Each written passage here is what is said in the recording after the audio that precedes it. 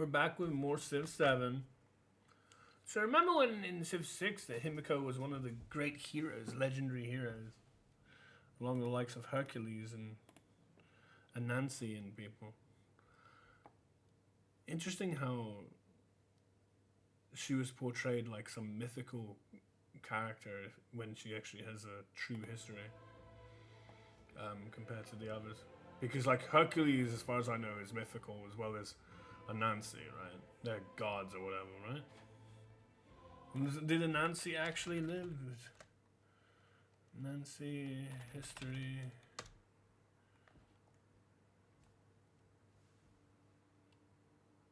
Folklore. Originated in Ghana, but that's because of the folklore. He was the character written as being from Ghana. A prominent part of African mythology. And the concern is, not just of this game, but of other games, about conflating mythology, which is based on fiction, and, history, which is reality.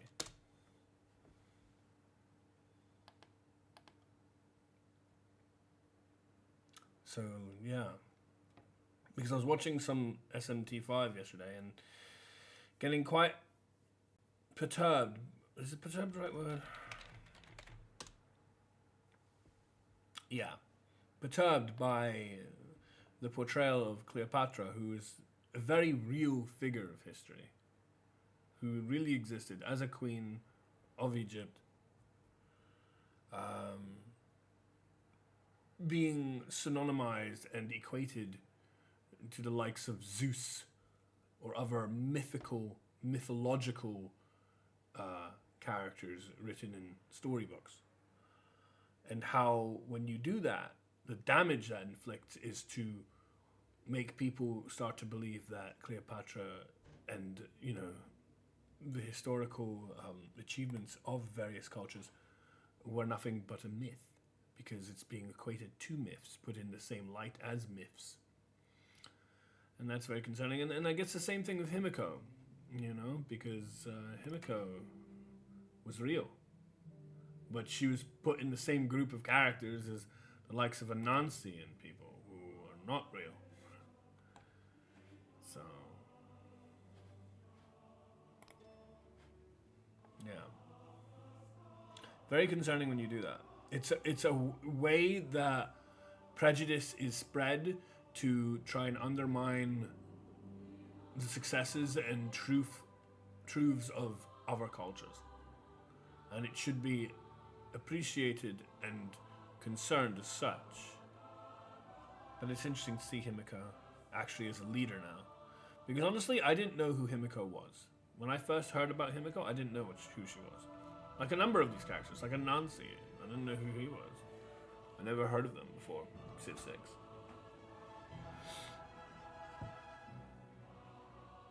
But they aren't the same,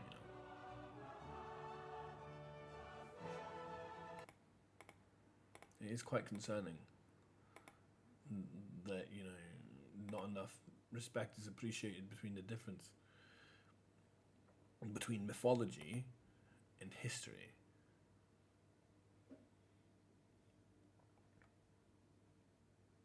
And how that can easily contribute to misinformation.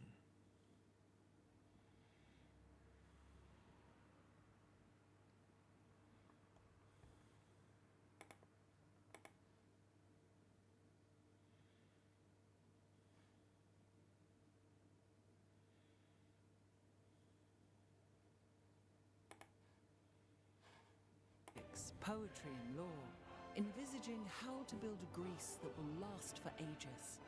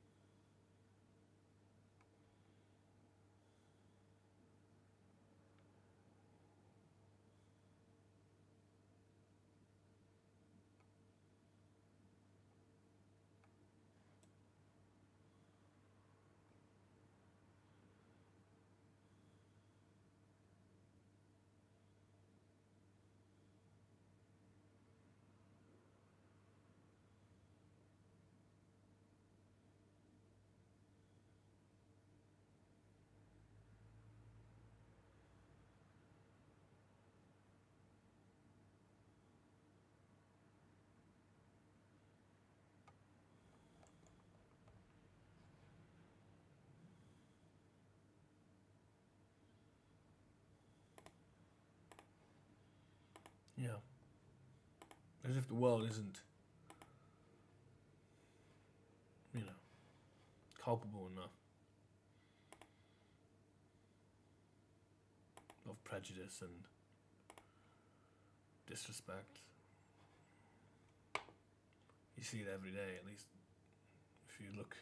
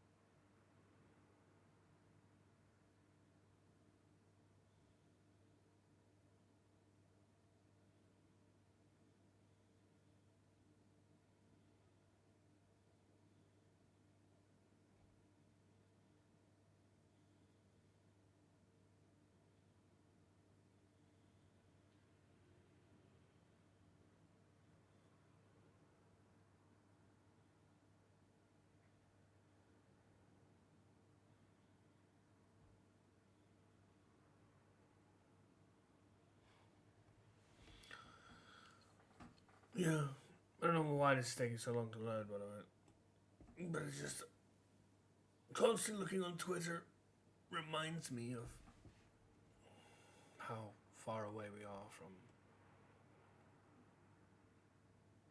a righteous world.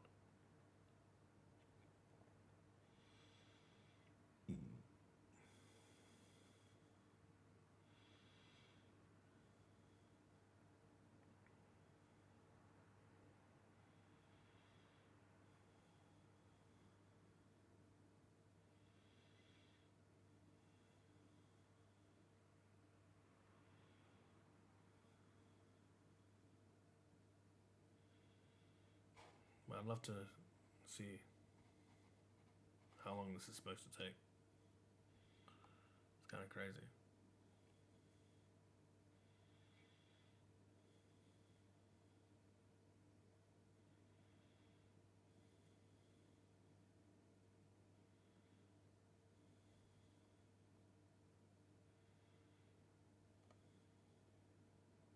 I don't know what happened. Is it going to actually load?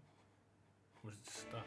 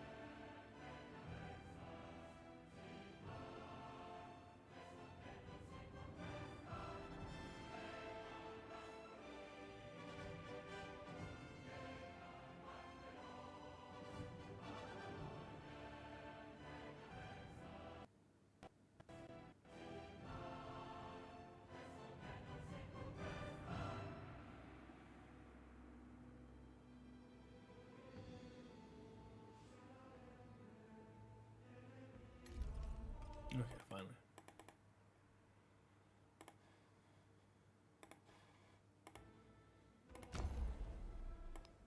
Well, we did pretty well last era. We got 3 out of the 4. We just didn't really equate for, given how it's an online speed game that we're playing. Cities The time that we would run out from getting all the codices. But apparently there are codices in the first era's Civics as well. I couldn't find them. But, you know, like, I've been watching plenty other people play this game while I also learn it myself. And yeah, apparently so. Apparently so. I honestly am very much getting into it, to be honest. I feel like this game justifies every single person's opinion, which is kind of weird. I don't often feel this way. I understand why people, including myself, have or are critical of the game. And then I also understand why people on the other side, like, optimistic and even praiseworthy of the game. Because it's kind of everything. There's definitely the Civ factor that is keeping me want to play every day for several hours. There's certainly, I'm definitely experiencing the desire to want to keep playing and learn more about the game. So it's definitely got the semblance of a good game there, and some interesting ideas and concepts that are definitely different to Civ VI, my previous experience, and not always good, but in a lot of ways are just interesting and new. And how do we accommodate the things that we lack, and how are we able to manipulate the things that we now have? Like, well, there's no loyalty pressure at the moment, so you can kind of plot cities wherever you want within the proximity restriction. And what are the best routes? What are the best legacies to get? Like, I'm really looking forward to fealty, which seems to be the militaristic legacy option. And I feel like this is arguably the option that you want to go for in a streamlined game over the course of time. Like, this is one that's arguably one that I'm going to want to try and get more often. Whether I can, I don't know, because we were very good in this particular game with our influence. We were able to reduce the cost of things quite substantially with a lot of different buffs, including civilization buffs by playing as Greece. I don't know, playing as everybody else, if that's going to be as straightforward, or if I'm going to learn more things to make that happen again. How accessible fealty is without going to war. Oof, it's going to be rough in some ways, maybe. But we'll see.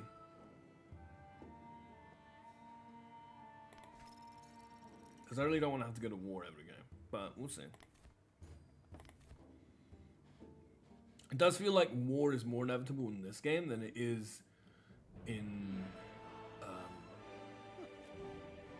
Civ 6.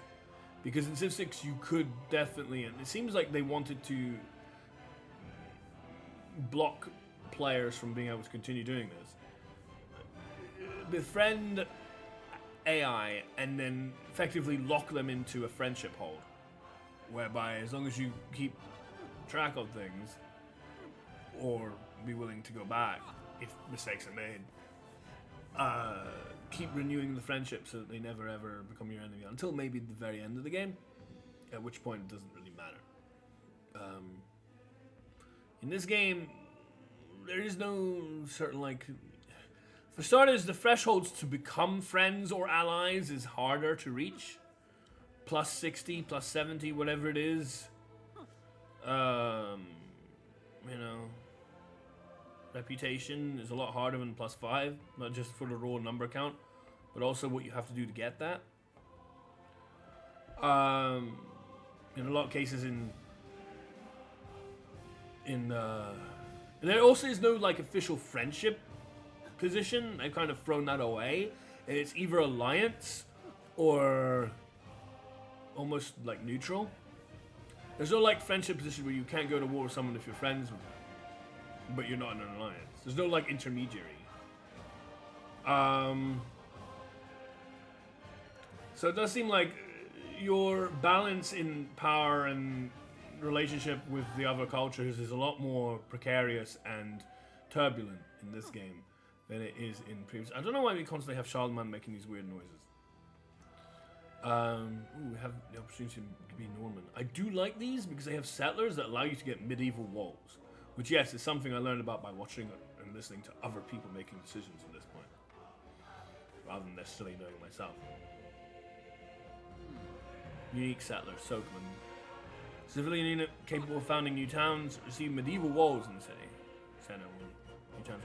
Now, I like that, but my biggest concern for this age is We have a little limited access, mostly to the west, if not entirely to the west, to travel the seas. Since this is the exploration age, this is where we may well try to go for treasure fleets and establish settlements away from the mainland. We were put in a pretty good spot in regards to the general game state. We have a lot of land to work with, but most of our land is effectively landlocked or inland. Would you shut up? Why does he keep talking? We're making these silly noises. Anyway, whereas how we proceed in the second era is going to be concerning. I don't know what's going to be best for us to use for that. Unique merchant.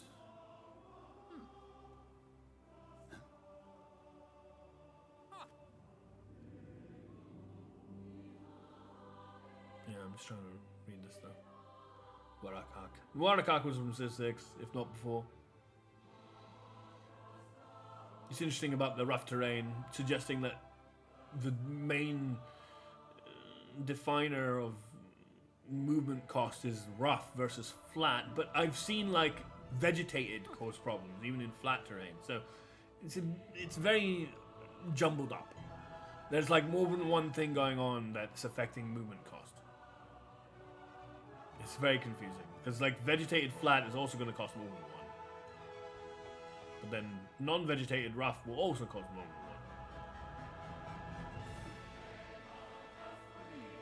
I guess rough just simply means hills, but it was easier to understand when it was hills. Because there aren't really hills in this game. They changed it to rough.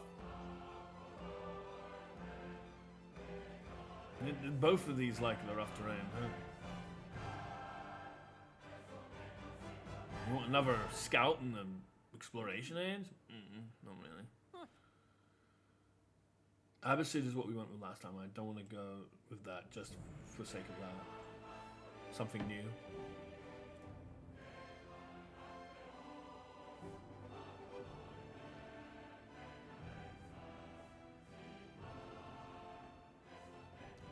Hosip Kileni is interesting.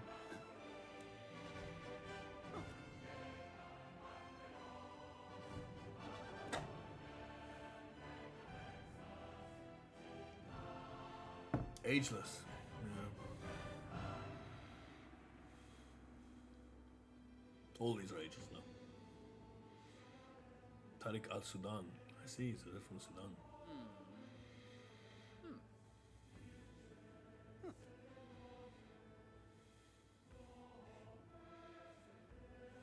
I don't know what this warehouse bonus nonsense is. Do they just mean field tiles?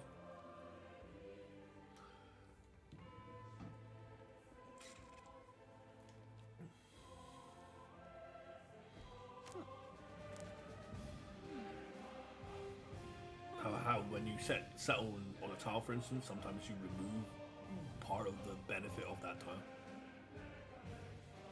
But this doesn't, because it's kind of like incorporated with the tile itself. Not this one, but the thing next to it. Civilian who can establish a trade route to import resources from a foreign settlement. When you create a trade route, receive 100 gold. This is a trade route with at least one navigable river. Yeah, that's more of a...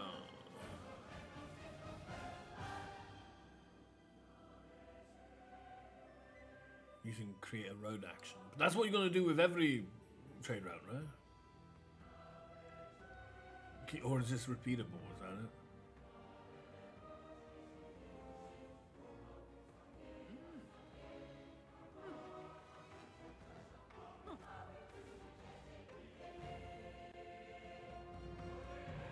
I kind of like the Shawnee, I'll be honest. Because of this.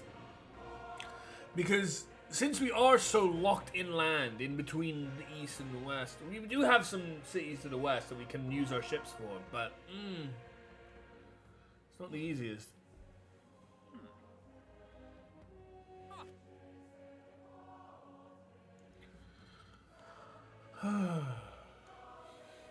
+1 movement It's not necessary for the 12 movement. Rivers do not end movement. I guess that's not necessary either, but it can be.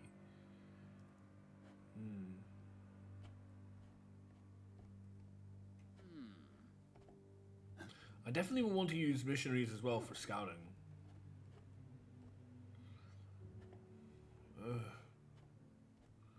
But then again, I do like the Normans with the unique settler. But the trouble is, we've made so many cities in order to get the. I don't know what our overall gross net, or not gross, our overall net value of settlements to cap will be going into the next stage, because we will definitely be using the +2, and we'll definitely get more. But I don't know what that total is going to be roughly, because we were way shy of our cap in the first game by the second, and especially by the third era.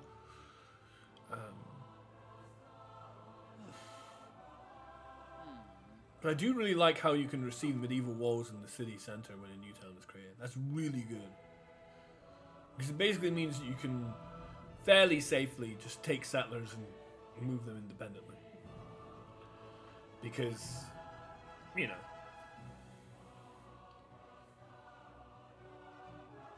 you don't need to worry about defending them once you've settled so much when you get medieval walls straight away. I do really like that.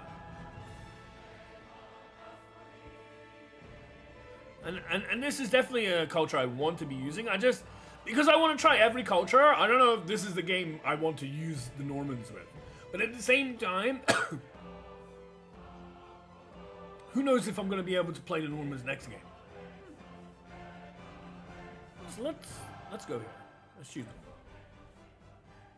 And it is thematically on theme with Greece, I guess. The winds rise, and the Normans cross the channel of history to seize the world for themselves and hold nothing The winds back. rise.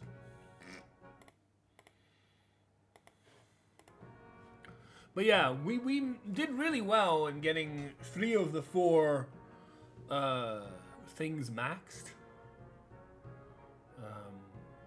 We only missed out on science, since I am playing an online speed game. I did not account for the amount of time I would need to research everything I need for the codex. We got 2 on science.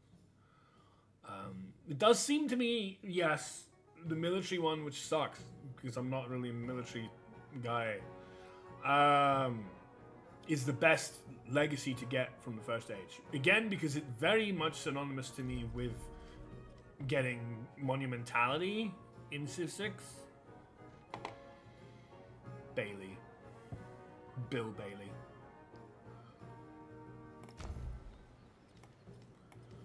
Yeah, okay.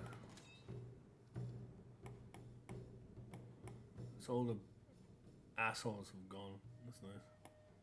But at the end of this turn, we will then see... Because there's so much inland again that I'm like, man, I could use all of this. There's so much inland to get. We're 3 above our settlement cap. Holy shit.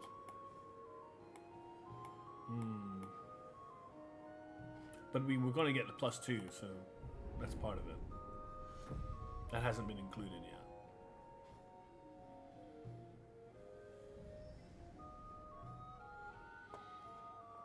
+2 settlement limit, absolutely. Gain infantry unit in every settlement you conquered last age. View map. Why don't you have any units in you? What's that about? Swordsman, huh? Heavy archer. Swordsman. Nice. There was a city-state here that I wasn't able to suzerain, so I'm glad that this land is available again. But I don't know, there may be another city-state that comes plopping itself over, quite possibly. Another archer. I really miss the unit list from Civ 6. I don't know why the unit list isn't here anymore. So I can just have a very clear, quick look at how many units we have again, instead of having to scroll every city and trying to go, oh, do we have anything there?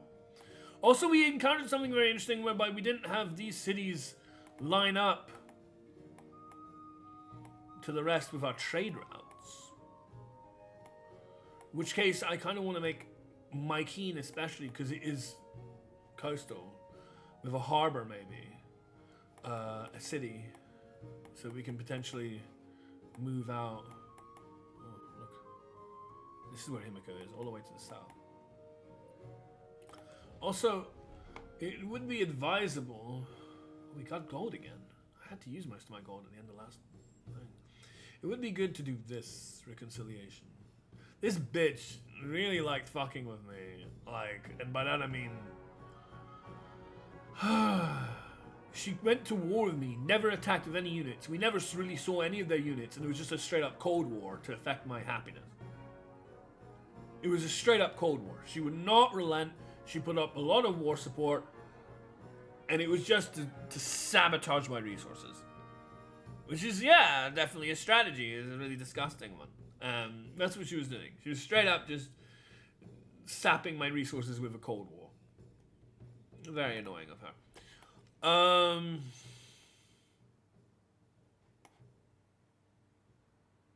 Make friends as possible. Can't wait to watch your next streaming. You can watch night now and have more fun. I just started. Add me up to tell me more about your streaming. Discord name Yinkus. That's a very different name to your name, Ricovo. I'm not in the habit of befriending strangers. So, hey, stick around and let's get to know each other and talk to me more about what you enjoy about Civ and all that. And maybe eventually, things might progress. But I'm not going to go out of my comfort zone just immediately right away. I'm busy learning this game for now. It's only day 6 after all, which is our second playthrough. But yeah, you're welcome to watch if you're indeed enjoying yourself. That sounds good. So anyway, and we also need to find the other continent, right? You go over. I don't know if there's going to be any land over here. Hopefully there is.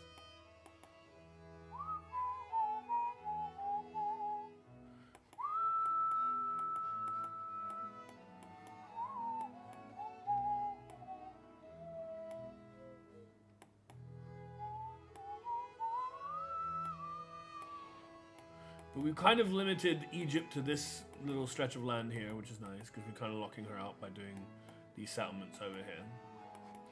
And Xerxes seems to be fairly locked out as well from having much. So we've definitely made a lot of land for ourselves, and there's a lot more land to attain. Trouble is, we're not incentivized to go to any of this place because it's not part of the distant lands nonsense. It's partly why there's a lot of reason for criticism in the way this game is formulated. It's funny how it's like, oh, we're investing and endeavoring, trying to make this game unique and interesting and vibrant, and the tutorial page before you start the game talks about how every single playthrough is massively different and a whole bunch of unique opportunities to take advantage of in each playthrough, and it's like, no, it's very much the opposite of that. Very much the opposite of that. It's almost like you're trying to indoctrinate us to think that, because that's exactly the thing that you're not doing. Because no, instead of having like this playthrough be just focus on the mainland, because look how much land there is more, and look how many settlements we already have. We need to satisfy this, arguably. Even though I still don't know if I give a shit, given like our happiness is fine or whatever. Like, it's not really affecting us at all, seemingly. -9, -9, -5, -9, -2, -3. Everyone's in the minus, even though we have a +37. That also doesn't make any sense to me. I don't know how you arrive to the conclusion that our total value is +37 when we're actually consuming 52. So the aggregate would be -15, but that's not even shown either. I don't really understand any of that. I understand immunities a lot more easily in Civ 6 than this nonsense. This is nice. This is very nice. Eventually, I don't know if now, but eventually when we take this tile, we'll be able to take all these 3 tiles. And then access these. That's pretty nice. And that is a nice thing about not having builders. I will say that. Builders can die, builders can get stolen, builders during a war or any sort of attack on your city is almost impossible to use, and you're stuck there with housing them in your home, and you can't build any other civilian units because they're there instead. There are other reasons why it's nice that there's not builders. Like for this instance, like I don't want to have to take a builder all the way around to get these tiles. I just want to like take this tile, upgrade this tile so that these adjacent tiles become accessible to us, and then immediately start building on them. Which you can do because there's no builders. So there are positives not having builders. There's also negatives not having builders. The big one, first one that comes to my mind specifically, is of course the chops. And not just the chops for like the production value, but also the chops and using the resources before we build on them. But also, you can't, if you wanted a farm, say, on this tile for whatever reason, right? You can't. It's vegetated. It's got trees. In Civ 6, you just cut the tree down for whatever it is. Maybe you're building one or whatever. And then you have a farm available spot for yourself. And you can build a farm there. It's fine. Equivalently, like other things, that's the most obvious example, but like, there are other things that are more important and really require you to have flat land. And there's only one tile that would be accessible, but it needs to be chopped down. You can't do it. So there's like, not being able to chop trees down so that I can do what I want with the tile is really annoying. This is new. Niner, yeah. Yeah. So I think the first things first, we spend 180 trying to ameliorate these people. Because as long as these people don't fuck with us, we should be fine. We already have a ton of cities. We also have 150 gold incoming, which is kind of nuts. But yeah, back to this. Specifically, I did just click on my portrait. Did you see that I went to the portrait and clicked there and then it didn't do it? That annoys the hell out of me.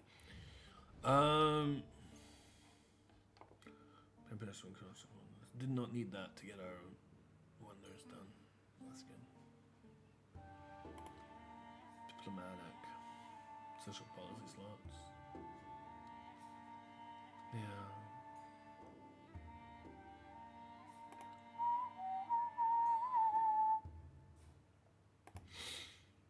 %, great growth rate in city.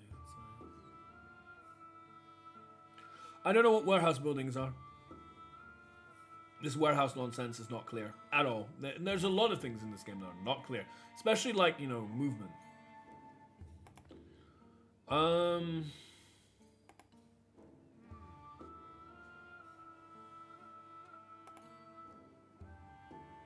Settlement limit, yeah. Because even if we get that +2 from fealty, we're still over by 1. Also, what I really find upsetting is everybody else, every other playthrough, every other one. And I don't know how long it will be until I figure out what is happening in their playthrough or their game that is not happening in mine. Do you see my tech tree? Do you see my tech tree? Why is my tech tree shitty like this? Where it's just icons. And you have to hover over it just to even see the name of the damn thing, let alone anything else. Why can't I have the view that everybody else has, where these things are elongated in like long rectangles? And it's much clearer to also see, you know, what you've researched and what you haven't, because although this is very new right now, and we have these to look at, and this is currently clear because these are golden, whereas these are grey, so these are grayed out because we don't have access to them yet, whereas these are the ones that we have access to. This makes more sense right now.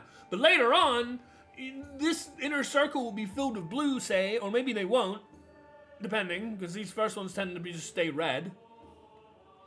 And then you'll have one here that might be researched, and it'll be full blue. You'll have another one here, and it'll be researched, but it'll only be half blue and half red. And you're like, what the fuck is going on? Whereas the other view, everybody else that I'm watching, trying to observe and understand the game better, they get this view that's much more easier to comprehend. They even have the turn order listed in the rectangles that they have. Let's say like, oh, in the top right of the corner of the rectangle, 12 turns, 10 turns, 8 turns, whatever it may be.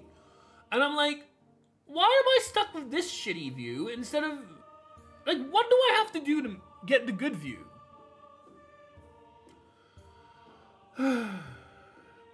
Frustrating. I don't know what's going on. I don't know why it's insisting on it being like this. But for me, this is what I have to work with. I don't like it. I want the other view. Anyway, how do I get these settlement increases? Because not only do I want to be above settlement limit... Oh, there it is.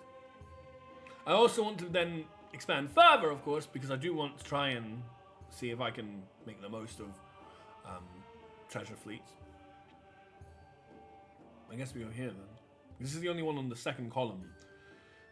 Base one that gives you a settlement increase.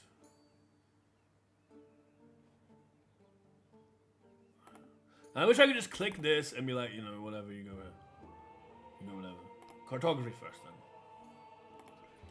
Makes sense to cartography first. Piety first makes sense as well. However, it would be nice to look at these.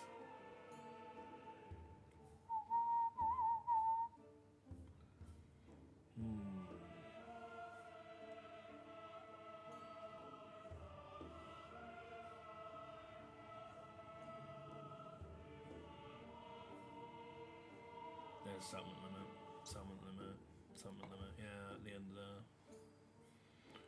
Only at the end though.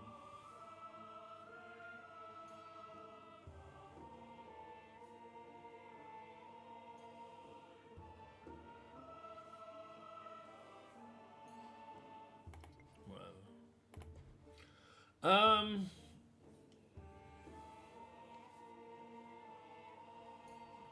Well, this isn't even a... This isn't even a, like, legacy choice. You know, one of those that are limited to only one. No matter how many points you have. This is whatever. That's pretty cool. I like that. I don't... it's really fucking dumb, and I'm not interested in finding out for myself in terms of, like, you know, paying the price for it. The game should fucking explain this. It says, amphitheaters become Golden Age amphitheaters. What the hell does that mean? They retain their base yields, adjacency bonuses, and effects in the next age. But what were they? What? Why wouldn't they retain their base yields? What on earth? All of your cities from the previous age remain cities. That's nice, except for the fact that, you know, I didn't make many cities. In fact, I was trying to accommodate for this because I knew that would be a problem.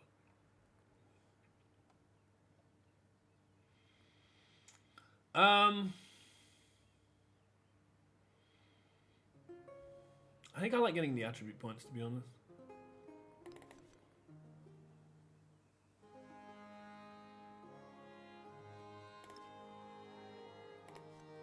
Good. He's made the sound 3 times. I was like, did you add that 3 times or twice? Wonders you control. I have a lot. Gain +1 culture and +1 happiness. That is good. We'll go with this.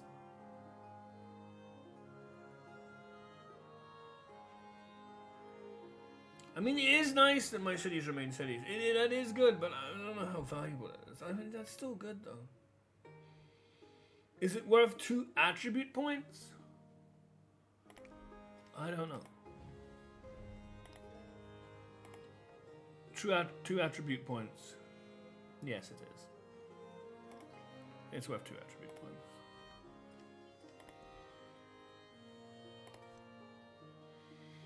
Okay, then we go like that. So do I want a militaristic or an expansionist point? And do I want a diplomatic or a cultural point?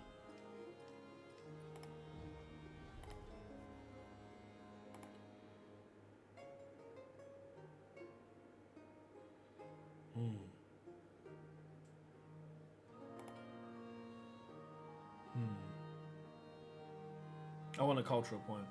And then militaristic and expansionist.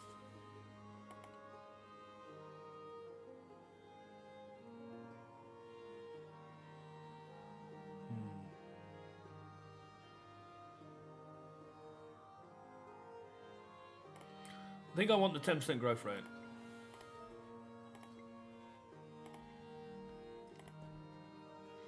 So I want cultural And I want expansionist. Oh, but we can have two potential.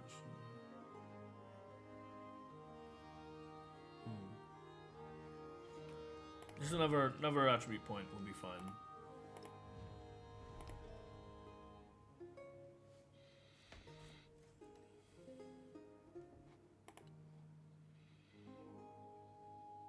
I want this, if we can.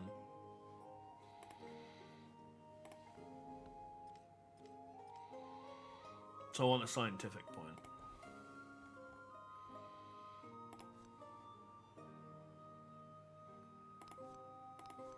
This is wildcard. Why can't I use this for this? The fuck?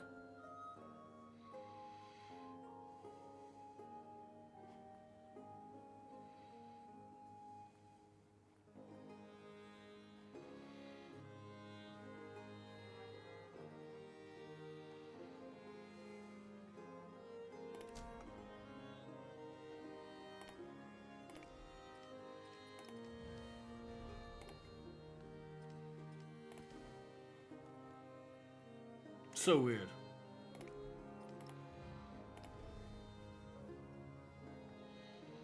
I don't know why there I could not select another scientific attribute point, because that's what I'd want for the tech mastery. Although it wouldn't quite get there yet. It would be in lieu of. I don't understand why that is a thing.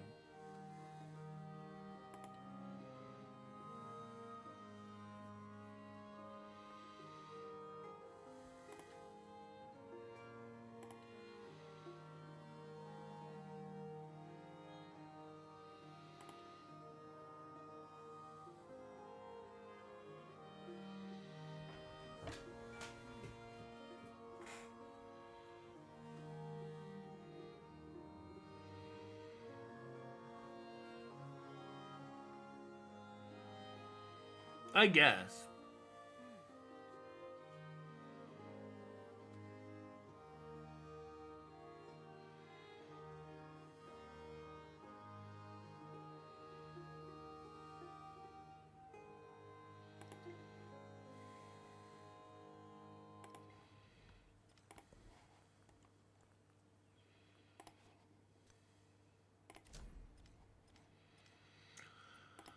Okay.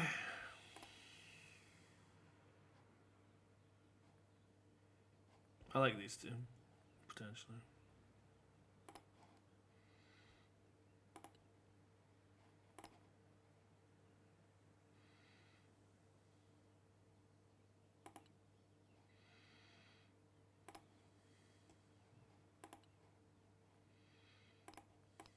Nice, we get two scientific anyway. That's nice. Is that why? Because we had the maximum amount we can get at a time, I guess?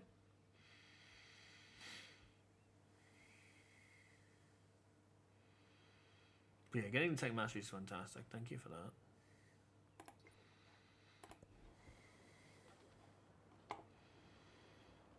Segment is interesting.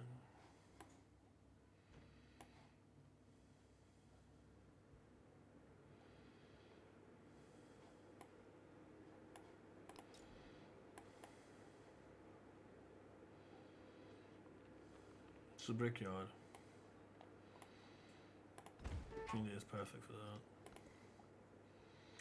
There's only so much administration one can assemble. Too many places for it to go. We're a new settlement. We have exceeded our settlement cap. Perhaps researching some new civics might help. Yeah, no, I know. I'm aware.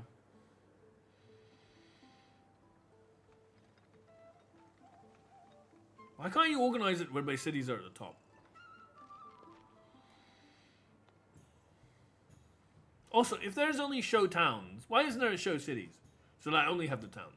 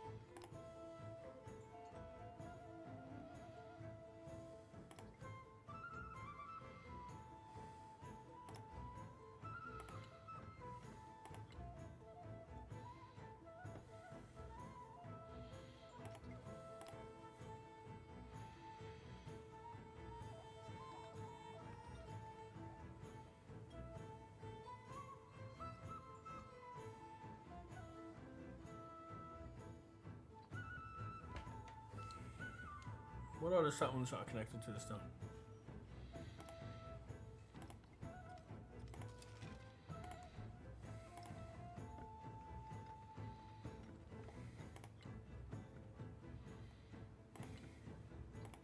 What other settlements are connected to this town? Where does it say that? Why am I not able to see where it says what settlements are connected to this town? Is it because there are none? Are none of the things there? What about this one? This one might be closer.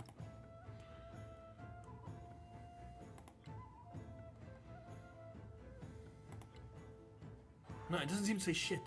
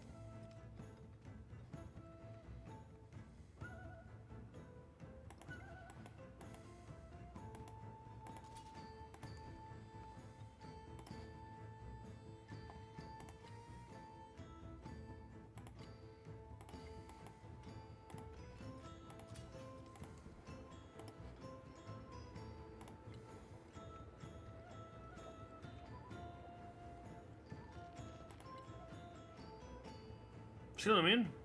Where does it talk about what towns are connected to what cities? Where does it say that?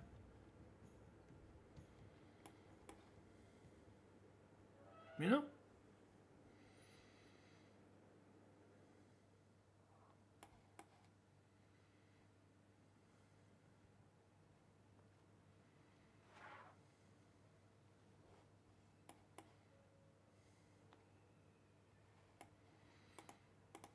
If I was to change this, oh, I can't yet.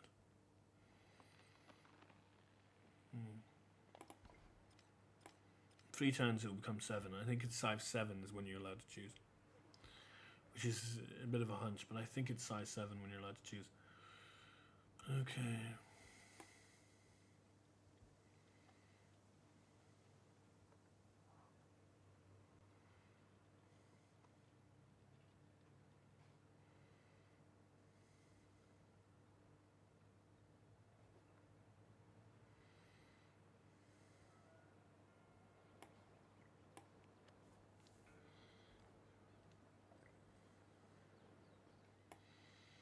Troy should be connected to a lot. Because this is a city, this is a city, and this is a city. So Troy should be connected to a lot. Let's try changing this to...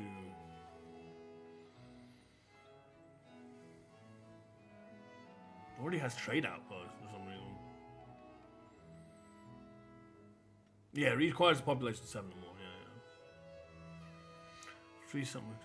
Oh, settlements connected to this town. So all settlements count.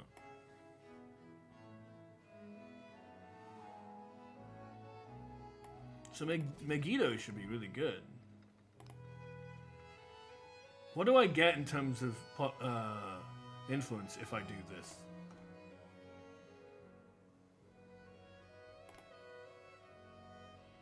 It isn't increased by any. Why hasn't it increased by any? Because to me, this is in the center of my empire. It's connection to this.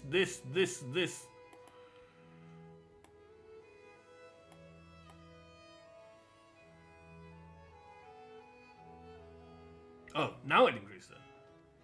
Why did that take a second? But it has increased it by 6. So it's connected to 6 places. This thing is connected to 6 places. It was 32. Now it's plus 44. It's nice.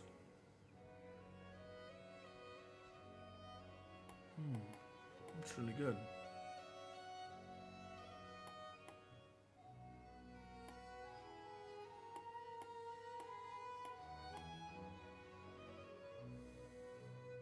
If I can start to understand this might be the way I can generate a fuck ton of influence. And if I can generate a fuck ton of influence, I can get a lot of city-states every game to be incorporated. As we did this game, because I had Greece helping me and I had other things helping me that reduced the cost of everything, so therefore it made it easier to generate. Yeah. Again, lots of playtime, lots of simmer time will help me get better at understanding all of this. But if I can understand how to manipulate that better and generate a ton of influence that way, that's really what I want. Because I think influence in this game, as is expected, it's the same thing with Stellaris, is very important.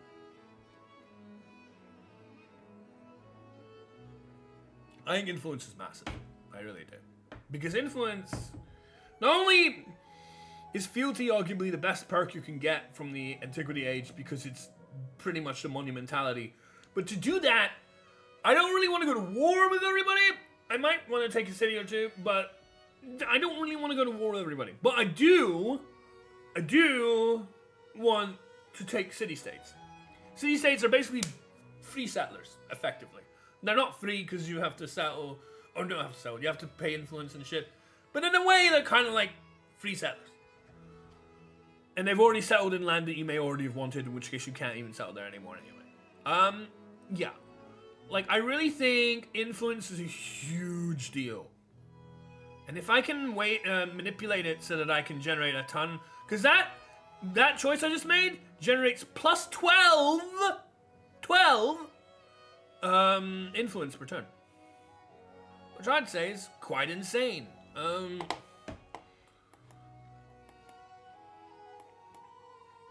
Simply that small decision, what was a calculated one, generating plus 12 influence per turn. Yeah, I think that's nuts. When you consider our total is 44.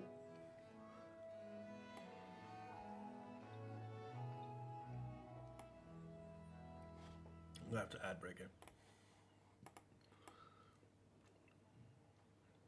But still, a lot of it doesn't really make much sense. And not having information that's vital to make decisions, like how many other places are connected to this? Why is it 6 and not every other one? Why is it 6 and not 10? I have 11 settlements. Why is it 6 and not 10? What is deciding that? Which 6 are they to help me to know what is deciding that? There's so much shit that doesn't make sense. And they just don't explain it. And there's no place where it's like shows, all right, so clearly this is that, and it shows you here in this menu, what is this, and blah, blah. For instance, give me a fucking menu when I click on a city or a town to show me what other cities and towns it is officially connected to. Since that's a valuable component in making decisions, because the more you connect to, the more hub town becomes lucrative. I picked one in the center, like Megiddo, which for me just thematically or visually looks like it's connected to quite a lot. And it turns out that it was a fairly sound decision because plus 12 is 6, and that's over half. So that makes sense. But that may make an informed decision by actually having that information in a fucking page on this city. When I click here, where is that? It doesn't exist. That is rubbish. So like I say, there is really cool things, like the fact that there is this influence thing, and you can specialize towns, and you can like orient yourself to gain the values and the yields that you want. It's almost like the setting in Civ VI, which is far easier to use, and you didn't have to only make one decision for the rest of the age, where, the toggles. The toggle where whether you want to up some value, decrease some value or remain it neutral. You know, with the full circle, the red circle, or the empty circle. You know, like, it's kind of like that, but it's a lot more cumbersome, awkward to manage. You only get one choice. You got better make it right, kind of thing. It's just not as nice. I'd rather have the flexibility. But, you know, if I can use it, great. But I need that information to make an informed decision. The information doesn't exist. Like, that's happened so much in this game. Information that you need to make an informed decision does not bloody exist. And it's very, very irritating when the game... You'd think these developers would have a brain and realize, you know what, maybe for someone to make an informed decision, they kind of need information? But, you know... So, like, I'm very, like, I like what I see in this game. I think there is definitely promise. I think there's definitely cool things. But there's a lot of questions. And there's a lot of things that are done really poorly. And not only really poorly, because you can do a really poor job for many reasons. Oh, they were pressed for time. Yeah, but they list the buildings in a town like an idiot. They had the time to show that they were an idiot. I mean, if you have the time to show me you're an idiot, you could have had the time to show me that you have a brain. Right? So it's not really... I don't buy that shit when it comes to, oh, they ran out of time. You know, this developer cycle these days, the way it works is someone at the top made a fucking decision, and everybody else underneath has to go by that decision. Yeah, that's a beautiful, convenient fucking excuse until you realize how bullshit it is. And one way to realize how bullshit is, okay, they may not have had the time, but what did they have the time to do? Ah, okay, they did that. Why? That doesn't make any sense. Then they did have the time to show me they're an idiot. Oh, so it's not a time issue. Because if they didn't have the time to show me an idiot, they wouldn't have showed me that they're an idiot. Like, for example... Not that. This fucking list. If you have the time to write mine, farm, mine, you have the time to say 3 mines, 2 farms. But 3 mines, 2 farms is a lot more useful than mine, farm, clay pit, mine, farm. That is showing me you're a fucking idiot. Why are you listed like that? So it's not a time issue, is it? Can we be done with the shitty excuses to exonerate every idiot out there? It's not a time issue. Having to go right clay pit, pasture, mine, farm, mine is not a fucking time issue anymore. It's an idiot issue. And there's a lot of things like that. Where it's just like, yeah, I know everyone loves to talk about how in these days the game developers are pushed for time and they have to work the schedule and blah, blah, blah, but what the fuck is this? How is this compared to time? And there's so many other examples. This is the example I have right now that I can show you. That's a bullshit excuse that needs to die in a fire. And those people need to actually look at themselves and when they're saying those things and realize that they're talking crap and defending an indefensible action. Because you see, I heard Cringer say that the other fucking day. I was like, yeah, shut the fuck up. No, it's not. It's not. Why is this like this? Instead of 3 mines, 2 pastures, or 2 farms. Is that so much longer in time to do? No, it's less.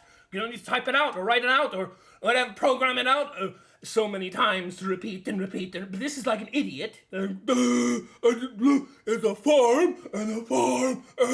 And whereas, oh, there's 3 and there's 2, so now I know there's more than this and that, so therefore I probably want to prioritize this and focus my town on this because there's more of this than that. It's not about time. A lot of cases, it's not about time. It's about, are you stupid? But yeah. Like going to all the lengths of, oh, this is rough plains, but this is vegetated plains. But this is but they both cost 2. Versus, fuck that.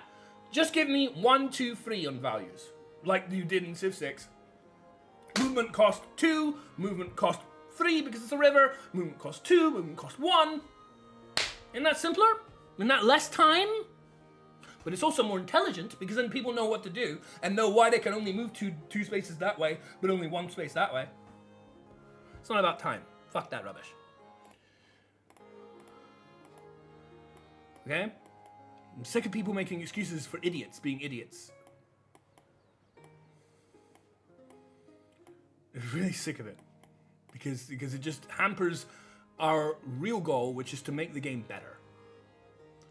If you're gonna keep cock blocking and gatekeeping, saying, oh, no, excuse this, excuse that, excuse every fucking thing, because, oh, they ran out of time. Then you're not actually endeavoring to try and reason why the mistake was made to therefore avoid making it in future. No, you're busy spending your time trying to justify garbage and defensible actions.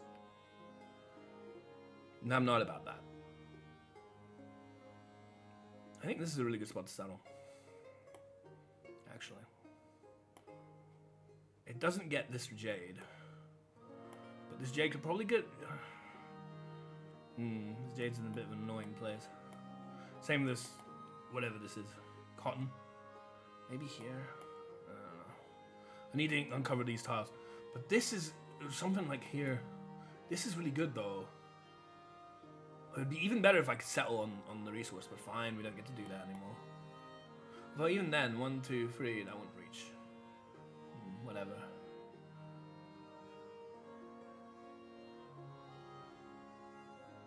Something like this is not bad. That's still 4 away, right? It's 1, 2, 3. So it has to be on this line for this. And this line is 1, 2, 3, 4 for that. So there's no way you can get both this and this. What's more important? Probably 10% culture. In which case, if you're sacrificing this,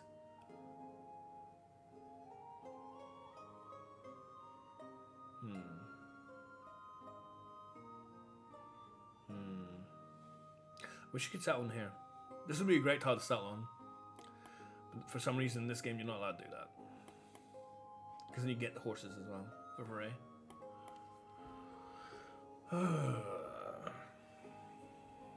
Still though, settle on a tile like this. And again, pins. Why are the pins don't exist anymore? I would like to make a pin here and say capital. Capital pin here. 1, 2, 3. 1, 2. 1, 2, 3. I can't get this though. And I can't get this.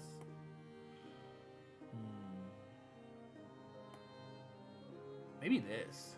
Maybe this is actually better. 1, 2, 3. 1, 2, 3. 1, 2, 3.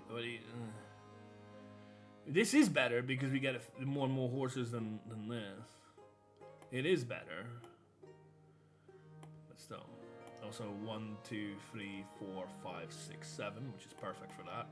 And 1, 2, 3, 4, 5, 6, 7, which is perfect for that. Maybe even 8.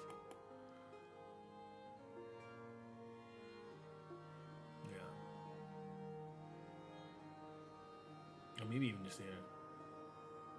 We need to explore this. Getting to know this will help me know how much of these I want to attribute to this. So get this swordsman and make your way up there.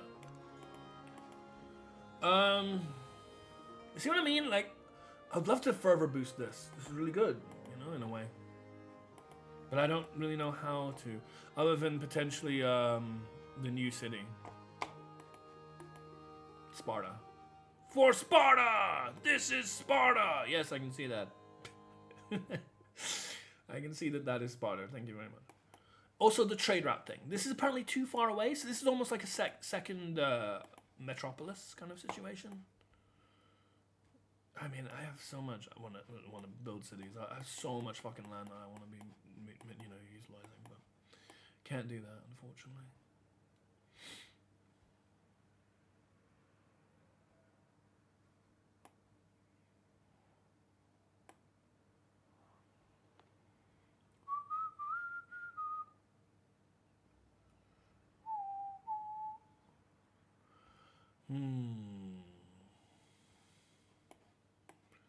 So I do want more exploration for sure.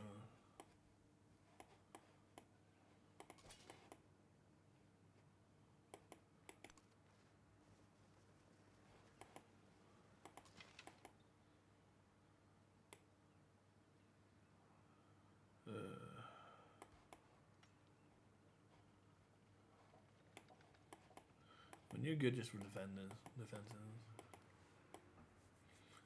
But I do want to explore more. I also want to make like ships and shit.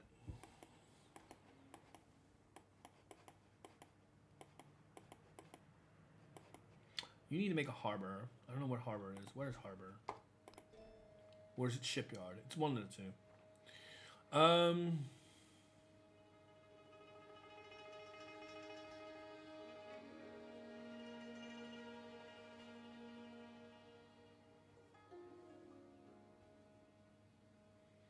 Shipyard. Naval units trained to spawn at this building's location. Yep.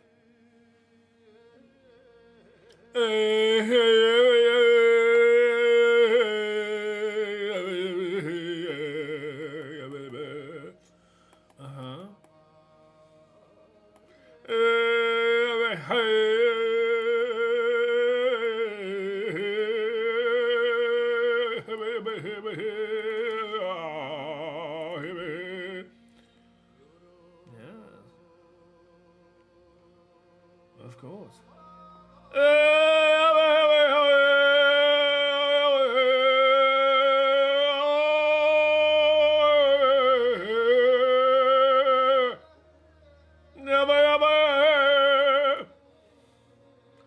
Sound like a fucking idiot.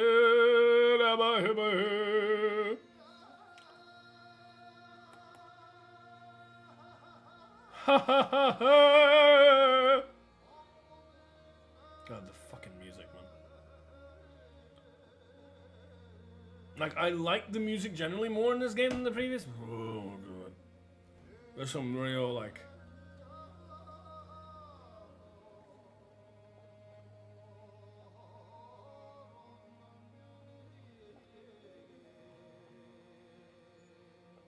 Eventually, I'm probably just gonna bloody do what I usually did whenever I stream Civ 6 and fucking turn off this shit and play my own stuff.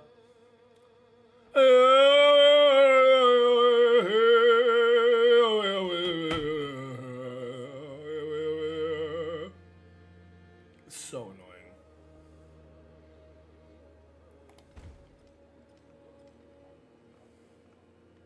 So I didn't change the value of the gold. That's fine.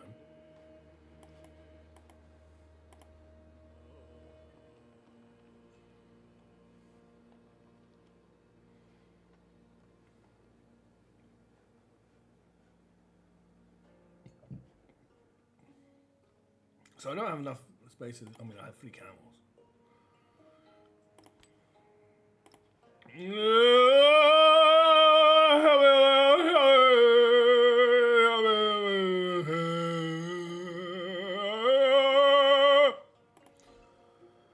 Four turns.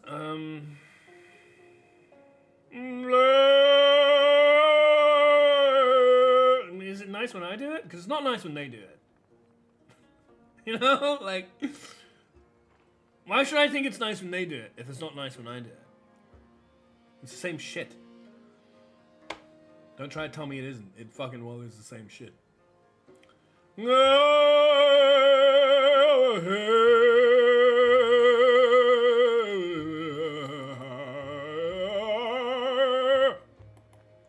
It's annoying as fuck. It's a good place for it, yeah.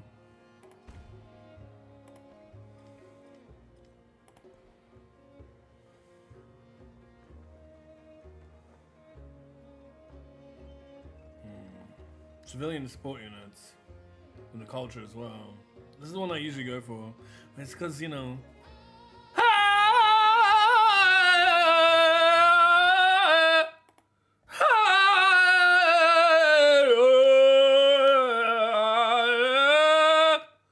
Yeah, enough.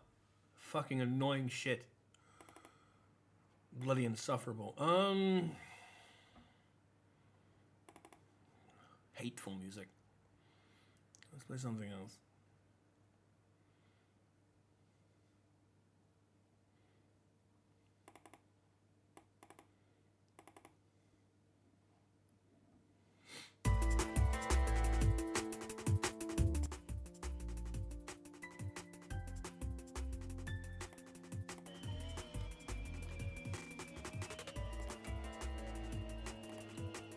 Shut the fuck up.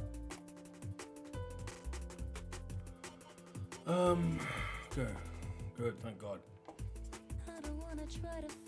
I'm done with that shit, man. I'm fucking done with it. So annoying. Oh, it's cultural. Yeah, it's also shit. Have you thought about that? Fucking annoying as heck. Plus 20% culture, 5 turns, or production civil units. I don't know what support units count. Is this like scouts? Is that what they're talking about? Reconnaissance? Like, what is it? What is it called? Recon, yeah? Recon units?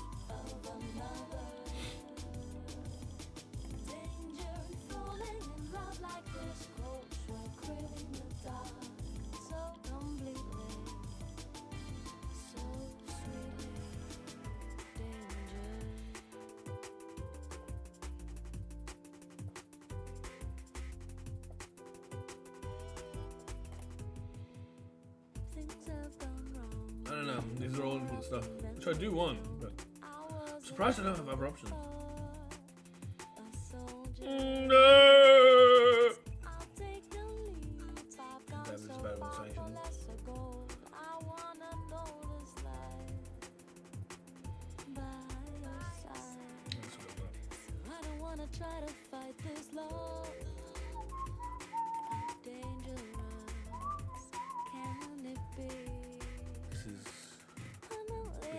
On to over the top of the library. Top of the market.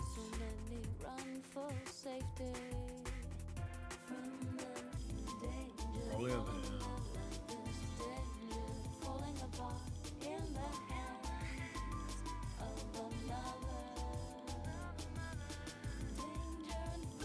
Probably over here.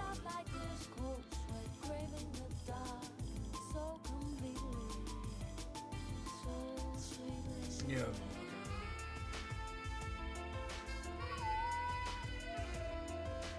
Again, I want to check, like, what is currently...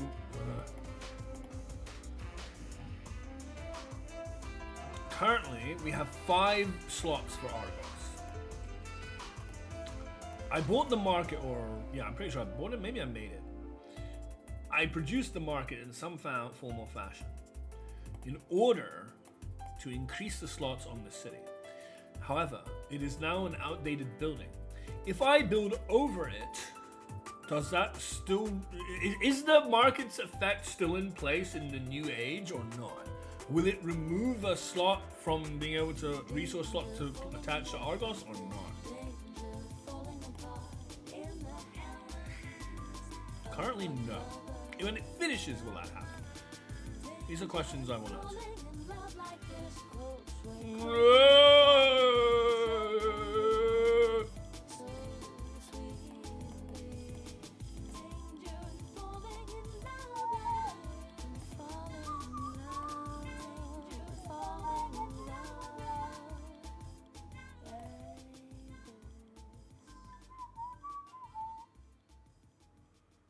Three versus 6 used to be 2 and 4.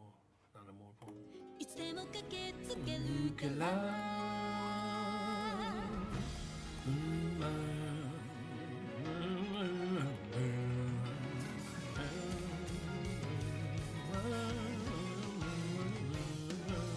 I love Italian music in general, and this is one of my favorites.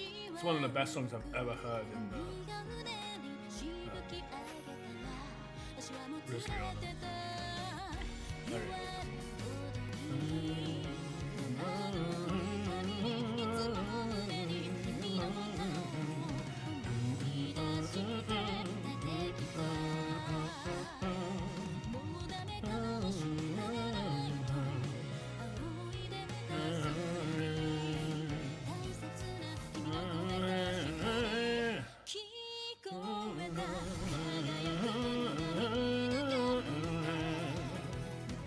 But now it's Homeland versus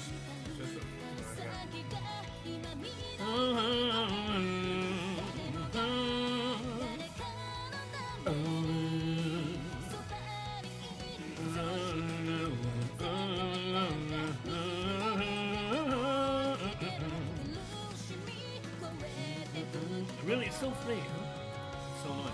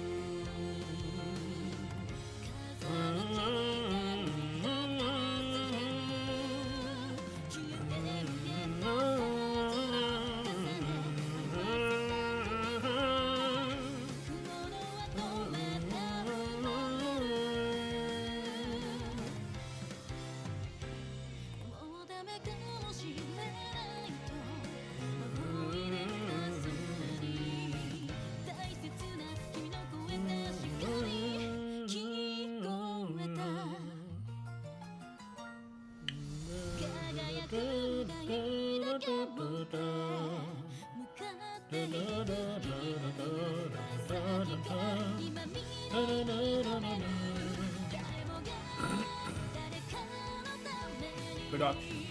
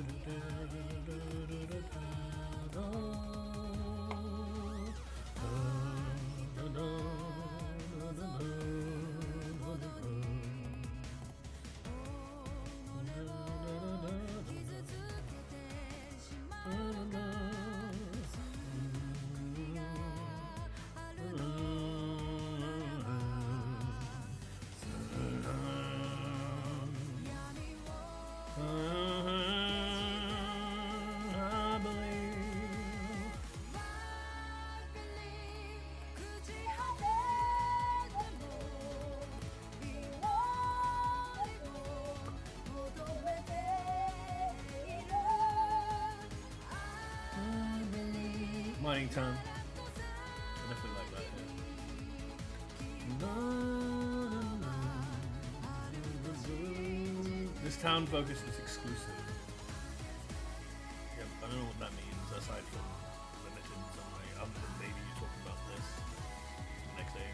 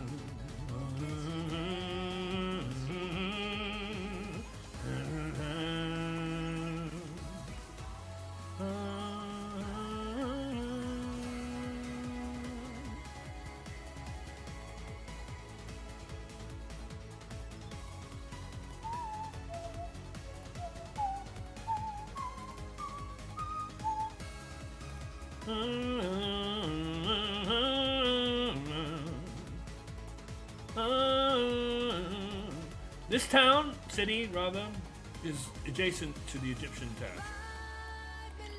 This is in the center. So this is closer for the missionaries to get off and start exploring. I also want the missionaries to explore this area because I have uncharted map that's in another person's territory. So I don't want to use military units because that poses a threat. But missionaries pose a different kind of threat that's a lot more acceptable. So we can move the missionaries through here and try to you know, do that.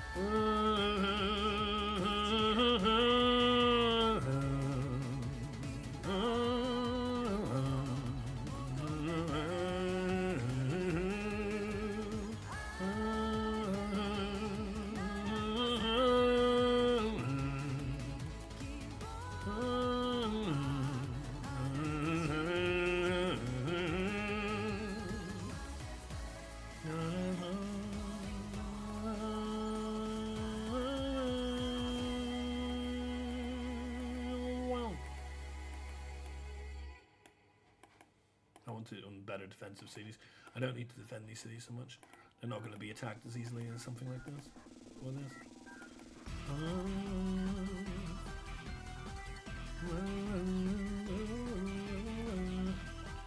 This one I put in because it has lyrics, but really I don't know if it fits in the thing.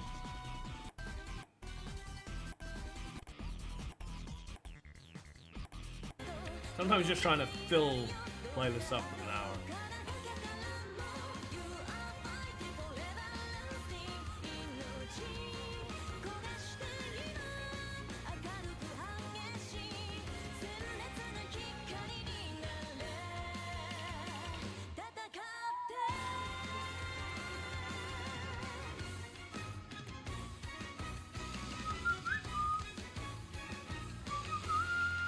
So we can already upgrade this. It's nice.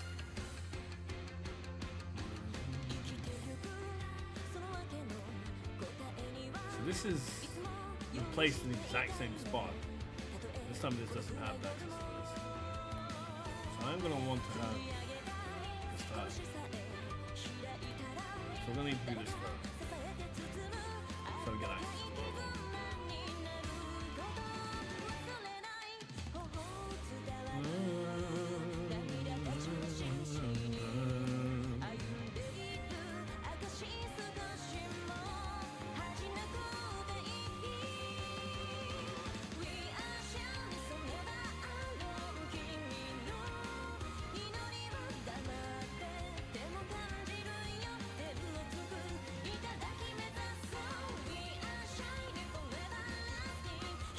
We can do.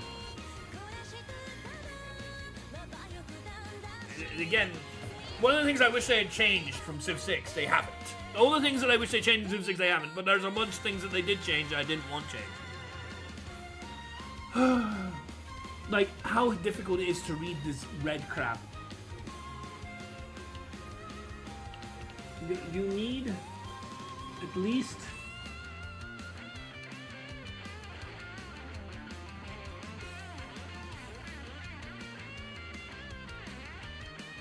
whatever. I didn't say that. Relationship of hostile to start diplomatic. Oh, but it's not low enough.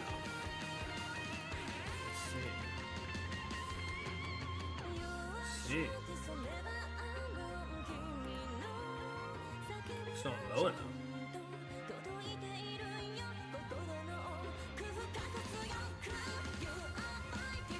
Can't do more than one, right? Already running an instance of this single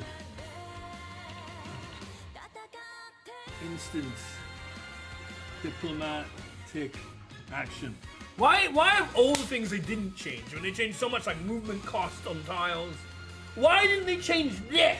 Where it makes it impossible to fucking read this shit. I don't understand. The things they should have changed, they didn't. The things they should have left alone, they didn't. Very, very irritating.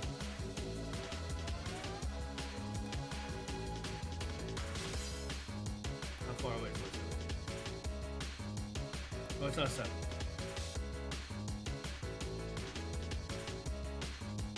Yeah, sorry Hassan, I've had to turn down all sorts of people. I am nowhere near ready or know you in order to do something like that, so I'm going to have to pass. If that's okay.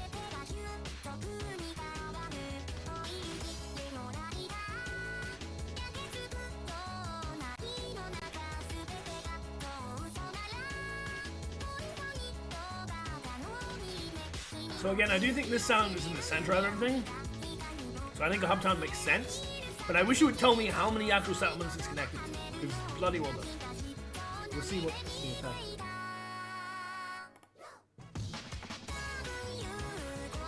Thank you very much. I appreciate it. Only 3. Why is it only connected to 3? It's light in the center of my territory. But you see, that information is crucial. Instead of 12, it's only giving plus 6. Instead of 6 connections, it only has 3 connections. I don't know that. It looks like there would be more when you have, you know, 1, 2, 3, 4 within very close proximity, and maybe even these 2. Like, and how do you increase connections as well? None of that's explained at all.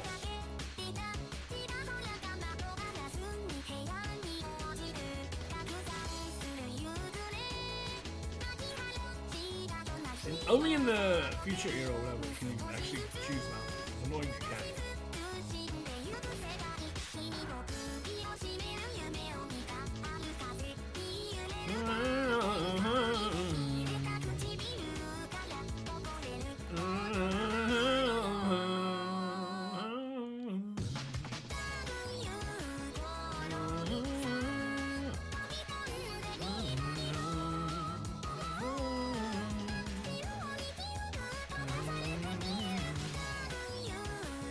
Excuse me. I do want shipyard. The shipyard as well. Thank you. Necessarily don't want it going in deep waters anytime soon because it's way too quick for it to die.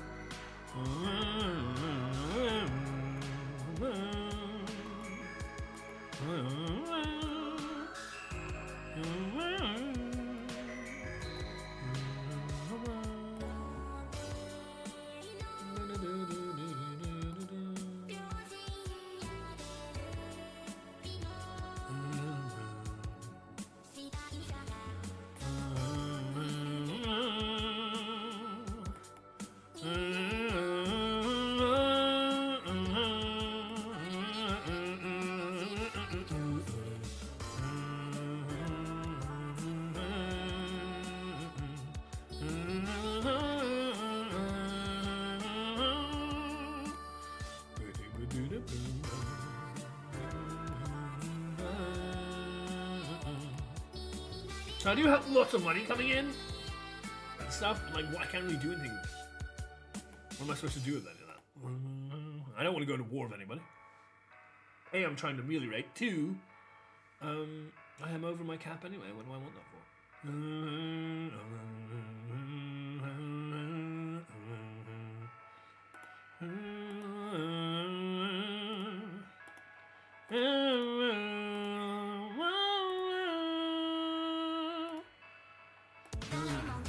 Oh yeah, the 40 special.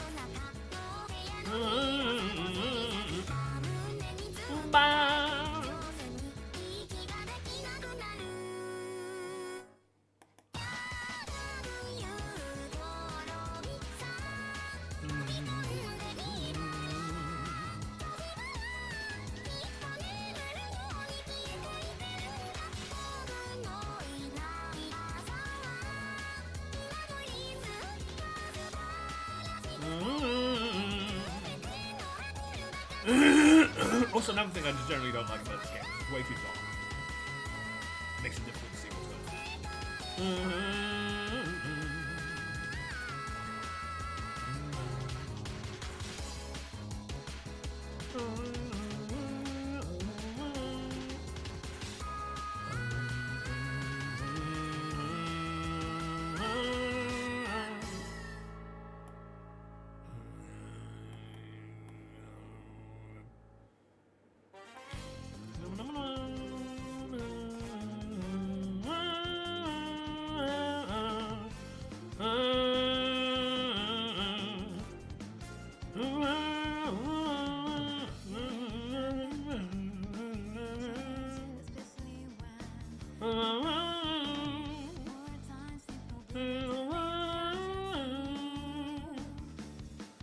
20% production towards overbuilding.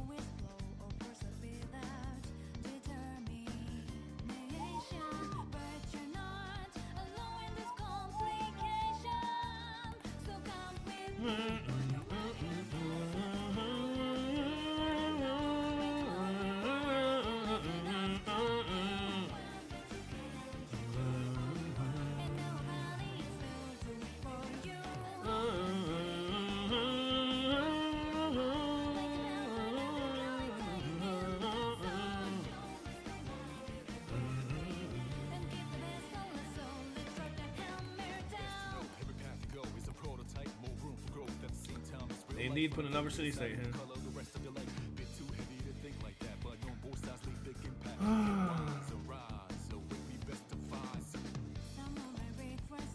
This is a shit spot, man. There's literally no fresh water or nothing.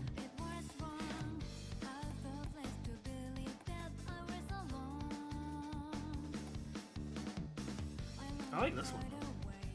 This hits all those, and even this.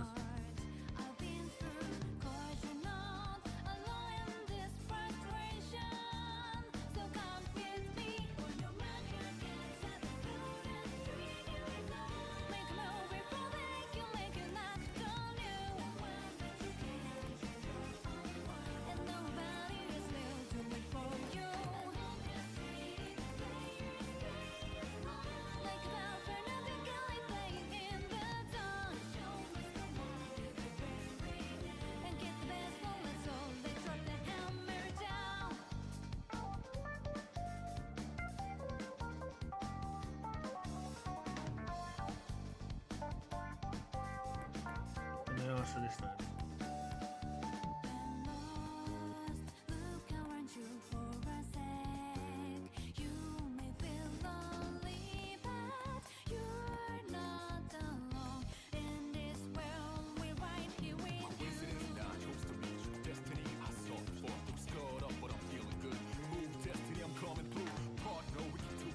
Oh, we're not city states yet.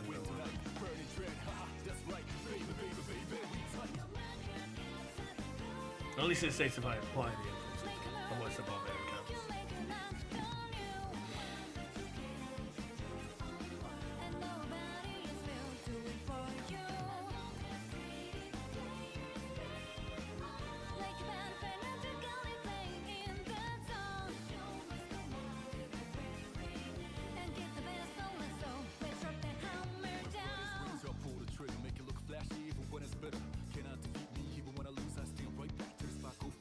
I don't like this being here, but it's not no threat to it. Whereas ours is strictly like causing an issue.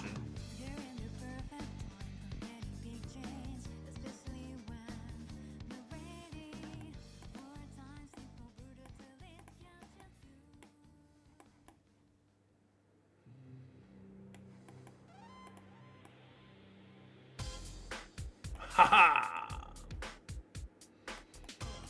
Ha.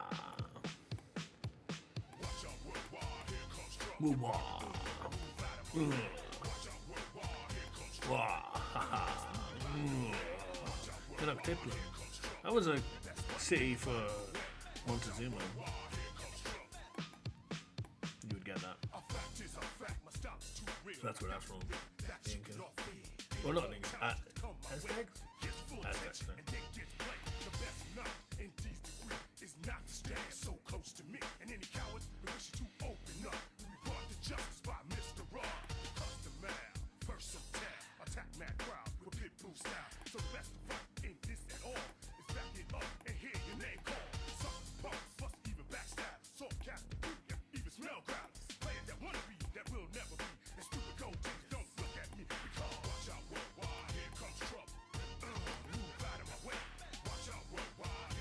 Watch out, woo-wah.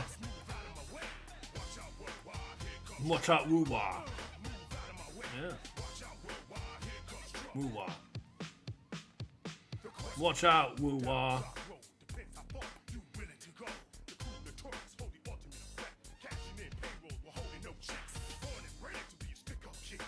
Watch out, woo-wah. Move out of my way.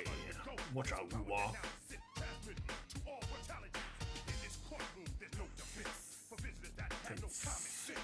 Sense.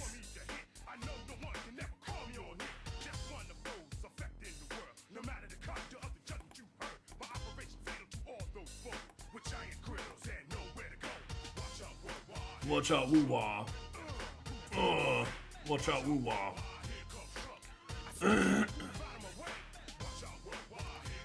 Watch out, woo-wah.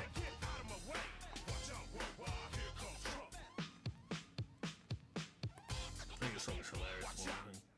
I think it's very good. I like that one. But I think it's funny. Watch out, woo-wah. Alright, we need to watch out for the woo-wah.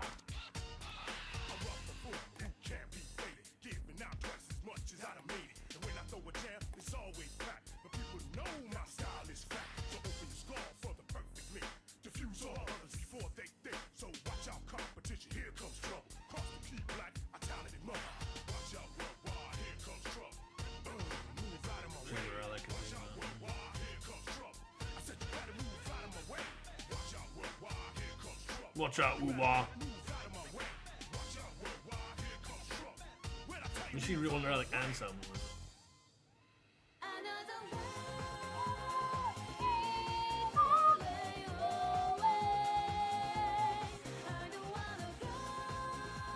Oh, he's just super good.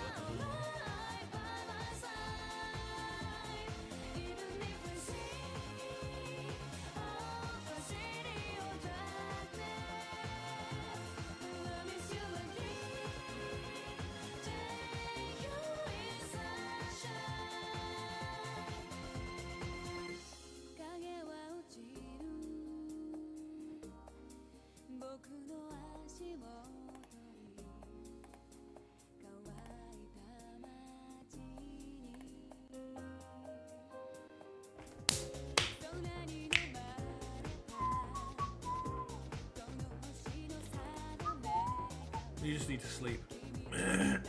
Unfortunately, there's no immediate place to go sell. That's within range. I don't die trying to get to.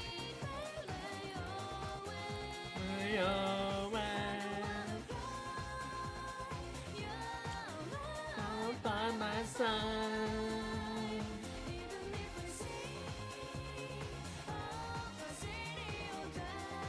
There are some songs, Faith is My Pillar is another, where it's just very tempting to just want to try and do various dances to. Because envisaging like those sort of like synchronized dances are like 12 or 15 girls who just do like all together and blah blah blah. Like it just feels so much like that. This is one of those songs.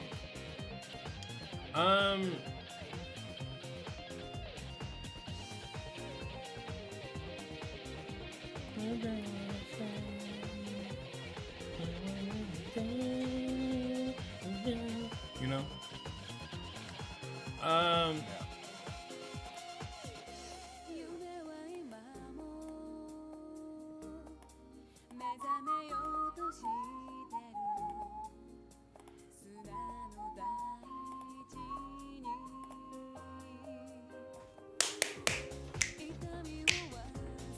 That kind of thing.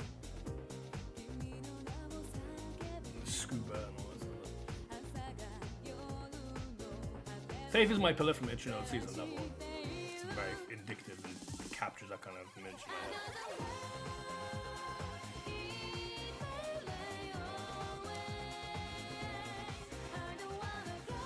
Kind of thing. Anyway, it's the same. So it didn't fuck up by not being confirmed. Interesting, good to know. Sometimes in Civ 6, if you don't have a government confirmed, it won't give you the benefit. In this case, it is there.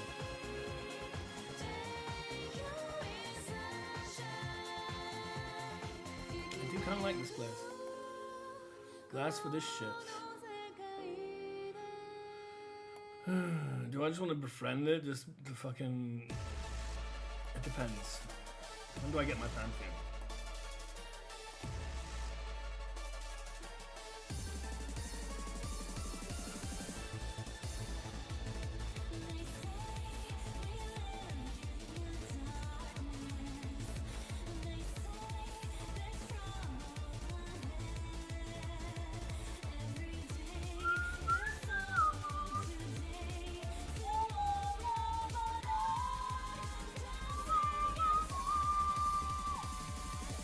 Where is whatever the pantheon of religion is? How do I get religion? Do I Why am I not able to get that yet? That's important. Do I have to get the temple first?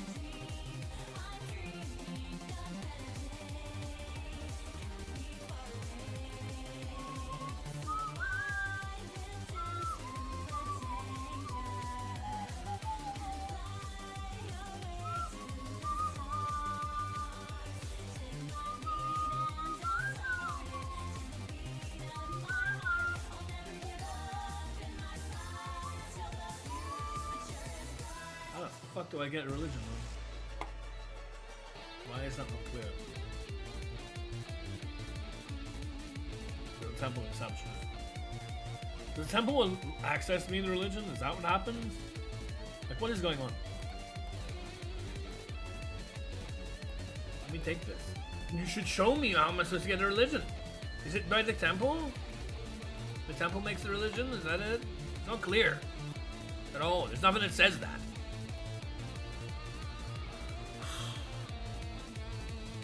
Hopefully.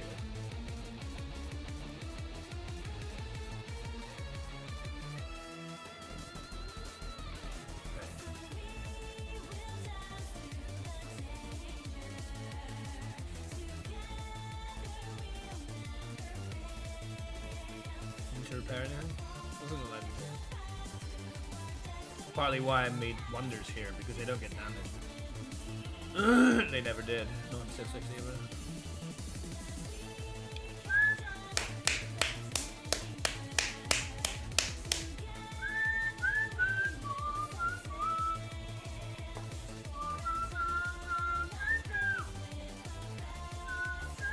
We have all the choices. Woohoo! Yeah. +2 relic for the first conversion of Seaside. This is an easy way to get a lot, I feel. Compared to first time conversion of another civilization's capital center. That requires intervening with other people, they might go to war with you, blah blah. This requires them to build a temple order there. I don't like any of this other stuff.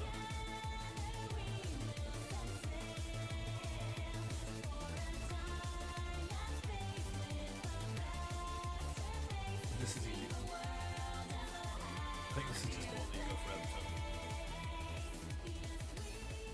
I'll wait for a situation where I don't get this opportunity to care about the other.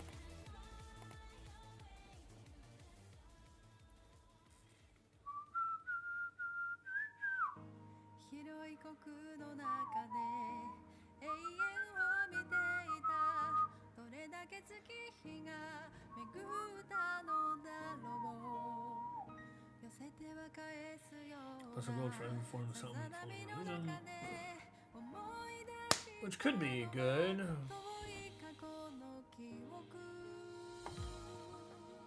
I don't know.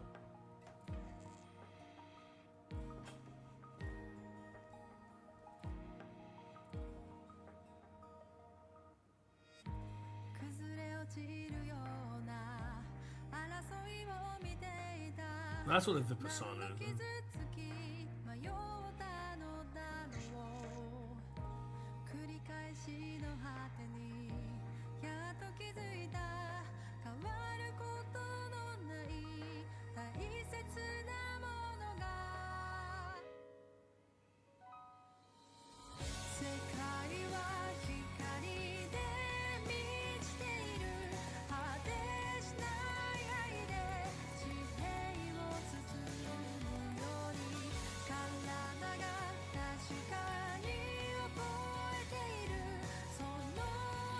Of course I have to repeat everything.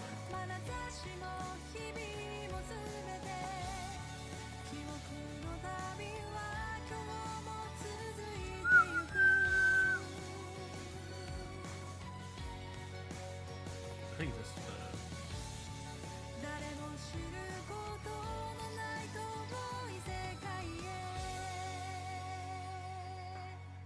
but maybe it's the 2 gold for every desert tile.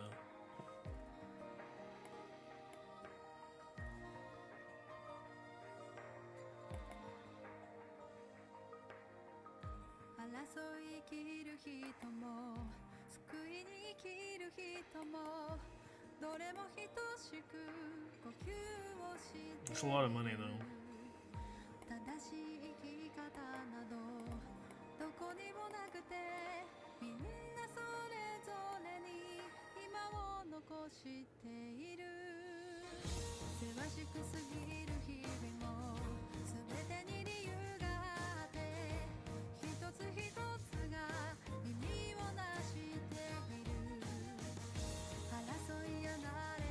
When it says plus 20% gold towards purchasing units, is that like for that in that city alone, or is that empire wide?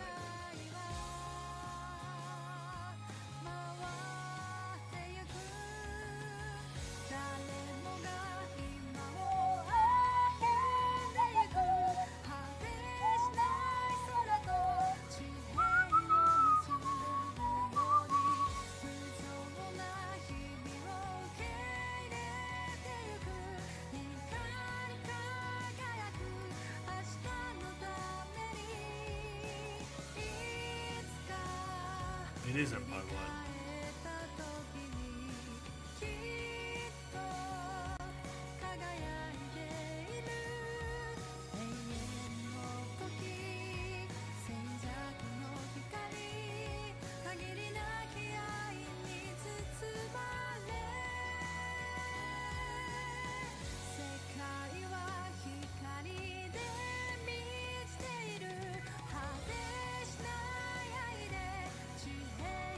See, I have a feeling that each time you get a celebration, you get an additional policy slot, so it's wise to try and invest in getting celebration. Trouble is, of course, again, the lack of clarity. What the fuck is the celebration bar? How far am I away from happiness to the next celebration? How much celebration do I need? How much happiness do I need to accumulate in order to get a celebration? Does it increase per celebration subsequently afterwards? Like, none of that is shown. You have no idea. It's just plus 50 happiness to celebration. But like, what does that mean? Halfway? A tenth of the way? Is that all the way? What does that even fucking mean? So you can never really... You can't invest in that because you have no information on knowing what that really means. It's rubbish.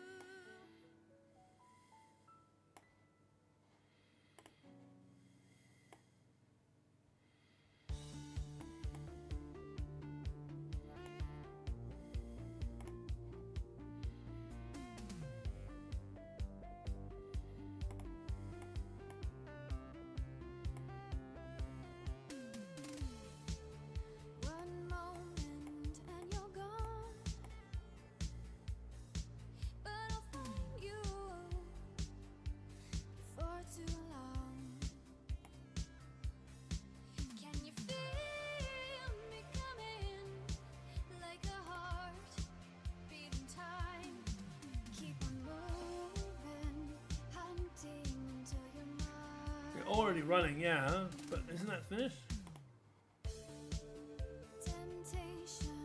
Too much.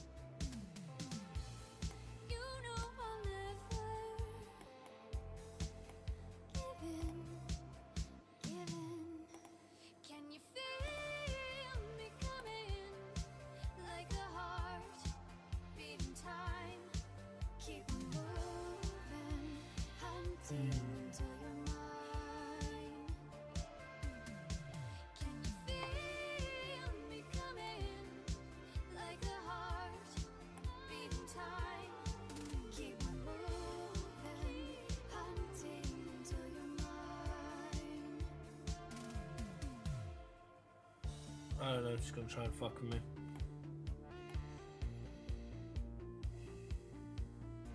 Well, I got lots of money.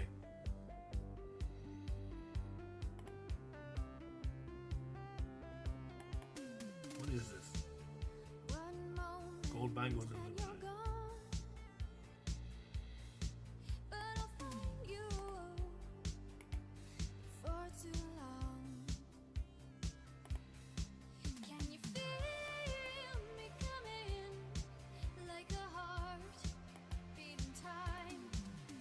I'm aware of your movements, girl. I don't like it.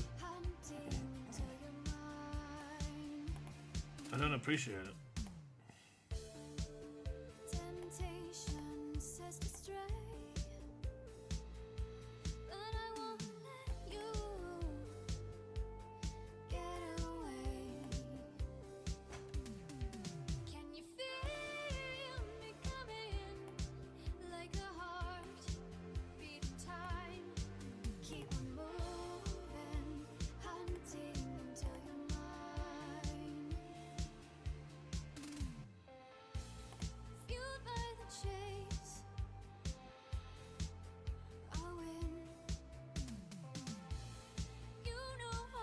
I don't need to do anything with my money yet.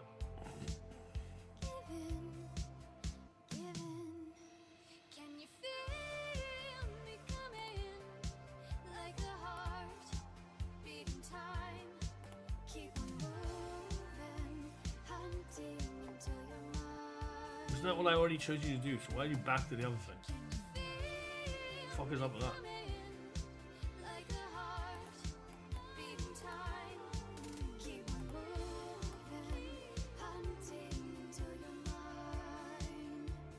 How many turns for this? One more turn.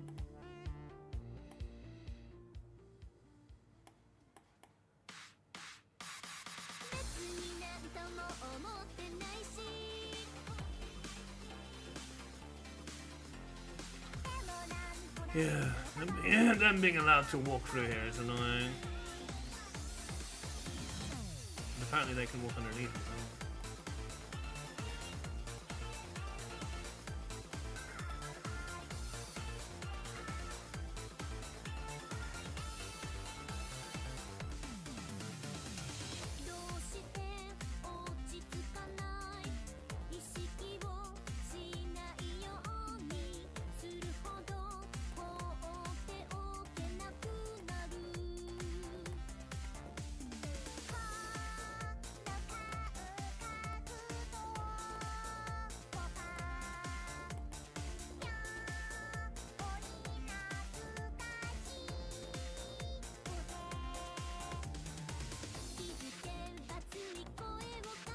Friendly.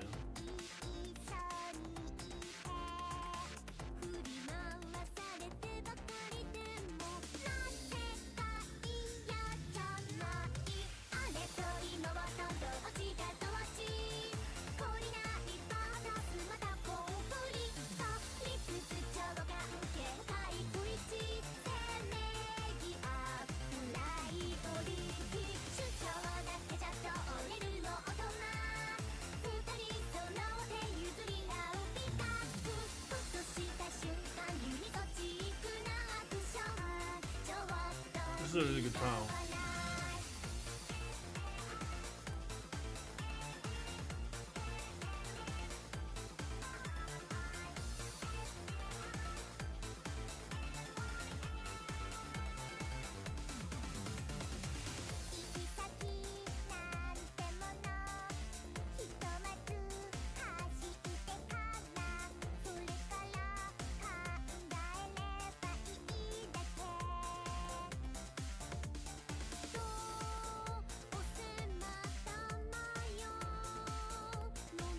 I mean, I could make more cities.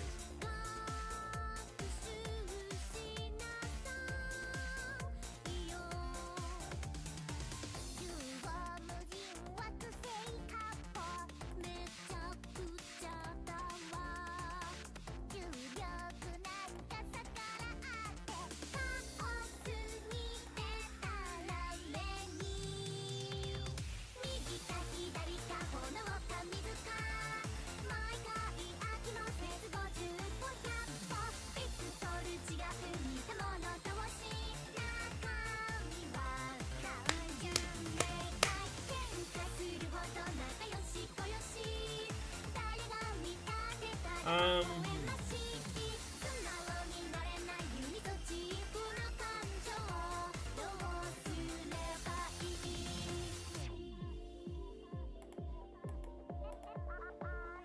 should probably convert this. It's not really got anything good for a town. It's not in the center of my empire, and it's not got a lot of production either.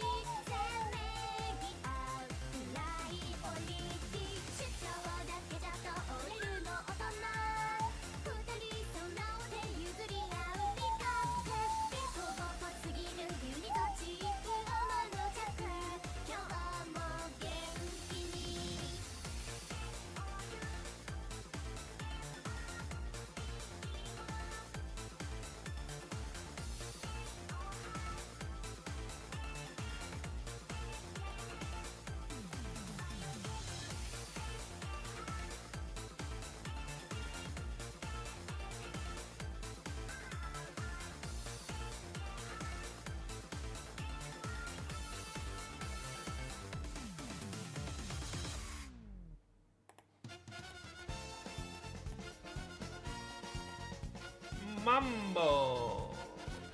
Languishing mambo.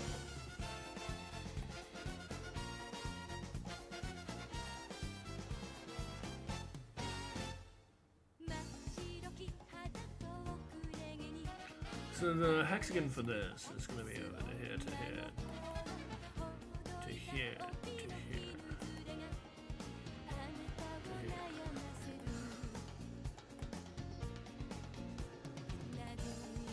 So getting this, which is already a 2-2-1 tile, making it one of the most lucrative tiles anyway. It's probably really good because it also gets all these, right? And this is adjacent to this to stop this from growing. Oh. This is this tile, not this tile.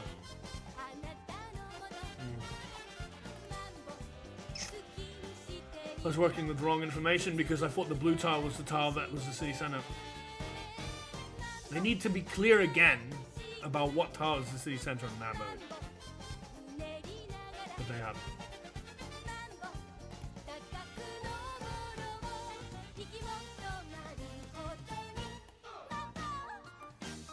Danda! Bamba dum bomba!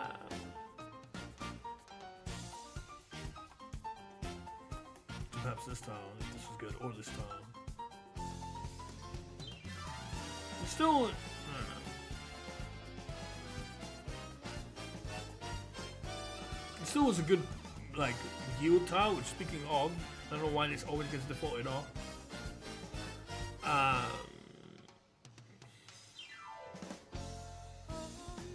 Well, it looks worse now. I don't know why the other two was. This is a 2-2-1. Why is it now going worse? It has unlocked this tile, which is good though.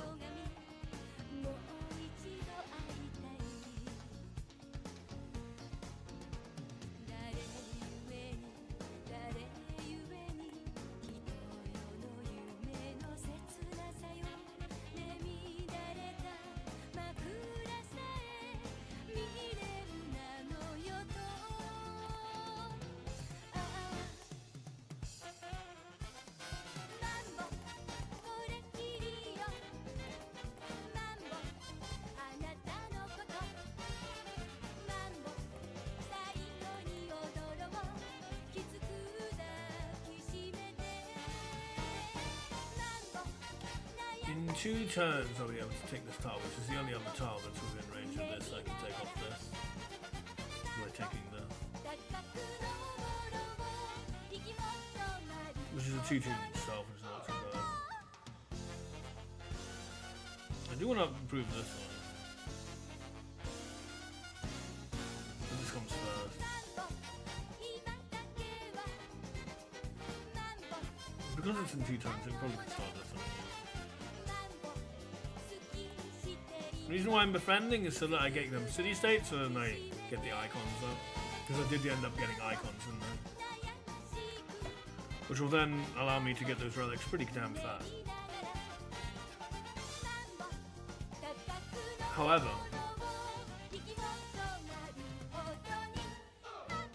I honestly do not want to make too many temples and whatnot.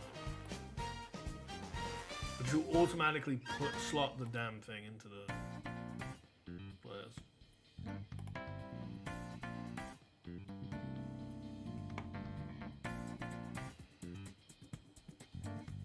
However, I guess we can make quite a few for this, because it's not until 6.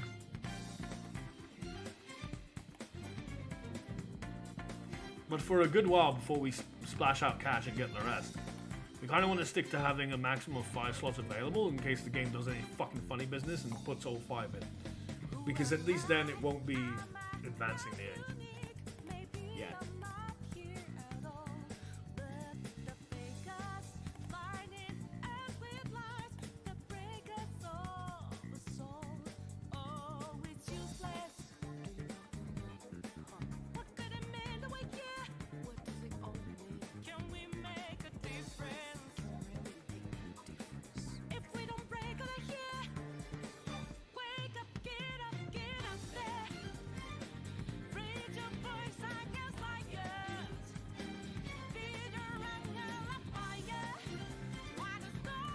Specialists are really important, especially for this age, because of the science quest.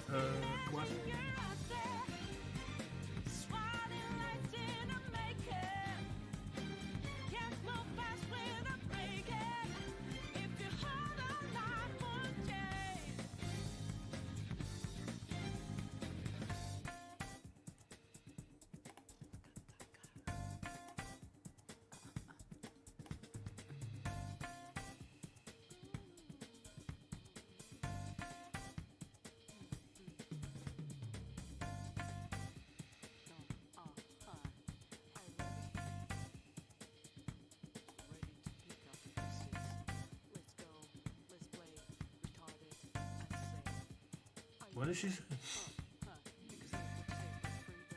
It sounded like she said a bad word. The R word.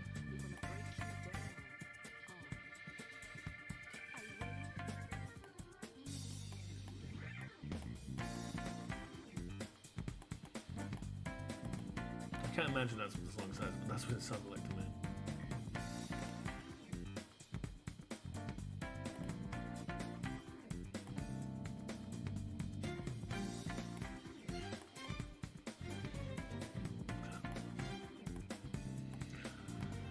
So you have a better understanding of what we're working with. Also, how many tiles is this?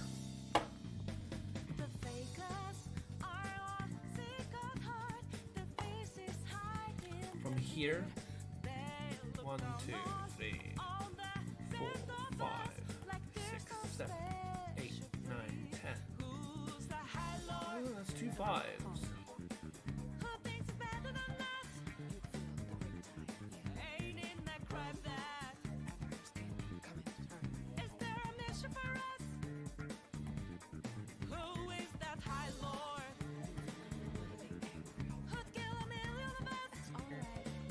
If I was situated here, not here, I would just take it as a city. But it isn't. But I do want it to be a city state to get those relics.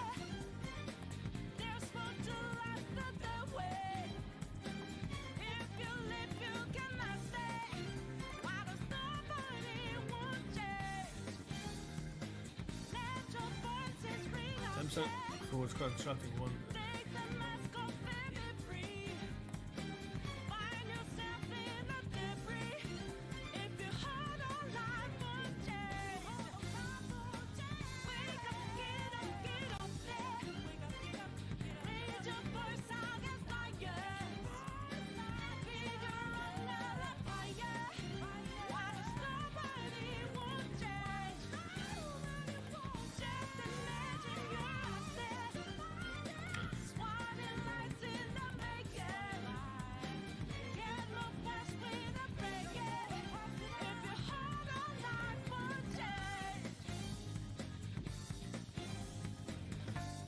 They died.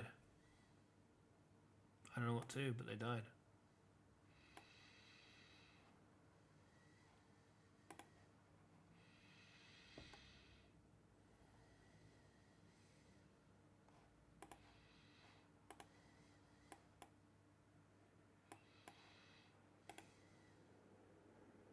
Let's have the game music back, shall we? Now that we listened to an hour of one of my playlists. Options. Let's hope that we don't get annoying shit again. That would be nice. There are some nice tunes in this game. Just try to avoid the more a cappella ones, I guess. Is a safe bet. Because those are exceptionally annoying.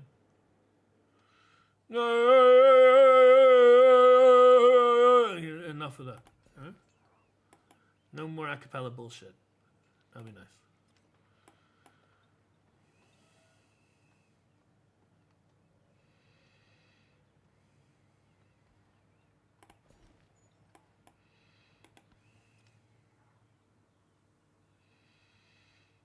So we've improved this tile and get these three.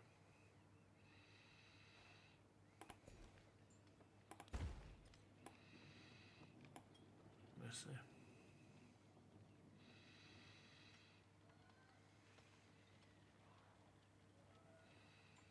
Swordsman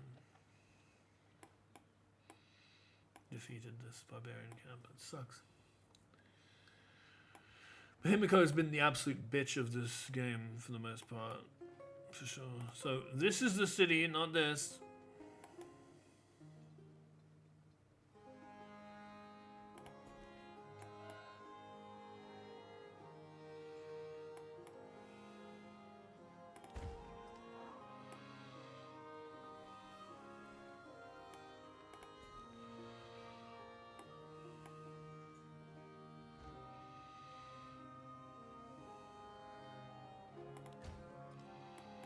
Yeah, we want them in the audience and Pantheons for sure. Parthenon as well. I want to say Pantheon, but it isn't. Parthenon.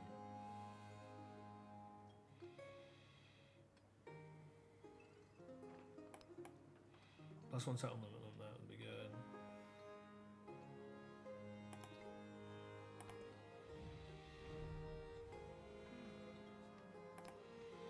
I will happily take more influence, thank you.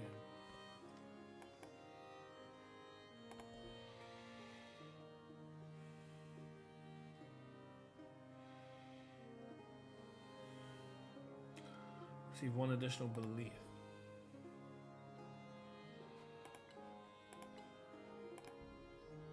I forgot about this. Yeah. Civilian movement. Not bad.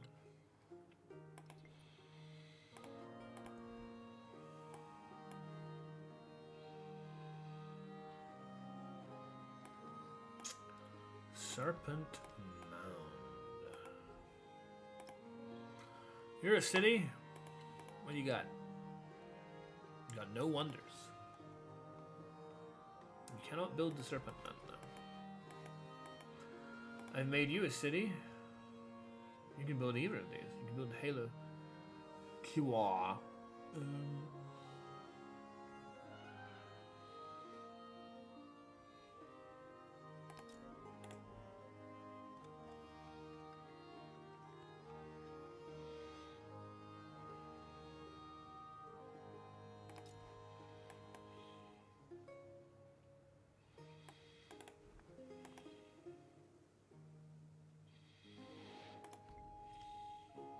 I like putting you here simply because then you'll give me this time.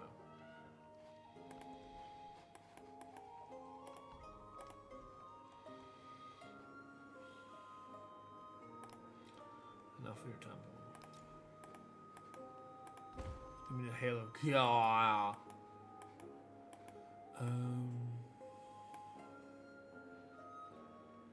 It's all tundra up here. Tundra is much clearer in Civ 6 than it is, because it's actual white and snow everywhere. And then this brown stuff supposedly masquerading as tundra. I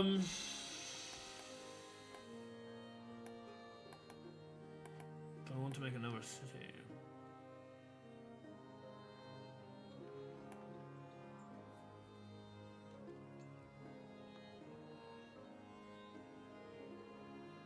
Does plains equate to grassland?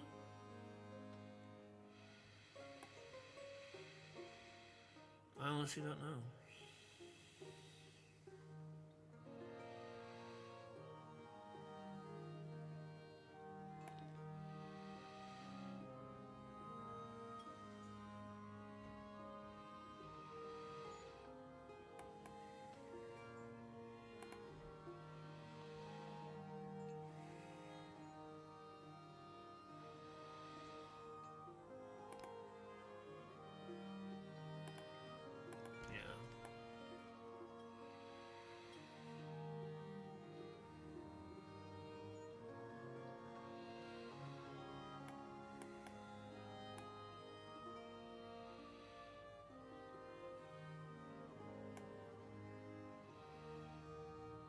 See you.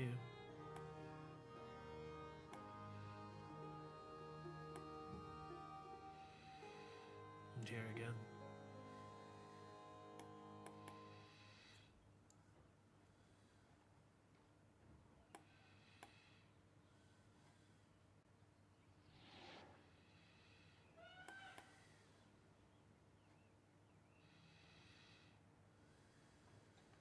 You made that camp, but like I can't actually benefit from it. I can't actually use that to generate tiles. It sure is annoying. There are 4 tiles around here that I can't really access. Observatory.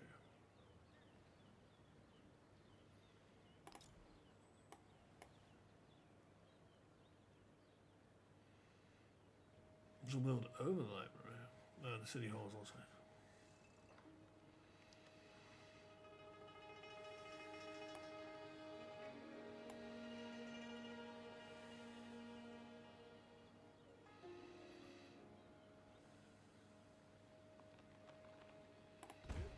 Yeah, I don't mind that.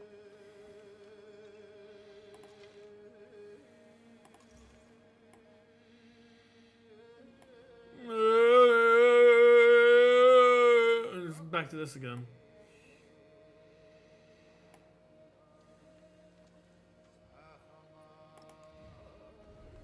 We had a nice different thing, and now we're back to this shit again.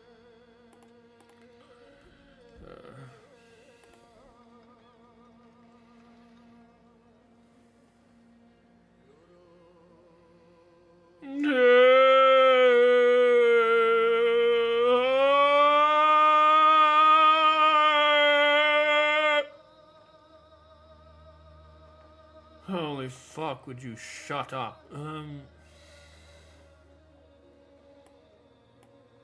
have to do another hour of my own music because this shit won't shut the fuck up. I wish this was Tekken.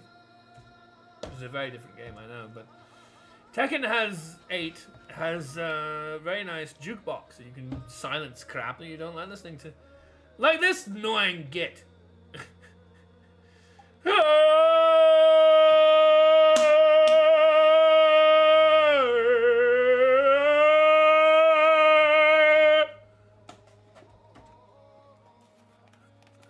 Fucking hell. Hateful music. Hateful. How to be the most obnoxious fuck in a simple song.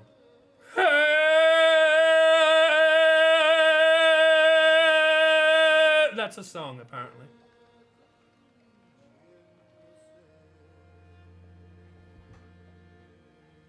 I don't care what it is, man. It's cultural, it's bullshit. It's fuck off. You know, I don't give a shit.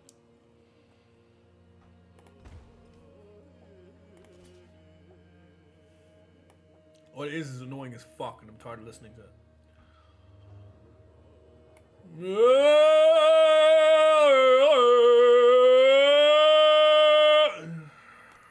I don't care how fucking cultural it is. It's a piece of shit.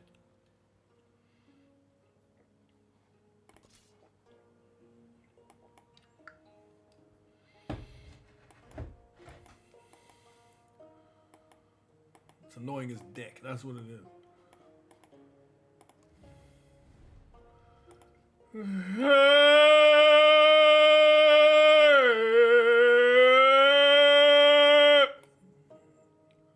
Yeah. Keep your fucking culture if it's that. Fuck right off with your culture. You don't care about your fucking culture? You're gonna annoy the shit out of me? I don't want that.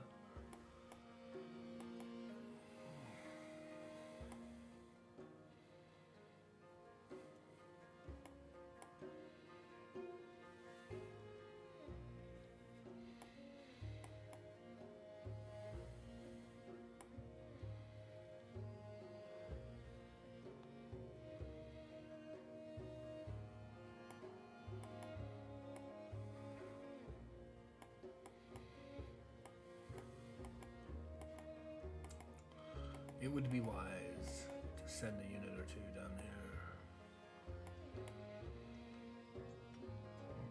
That's a long-ass trip. I mean, in the last game, we had the fucking Kree music. Is this also Kree shit?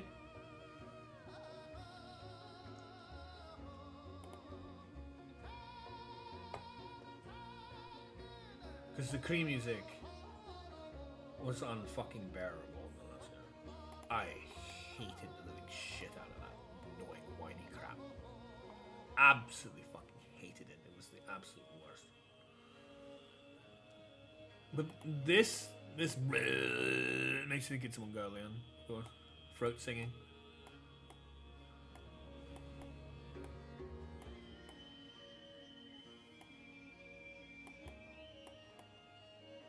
Just put your fingers in your ears and don't listen to this fucking annoying shit.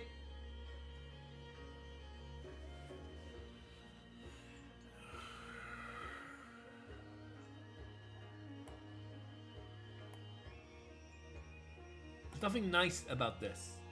No, fuck whose culture it is.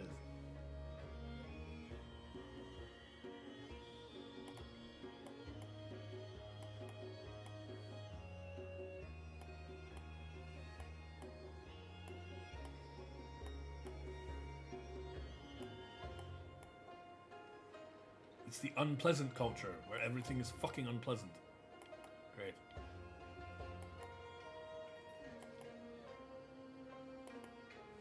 Doesn't mean it's something I want to fucking listen to.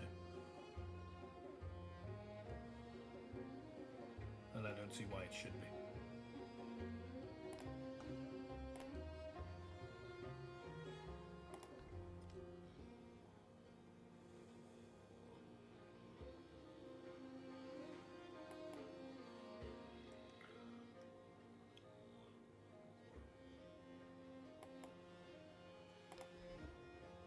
Why should it be? I don't get it.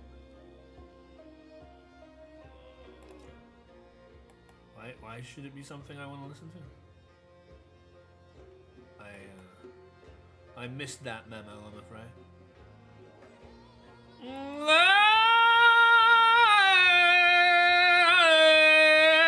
I don't know why that's something I really... Yeah! I want that. No. I don't. I never asked for that. I asked to play Civ, not that. Fuck that. Let me turn it off. Please.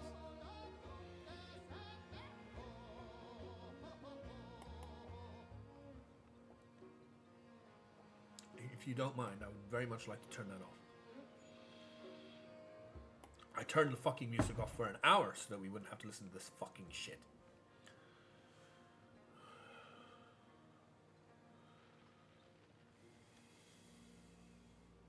I don't see why I have to subject myself to suffering just because I want to play a game about cultures. Give me the option to turn that fucking shit off without having to turn off everything and have to play my own music. Because I just did that. I don't want to have to do that every fucking minute.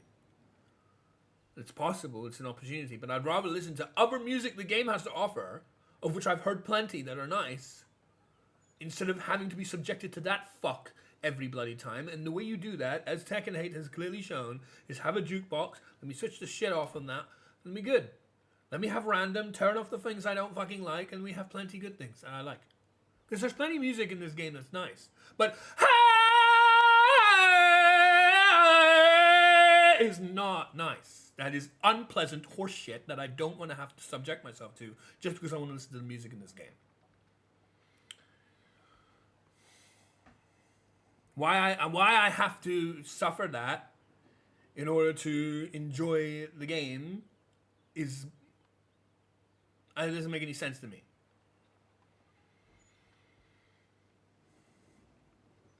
Did you find that enjoyable, by the way? My rendition of their fucking shit? No? Well, neither do I. Yeah, let me have this. And other versions of stuff like this. Totally fine. I'm all for having different cultural music that I don't think is utterly fucking insufferable. Is that okay?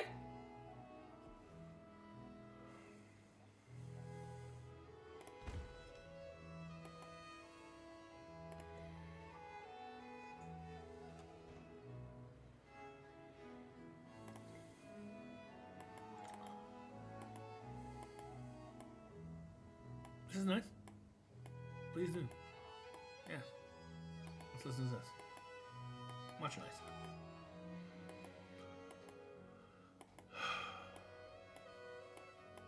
How dare you be so rude? How dare you be so insolent to make me demand to fucking listen to the crap I don't like listening to that's literally painful to listen to?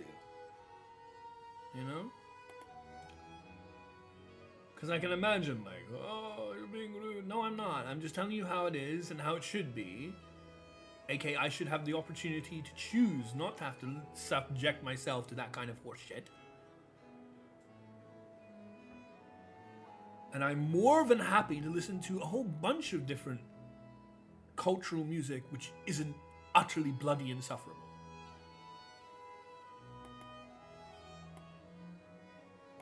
I'm not against culture. I love multiculturalism. It doesn't mean I have to love every fucking thing any fucker has ever made.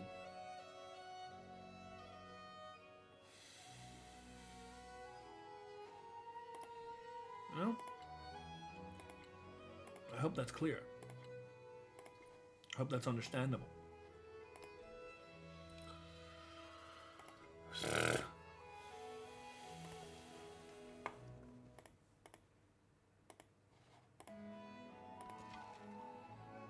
I am all for multiculturalism. I'm mixed race. But I'm sorry, I cannot stand that kind of whatever it is shit.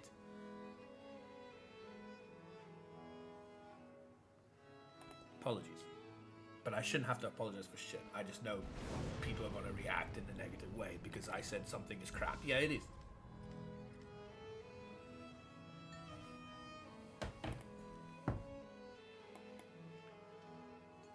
I'm literally suffering having to listen to the, you know, some of the music. But like, just let me have a jukebox. Let me just go like Tekken 8, have a jukebox. There's plenty of good music in this game of various different cultures. I love multiculturalism, believe me I do, without having to suffer my fucking ears for it. Simple as that. Because believe me, I don't want to come off as a hypocrite. I'm very passionate about culture. I'm very passionate, especially about, obviously, the suffering and the prejudice against Arab culture, which is rife in the world. Obviously, I don't want to come off as a hypocrite insulting another culture. But at the same time, why do I have to suffer this really loud, incessant, whatever you want to call it, in order to, you know, I have to endure every goddamn culture because I want my culture to be respected? It's completely unreasonable. Let the people who want to and listen to do so in their own time. And let them have a jukebox that's full of that. I don't want any of it. The Creed was bad enough last fucking time.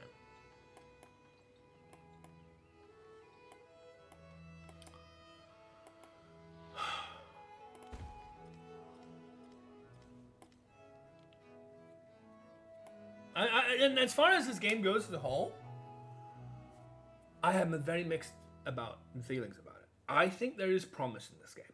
I think, which is quite unusual, I honestly find myself more open-minded about this game than most games. The bottom line is, I think the people who've criticized it heavily, harshly, however one wants to describe it, have legitimate reason to criticize it. I also think all the people who have said nice things and are new to the game, new to the series, finding it fascinating, never seen a Civ game before, so they don't know anything to compare it to and see all the things that is lacking from Civ 6, or whatever it may be, even people who are veterans of the series who have just enjoyed this version, this take on the series, whatever it is, they have reason to it too. Because I've seen really cool things, really interesting ideas and differences, but I also have my concerns. Now, maybe I focus a little too much on the negatives, but that's only because these are kind of like immediate problems that need addressing, that until they do, the whole experience kind of like deteriorates because of it. Whereas if those things are uplifted, the good things that are in this game get to shine more. You know, and there's a lot of good music in this game. I actually like the music generally more in this game than I did in Civ 6. I think more tunes than I've heard in this game, or at least the density of, because I haven't played that much, are good in this game than they are in Civ 6. But there are those that I just can't bloody stand. Let me have the choice, like anybody have the choice, to not have to subject themselves to the music they find utterly, intolerable in order to enjoy stuff like this. Or whatever they find enjoyable. Maybe somebody finds this boring. It's just drums or whatever. Who knows? Let people choose so they don't have to be infuriated by whatever noise they find absolutely insufferable. Because I swear to God, it really grates on the situation, on the experience. Okay? Maybe I've talked enough on that. But hopefully it's understood. Without me coming across as a hypocrite or rude or anything. I don't see why I have to suffer in order to not be seen as one.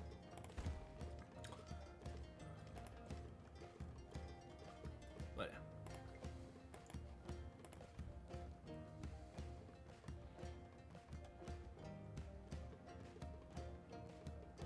See, this is fine. Anyway, there's other things about the game. Like, I hope the game at some point tells me what cities are connected to what cities, because when it comes to making a choice like this, making Hubtown choice, Hubtown girl, I like these choices. I don't like that they're once per age. I think that's a little too restrictive and cumbersome. But I do like how you can specialize towns in order to give you particular edges in certain things. And depending on which towns have the greatest connections, as in +2 influence per settlement connected to this town, fantastic. That's really good. You can see I only have 54 total gross, like complete, income of influence per turn. So increasing it by 12, like we did in one of the other cities, is really good, because that's like 20% of that. But unfortunately, there is nowhere here that explains, out of these 3 tabs, what cities or towns or settlements, I should say, are connected to what settlements. So you're kind of just chancing your luck on something you can only pick once for the entire age. Which I think is just one of the biggest problems about this game, is the lack of information. The obscurity, the just incomplete information in this game. I think there's a lot of promise, a lot of cool ideas, but they are struggling to emerge and come out and be utilized by people, because everything, the UI, the UX, just the conveyance is really abysmal. And there's so many things that are in Civ 6 they could have easily kept in this game, and they didn't. And I don't know why. Like movement cost of troops. This whole town thing is new. So that's understandable that maybe this was overlooked. Especially more understandable compared to something like in Civ 6, where you have movement cost on every single tile that tells you whether a unit can move across that tile unless they're adjacent, or whether they're further away, or whatever. If it's, like vegetated, it may be movement cost 2. If it's got river, maybe it cuts the movement. What? I don't know.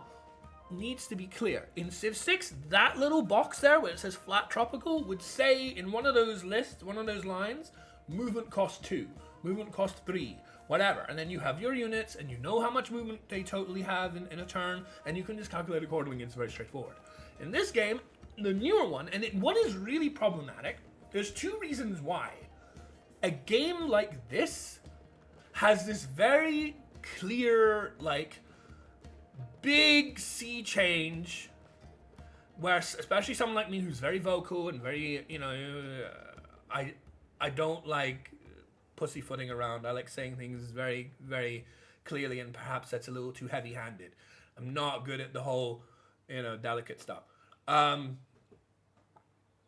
you know, like, there's a lot more in this game. The fact that this game is so vast, there's so many aspects to this game, means that there's way more pitfalls, meaning that there's way more things that, especially if they try to change things and make things as different as they are in this game, from game to game, there's way more things that can go wrong, because there's simply way more parts.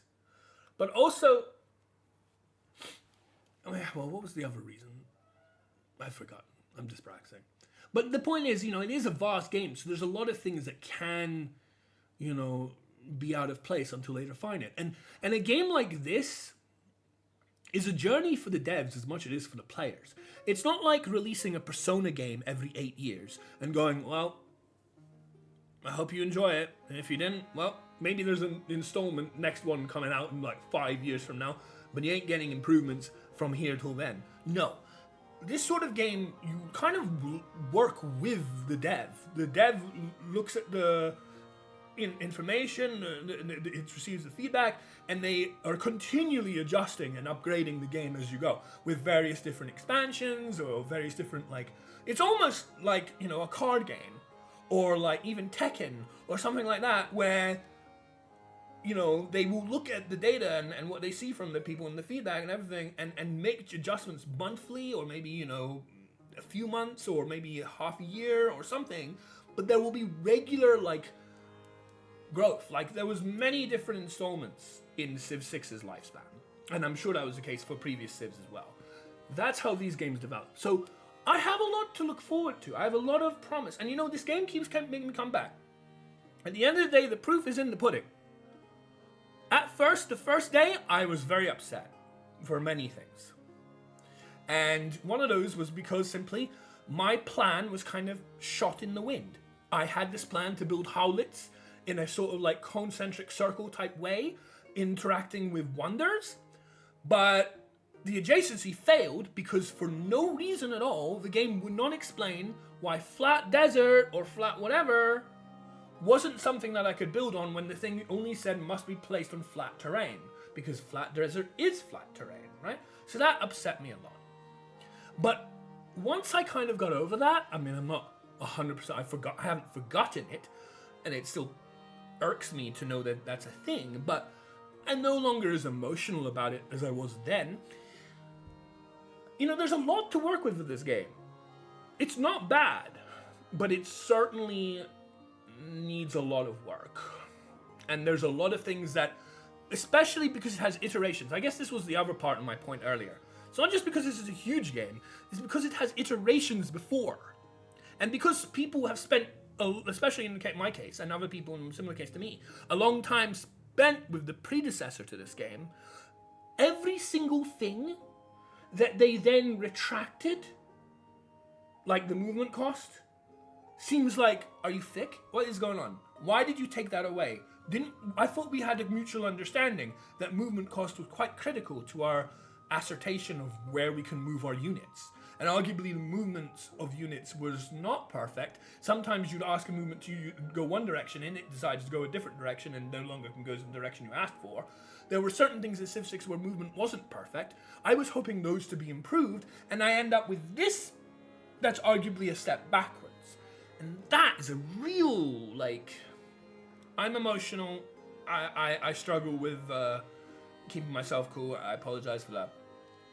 But that's a real kick in the teeth when you're hoping that the next installment is better, and in several ways the next installment is worse, and you're like,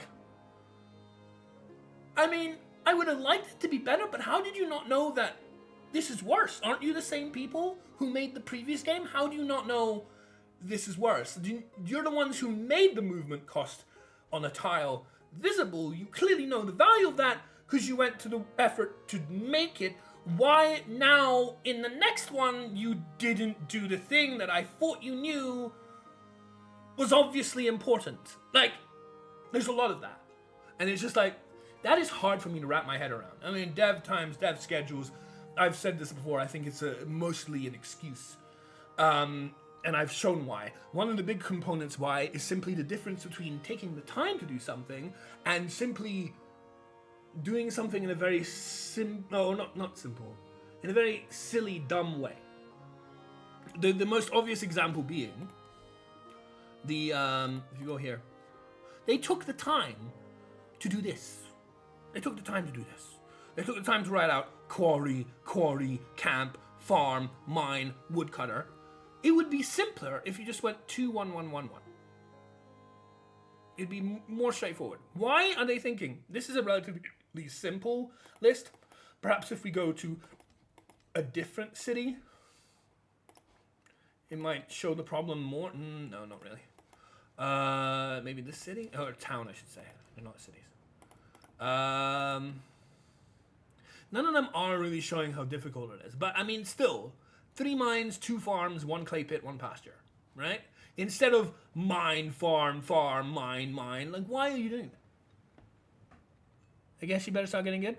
Well, if you want to see me being good, Docker, you can look at my YouTube channel where I have plenty deity games on Civ VI in religion, culture, science, and diplomacy ready for you to peruse and enjoy at your leisure. Welcome to the stream, by the way. I do think there's good things about this game. I also think there's a lot of silly, dumb things that they've done about this game. I've also made a bunch of videos not only showing my deity wins, but also helpful guides, I would hope. Seems to have been welcome. Not interested? Well, I mean, you seemed interested when you said start getting good. It seemed like you wanted to see whether I was good, and I wanted to show you that, don't worry, I already am. So it seems strange that you would come up with that and then say not interested about the thing you initiated talking about, right? It seemed like you showed interest, and then now you're attracting your interest. Try to be consistent, I guess. But anyway, and if you carry on being an annoying little prick, I'm more than happy to ban you. Okay? Because I don't tolerate fools gladly. You know you're being disrespectful to me. And you saying things like that, and if that's what you're here to do, go find somewhere else. One more negative comment like that, and you're out of here. Anyway, yeah. So, as I was saying, there's a lot of good things and there's a lot of negative things, and I'm hoping, because this is early, that those negative things get ironed out. Like I said before, there's a lot of reason for the people who criticize this game to criticize it, myself included. But not just the things I've pointed out, but things other people have pointed out. And there's a Discord, and I've been to various parts of Civ VI community that they explained to go to, because I read on the Steam page that they have a Discord about all manner of pages of criticisms that they've been having to deal with. And of course it's very difficult to go through them all, especially at a quick pace, so it will take time. But there's also a lot of promise, and there's a lot of interesting new cool things, like these various different objectives to go from age to age with, and the fact that towns can be delegated to, so that you can actually have resources where you want them. Like, I'm particularly been interested in influence in this game. I acquired a lot of my cities in the form of city-states. It was a way for me to be able to get maximum on the antiquity, ages, and military goals of having 12 cities.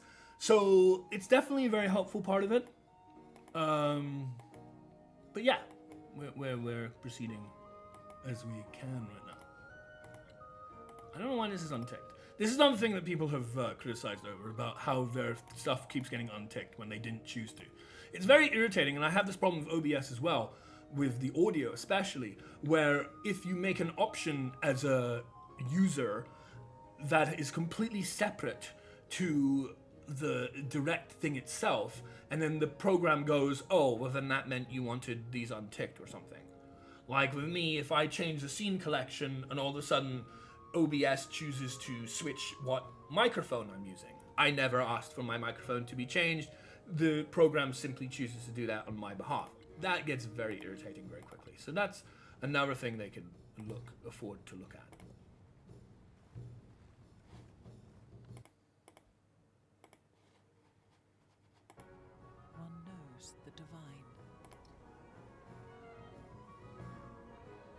+1 civilian movement and +1 charge for missionaries. Like I say, the idea of removing builders is both good and bad. There are reasons why it's been better to not have builders, because builders require movement, and when you're being attacked or the terrain is really rough, it's really annoying to have to send a builder all around one tile at a time to eventually get to the place that you want to upgrade. Whereas here, it's done by the city or town itself. You can just make it happen. You know, once you have the population, and I think just by buying certain buildings, you can get an immediate boost in population, which can then mean that you know, get an immediate tile access and an improvement access. You know, that allows you to bypass the movement issues that would come with using a builder. So it's not all bad. Like a lot of the things that, some of at least, the changes that they have made, I can see good things for the change and bad things for the change. Like, it is kind of upsetting that you have to kind of wait till your city grows instead of just making a builder right there and then, especially with gold, and you buy it immediately and you can just go off to work, and each builder has several charges, so you don't have to like do it only in like several incremental instances, but like one singular instance of like turn by turn by turn where you just go builder, improve, and it's done. Like, I feel like you can speed up the process of easily accessible improvement locations a lot faster with a builder than without the builder in this game. But when it comes to difficult terrain, or when it comes to being attacked, you can still be upgrading your buildings and upgrading your improvements without the care of having your builder being stolen by the enemy army or whatever it is that is affecting you.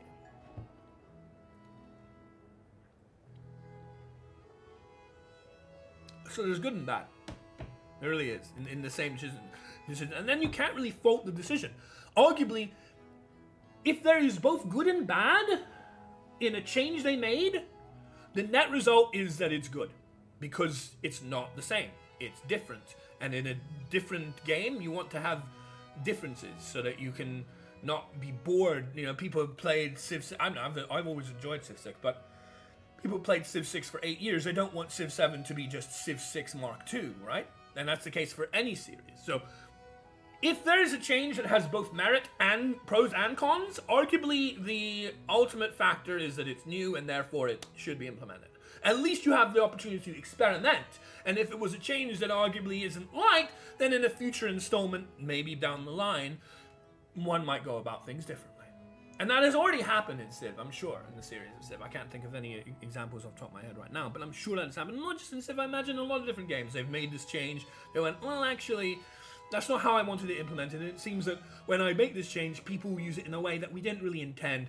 Let's go back to this.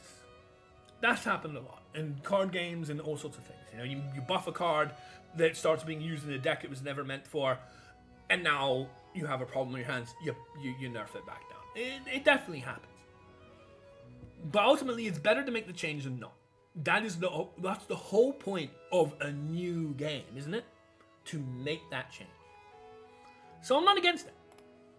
In many cases, I'm not against the changes that they made. I'm not against the builder change. I miss it for the things that I found it helped with, not having builders, but I'm not gonna say it's a bad thing to not have builders, because I can see the benefits of it too.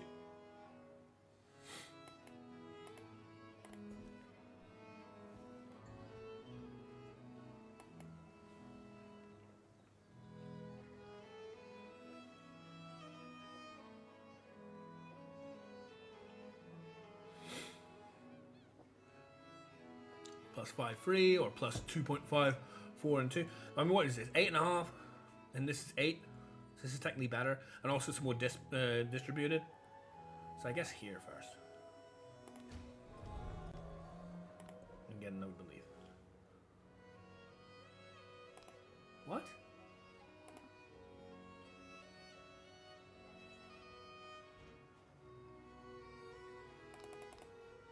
Huh?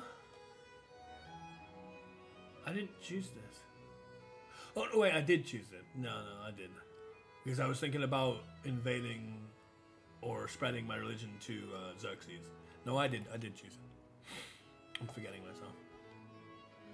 Newly founded towns in distant lands start with this religion in place. It's not bad. I might actually start to like this more and more. At the moment, I don't know. +2 movement to missionaries when embarked. All naval and embarked units receive +1 movement. I do like that second part. Excuse me. The missionaries in this game have 11 movement by default, so that's insane. They're by far the best scouts. Units gain +5 combat strength in friendly settlements that follows religion. Why would you need combat strength in friendly settlements? For defense, I guess. Yeah, defender of the faith. Yeah, I guess. Conquered settlements are converted to religion. When a trade route is established in a settlement, it's converted to... I do like this, especially because I haven't been doing that very much. Missionaries receive +1 charge. I like that too. I think that's actually most powerful, to be honest. +1 relic slot in temples. Total 10% production towards training missionaries for every relic. I think it's kind of insane.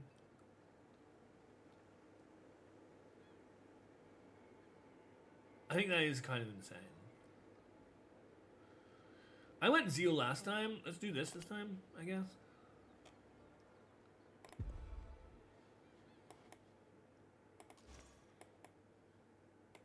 Also, the fact that missionaries are no longer just, you know, whatever. They are actually purchasable with gold. Faith is no longer a resource, and it's not restricting how we get missionaries anymore. So that's interesting.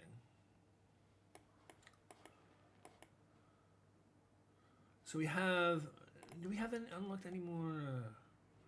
No, we have this right now. We have money coming in.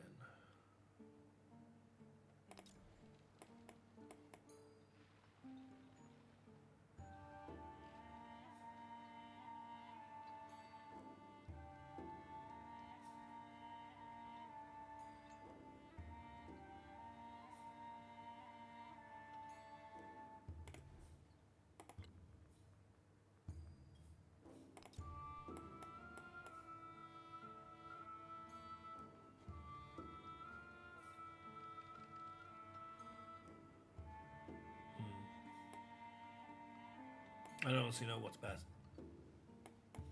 But I guess this is best. Because then it gives us these tiles. Because this is my city center, right? Yeah.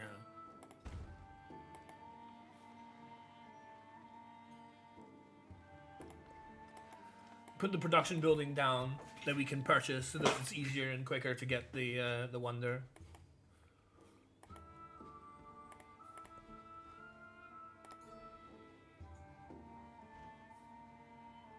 Receive 1 relic.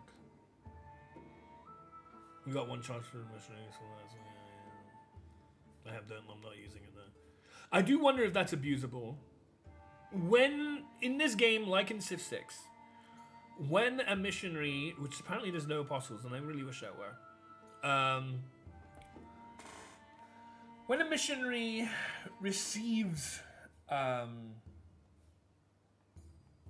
or runs out of charges, I should say, they die. They effectively gets expended. They can't survive. You can't keep the unit if the missionary has no more charges left.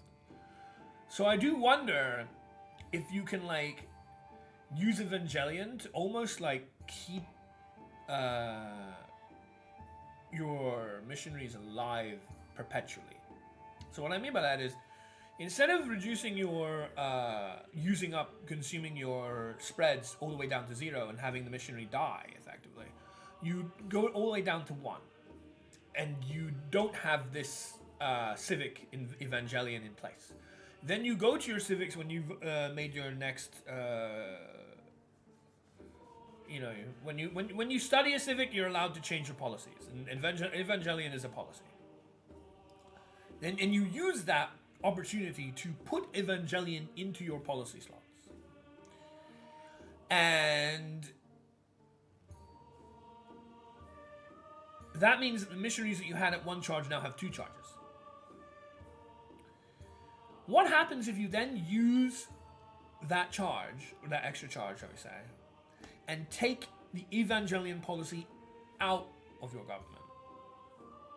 Even though, to be fair, it is quite restricted in how many times you can do this. But how does that work? Does it then go down to 0 and kill the missionary, or does the missionary then stay at 1 charge remaining? To which point, The next time that you study another civic, you can put Evangelion back in, and it goes back up to 2 again. So then you use that to go back to 1, take it out, put it back in, up to 2, use it back to 1, take it out, put it back in, and so on and so forth, and keep adding more charges to your missionaries now. In a very tedious, finicky process that is limited by the amount of civics you can actually study in the age. But, you know, is that a way that you can manipulate that? I don't know.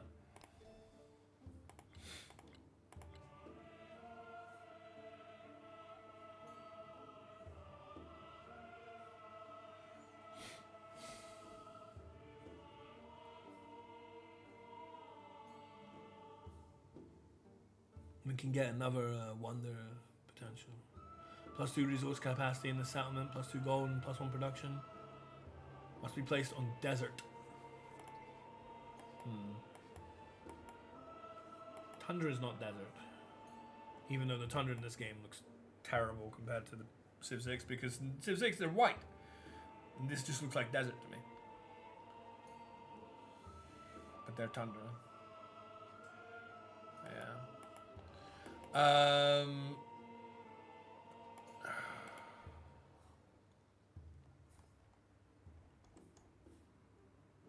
Total from cities.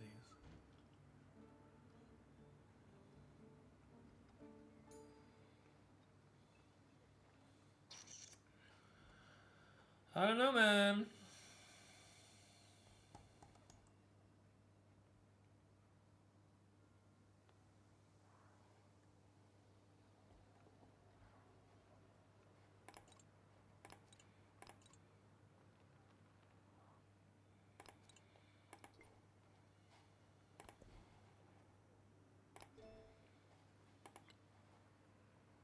What do I want to study? I'm not sure. That does not give me a wonder. This has given me a wonder. No, this is House of Wisdom. Interesting. Must be placed adjacent to the district, meaning any city can make this. Let's do this first.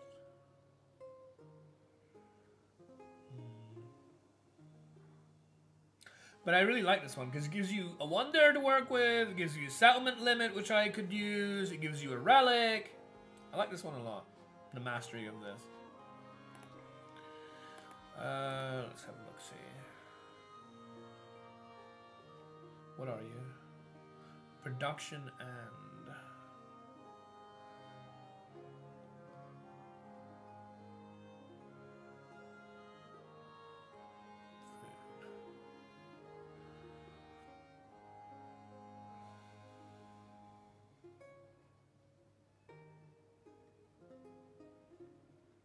Honestly, here. Even though it's a one that you can put in towns, I'd rather go to Troy and build it up.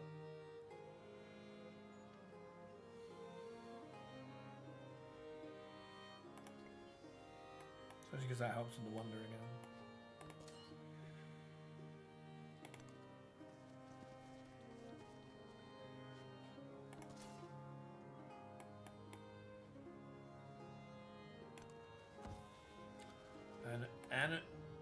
Anakina. I would definitely want to do this. Just to make it a city-state. More than anything else. And be the season of it, which gives me a bonus as well. But that's the thing. I think one of the staple strategies has to be...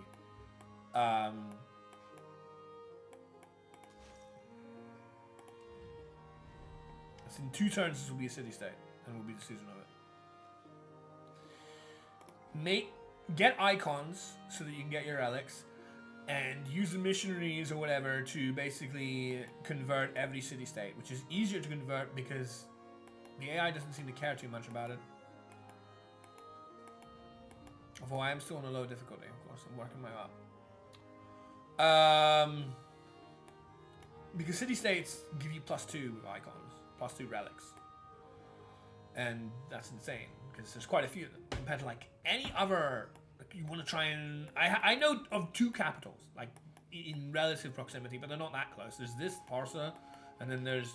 I don't even know where the Egyptian capital is, I don't think. But it's some way up here. And that's just like, I don't know, a maximum of 4, maybe? Whereas this city-state, any other city-states we come across, this city-state we just come across, that's +6. Because 2 each. For the relics. It was going to be +8, but this guy destroyed the city-state that was here.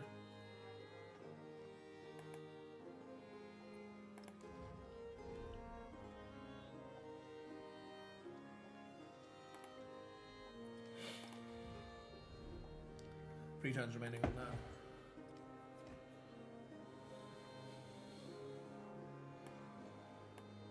How are we doing on our fairy stuff? And we need to get to... the problem is, you see, there are no nearby islands. There's nothing I can do without shipbuilding in regards to the merchant fleets. Nothing I can do. I mean, we're beelining it for... Well, maybe not beelining with this.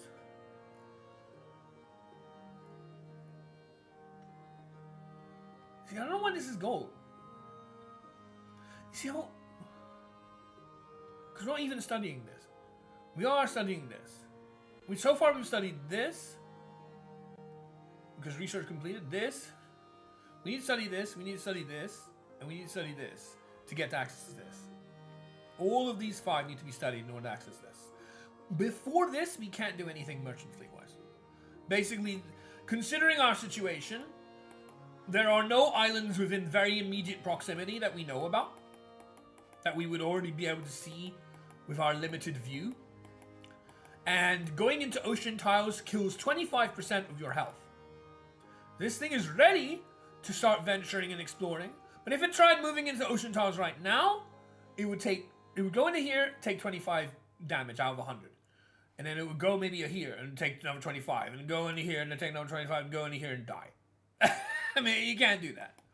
If I don't find any immediate island right here, which I can't see, and I can't take that chance, there is nothing I can do. So, it's really not great. I have to kind of... I mean, technically, I can afford to do that, but again, you can see it's not going to be good. And you will notice, when we move the turn, this currently thing has 100 health. Once we have the turn, it will be on 75. Or maybe it'll be 87. Either way, I really don't want to chance my arm on it. Because I don't necessarily think we're going to find anything. And then I have to go back and heal. So, I don't know. I can't do anything until I have shipbuilding. Once I have shipbuilding, all this bullshit with the damage goes away.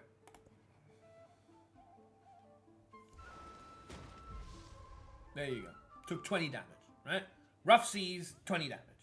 Right? So you can go like 5, and there's another 1 tile. So you can go 1, 2, 3, 4, 5, dead. Maybe we go 1 more? Maybe go here? Again, we didn't find anything. Already going to be too far to get anywhere. So then we need to go back.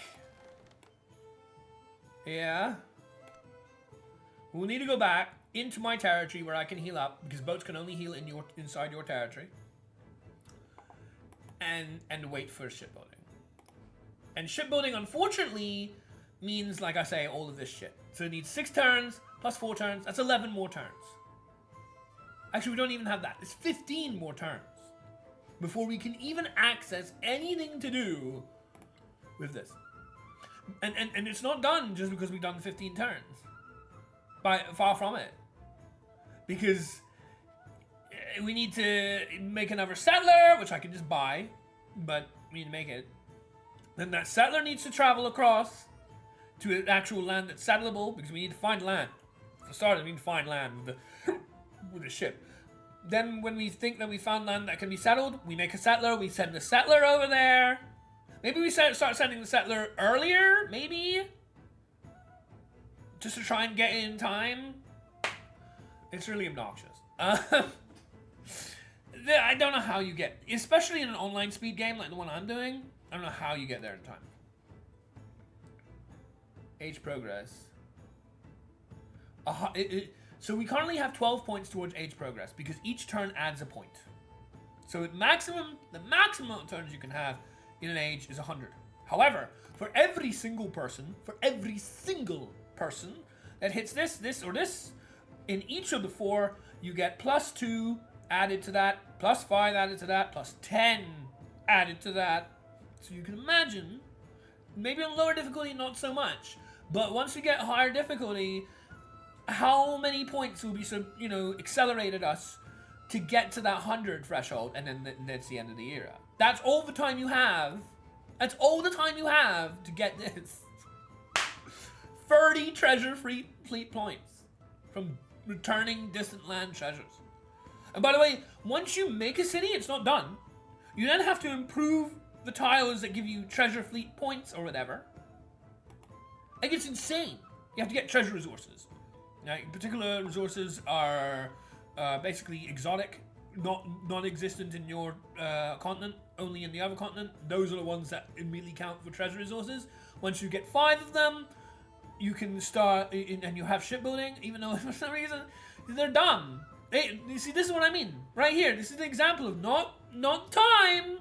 This isn't, oh, you ran out of time to build your game. No, this is you are dumb. Because look, in every single one of these, it's very consistent.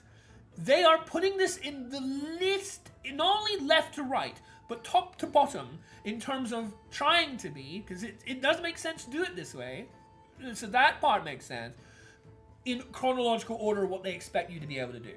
Right? They expect first that you can, that you can, I don't know why, because this is obviously not. But in most of them, it may almost be more obvious to see that. Like, first we had to study piety. Piety gave us access to the temple. Then we had to build the temple. Upon building the temple, we were able to establish our religion. So we literally did this in this order. In the next, then that's the beginning, because this is the first thing you can do to get towards the Toshikana, which makes sense. Then the second thing you have to do, when you have a temple, the temple itself, we're using the temple from the city can now build missionaries from that temple. Then that missionary has to go to a foreign settlement to spread your religion, or whatever, right? So it's clearly left to right, along here, and top to bottom, in the order in which they expect you to be able to do things. Right? That's generally how this thing is working. However, it's nonsense, because create a settlement in distant lands, then build a fishing quay, is apparently the first part. Cartography, yes, the first part makes sense. And research astronomy, I don't know why. Oh, for the fleet commander? Yeah, but I don't care about that. That's not necessary. That's kind of side. That's just if you want to, if the place that you have found is overrun with bandits already, or an enemy is already taking refuge, or whatever it is, and you want to be able to use military power to do this, which you do not need military power to do this, then you can use astronomy to get your fleet commander and have a fleet of ships. But that's not necessary. The cartography, though, is the first bit, because that allows you to actually even go into the ocean tiles, which is what we just did, but we took damage. Once we get shipbuilding, which I don't know why it's not listed. When is it listed? It's listed over here. It's insane, and that's why they're stupid. Because we've established a rapport, an understanding. You have clearly gone about constructing this thing in a chronological fashion. We're on the same page. The Firaxis have decided to make this in a chronological fashion. But what do they think is a chronological fashion?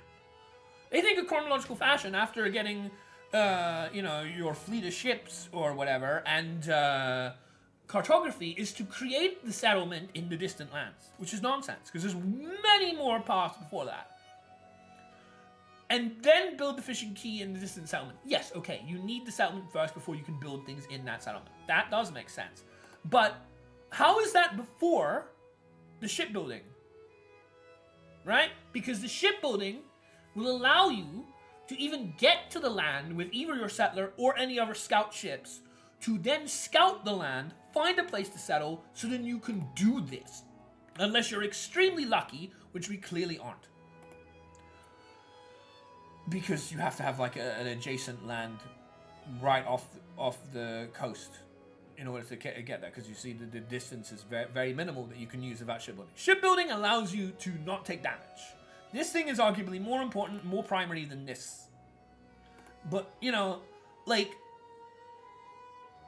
they expect shipbuilding after you've already gained 5 treasure resources. But there's no way. There's no way in this game, when I've already shown how quickly my ship is dying in the ocean. The same thing will happen with anyone else, settler, anyone else. They all will take damage in ocean unless we have shipbuilding. There's no way. I'm finding land. I'm settling land. I'm building anything in the land, and I'm getting any resources from the land. There is no way any of that is happening before shipbuilding in a game like this. And most of the games are like this, where you're not gonna have that opportunity.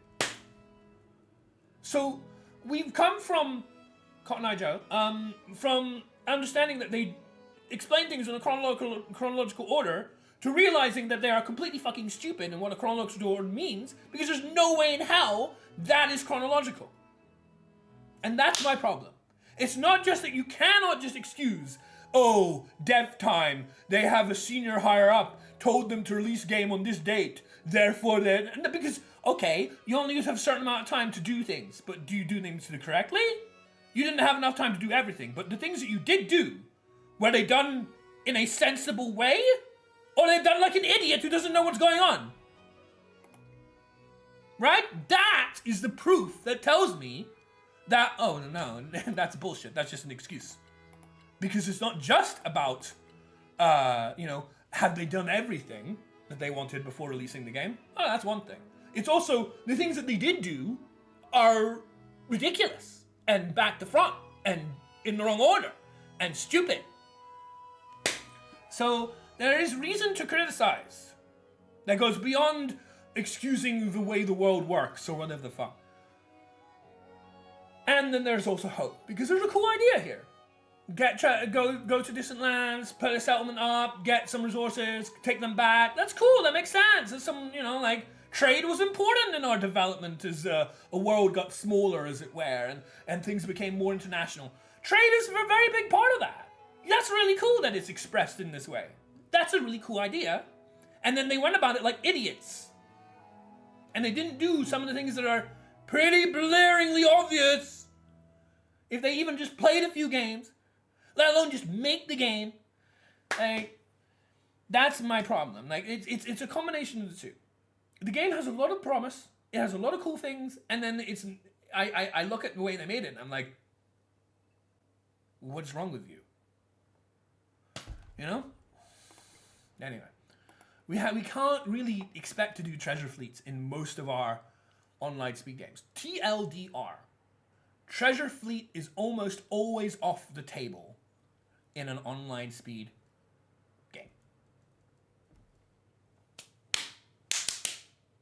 That's it. Treasure fleet, economic, win con, even getting on the first part of it, almost a nigh on, impossibility with all the problems that are in tow, such as things I've explained. That's the TLDR.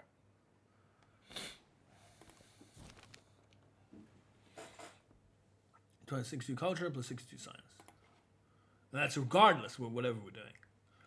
Now, from what I remember from Civ VI and learning from other people who made content, things like that, is that, like production, the science has to go somewhere. It doesn't just fizzle. And I'm pretty sure the same is true here. So I'm going to demonstrate something. We have just been given an opportunity to gain 62 science. However, this has 1 turn remaining. What does that mean? Even though, in Civ 6, by the way, right here, it would say, maybe next to feudalism, even though feudalism used to be a civic in Civ 6, how much total and how much current you've put science this tech requires, and it should do that for all of them, and doesn't, as you can clearly see they didn't. But that could be excused with time. That's something where it's like, okay, they didn't quite do that yet. That will happen later. It's something they did before. They didn't get time to do that. They only got time to do this much. Okay, time can excuse that. The difference, you see?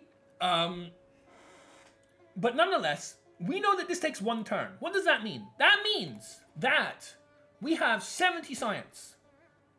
So, unfortunately, the numbers we have, because we're only getting 62, is a little...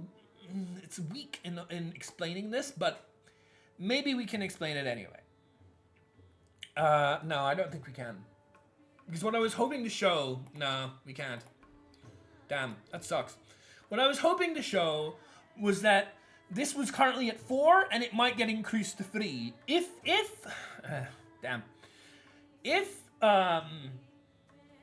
the amount of science that we were getting from this particular bonus was greater than by several magnitude, more than the amount of science that we're gaining per turn naturally from our empire, then this would be more visible, because it would show that, oh, well, if it was 150 science, that's more than 2 turns of science, so where did the other 80 go? Because this is clearly a turn, I would use up to 72, because that's how much we're doing per turn. Where's the other 78? It goes in the next thing that you want. That would reduce from 4 to 3. But I can't show that. Oh well, whatever. We can at least complete this. It's actually not very much, it seems. Our culture is even more, and yeah, it's only going to... So this is actually this is pittance. The 62 that we're getting from this compared to our 70 and our 100, maybe we're doing better than the game expected. This is relatively nothing.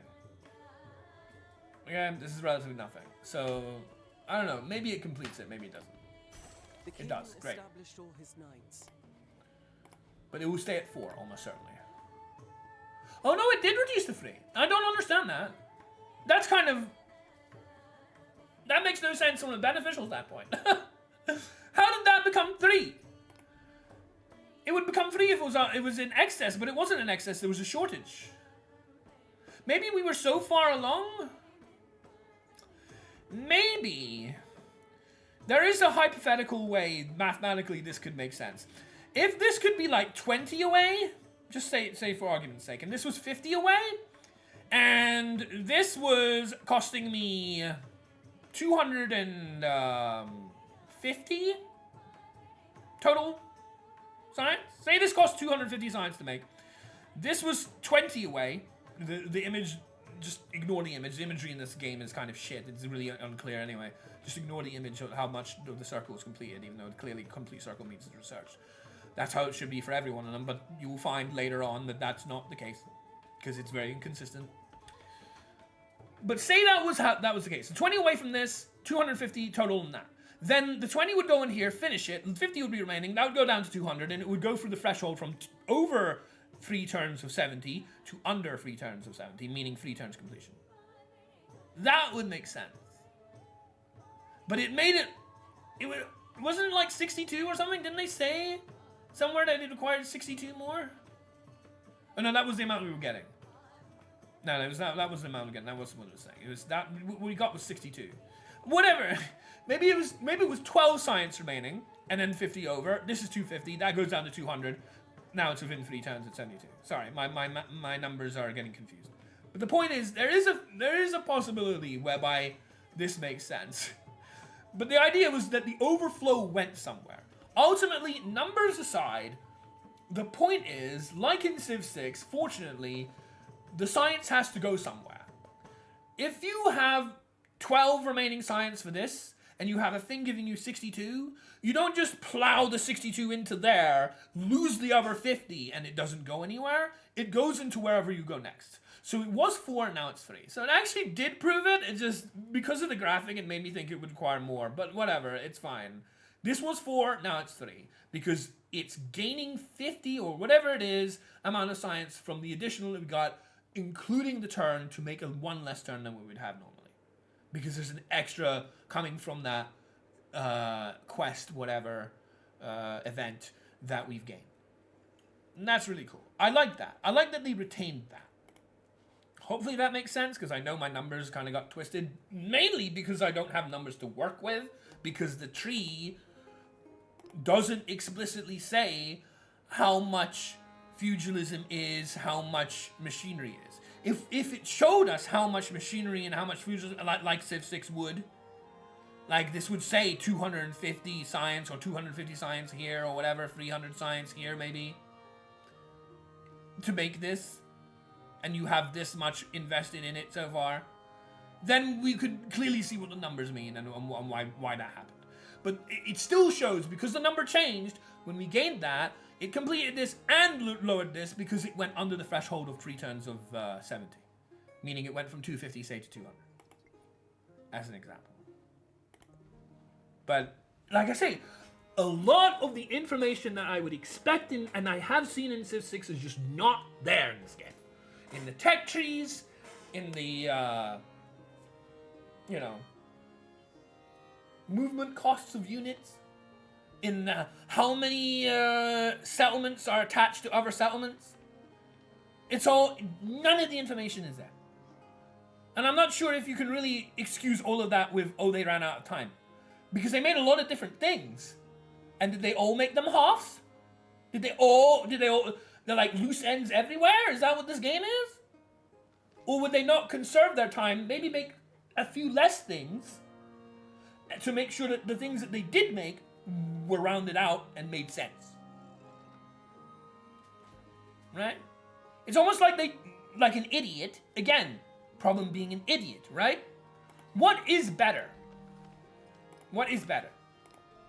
You have a tree like this. Say this is your tree. Critical path analysis is one of my favorite parts of mathematics.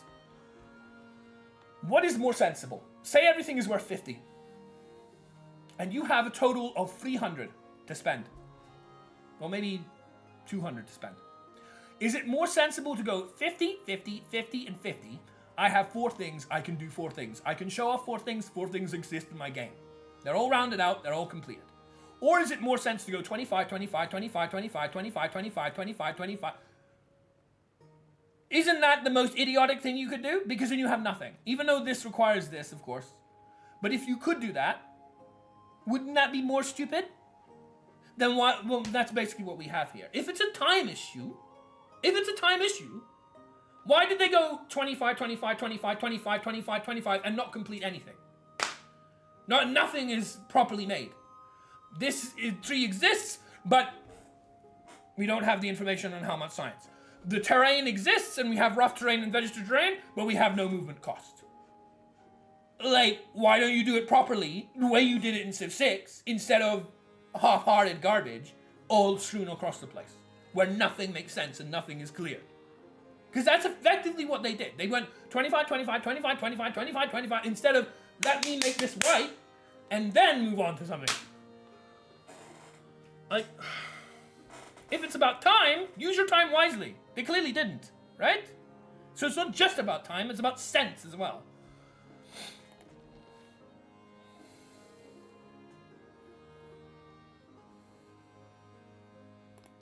That's really the point.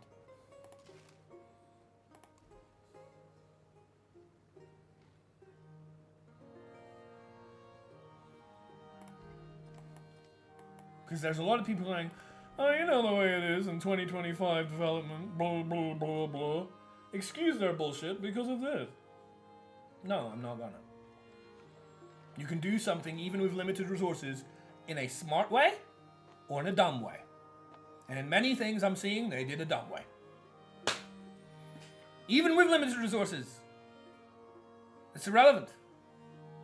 Okay, you only did half a game. Did you half the game right? Or did you do garbage? Right? It doesn't matter if you have only half the time.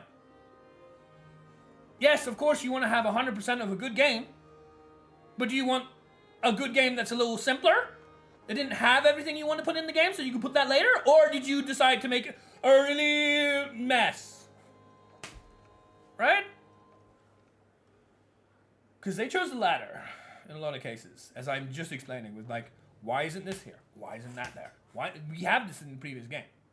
They should know the value of it. They made it in the previous game.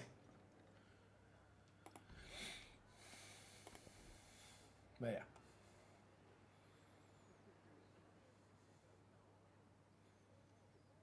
Maybe I make a settler. So that eventually I can take them over. Why can't I make settler here? What? Oh, the segment is settler. I forget that. We got a specialist settler who can make medieval walls.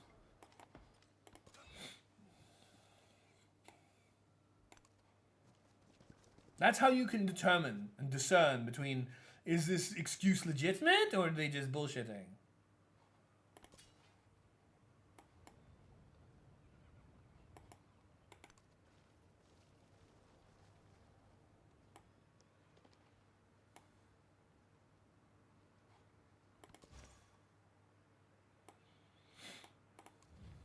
In one turn, we'll be able to convert this city.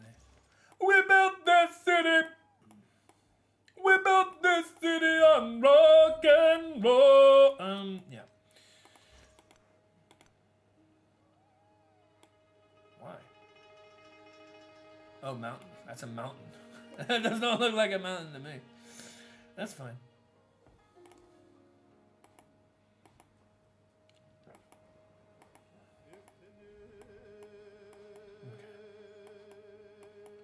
So, like, I'm kind of stuck.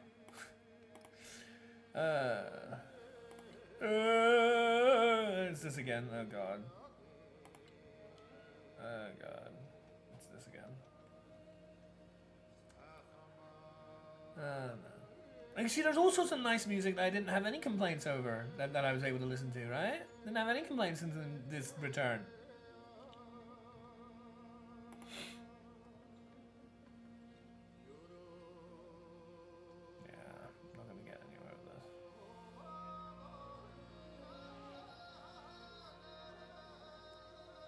I mean, that is another thing I could potentially do.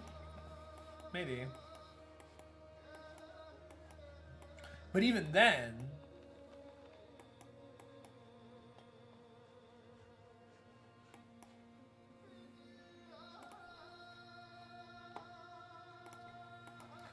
I don't want this. I do want it, not now.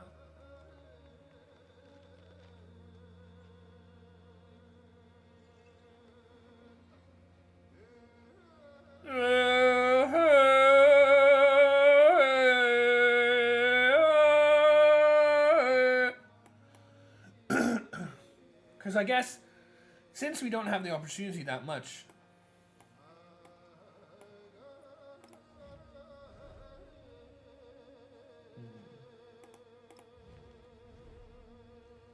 two times remaining. Yeah, 2 turns remaining. Because like I'm like I was bloody awful, absolutely awful at StarCraft. I had a friend of mine a long time ago who wanted me to get into StarCraft because they were in StarCraft. And I knew them because I used to go to the Magic to play competitive local Magic for a few years. And I tried playing. I could never win a game. It was miserable. I never won any game. I never won a game against them. I never won a game against anyone else when I, play online or whatever. It was sad. But anyway, something that I learned from StarCraft that they really like is making sure that they, and I concur with, is making sure they're using their resources in an efficient manner and not having stale build-up. And all this stale build-up of like 600 and 400, I'm like, I feel that, right? I wish I could use it in some way. And one of the ways to use it is, once this is done with her, I can try and alleviate my relations with her too. I don't necessarily want to go to war with anybody. Although, alternatively, I could actually go down that route and try to kill other settlements with a fleet army. Because I'm naturally not beneficial. I'm not in a beneficial position. I'm in a beneficial position for many other things. Like, I have a lot of mainland. But as far as distant lands, I'm not in a beneficial spot because I'm smack in the middle.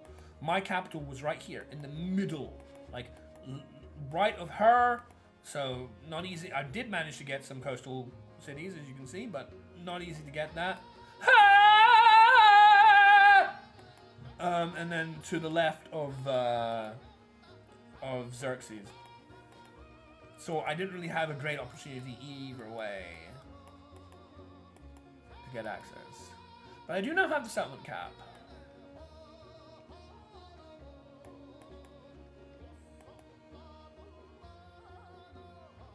Yeah, give me that Soakman and put him here. because that will, not only is this a good place for a city right here, because it kind of closes up this gap north a little bit. Because, you know, it's also like in this particular tile, you can get access to both of these. These two are safe. Reason why I know this is because, especially in this game, you can't choose to buy further than 3 tiles away.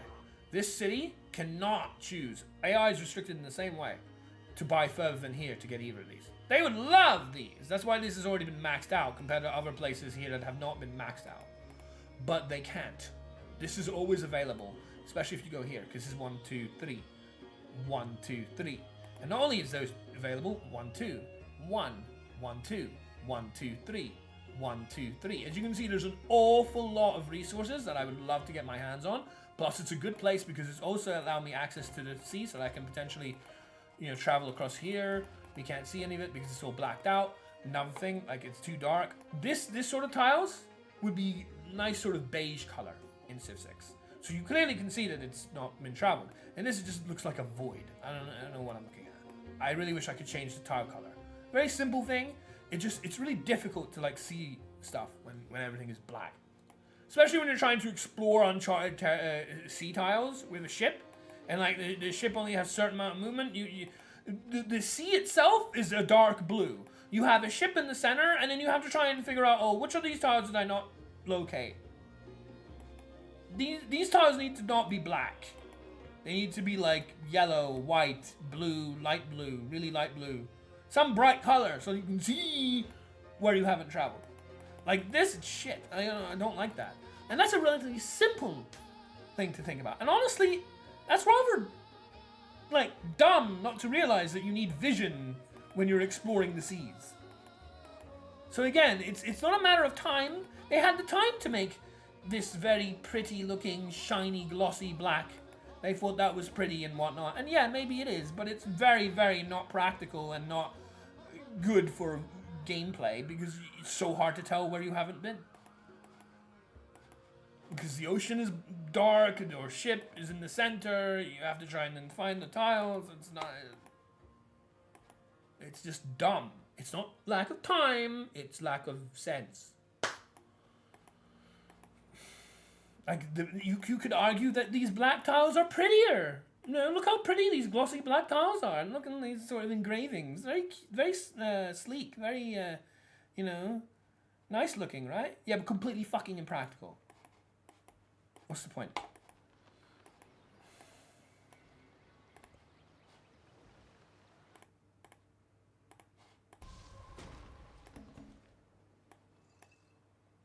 This is when it's maxed, yeah. I'm in no care to, you know,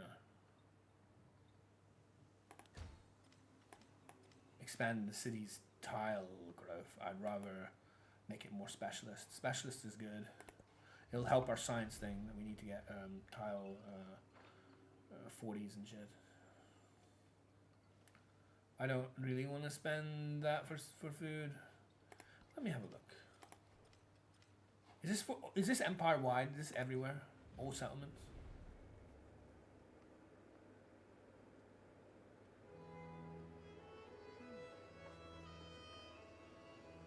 +6 per turn in towns for both leaders. So it's just towns.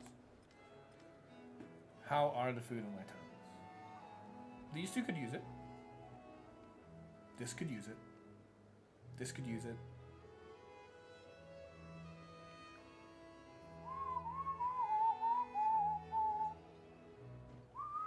Okay, I'll accept. I'll support it. Nice. So we get a bonus here. So that's another reason to have them as city-states. But really the big reason why I want them as city-states is so that I can convert them.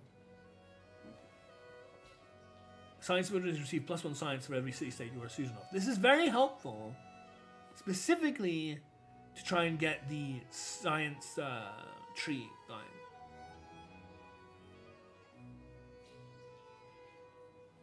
I really like the free technology though.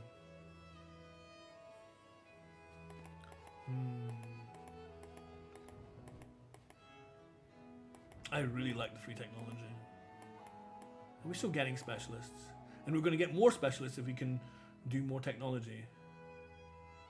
So actually, I really want this. The map was a model for, rather than a model of, what it purported to represent.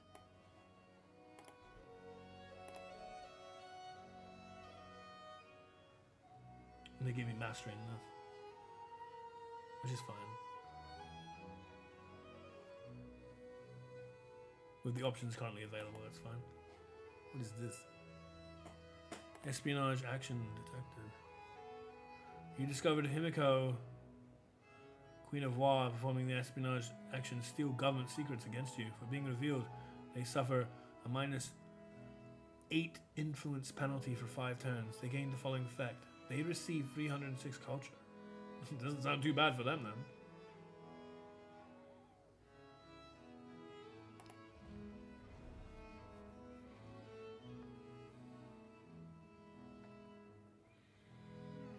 I don't know what that's supposed to give me.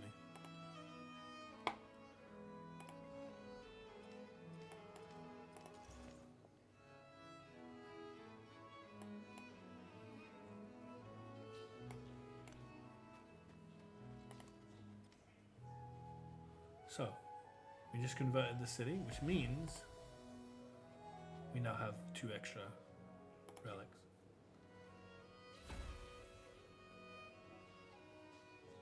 Great work, Amida Buddha has been added because of that. That's one of the relics that we gained. And we're going to gain another 4 relics by having this city be, or that barbarian camp become a city-state, and this barbarian camp become a city-state. Which is useful. We're going to have enough missionaries soon. We're going to be able to look at over here and see what's over here. And the missionaries, like I say, have an insane amount of movement, so we're going to have really good scouts out of them. I'm very much a fan. So I blow. No. I'm very much a fan of using units that aren't designated scouts to be scouts instead of actual scouts. In this case, missionaries are amazing scouts. You can just walk that way, huh? And you're going to be true to your word on that. This isn't the cliffside that you can't move past. You can do this, huh? Okay, let's have a look. Oh, look, it didn't say it. Wonderful. Ashoka. Okay, fair enough. We're good friends with Ashoka. Actually, I want alliance. I definitely want an alliance with you.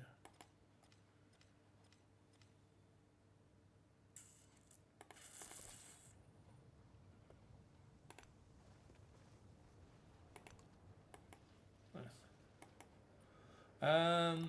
What is this? 1 turn, sure.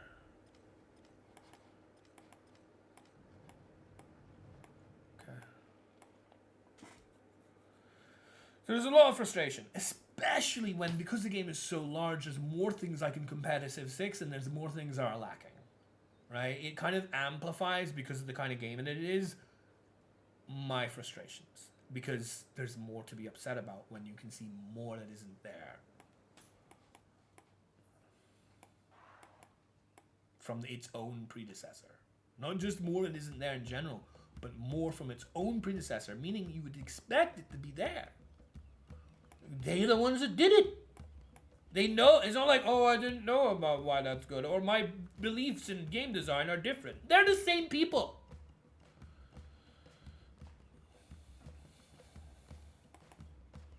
So it really makes you think, like, what are you doing? Surely you have the sense to know that this is important. You did this.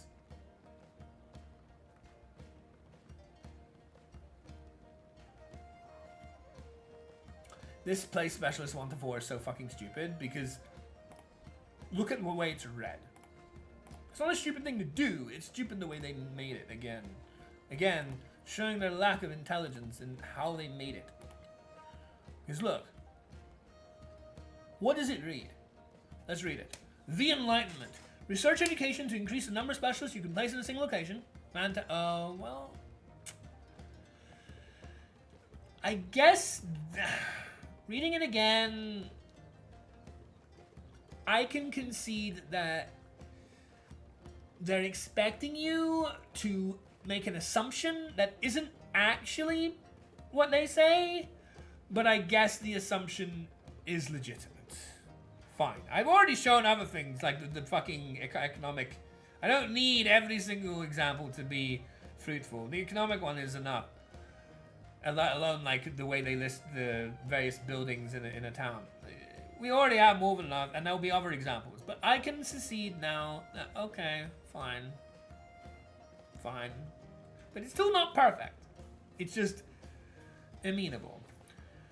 Research education to increase the number of specialists you can place in a single location. That's an important part. For the next part that says place 4 specialists in urban districts outside of city centers. To me, I initially read that on its own. Place 4 specialists in urban districts outside of city centers. And I placed one here, and I placed one there, and I placed one in the other place. But I didn't place 4 in the same location. That is not really stated there, but the previous sentence is kind of alluding to it. It doesn't count higher, as you can see, 1 out of 4 only. I'm pretty sure I have more than 1 specialist in my empire. It's not in the same location, because that is limited. So this part really should have this part included in it. Because that's what it means. It really means place 4 specialists in urban districts in a single tile, single location, outside of city centers. That's not what they said. But, you know. It kind of is. It's more amenable than some of the other shit, but it's still... That sentence on its own is not great. Because you need the previous sentence on to really understand what they're trying to say. They don't just mean put 4 urban specialists in districts that aren't city centers, which is what that sentence says. They mean in the same tile. Otherwise it doesn't count. Although, to be fair, I achieved this even without 4 in any tile. Because ultimately, this is like the working, and this is the goal. If you get this goal, even if you didn't do this working, it doesn't really matter. You don't need to have 4 specialists attained as a check before you can achieve this. If you can achieve this without that, you get it. It goes here. 5 districts, or 5 whatever tiles with a combination of 40 yield that are not city center tiles. If you have that, doesn't matter how many specialists you have. You could have 0. You're still good. That I do like.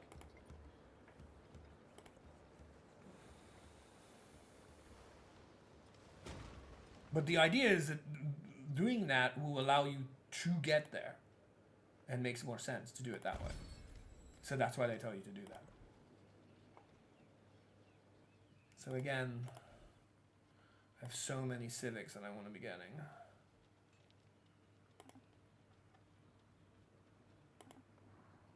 Bulk research. Research in progress. I see.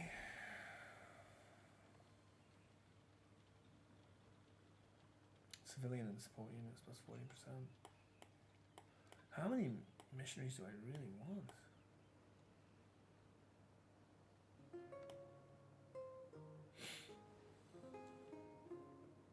I think I want the culture at least for now.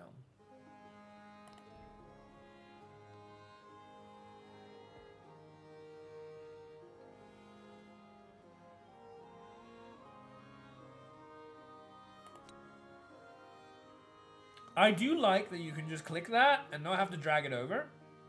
That's good. And I don't think that was something you could... Well, maybe it was in Civ 6. No, I think it was. Still, I'm glad they kept that. There you go. There's some positive for you. I know I am quite critical. It's a game I've enjoyed quite a lot, and I want to make sure it's something I can... Oh, no, that's not what I want. Because you're using the wrong unit. That's not the unit I want. However, that is a perfect example. I was about to move... unbeknownst to me, my own archer into their territory, and that would require war. And I don't want war. However, you know what's a good scout unit? a missionary, because you don't need to care about that. And they have 11 movement. An archer has 2. 11. 2. A scout has 3. This has 11. Why it has 11? I fucking don't know. Doesn't make any sense to me.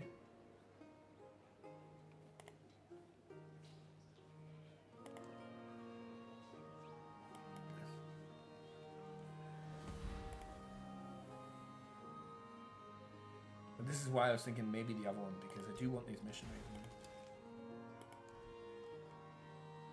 11 movement? I mean, who cares whether one is called Scout and the other is called Missionary? A missionary has 11 movement. Has 10 movement in the water. It's a way better Scout. It doesn't need to be called Scout to be a way better Scout. You know?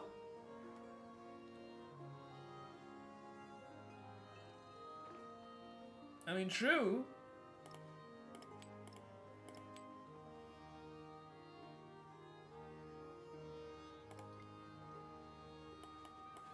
It's not called Scout. I don't fucking care. I'm using the unit that's best for being a Scout. People love Scouts. That's partly my irk with all this. People fucking love Scouts. I'm like... They've made Scouts a lot better in this game, I will admit. But even then, once you get missionaries, they are not better. Like, you can use a Scout with its free movement to, you know, make a really cool lookout post and maybe see some of the area behind and a lot more area than you would have been able to travel in a turn. Or you could just travel that with a missionary because you have 11 movement. A Scout is certainly not going to necessarily be able to run away from an enemy, but a missionary sure as fuck will. Plus, I'm not sure even if missionaries can be killed, because they certainly couldn't be killed in the same way. What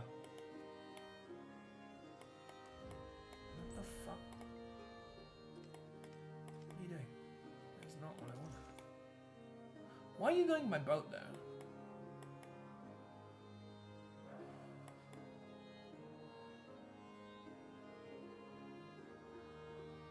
Really? Really? How does that make sense?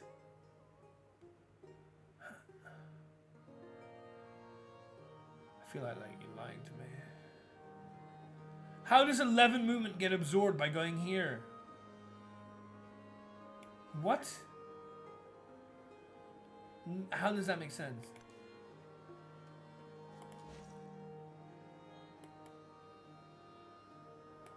That's insane. What? I don't get it. This tile costed me 11 movement to move across. How?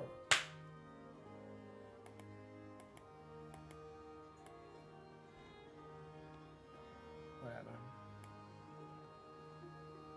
Does it have 11 movement, or is that just a fucking typo? I don't know, man.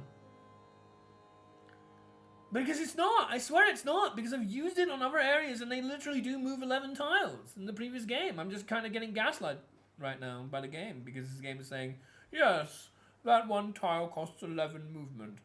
What are you talking about? This game, man. There's cool things and then there's a lot of like questionable... What the fuck is that? That's a joke, right? You're joking right now. What is that?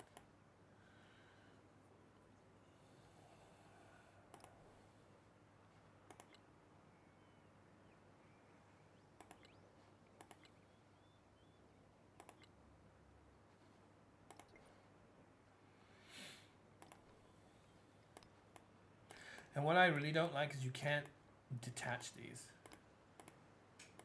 If they found a slot, that's it. They're locked in. At least with the resources you can unequip them, but you can't unequip them. They're forced in. Because I don't want to trigger the age progress. It's already 14% and I haven't even started half the damn things. You know? Like, it's just, please don't do that. Thanks.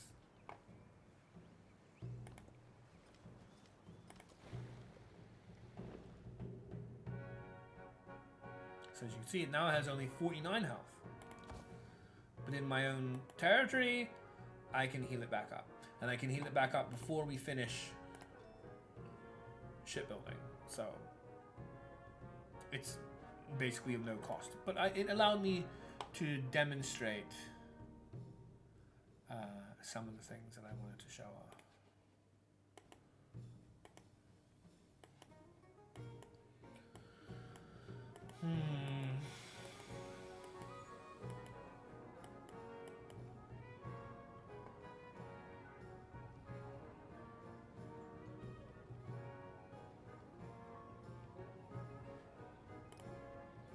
But yeah.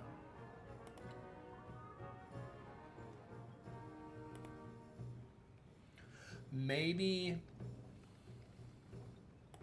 I destroy 3 cities to capture 3 cities that are made by other people.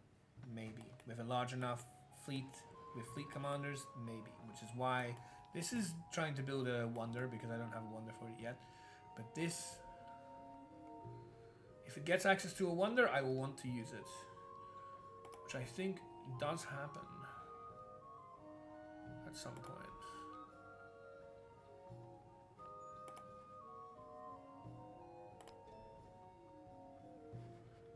I don't want to veer off course on that. Do I want to veer off course here? Not really, right? I want that settlement limit after all.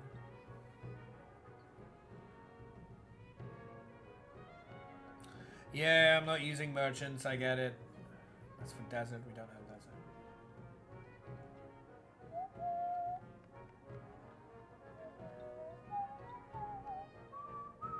I kind of want this. Oh, the House of Wisdom, of course. Yeah, yeah. Once this happens.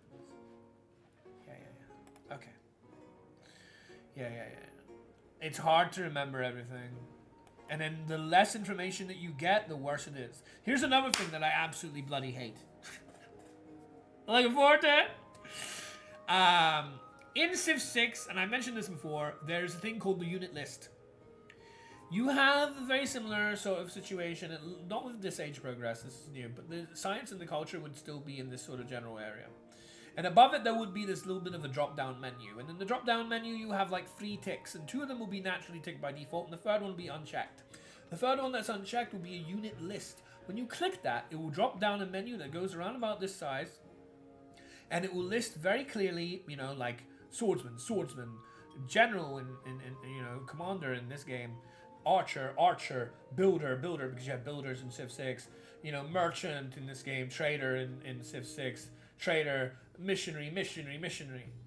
And then with each one of these units, you can click and be immediately taken to where that thing is. So you're like, I don't know I had this. Oh wait, this guy's asleep? Why is he asleep? Let me go find out. Click on it, know where it is. Exactly. Immediately. Bish bash bosh, you're done. You see it immediately.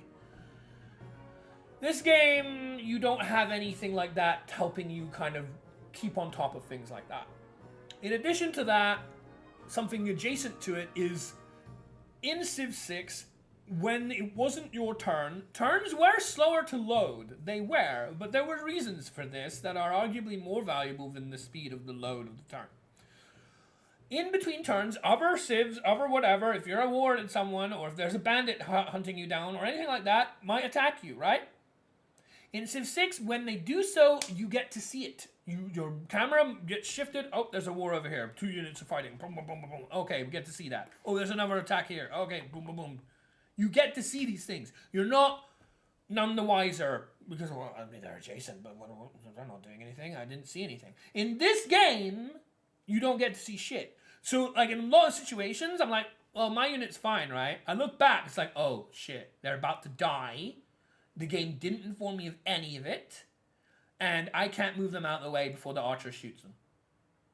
And kills them. That is garbage. It needs to be a method for me to be aware of when I'm being attacked. This game doesn't have that. Something is absolutely vital is knowing when you are being attacked is not something that is clearly done in between turns in this game. Which is, like, What do you mean you're not being given information on when you're being attacked? Isn't that like Rule 101? How to build a Civ? Make sure you're not dead? Like, what the fuck is wrong with you, game? And by game, I mean Firaxis developers. What is wrong with you? Why haven't you given the players clear indication when they're being attacked? Like, you know, you sent someone automatedly to walk and explore an area that you didn't know before. But, oh, lo and behold, there's some bandits here, and they're going to attack you when you do. In Civ 6, as soon as they do, oh, okay, well, I'm being attacked, better retreat.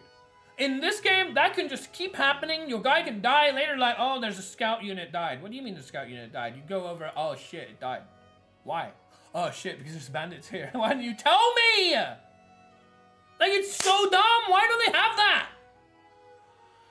So, what I propose, if they don't want to do it the Civ 6 way, which I think was perfectly fine, but yes, it did make loads between turns slower, but there was really good reason for that, is at the very least, have some sort of, like, drop down, like, maybe even here, if you don't want it in the way of this shit, I don't know, something that allows you to pop up and it says how your units are doing, right? And it shows you maybe their healths, and it shows you things, or even like a separate tab to that in the same box. You could have like Archer dealt 15 damage to your settler in turn 74. You know, just listed in a line. And like, oh shit, that happened. Let me go click on that, and then when you click on it, you go to the area where the Archer shot the settler. Is that so hard to think up? I thought that up in like 5 minutes. Certainly didn't take me months to figure out. Or time required. Like, if you don't want to do it the load way, where you do it in between turns, at least have a box that tells you what happened in between the turns, that gets updated as the turns pass, so that when you have something important, you take a brief perusal. If there's nothing added, you don't need to worry about it. Once something gets added, oh, what did happen? You look at it, you click on it, you see what it did. How is that hard to understand? Like, what? There's so much lacking in this game. There's really cool shit. I don't want to, you know, go away from the fact that there's a lot of stuff that's keeping me playing this game, and I still have hope that I can make good content in this game, like I did with the previous one. But holy fuck, there's so much shit that's missing. So much. Anyway.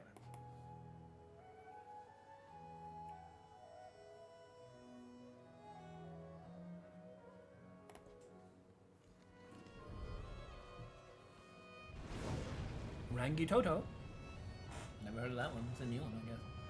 Well, that's just a volcano. Was there thunder and lightning coming out of the volcano? What is that? I worked my wits and thoughts about shapes and figures.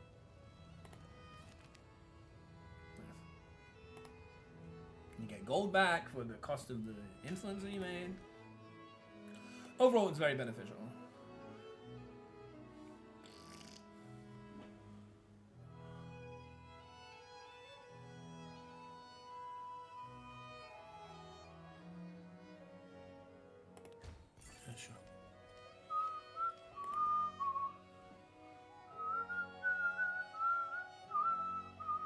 Plus 5% gold for every city-state you are season of. It's quite good. 10% gold for that city. In the capital only. These towns are arguably where I'm making most of my money anyway, so arguably this is a bit of a, you know, this is a red herring, this is a bait. Gold building, receive +1 gold for every gold state, city-state you are season of. Now, I really like this again because this will help get to that 40, won't it? So while I like the plus 5% gold for every city-state you're season of, because that could really boost my money output in general, as you can see, I haven't really been using my money because I'm saving on it or whatever. Yeah.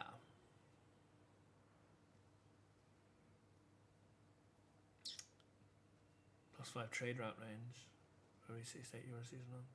That could also be really powerful. Because some of my cities aren't actually in range. You know the southern towns? They're not in range of the rest of my settlements. Yeah, I think that's more important. I worked my wits and thoughts about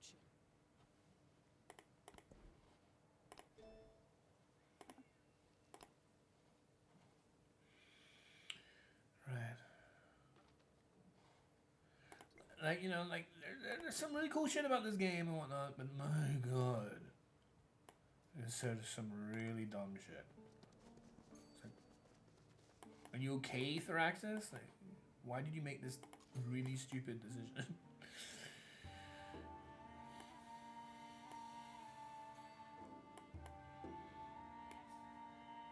Are you sure that's one? Let's test. Alright. Why not? Why not? Was it? I don't know. You tell me.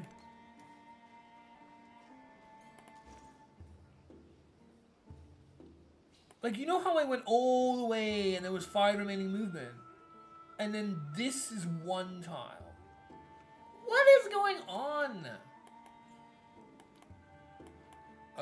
This doesn't make sense. It really doesn't. How does 11 movement get consumed by this 1 fucking tile? How?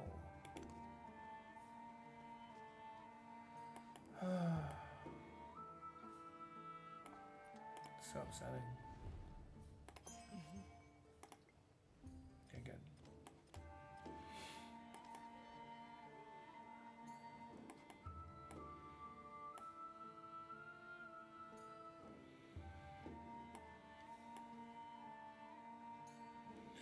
So I'm making a fleet commander. I'm also going to be making boats, and I'm thinking that I'm going to use my money filling up the fleet commander when I hit 1 turn before this, so then they can all go together.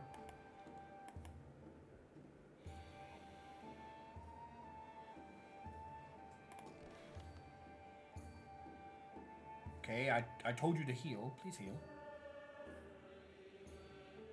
Yeah, I see, like, there's some a cappella tunes that I don't find necessarily obnoxious, but I find them hilarious. Like, this is the Early Birdie song to me. Early, early birdie, who found the early birdie? Like, it sounds like she's saying, or they're saying, early birdie. Early birdie. Early, early birdie, with the wormy, let it get ye, for being the early birdie.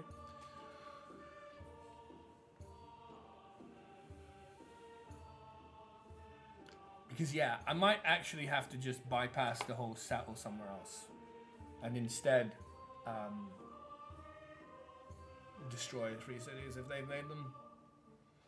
Early, early birdie. Right. The social pact ensures that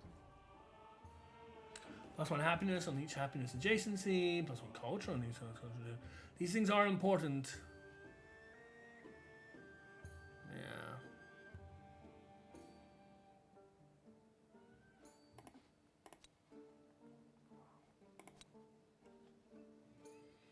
Early, early birdie.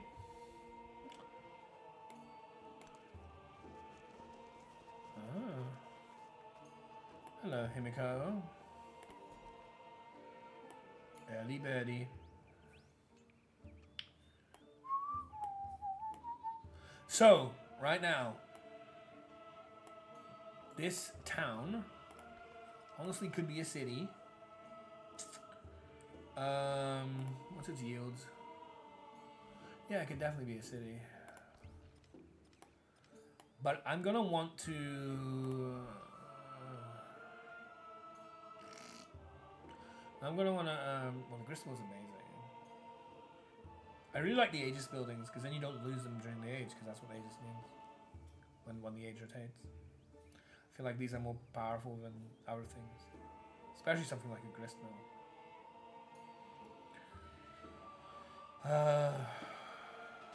But, I think I want to convert it to a city. Yeah, I think I do.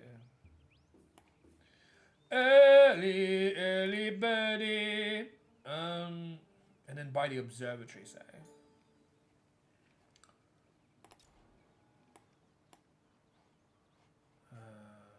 +1 science for each adjacent resource. +1 science for each adjacent wonder.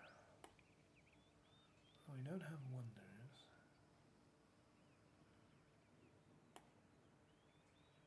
Not yet, anyway. Go here. So now we have a science building, which we could combine with a university, potentially. But, if you remember, we are needing to grow the city. Before, we didn't have a blue tile that we can add a specialist in. But now, because I bought the observatory, which is a science building, then I'm going to want to try and pump up to get that science bonus, not only for the text, but also to, you know, get the specialist that can then boost the tile to maybe getting 40 out of it. We can do this. Oh, we can do it again. Oh my. Oh dear. Ah.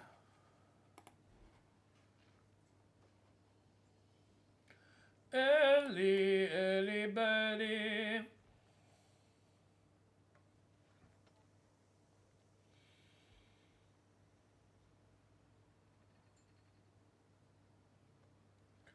Maybe we can buy the grist mill, put it here.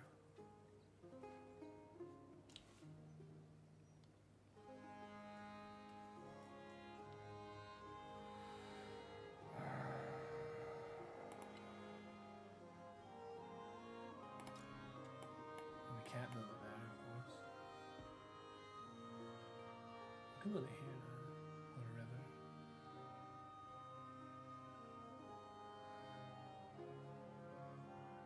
The reason for this, yeah, it needs food. It's 16 turns to grow, so it actually needs the food as well. But also, this is where we can put our second specialist, potentially. Yeah, we can definitely do that. And we can also get to this time. But actually, because we have the resource, now we can just hit this resource. And we can take this as well. Early, early birdie.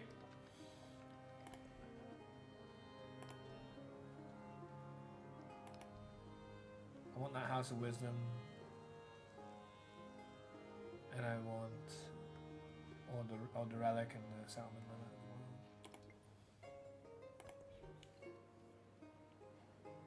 So I don't mind early birdie. Early birdie's funny.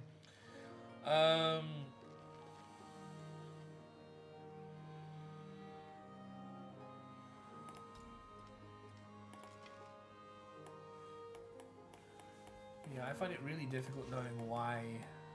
Why? Why? So I can move this far, but I can't move more than this? That doesn't make sense.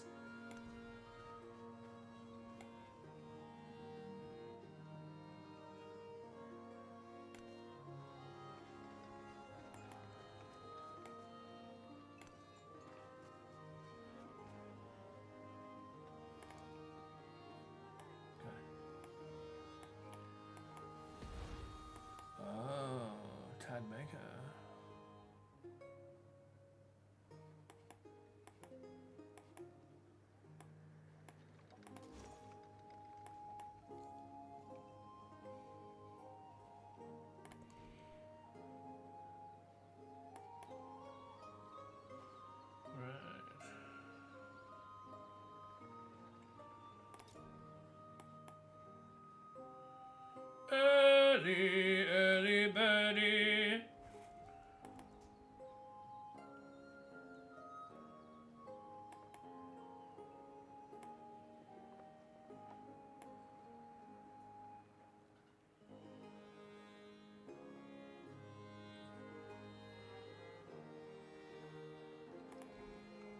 That's what I want.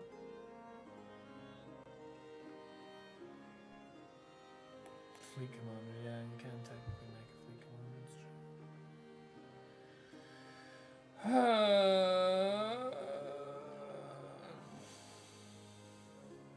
Yeah, I do want this stuff.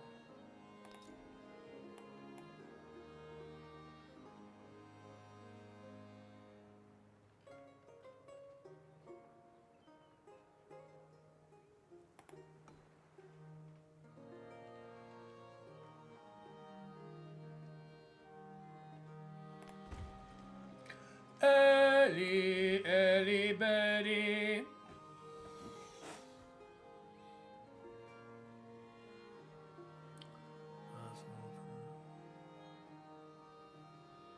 But you see how I'm already like making several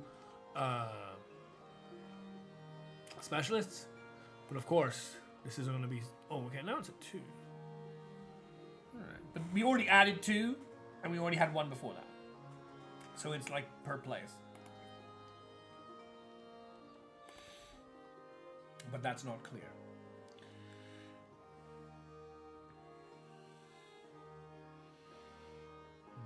Yeah, the observatory. And the gristmill.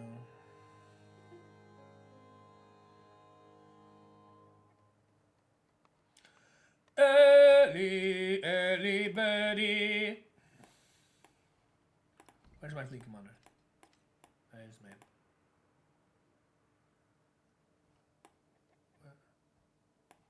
Here. Do you see how difficult that was to find?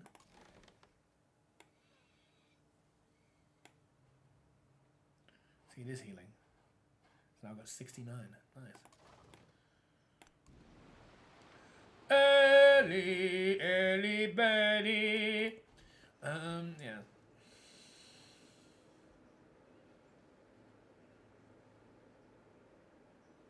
I really like the early birdie song. Cause it's hilarious. The gristmill. For some reason you can't build an observatory. Why? You already have it? You already had it. And I already put a specialist there, yeah, of course. I'm gonna need access to universities for many reasons. What are the universities?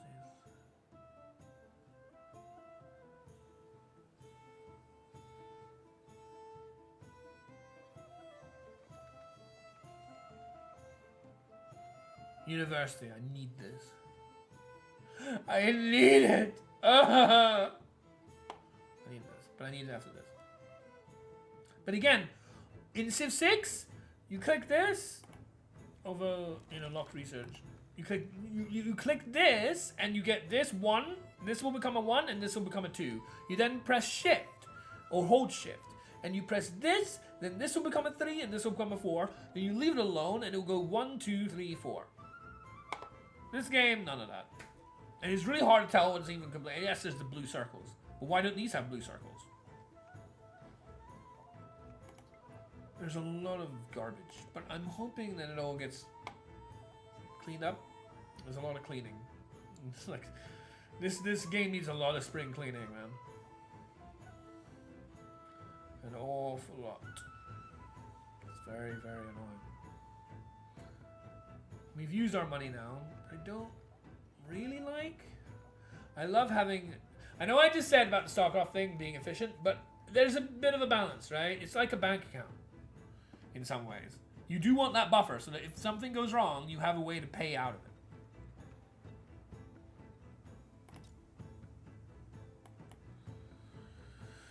it. Brickyard, yeah, it definitely does. Well, I don't have any more. Early, early birdie. I want you to go to Tadmaker. I'll just trust in where it wants to go, being the fastest routes. Movement doesn't make any fucking sense.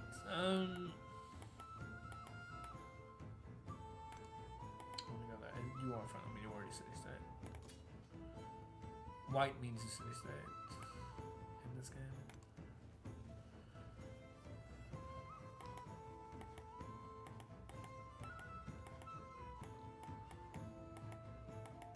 This land is fucking vast, man. You just can't cover it all. Which means you have to kind of prioritize if you can. Since my settlement cap's already at max. Not that the settlement cap seems to matter, but I don't want to get in the habit of not giving a shit about it. Simply because I expect that in the higher difficulties it will matter. And then I will be without it. It's kind of like those things in Tekken.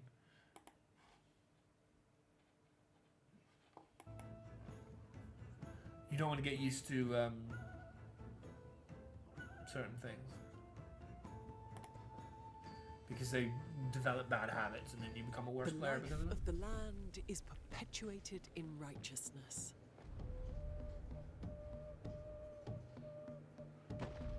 Kamehameha. Man.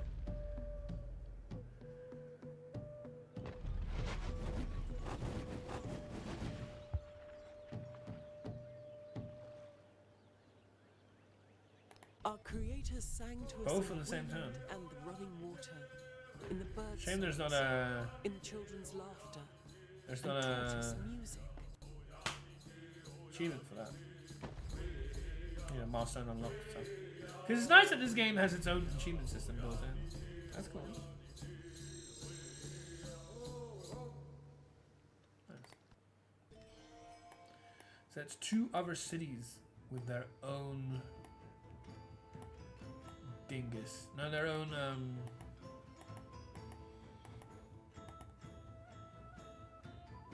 you know, thing. Their own wonder.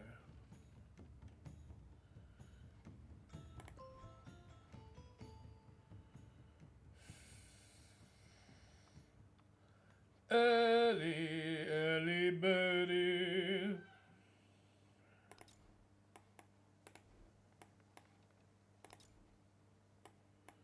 Okay.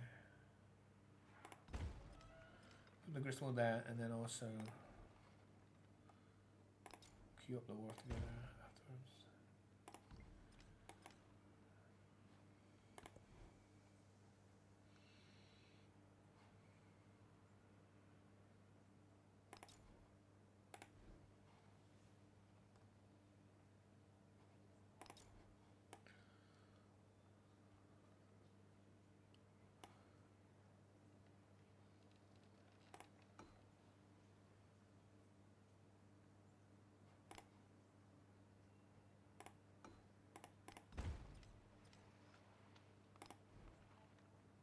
Yeah, sure.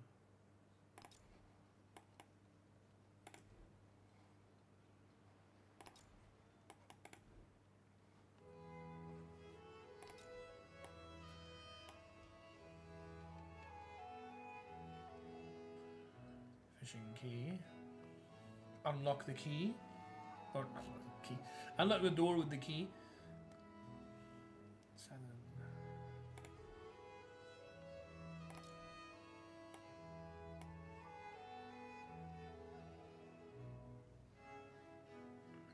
I'll build over the fishing door.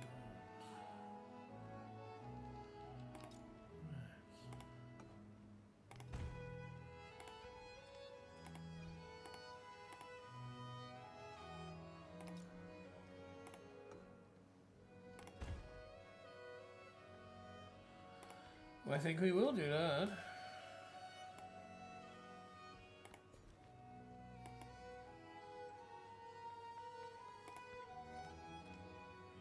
I see. I see. I should.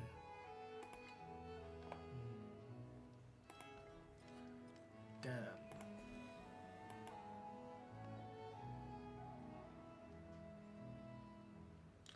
Don't have the money to make this yet. But it's going to get another population very soon.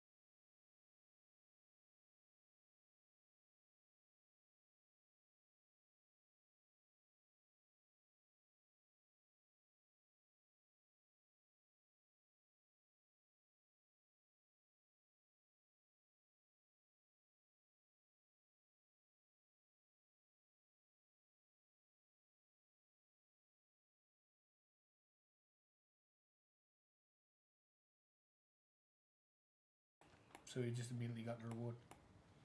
That's nice.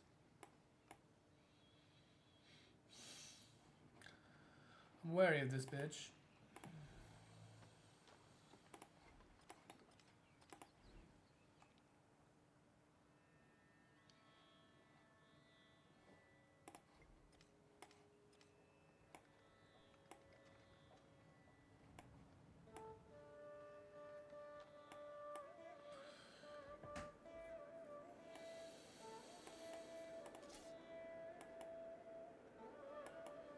Seems like it's quite neutral.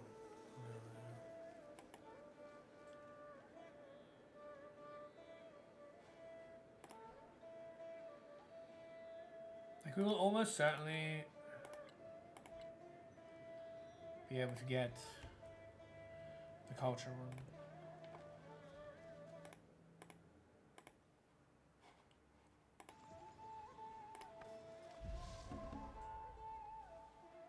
Oh, that's annoying, isn't it?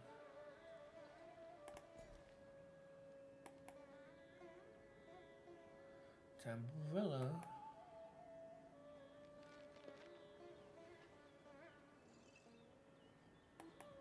Do you not have a...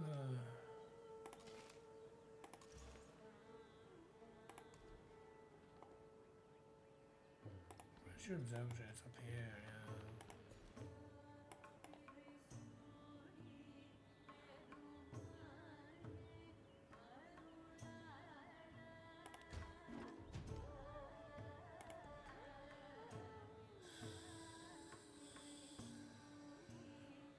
This doesn't do anything with them.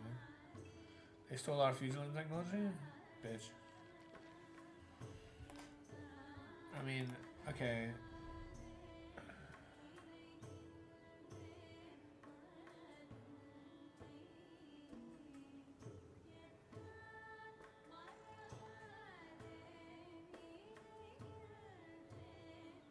Do you not have a way to say not interested in like the counter spy them? I guess I have to get the civic first. Yes.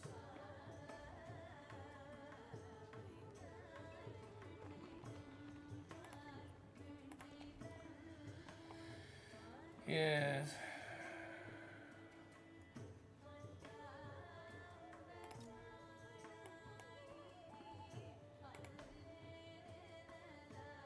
Why can't I have a wharf?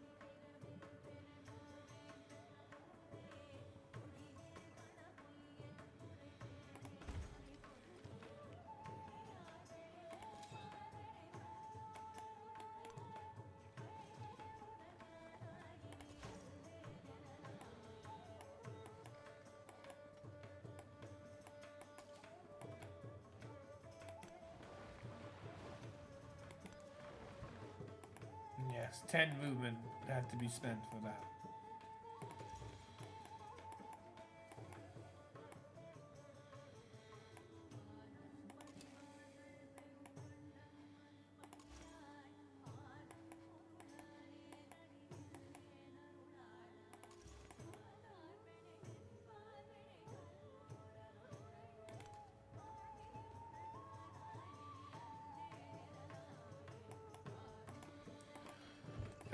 It's gotta be explained because that's really stupid. You can move this far here. That's great. But alternatively, you can only move one in some other situations. It doesn't make any goddamn sense.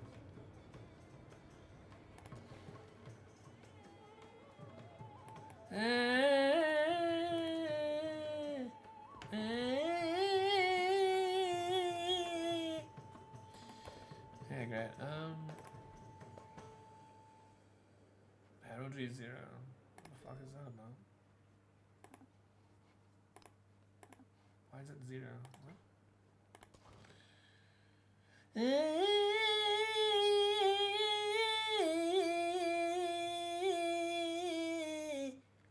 Uh-huh.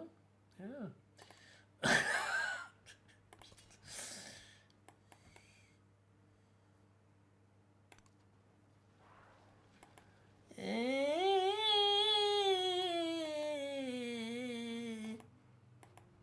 Indeed.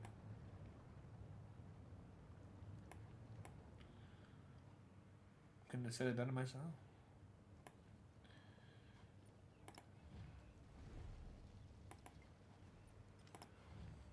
Except for the fact that what was said was better nonsense.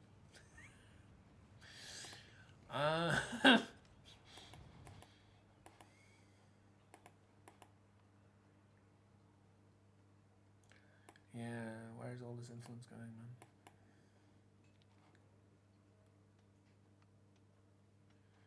Heavy archer.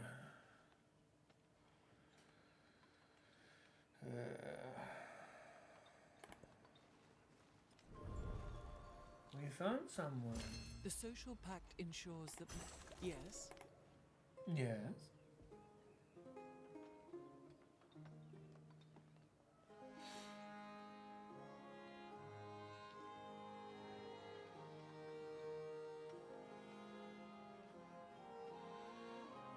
I don't care about any of that.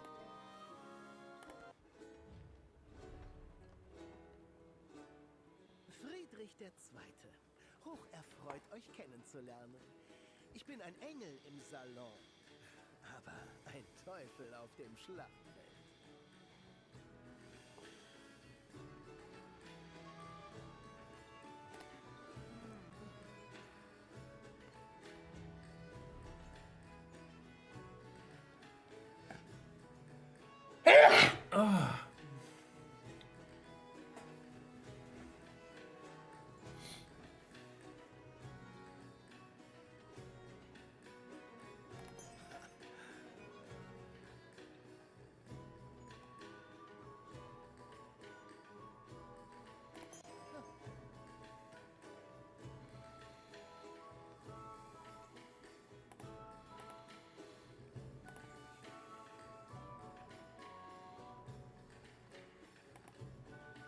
You're from the other island, huh?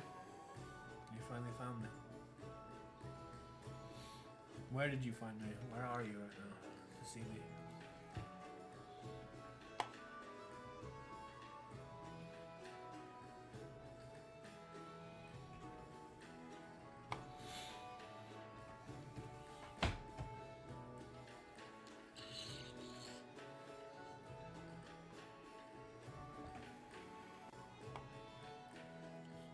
Also, it appears they found someone else first before me on this side.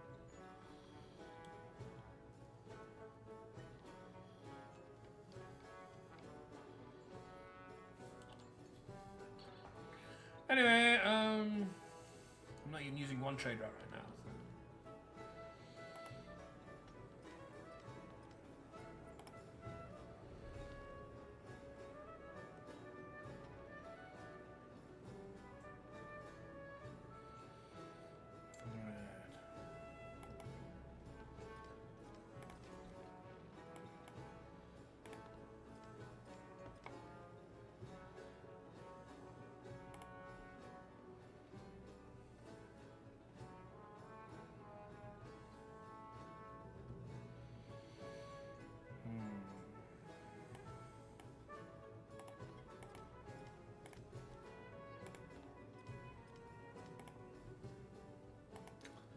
I would like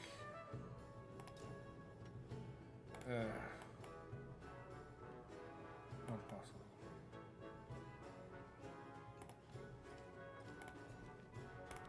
So weird.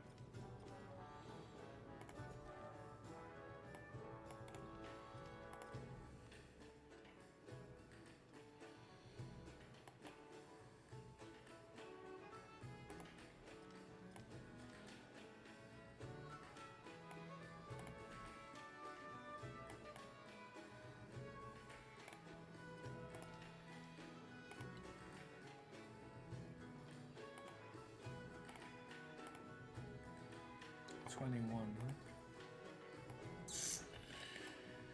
That's considerably away, unfortunately.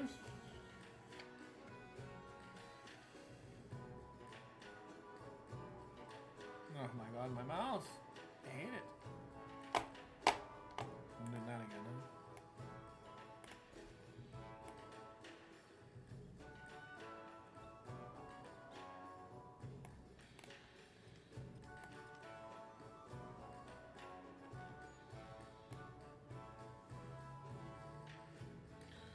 Miko found their way all the way up here, huh? Merchant.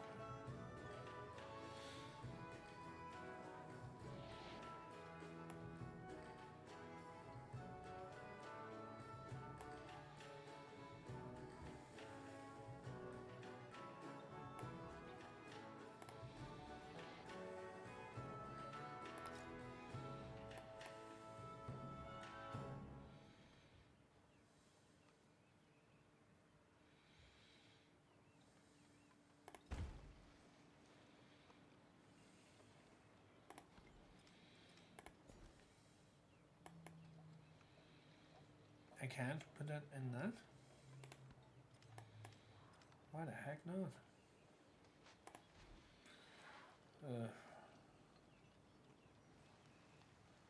Whatever.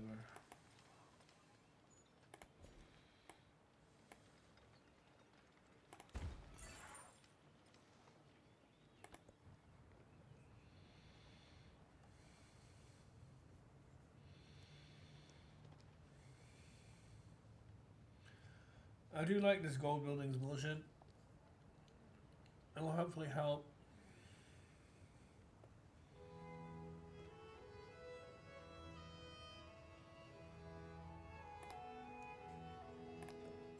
Yes. Yes.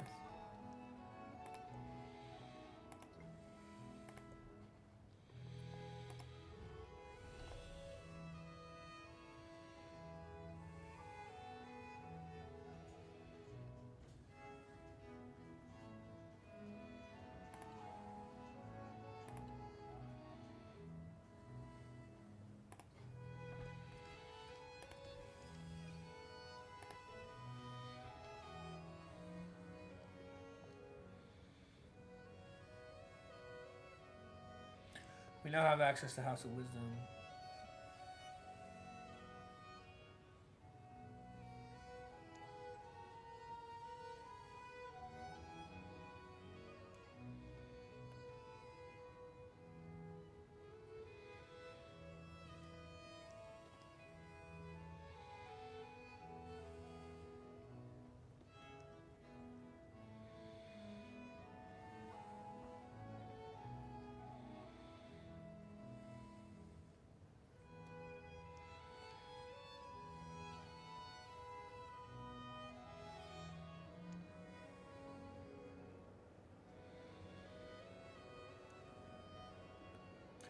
This of course gets us the merchant.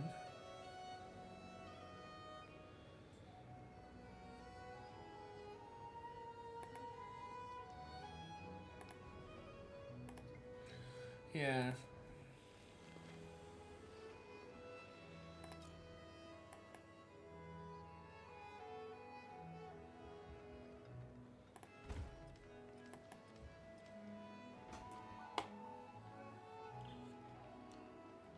So I'm hoping maybe the combination of Gristmill and the Wharf might generate ourselves some value to be enough.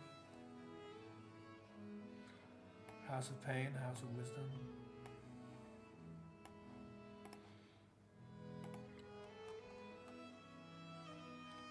We don't have any wonders yet.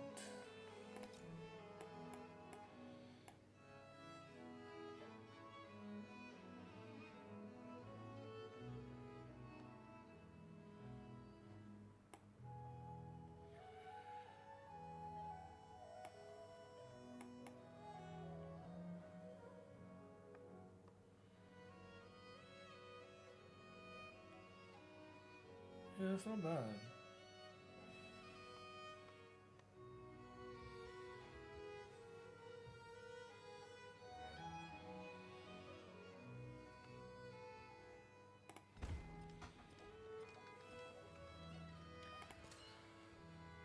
That's not bad.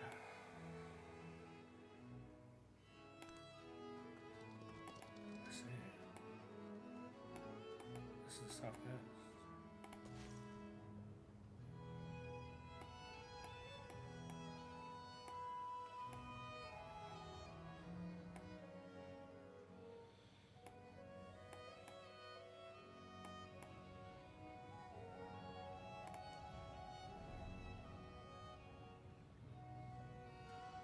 Yeah, you're ready.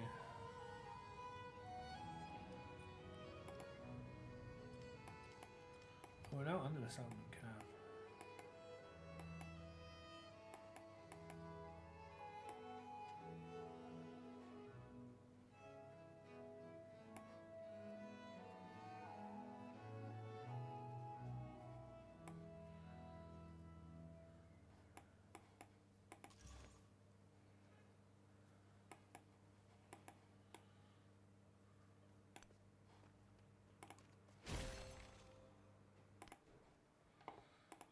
So, unfortunately, we have acquired that. I don't really want to advance by that for the turns.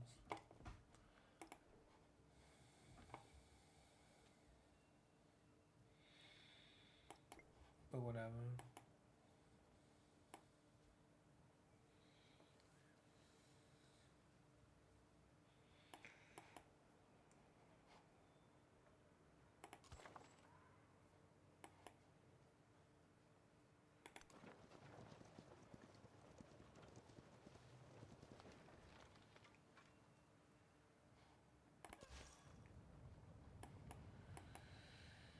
Yeah.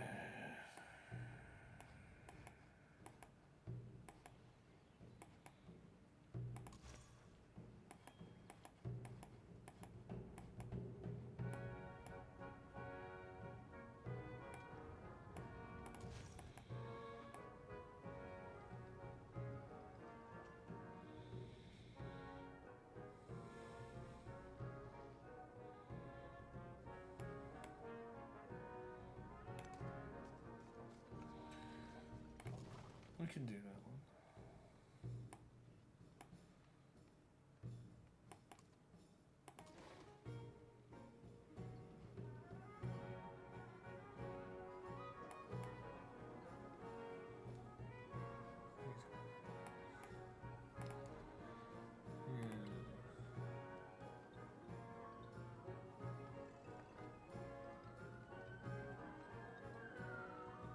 Why can I not purchase?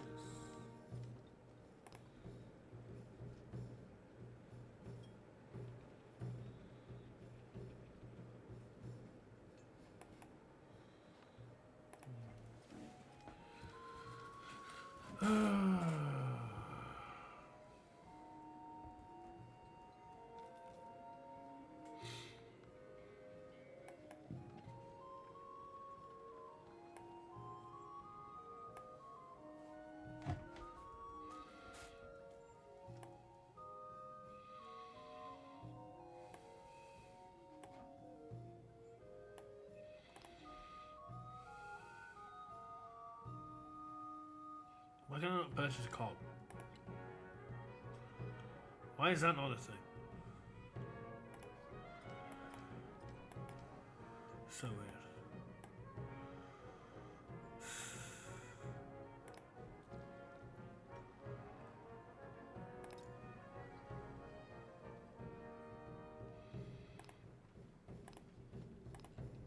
Nice. So there is this button that doesn't show itself until you look.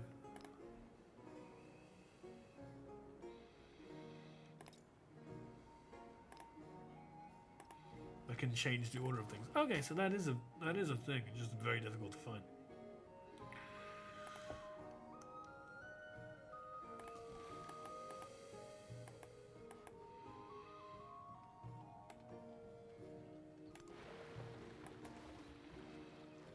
Perfect.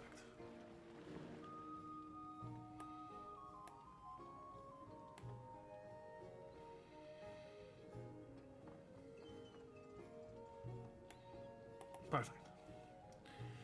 Yeah.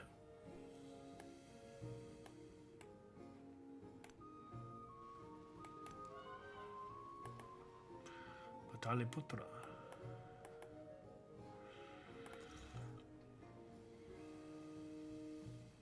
No?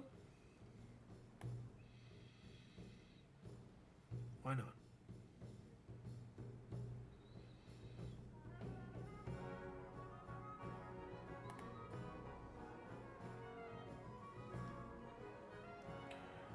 Why can't I spread religion here?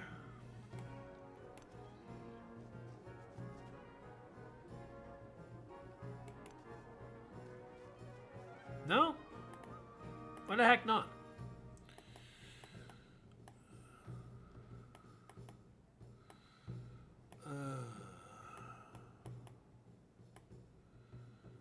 God damn it.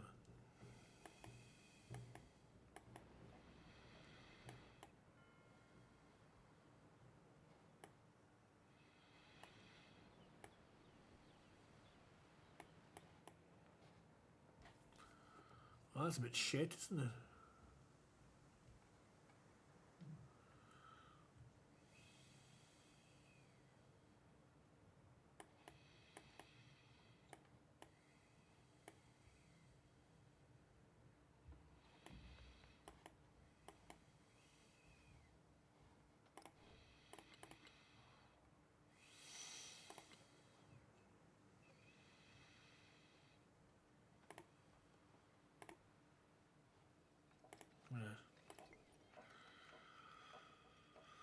Oh.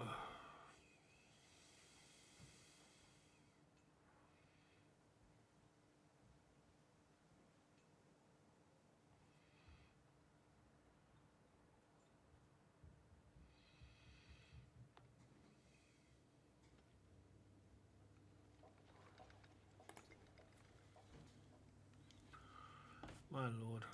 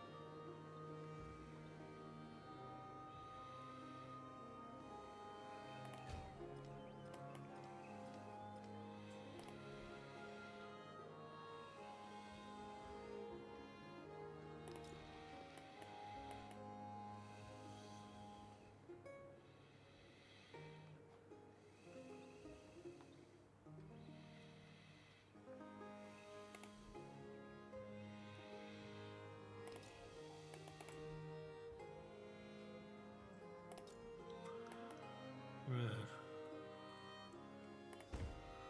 Yeah.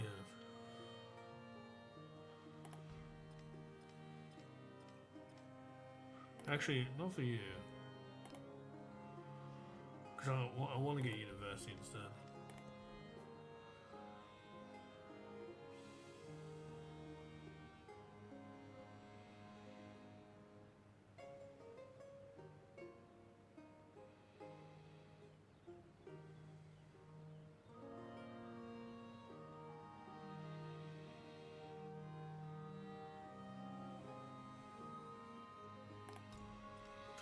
I'm going to want another missionary at least. Well, this is kind of balls, isn't it?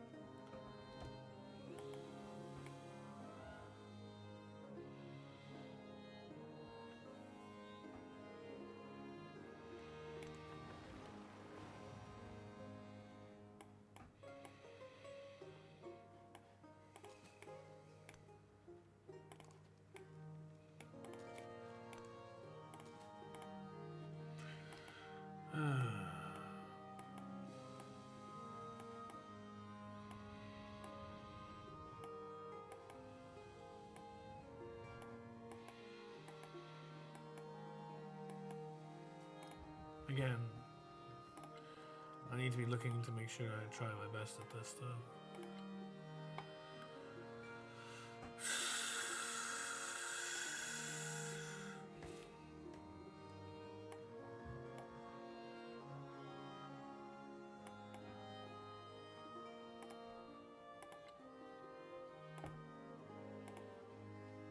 $22 out of 40. Why don't you tell me which ones they are?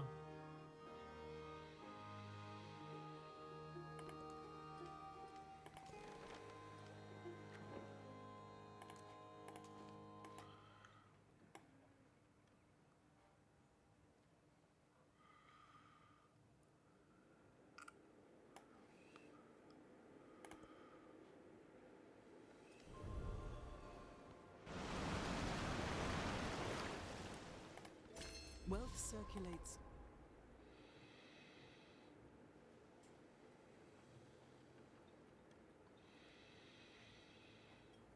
I don't think I care about either.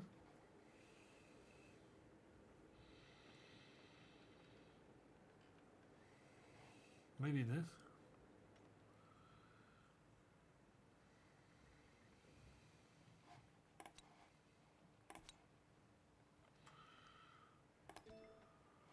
Maybe that has helped this.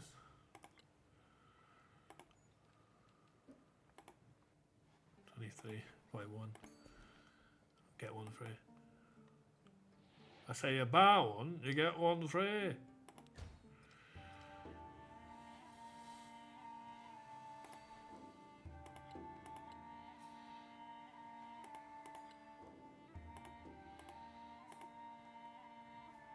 Still on 23.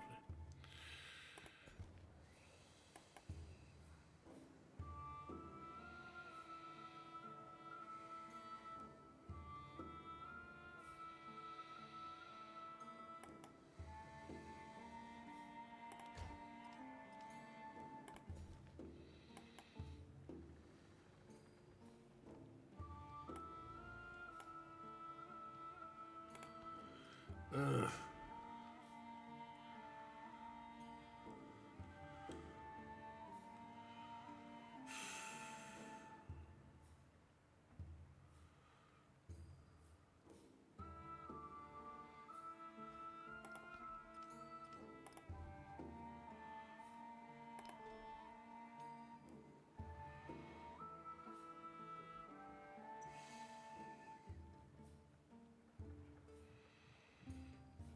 What's it place in desert, huh?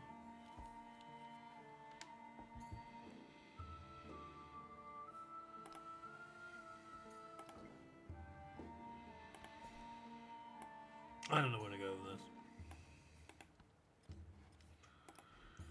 I need universities and shit.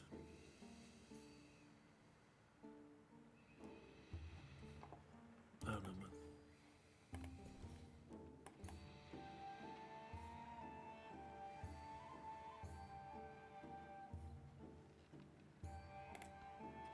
Observatories in progress. I see. Fuck. Ah, shit.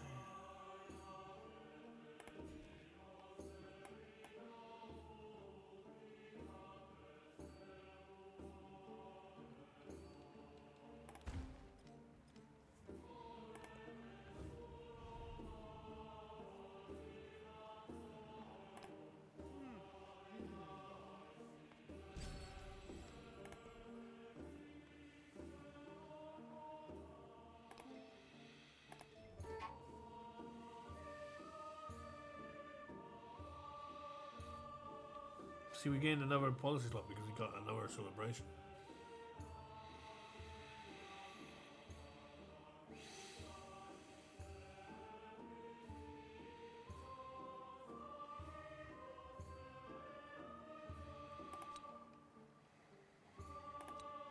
I don't know if I need that anymore.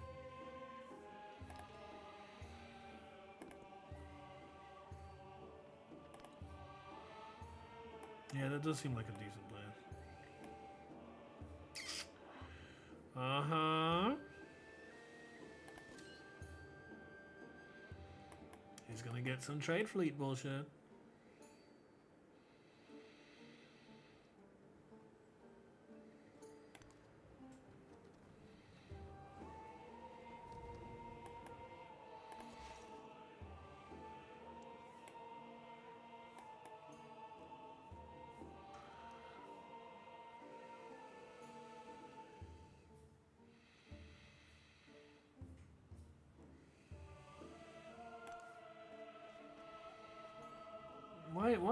Why this is...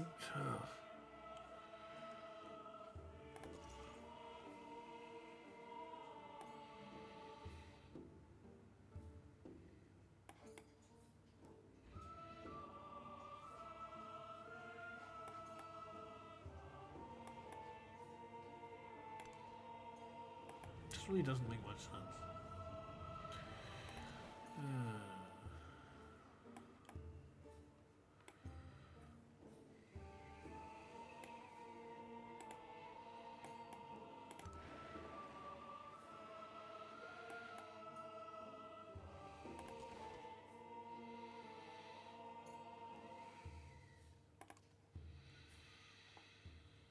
But yeah.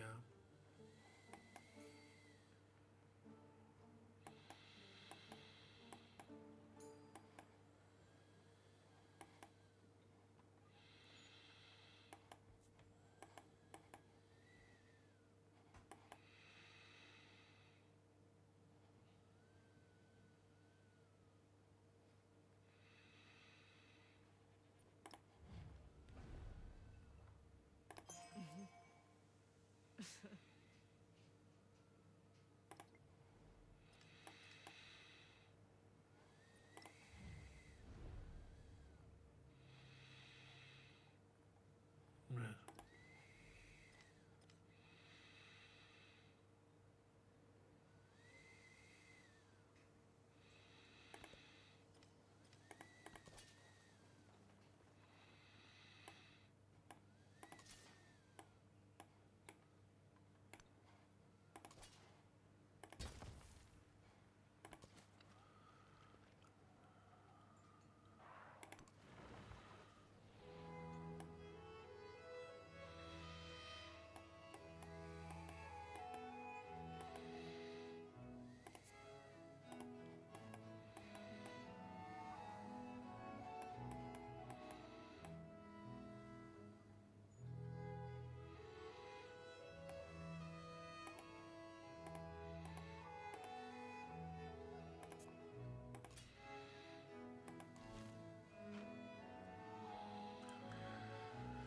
I'm gonna need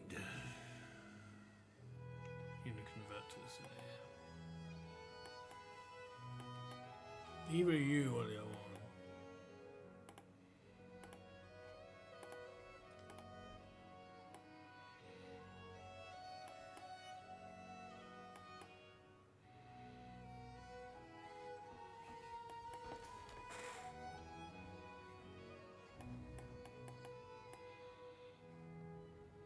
Where the hell? There.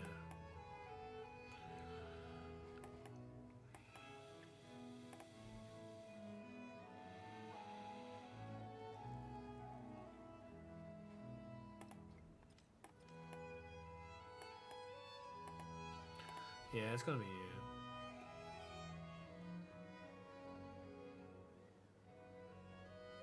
Oh, you are already a city. Never mind then. Because you're a city that's in the other continent, Demacia. Which is important for the next era when we're doing the relic stuff or whatever the fuck. So that we can study it in both. It's okay man. It's fine.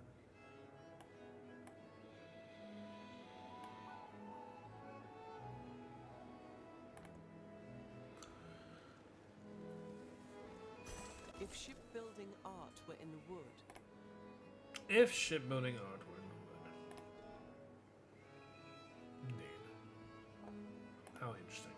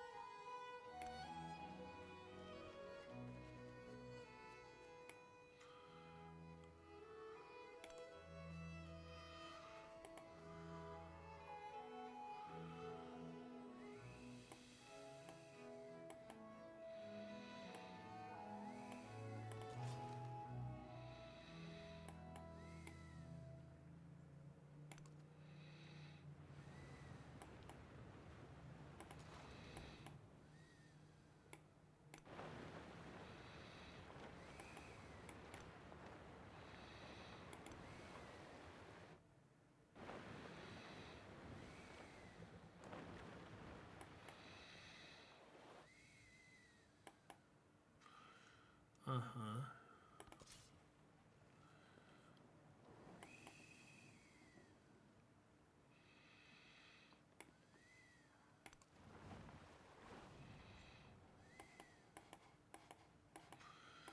So what if I was able to dispatch?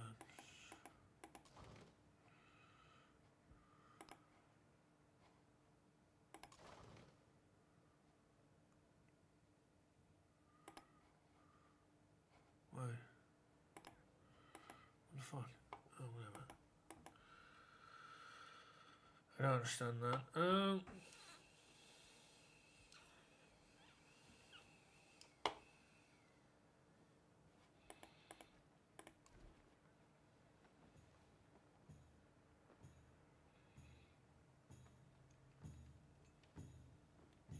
What the fuck? Oh, Carrick.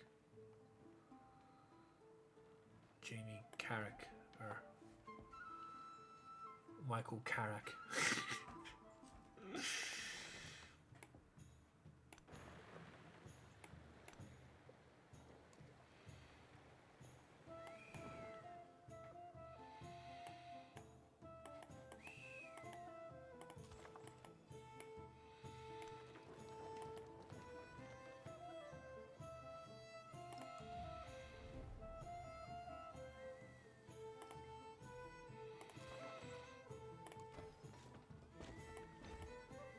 Feckimp. What the feckimp?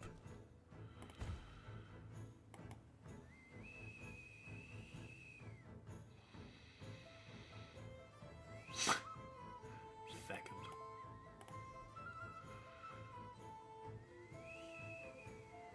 Why can't I just buy ships here?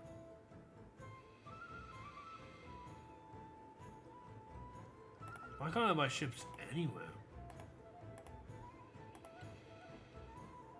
Oh, so it will allow me to do that. Okay. Fine. Then we need to make you a city immediately.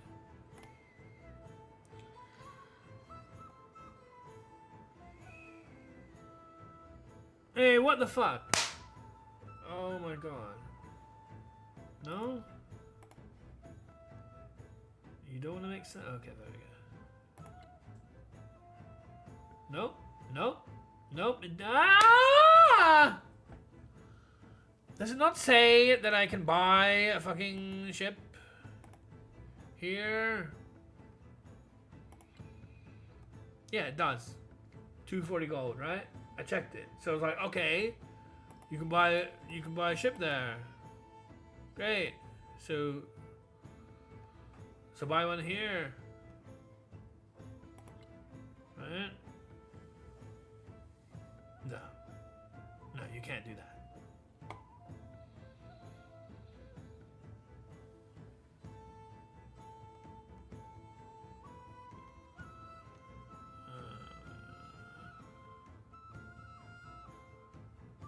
That is so horseshit.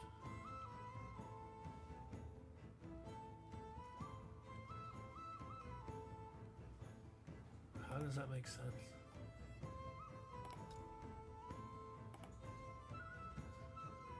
Oh fuck.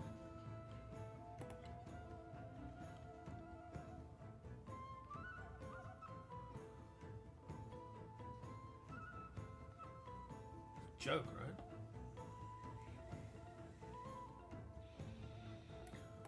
That is a fucking joke.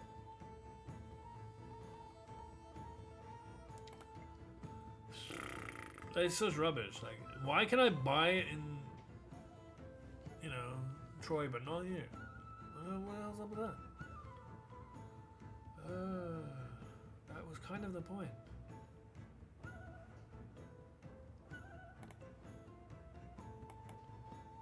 So annoying.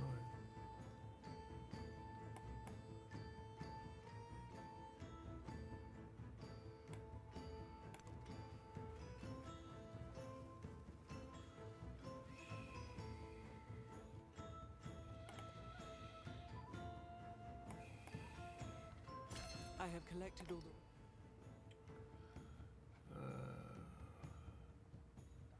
the... 30% towards this, yeah?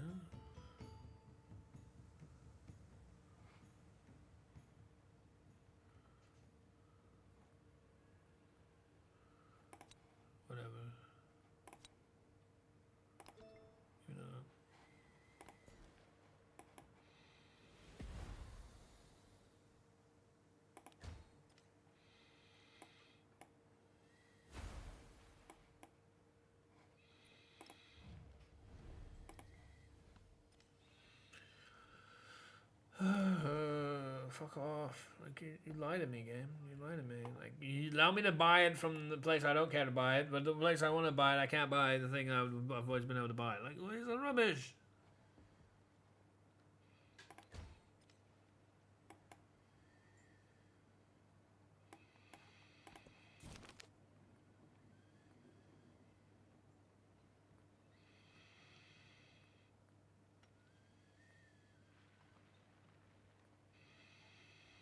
Emphasize Ren and Stimpy. Emphasize Yi. Emphasize Lee. Bruce Lee.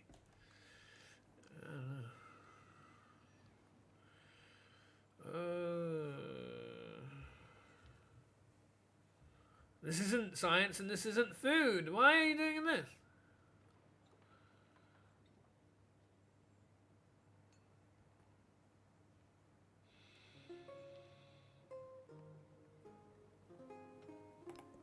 Take on.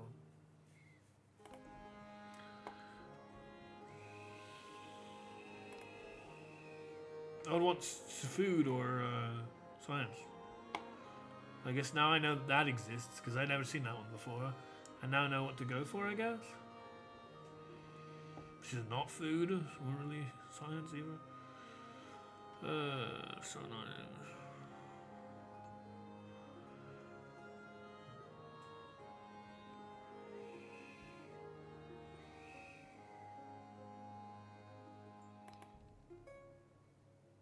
Sure.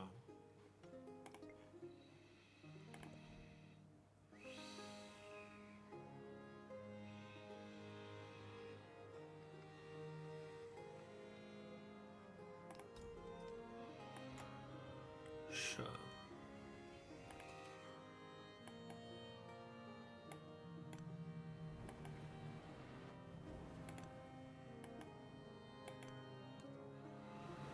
Sure.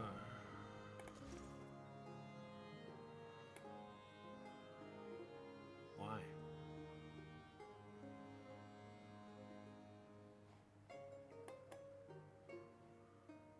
This is fucking rough.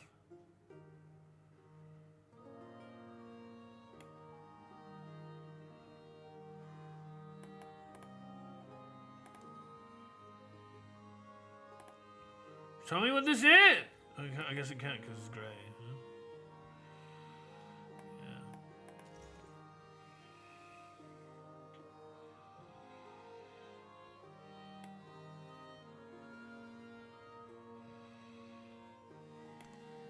Whatever. Doesn't make any sense.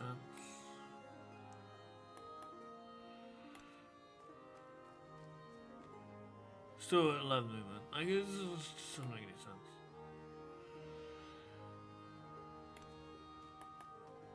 Gordon.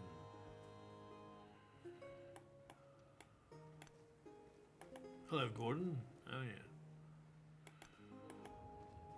I'm Adrenaline. Nice to meet you, Gordon.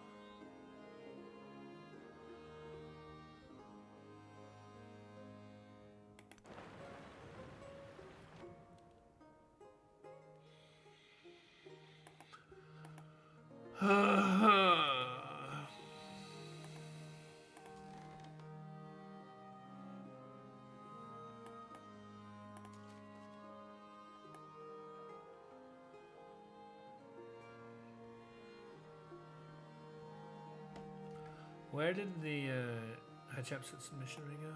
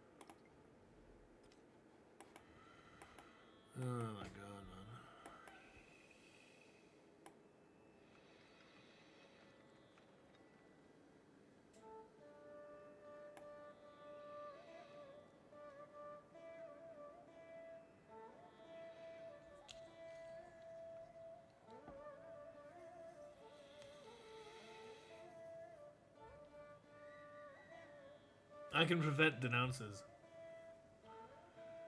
with influence. He's quite nice. The master and a What the fuck is this now? It's a settler in the middle of my land.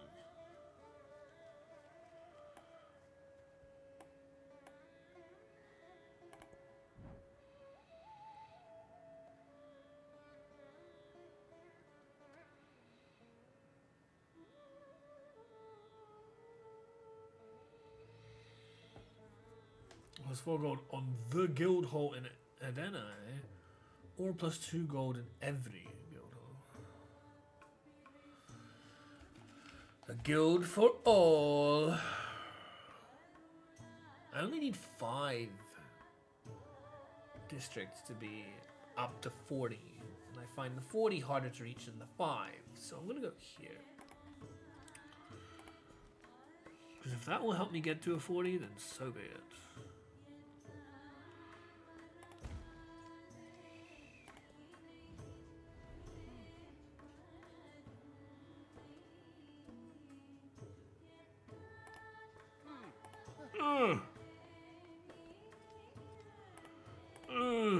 Oh. I need those fucking universities, man.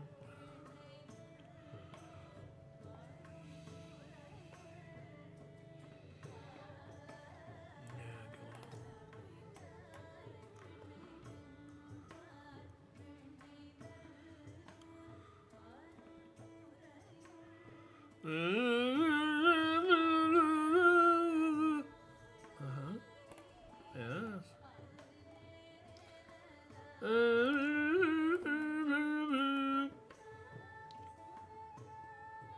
Why, but of course.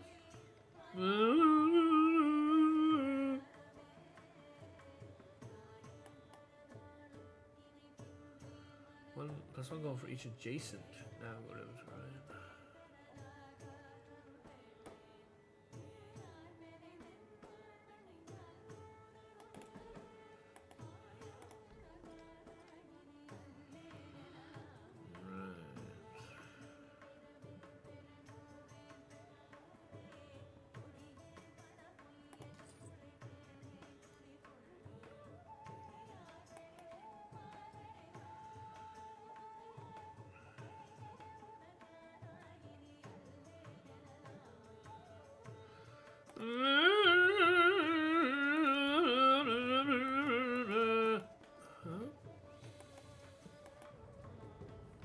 But of course.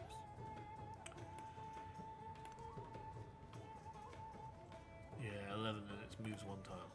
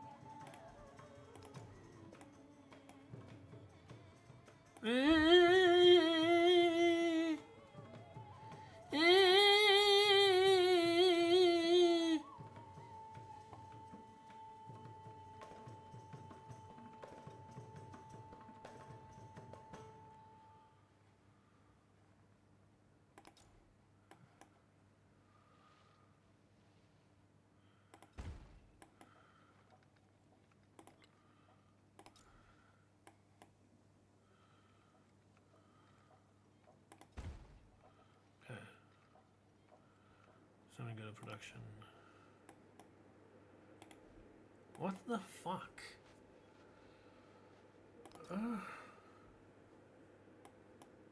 That doesn't... It says here, right? Plus 1 gold for each navigable river terrain. And like, I was really expecting because this is adjacent to 3 as opposed to this being just 2, that it would be better for it, but turns out that is just not the case. Never mind. Just more lessons. More lessons of disappointment. More pains in the fucking ass. Huh?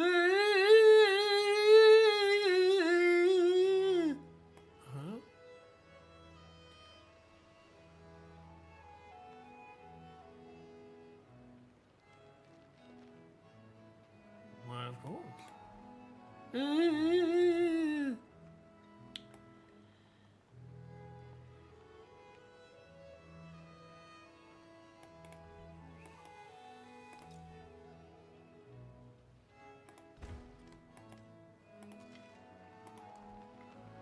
Why not make that a really annoying noise?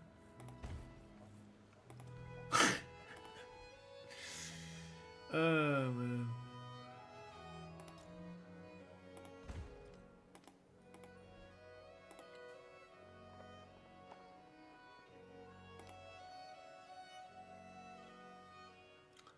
$84 fucking gold to do that? Blah. Why are you being a dick?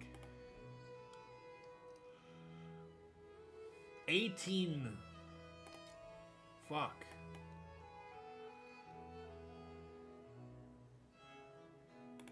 What is the bazaar?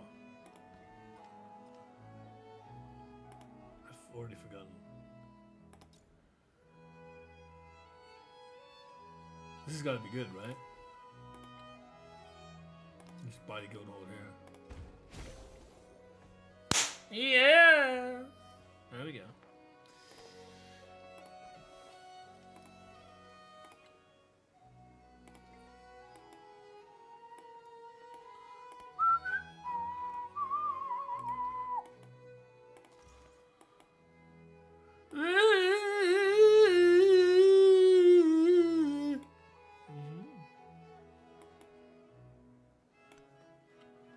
That's what I was thinking.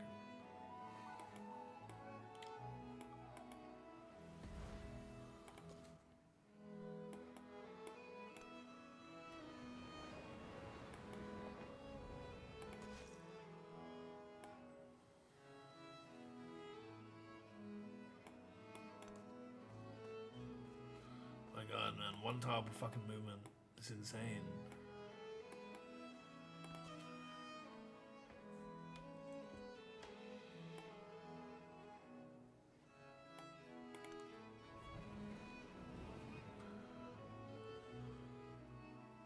Canoe. They're from a canoe. What the fuck?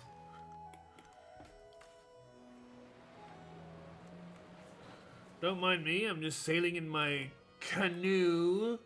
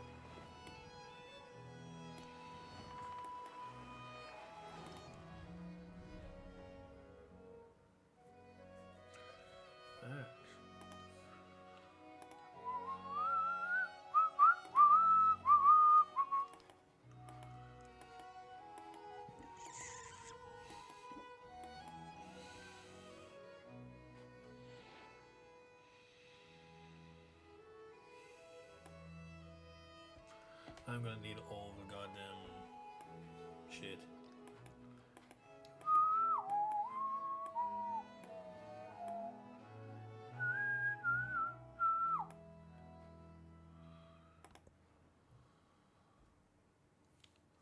% of the year is done, huh?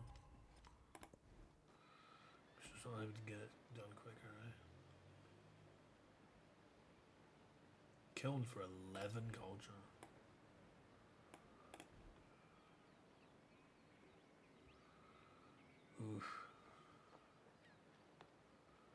That's sexy. Ooh, this is 12.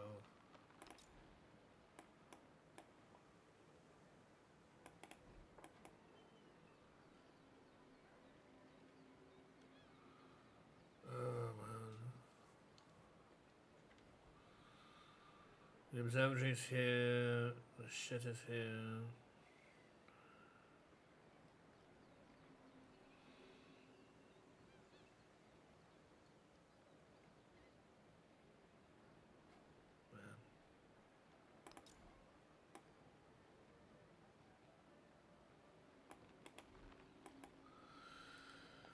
Ugh, 11.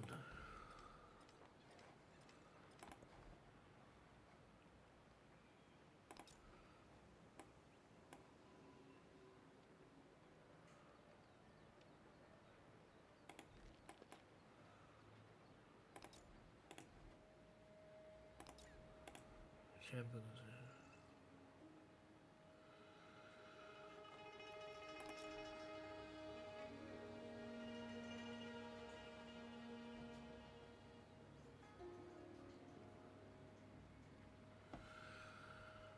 That's supposed to be where I wonder goes.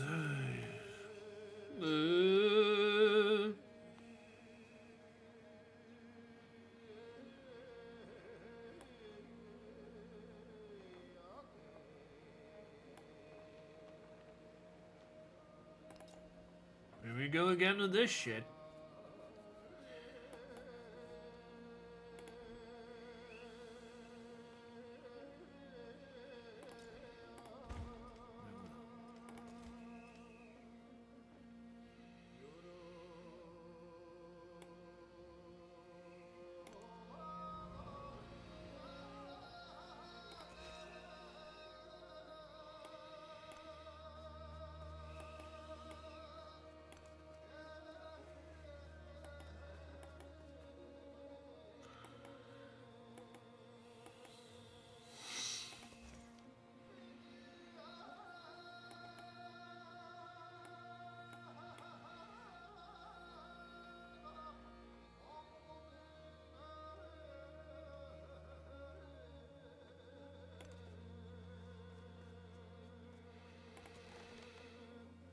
She can move that far sometimes.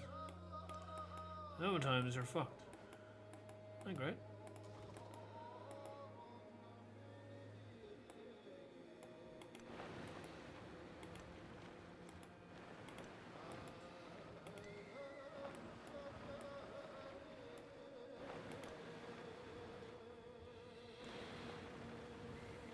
Is that an island now?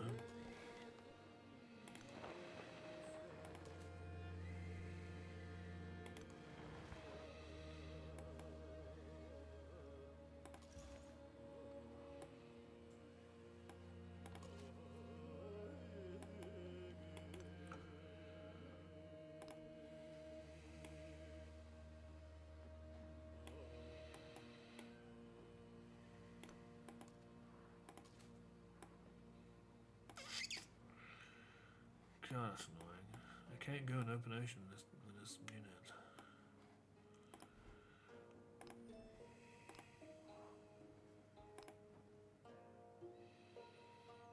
Yeah, because of that. So I need this after this. Let's see.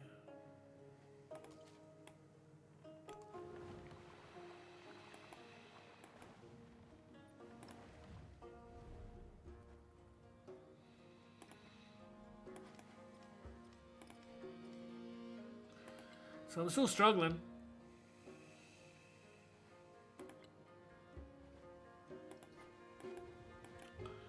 We'll see how we do.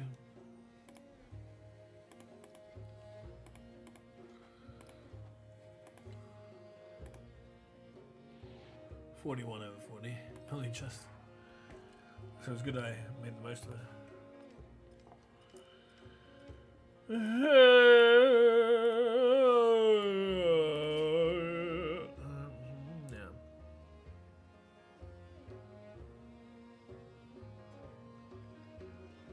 Here we go again. It's really annoying shit.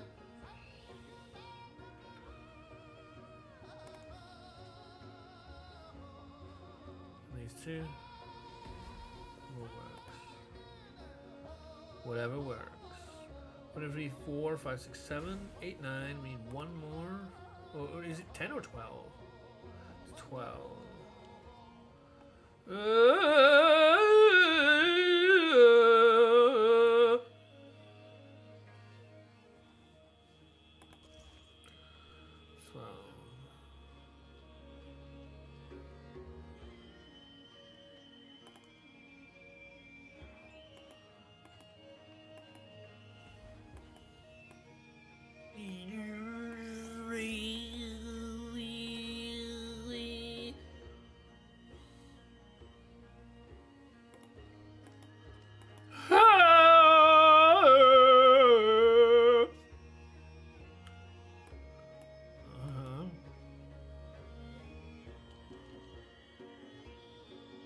Wish there was a view that just showed you max yields on each tile. What tiles are the closest to getting? Just like give you the number 20, 30, 20, 30, whatever it is. Because none of this actually explains any of it. Just like nicely, this size number, you know, this size of a number, saying 20, 2, 5, 10, 18, 41, you know? It's like that's the total value. So we can work towards this fucking goal.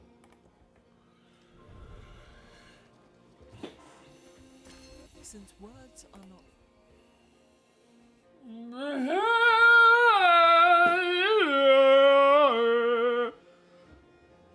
yeah. Of course. 5 culture per lion.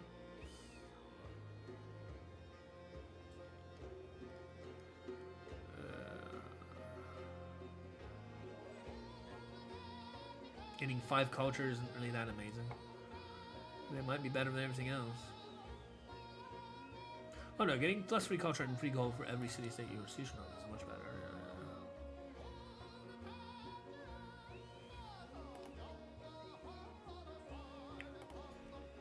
Honey hum bum hum. Ho ho ho. Honey hum bum bum.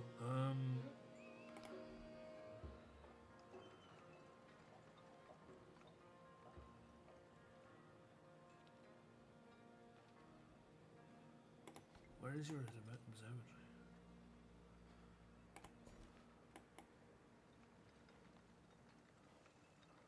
Observatory is over, I see. That's annoying. The Gristle will be very well.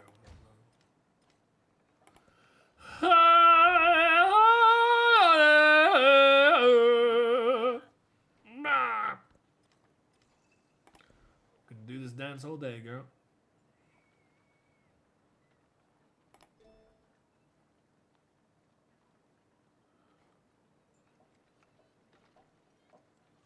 This one gold needs gold juice, see. That's pretty sexy.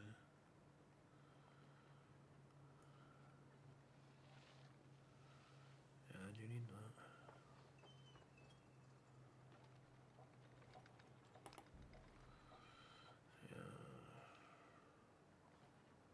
Even though it is fucking colonialism, which is not sexy at all. But I want that gold buff.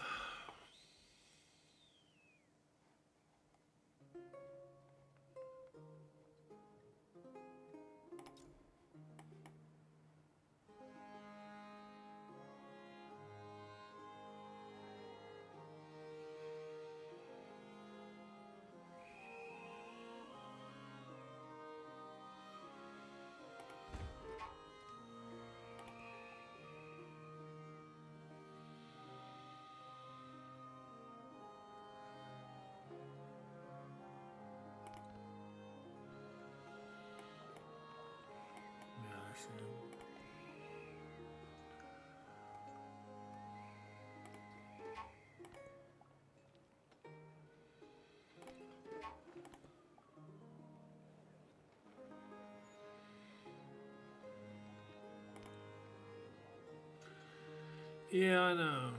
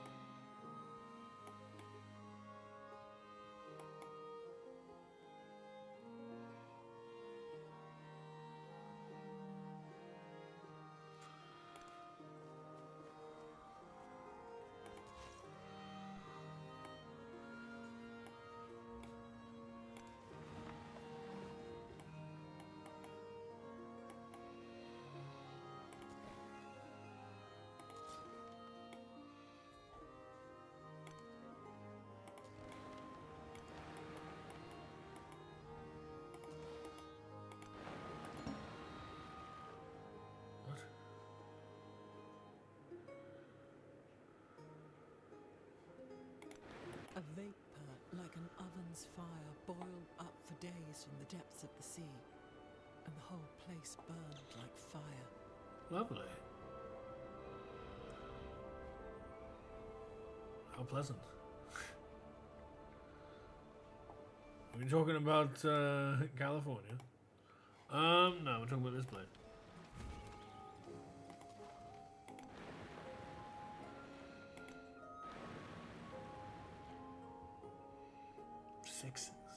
Six cultural injuries. Jesus.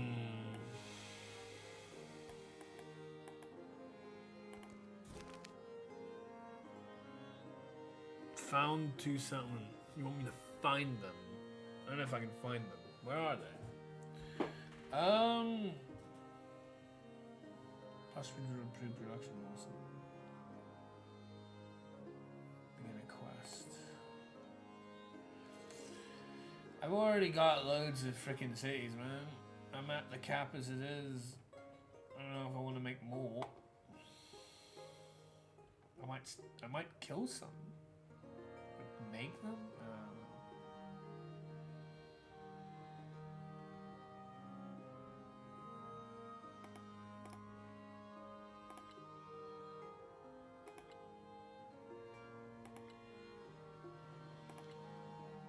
This has been a struggle.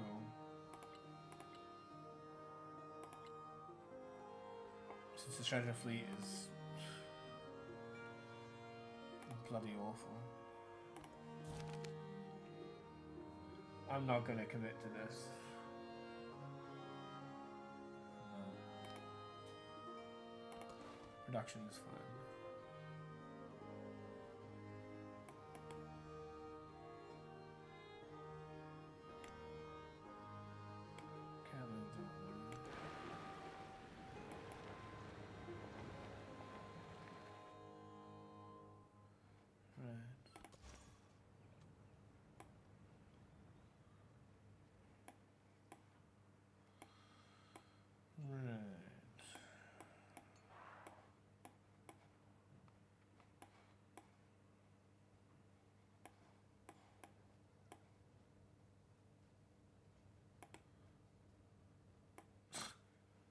Why that many turns?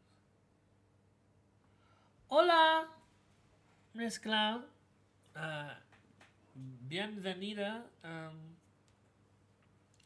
Gracias por estar aquí en mi canal. Lo siento, pero mi español es mal. Pero me gusta la lengua y yo aprender,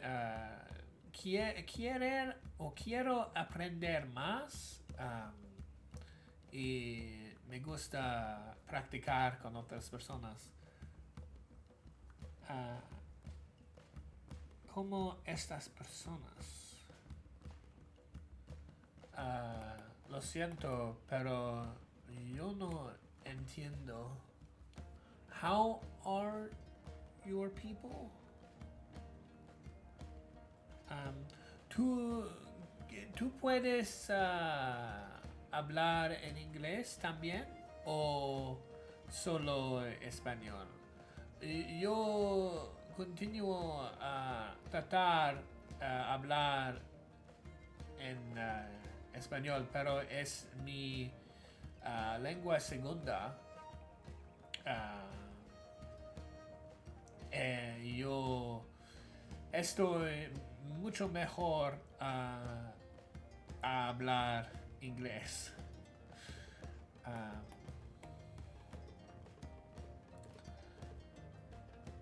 La oportunidad hablar en español de vez en cuando.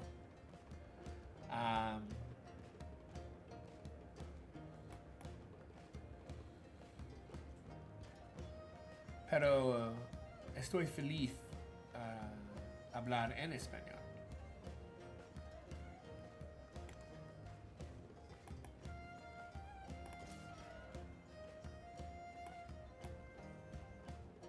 Gracias.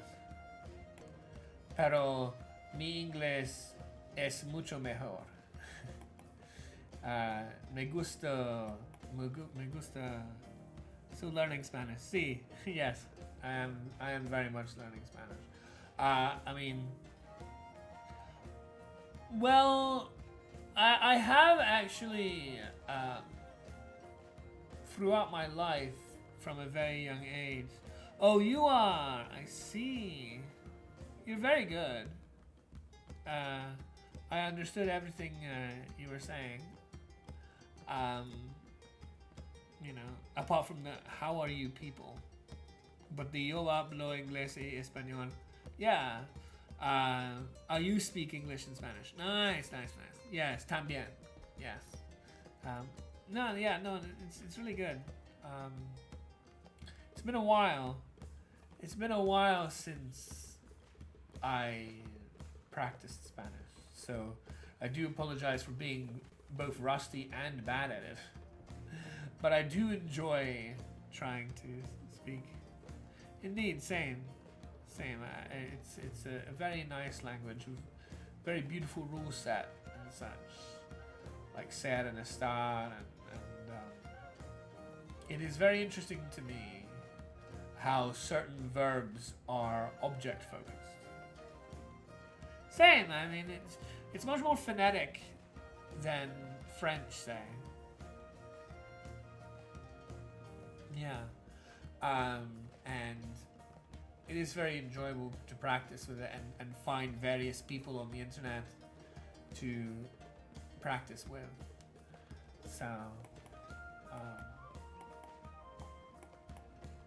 I used to stream studying Duolingo with Spanish, but that's not been done for a while now.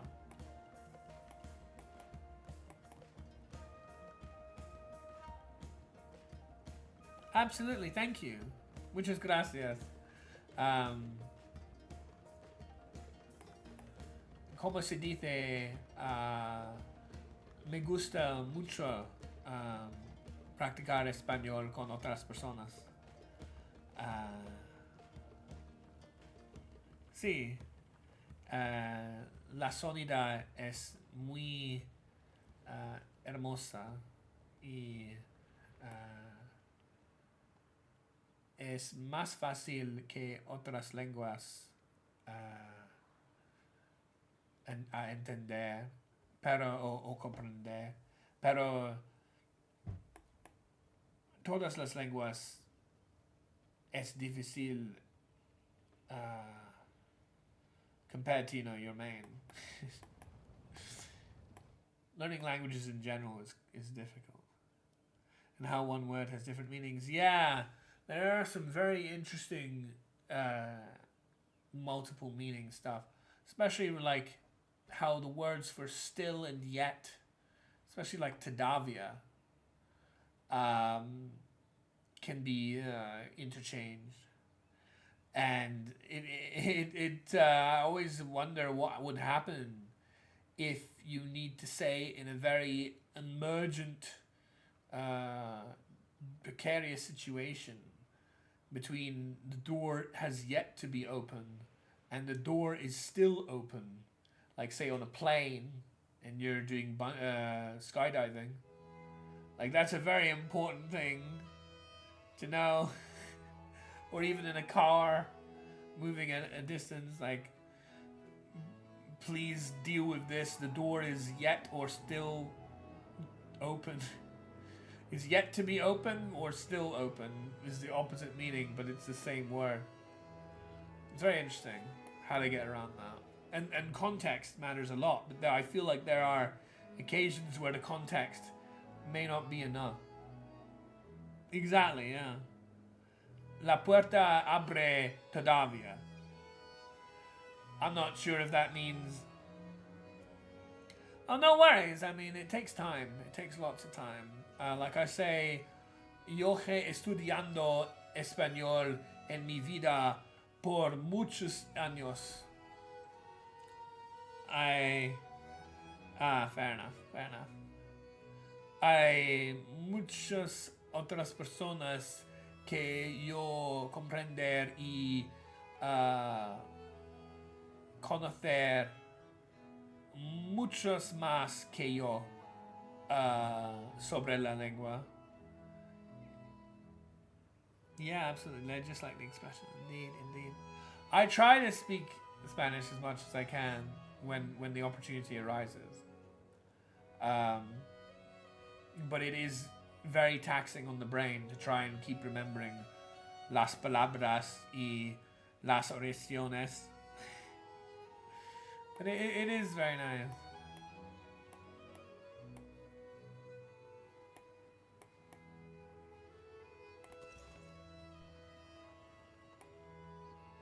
Not entirely sure what to do with this mission, right?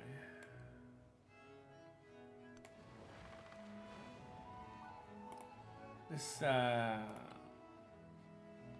exploration age we're in, pretty difficult to get working because these almost are tied in together.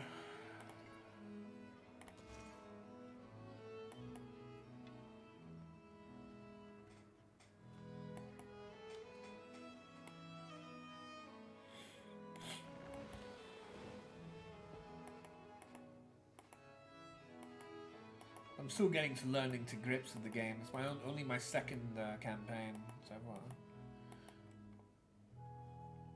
So there's a lot more to learn from playing it. We're about to get universities though, that's nice.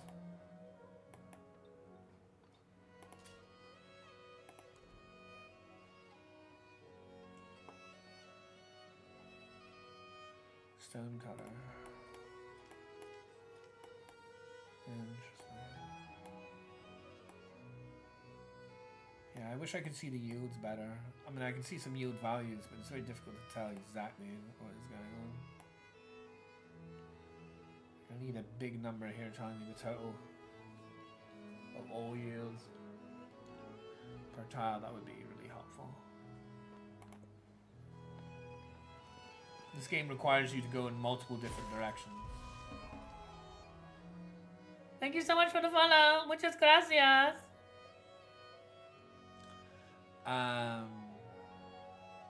So we can view our progress. Do not mix the truth with We just falsehood, opened House of Wisdom.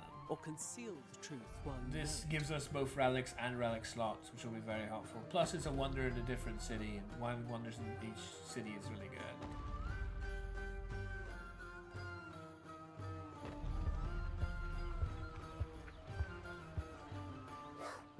There you go. The best investment for 1 year is to grow grains. Right. +4 science on university. +1 science on specialists. I think I'm gonna want the university. Where am I from? I personally am from Britain. I'm from England. But I'm mixed race. So I have, you know, a mixed background. I actually don't have any English blood, but my dad is Scottish. So I have a lot of Scottish blood. Yeah. Thank you. And what about you? +4 science and university. So that's why obviously English is my first language, because I'm from an English-speaking. Yes, I am living in England too. US. Ah, nice. I have lived in the US in my life many years ago. When I was young, my family moved for my dad's job. 2 years in California and 2 years in Alabama. But I was like 3 to 5 years of age in Alabama and like 10 to 12 years of age in California. I remember California pretty well, but Alabama, I obviously am very, very young during that point, so I remember far less of Alabama than I do California. I do remember California pretty well though, because obviously 10 to 12 years of age is relatively decent age for remembering things. So. Yeah, I think we'll want +4 in the university. Thank you. I mean, very close to the one you have. Yeah, I mean, yeah, it would go to show that I have a much more multicultural accent. I'm glad you can pick up on that. Because yeah, for starters, I don't have any thick colloquial accents that Britain is full of. And secondly, like my mixed background in terms of where I've lived, especially in critical parts of my growth, means that will naturally have had an effect. Obviously, it would have been an even stronger effect closer to the time, but it still lingers. So, thank you. I do appreciate that because, I'm not just... Yeah. This country has its good and bad.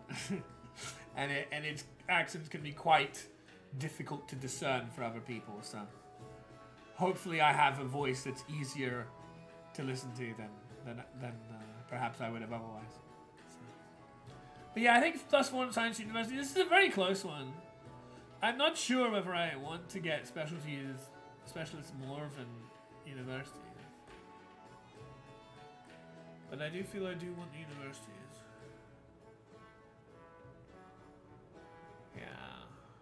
This is actually very close. It's very difficult to choose between these two.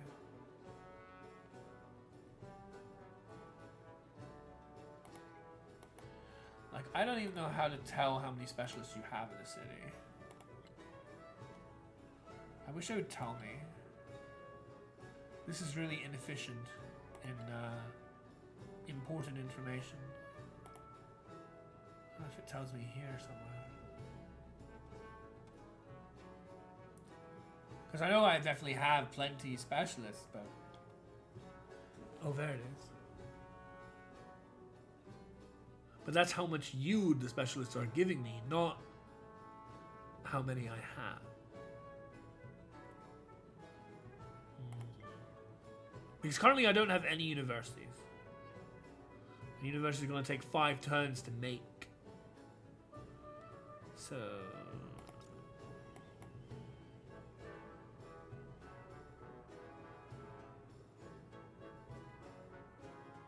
Temple in progress. Let's see.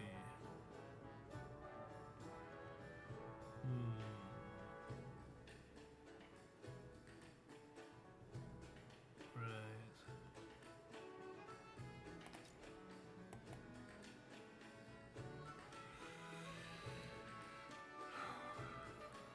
I mean, I have distributed my specialists to other things that are not necessarily university. Or not necessarily science.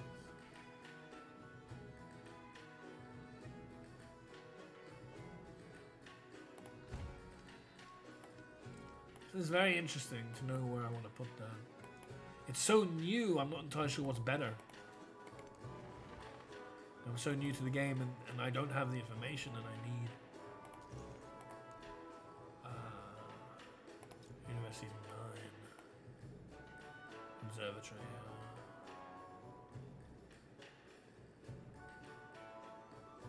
You should just wonder it. But yeah, if I'm gonna specialize, then I'm gonna want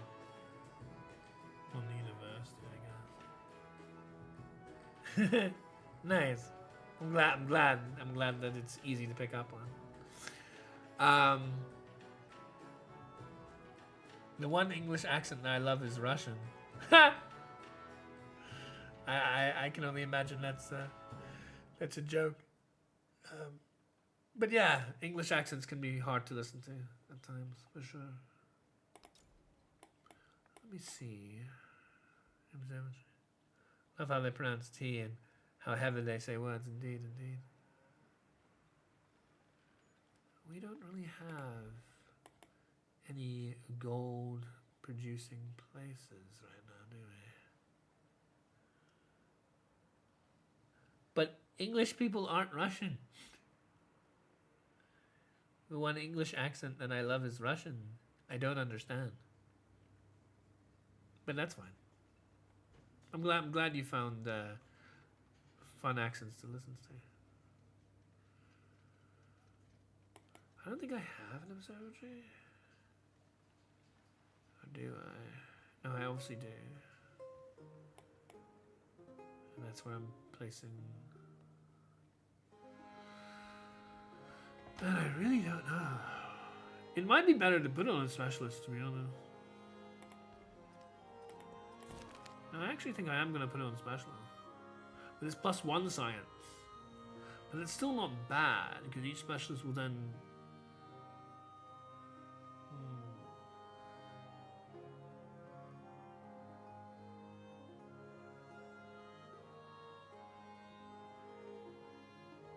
I can't tell. I can't tell what to do about this.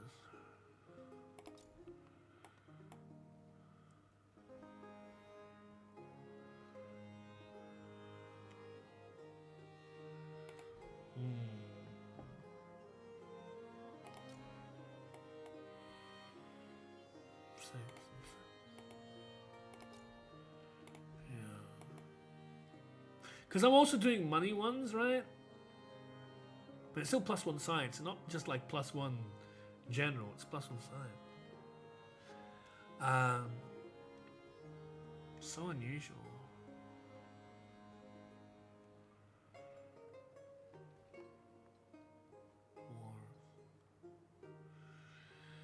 I need to make the universities because I need that to be priority.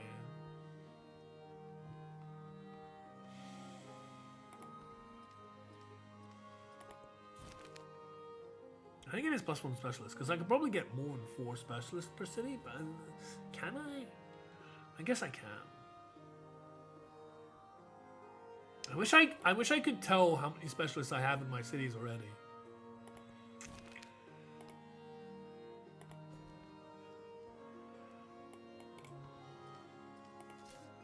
This is a town, right? Yeah.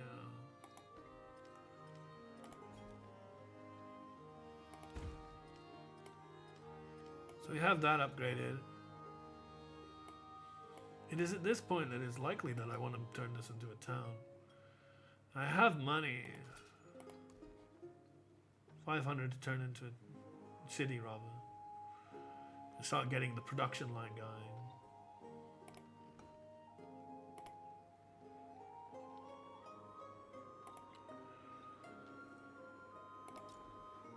Seven and 2 up here, yeah. 3 adjacent. And that too. Kinda like that.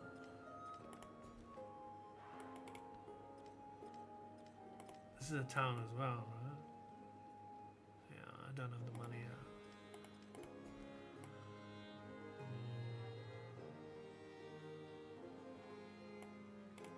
What do I? I don't know. What can I buy? I can't buy anything particularly. Ooh.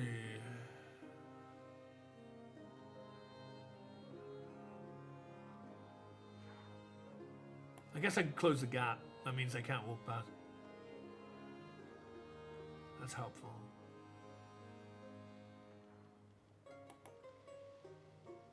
I have more food than production. Still there. Probably got that.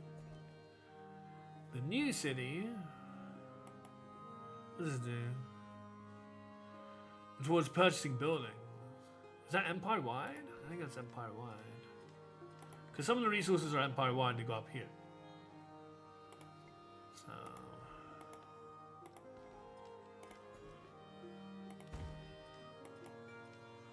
think that's helpful.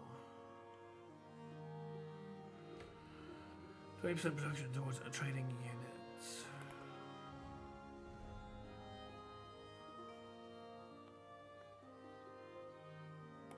I'll take it, yeah, sure. This rubbish again. Xerxes. Vision of your commander. Fair enough. Plus one science and science buildings. That could help. But how am I getting the rest of my relics? I need 3 more relics. Oh, I need 1 more relic. Okay. 1 more relic. Where is that?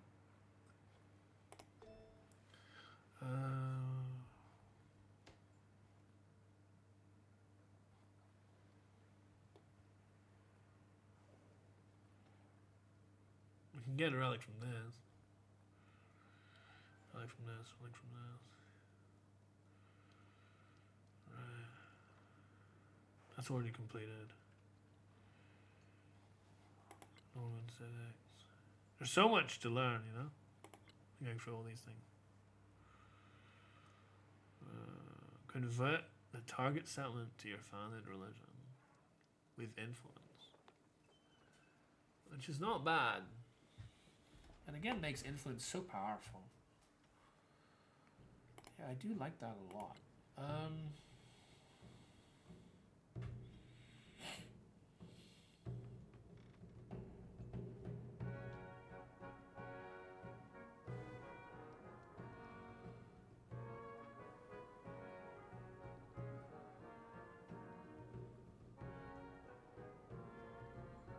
None of this is really giving me what I'm after. 36% on the age now. Turn 27. Because we're very close to this. We're only 1 away and then we can not have to worry about it anymore.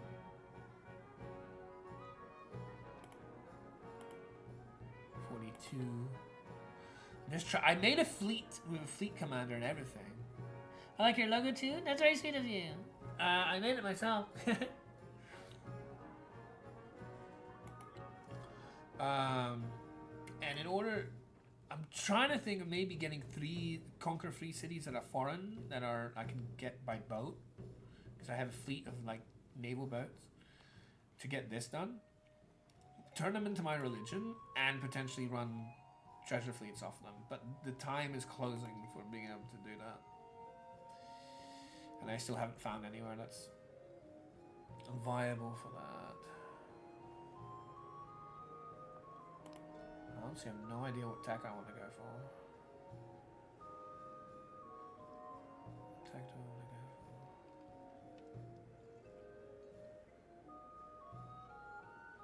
for? Is any of these have a relic in them?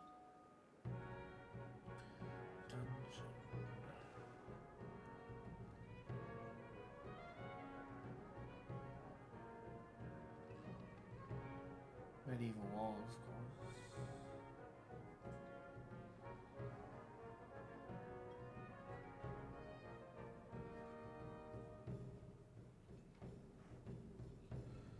Oh, there it is. Receive 1 relic.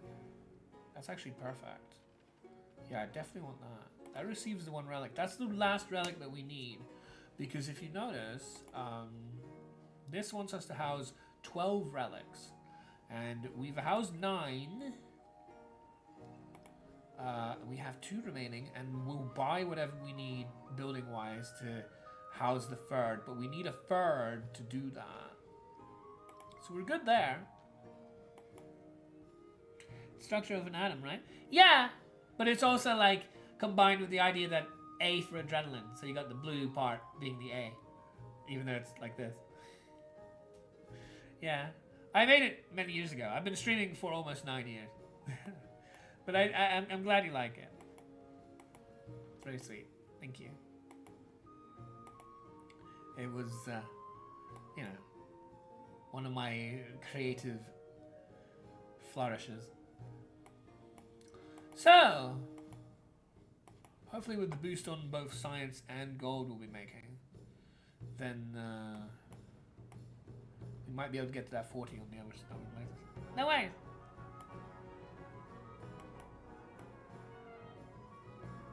Shoot, that is a lot? A lot of what? Oh, the 9 years? Yeah.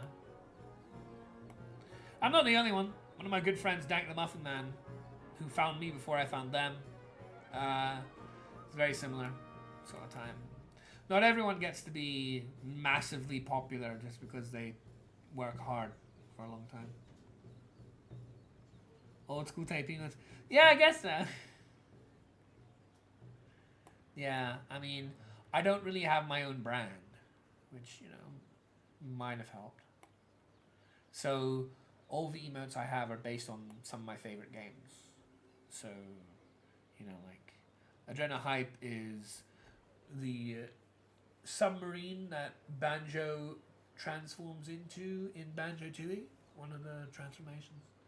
And Adrena Smile or Adrena Shock or Adrena Rage are all from Danganronpa. And then there's also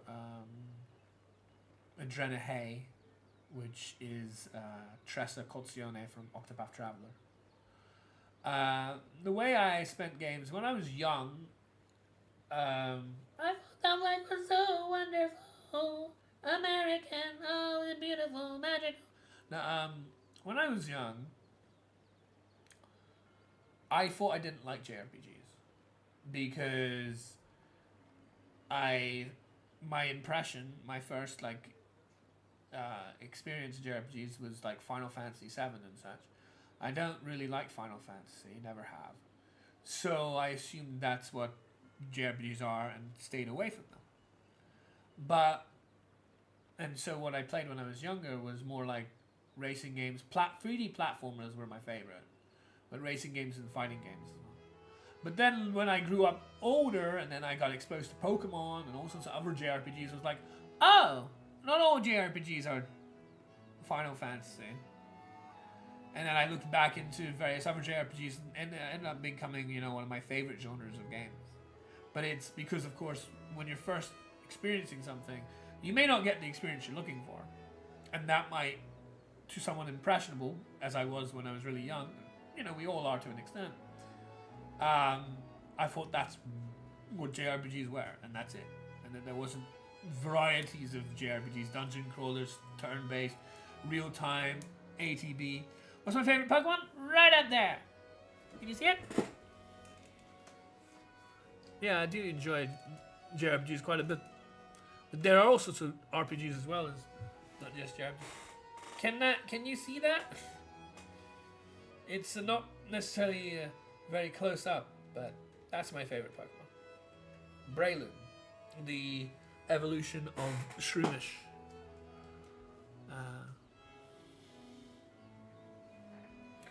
Maybe it's not gonna work, is it? It's very small in the background, but that is a picture of Breloom. That one just above me, the green one. Yeah. Anyway.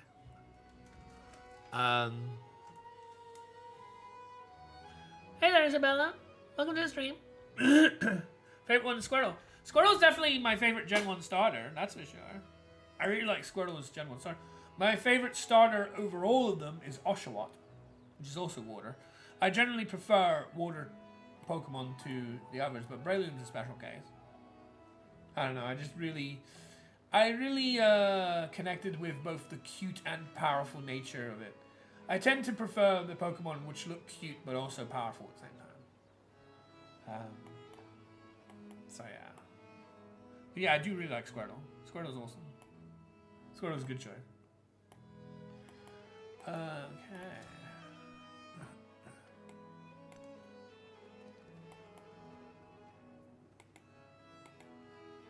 can't move there yet. I'm getting confused by the border of the territory.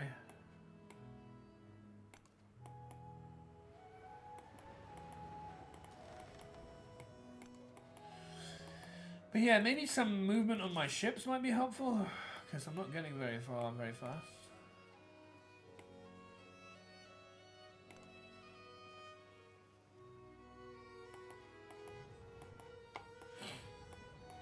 So there's more in units to keep a track of. I presume I can't go through here. Onondaga.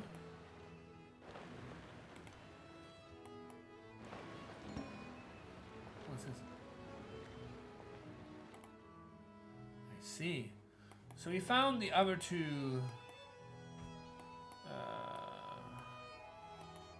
continents. The purple continent and the green continent.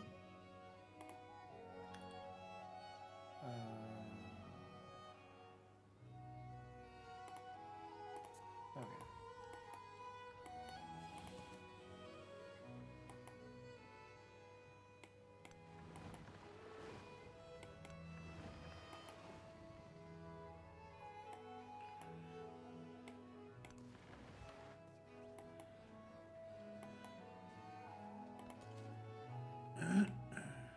Oh yeah, what was that tech? In order to get all the other... Yeah, get everybody else on deep ocean terrain.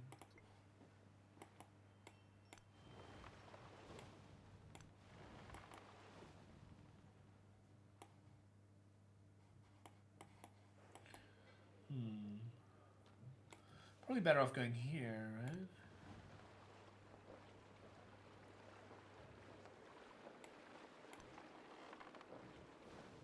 And we can change the religion of this. Not bad, not bad. Because, yeah, we do have that belief in our beliefs that allow us to generate gold for every desert tile in other civilizations' settlements following my religion. So, having that is going to help increase our gold.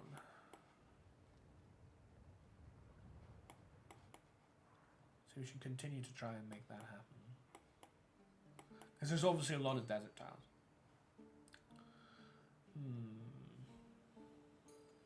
But still, I am concerned about like how difficult it has been for us to do any of that. The science one, maybe we can get there. I wish I had more information on what my tiles are and what to improve. I think we can get there.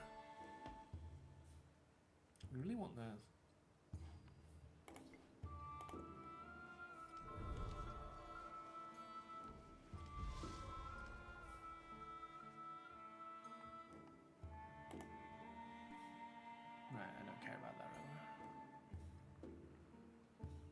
Shinto has been founded. They finally found the religion. Congratulations, you found it. Cool. University. Observatory. Temple and library. Hopefully this will be good enough for this one. Might not be, you know.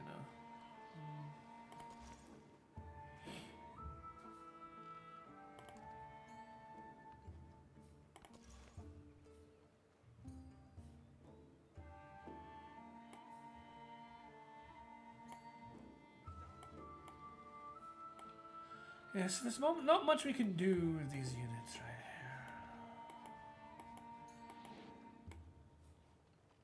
And there's not very many desert tiles in this place. Not very many desert tiles at all.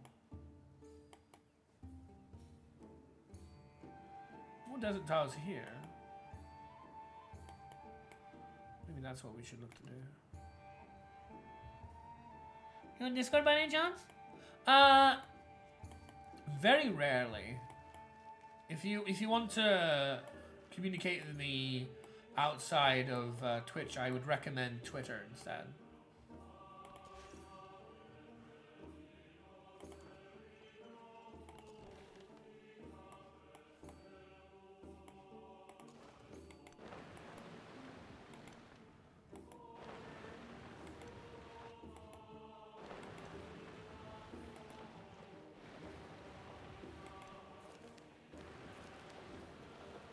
That's a record.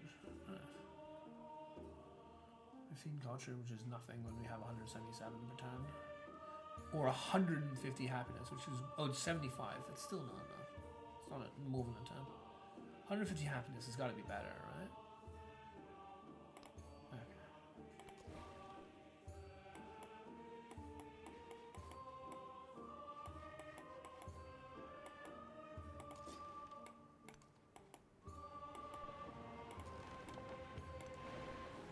Nice. So yeah, we have 1,000 influence, which is insanely high, but yeah.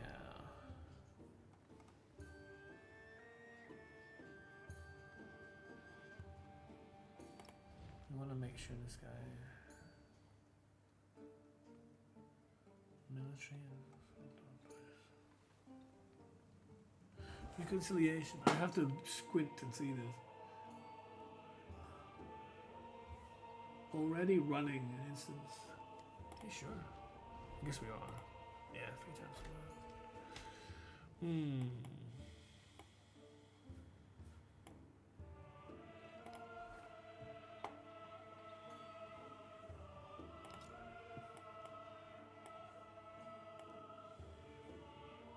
Temple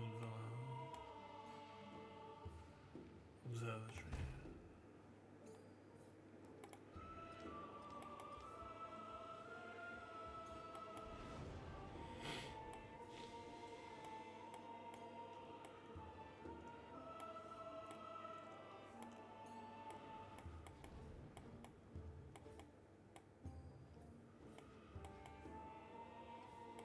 Oh god. It's a long way away.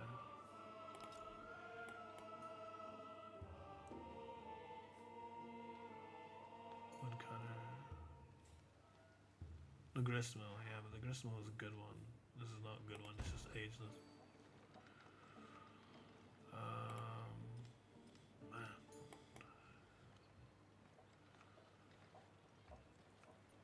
Cause yeah, like there is all this.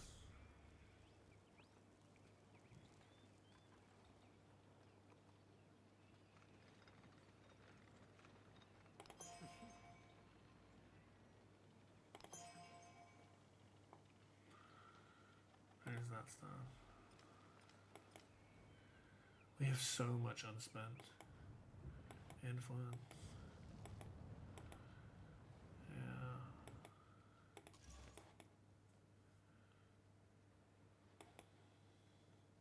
We don't want to spread that now. Desert, desert, desert, desert. Definitely wouldn't go here. Try and spread that now.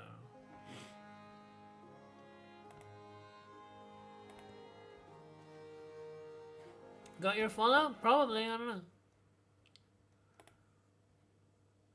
Yeah, looks like it did.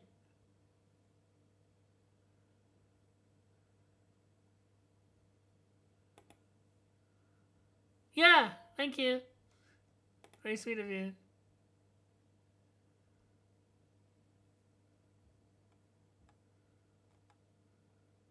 I'll follow you back. Thank you.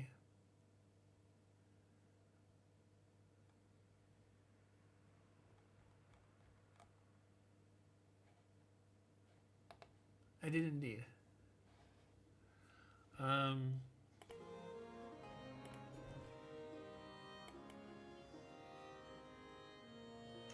gristmill on the wharf. One specialist here, maximum 2 per tile.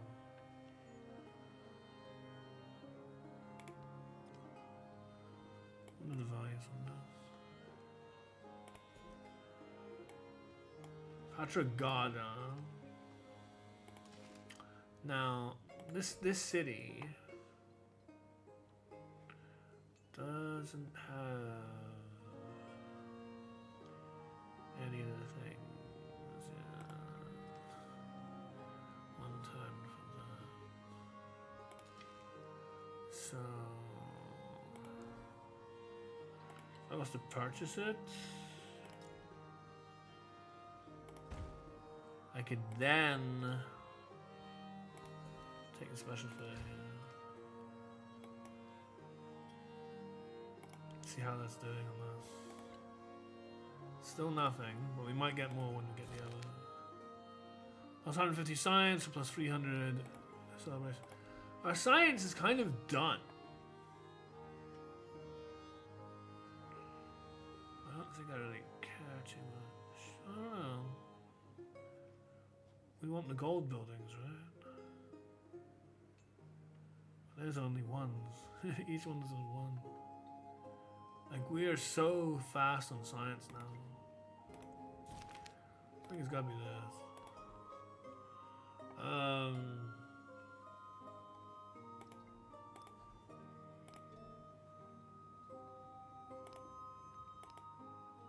Which is completed. Yeah, get the gold buildings up.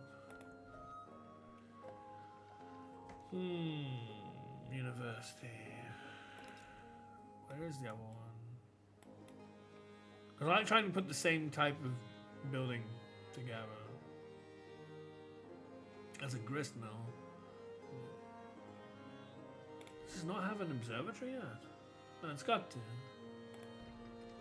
Where is its observatory? There. Oh, that's the 10, yeah. Good. We have a camel. I don't know where to put the camel. There, I guess. Still trying to uncover the map. No way. It's so weird, right? If you use a charge from a missionary on a city tile, which is the tile you do the missionary on, you then can't do it again. And the reason why, it's got to be a bug, right? Is that it must be located on a valid district. But the only valid district really is usually this. It's so odd. I'm gonna go up here though.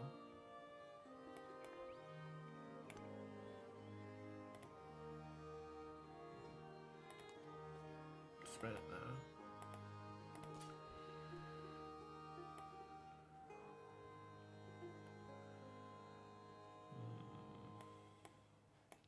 Trying to uncover various territory.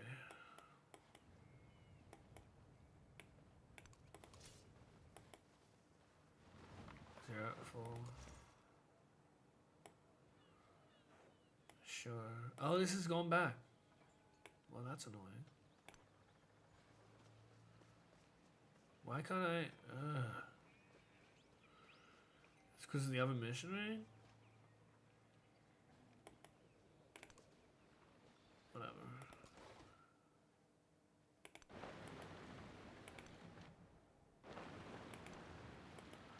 I need to find like 3 cities on the coast to try and conquer. Probably not gonna happen.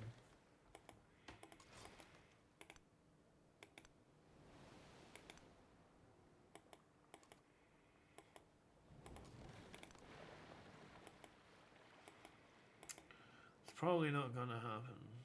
They've got their stuff back. Yeah, I need these universities now. It's absolutely essential. Hopefully, we can get through this at least. Do I have my 3 relics now? I do indeed.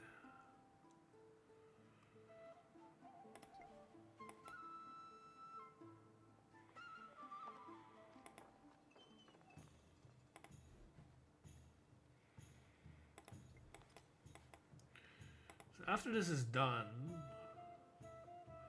probably want it to finish its temple. We're already in the 9. We can get a temple here. 5 and whatnot. Get here, it's from the stonecutter. Sure. It's not highly valuable.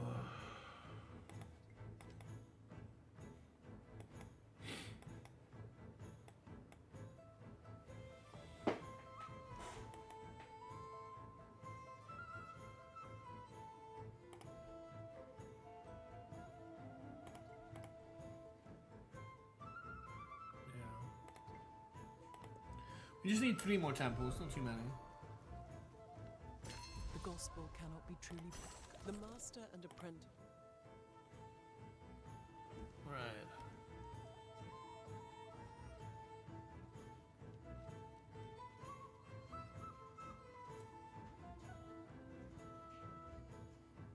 This stuff.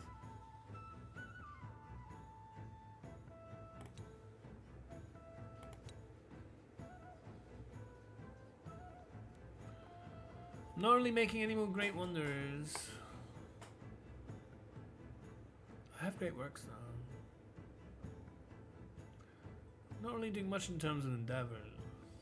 I have so much influence as it is.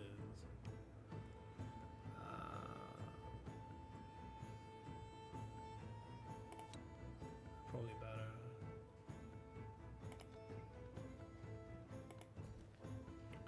So we can make another specialist.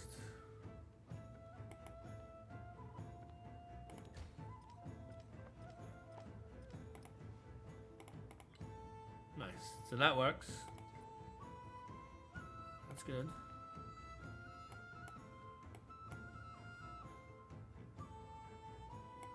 Transaction making units. 5 production, just flat out. It's quite nice.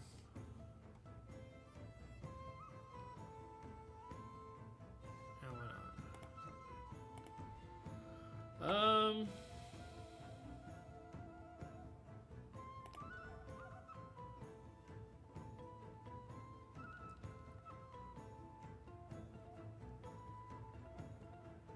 Did we get the gold one?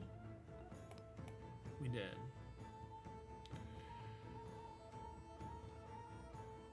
Culture and culture buildings. Fair enough. Probably want to go there.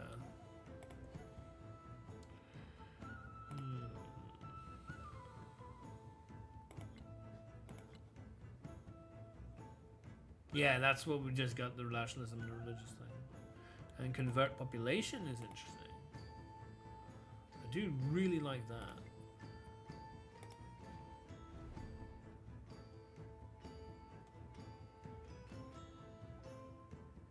Reveal chance 100% though. So they're gonna not like me anyway.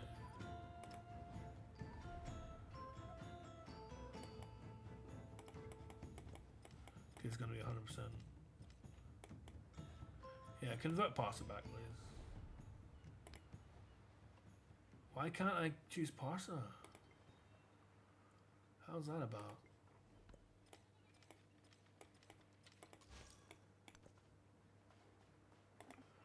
Oh my god, that's so annoying.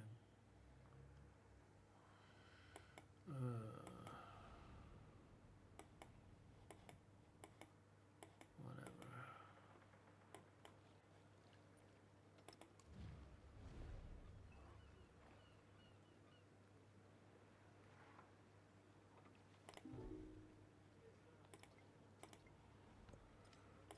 I can't convert capitals. How weird.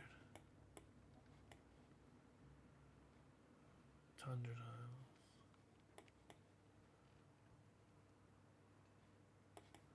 These are all tundra tiles. It's hard to tell just by looking at them. There's like no point. And this is another city state. Or would have been.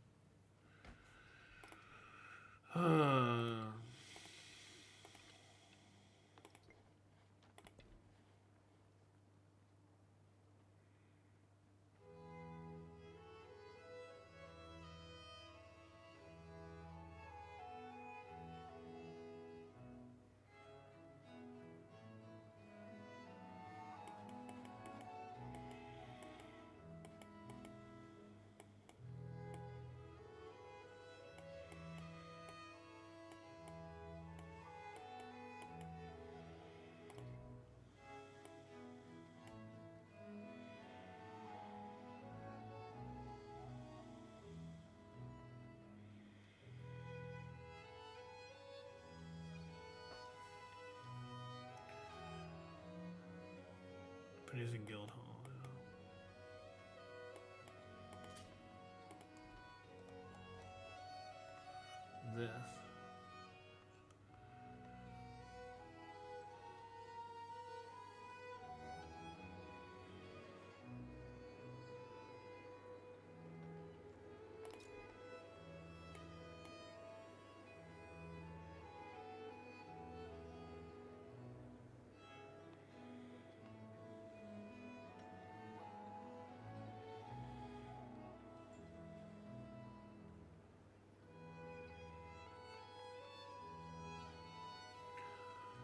Sure.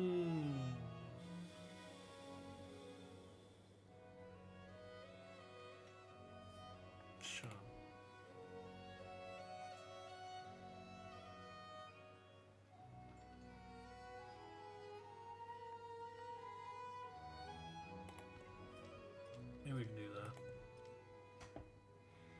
Because this city, right, doesn't have its own wonder, does it? No.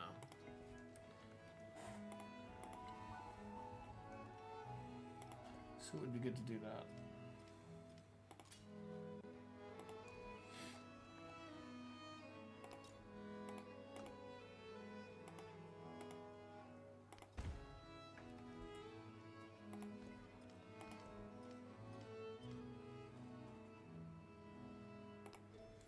What other civics do I want to actually research?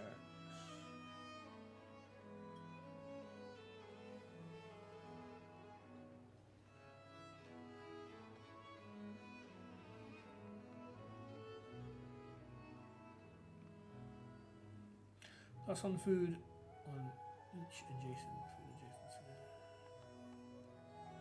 It's not bad. I'm gonna do that. Civilian sport units or culture?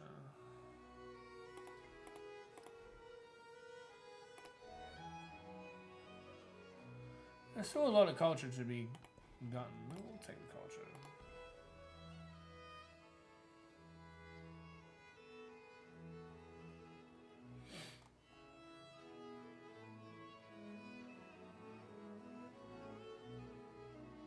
I guess this. Really, this can be thrown out as soon as possible.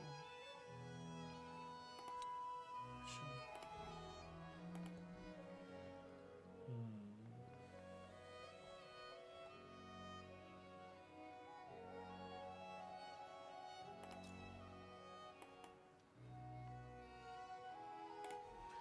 Yeah, getting a woodcutter is not a bad idea.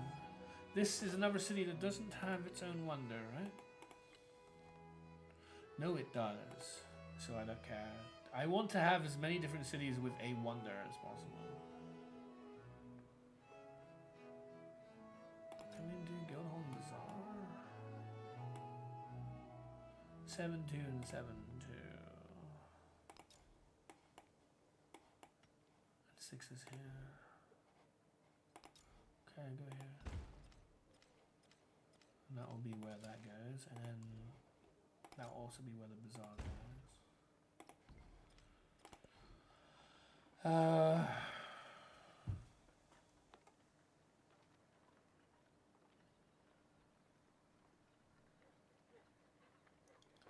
Shipyard is 7 production. Inn is insane amounts of food.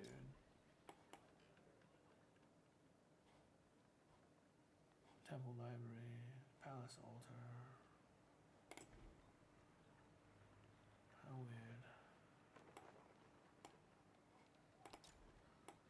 Anyway. That's 6 on it, it's a 6. 10 and 2. I don't know how much this is giving me at the moment.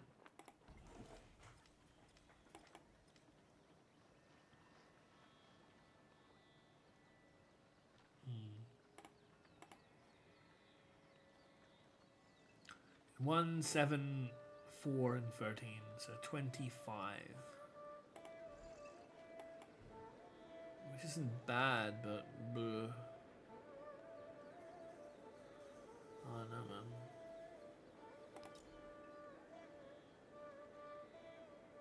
Go of the temple. And potentially have the library as well later.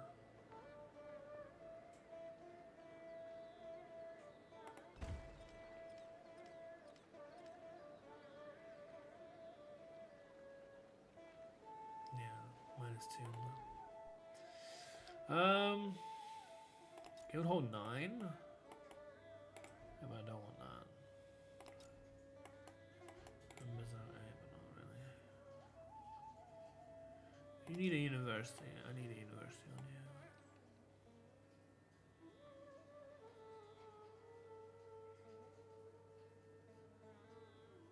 Resources. Sure. I'd like to be able to explore this stuff.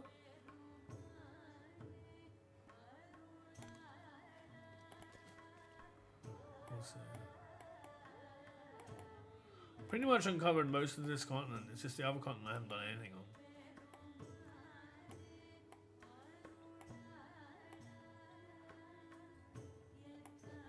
Ah. There's still some tiles down here.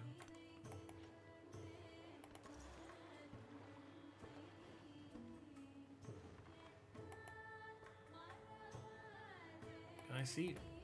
No, not that.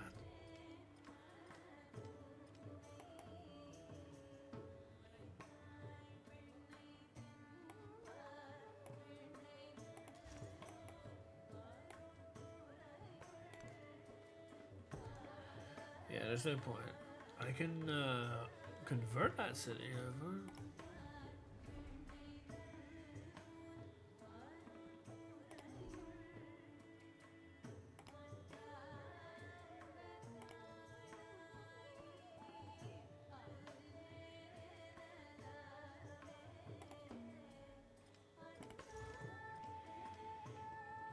I don't know why I can't do this. So weird.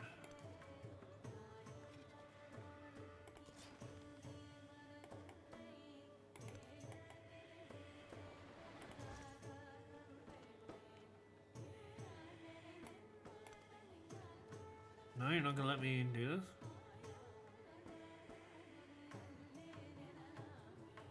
On holy cities or settlements that are being raised.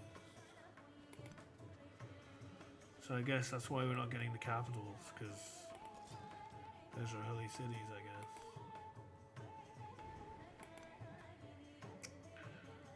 I guess that's fair enough.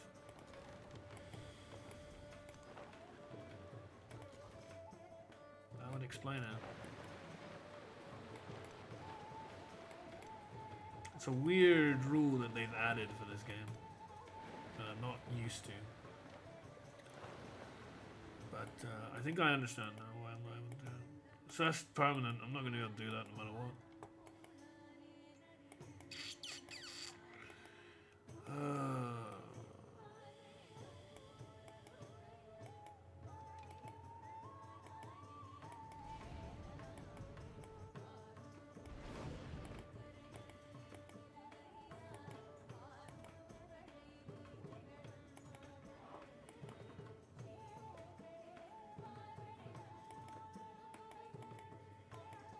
I can only imagine they all made religions. It's annoying.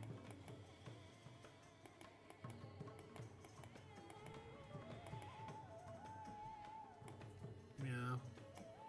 They seemingly all made their own religion. And, yeah, they made their religion too. They all made their own religion. How many religions are being allowed to be made in an 8-player game? Usually it's only 5 if it's Civ 6.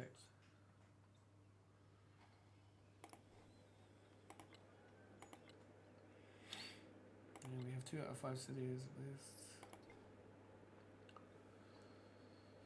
Probably going to get the science and culture again, as we did before. However,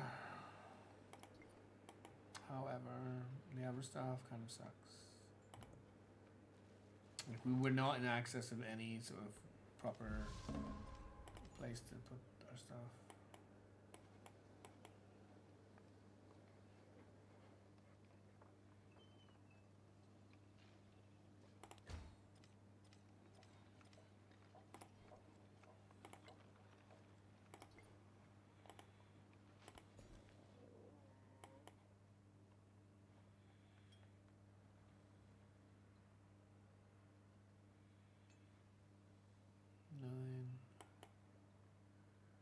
Versus 9.5.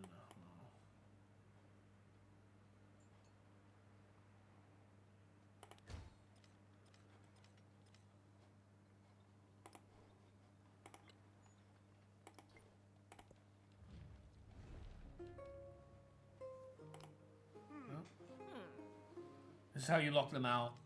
If you have enough influence, you just prevent them from being able to get towards you. Yeah.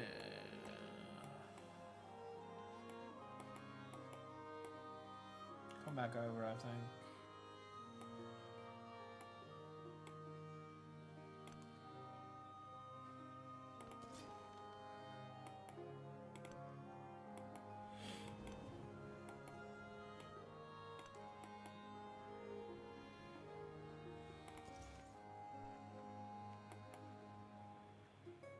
Yeah, I just can't. Yeah.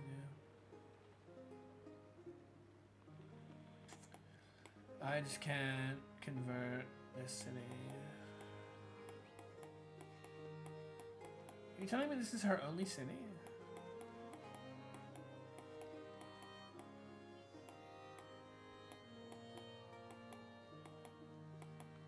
That's so weird.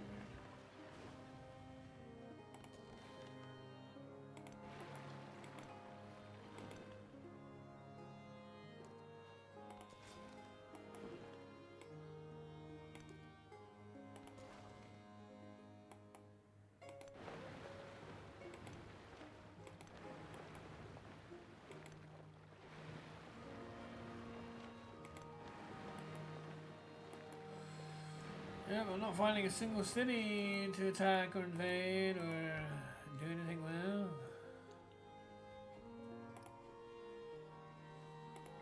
For this, and then potentially this. It's just completely bloody barren. Which might actually be a problem with being on too low a difficulty. Because they haven't bothered to make cities. But they would have been bothered if they were to. Such a low difficulty, maybe. All this tundra nonsense. I don't care for this tundra nonsense. I was thinking about desert, so I chose desert. Tundra is useless to me. So I cannot convert the cat. It's not allowed because it's a holy city. It's not convertible. Basically, precautionary to prevent you losing your religion entirely, which is something that's a very real danger in Civ 6. You actually cannot lose your religion in Civ 7. Which cannot. Because anyone who founds a religion, you or the AI, that city is protected from conversion. Every other city isn't, but that city is. In this version of the game. I don't know if I like that change. To be honest. But it exists.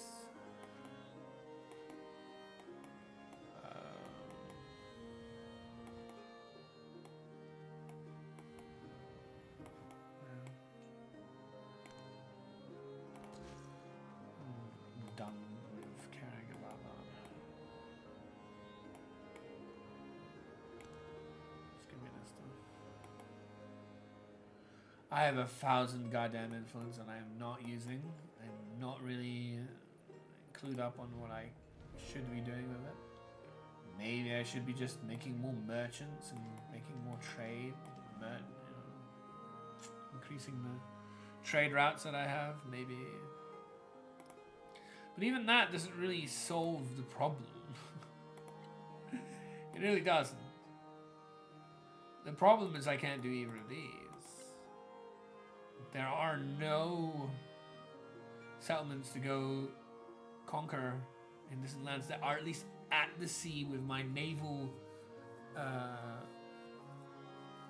fleet to deal with. And that also kind of means this. I'm not that interested in making a settler to go over there. I want to see if I can complete this. We should have this unlocked soon. Yeah, we have that already.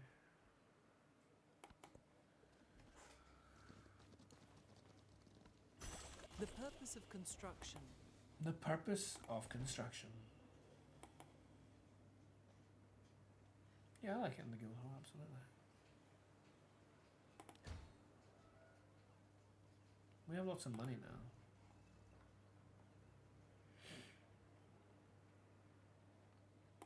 are building a wonder. I'd like you to keep building. Yeah, this is pretty good. The observatory can be here too. Alright.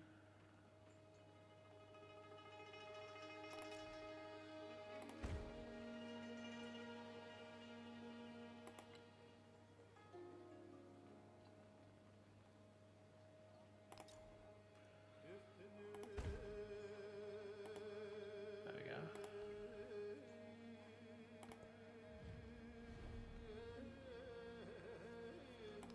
I don't care for that.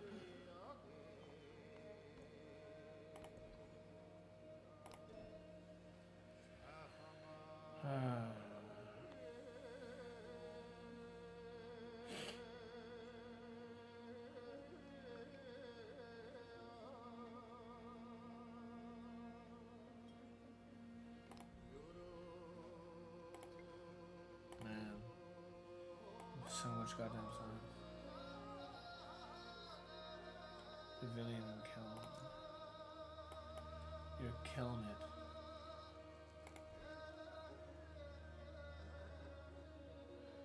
Should really be making more of that. I guess I can make more missionaries again.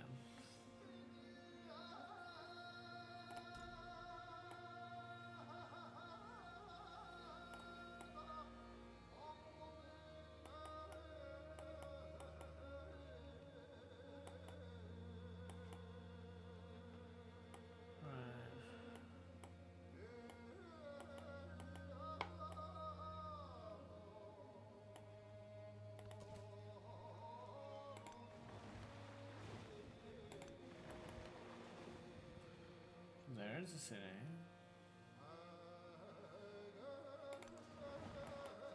On a single tile.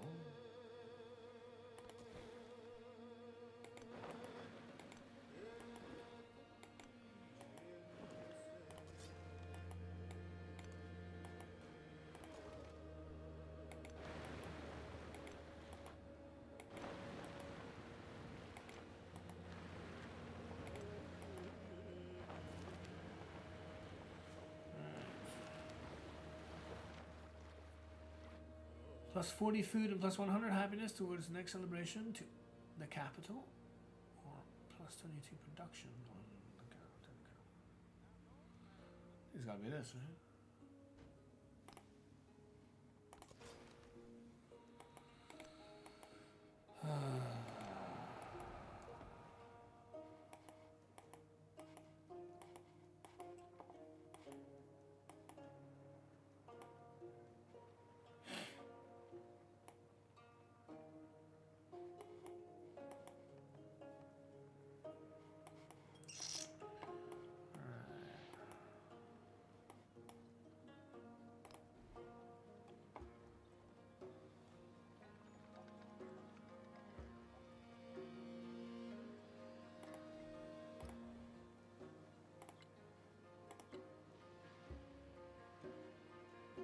Yep, you have this.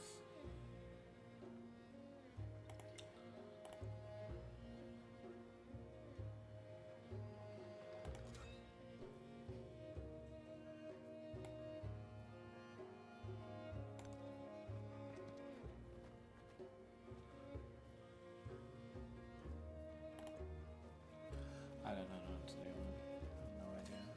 A bureaucracy, the purpose of construction is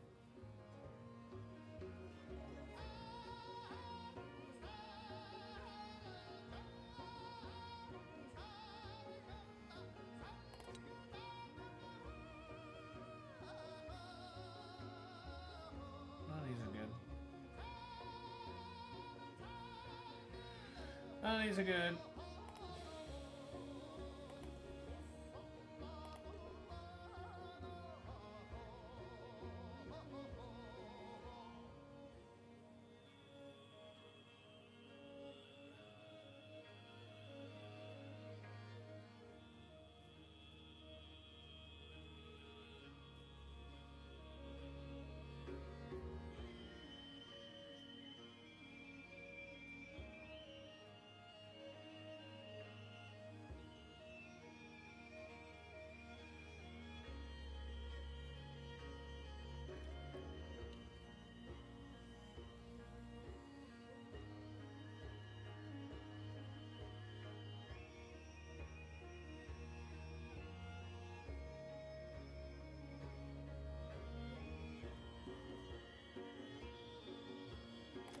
Yeah, I don't know, man.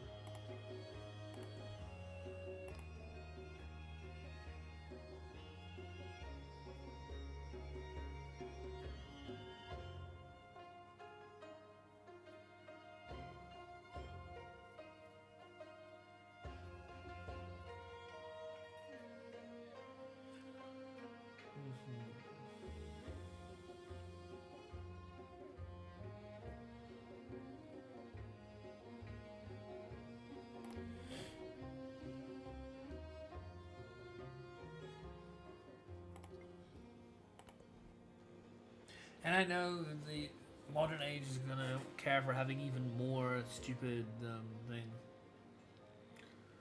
I don't know if I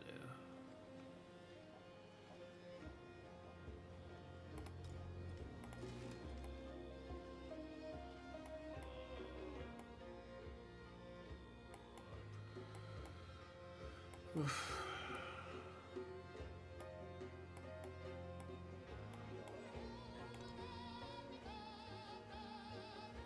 No, that is not what I want. It's never on the right unit.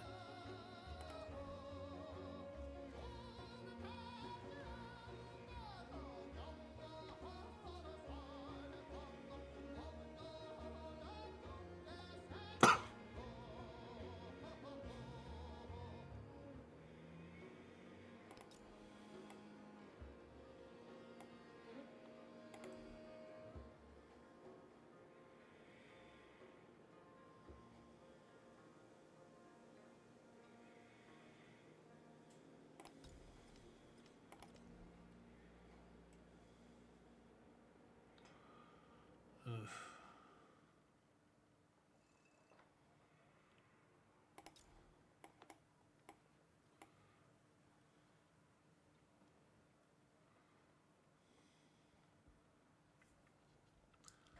Five and 2.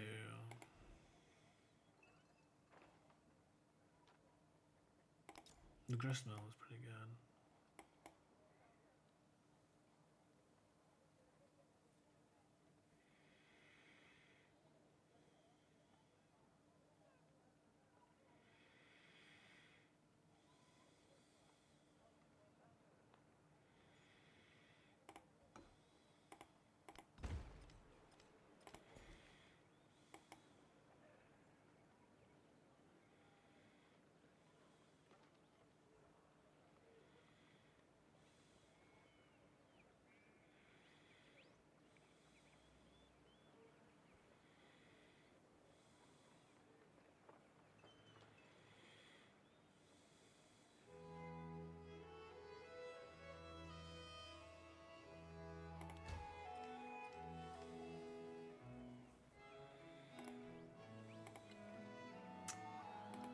Still not quite. 12, 11, 15. So close. So close.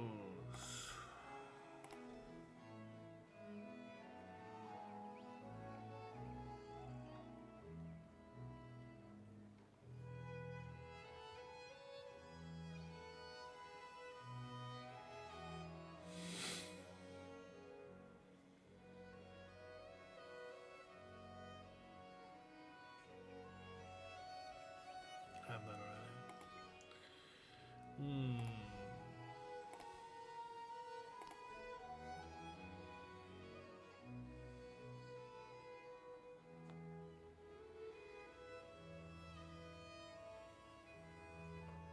I do need this, yeah. I do need that actually. For the science adjacency. I do need that.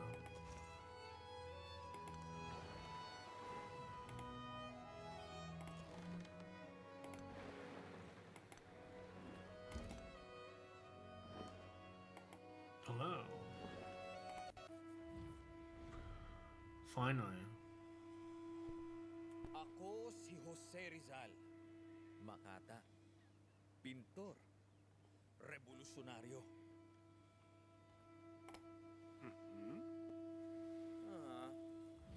Finally.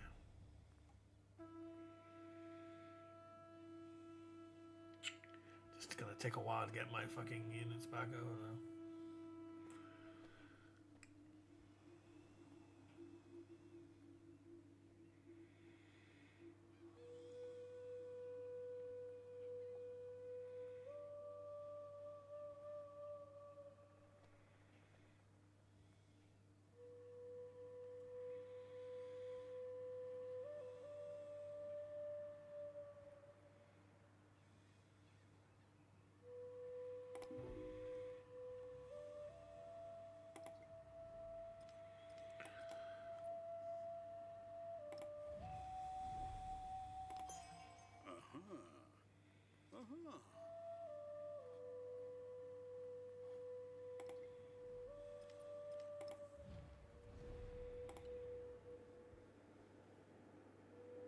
Another leader gives me 90 on her.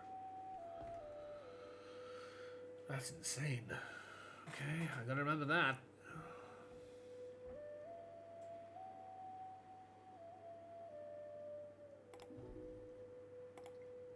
Sure. But yeah. We finally found our target. We finally fucking found our target.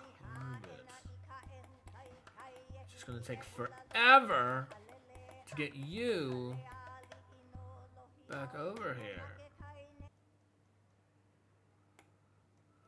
Apologies, I have this bullshit to deal with.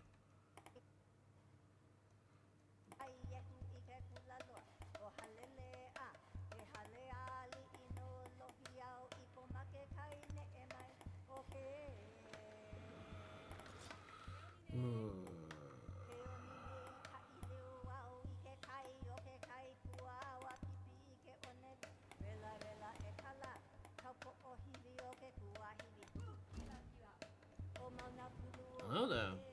Let's axe him again. Let's axe him a question. Oh no, I always think it's axe him. Maybe it's not. It's Amina.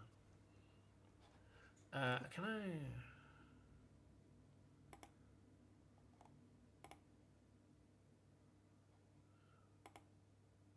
Great. Well, my computer keeps fucking with me. It's annoying. We'll go neutral on you because I don't know you yet enough.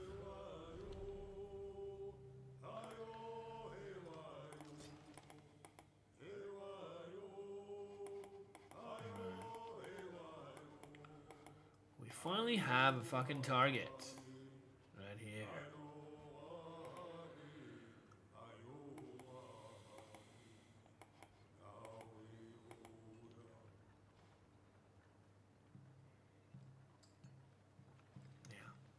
Finally have a target.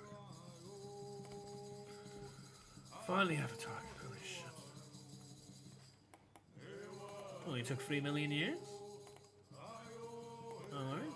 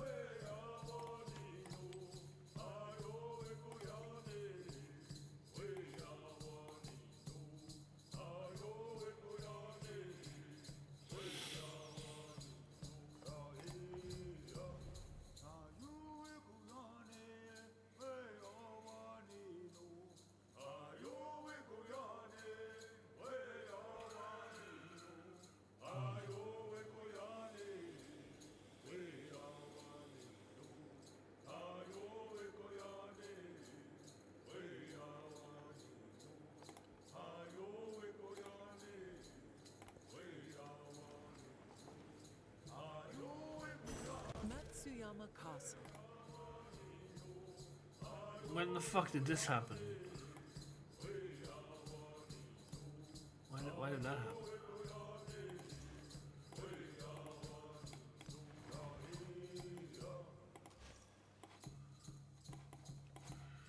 I'm gonna want you to come over here.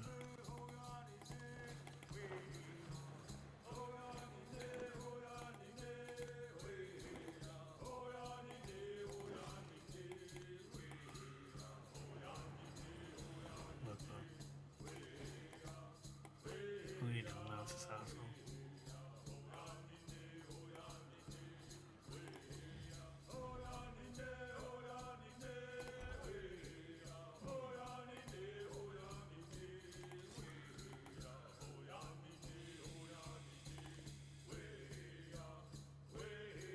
Friedrich.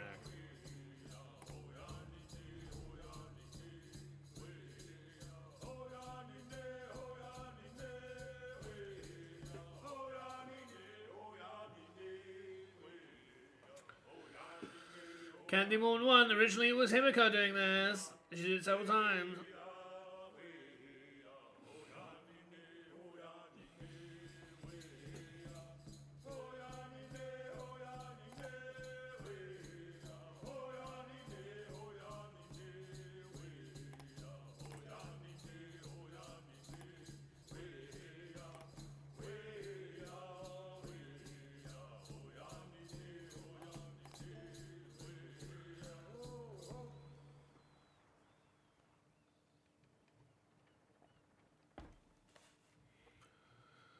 Right.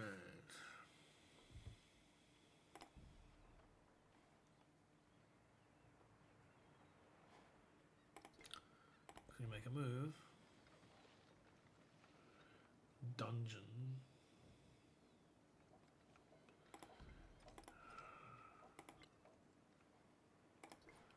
My lord. This game does love to go on, holy fuck.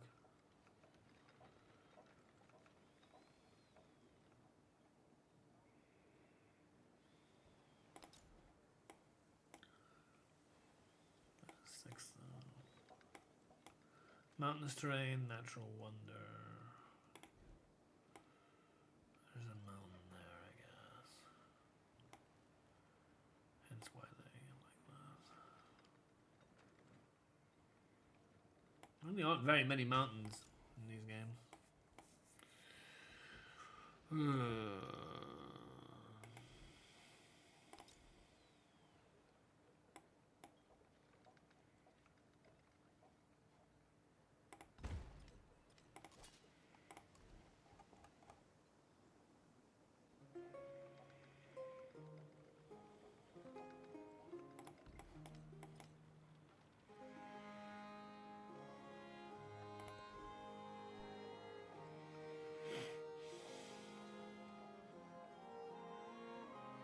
Ten and 11? Yeah, not there.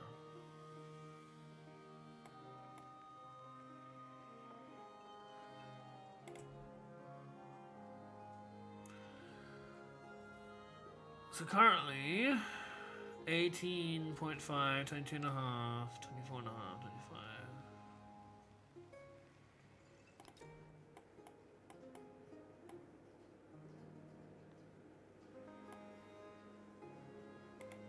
Jesus.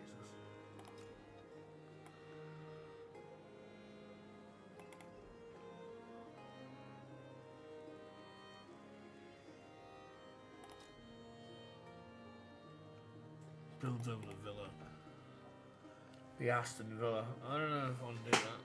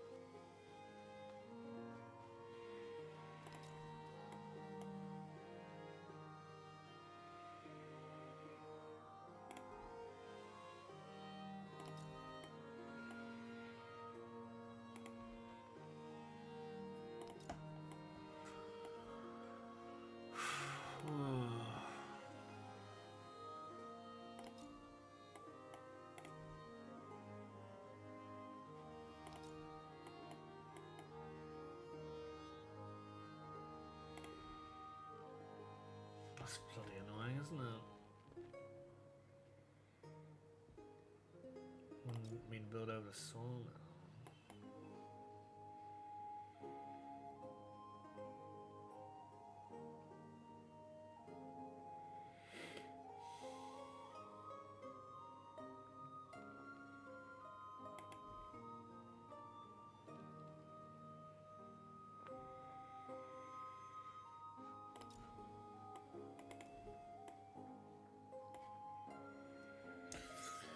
I don't know.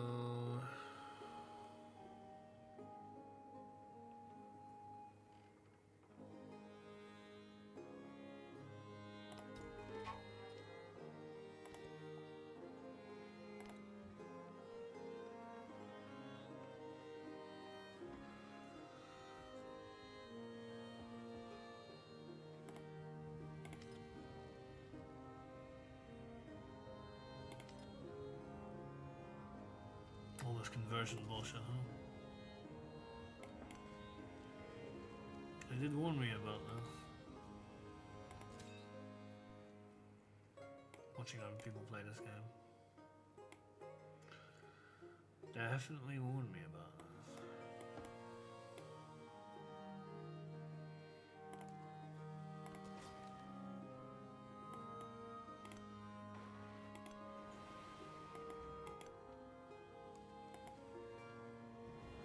Oh, really? Oh, really?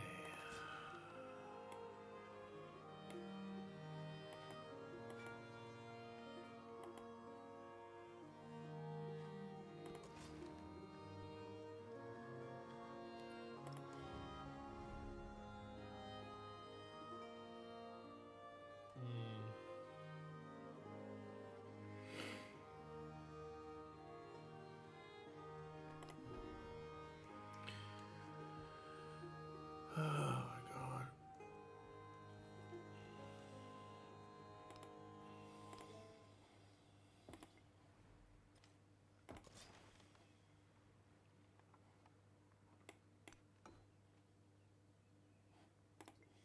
No, I do not want to do that.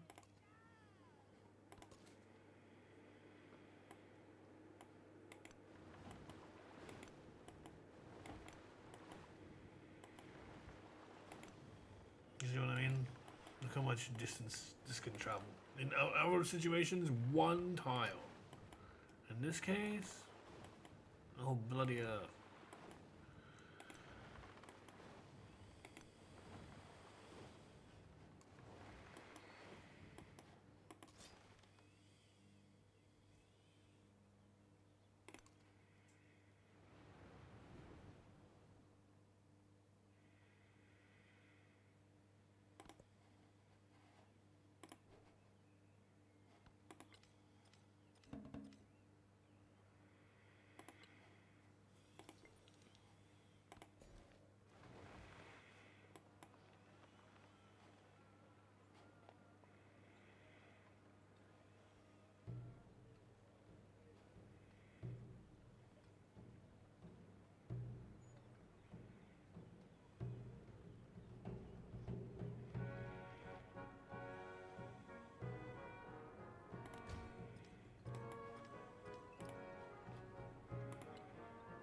My god,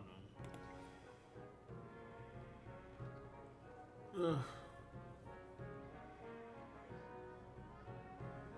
Why is that not good enough?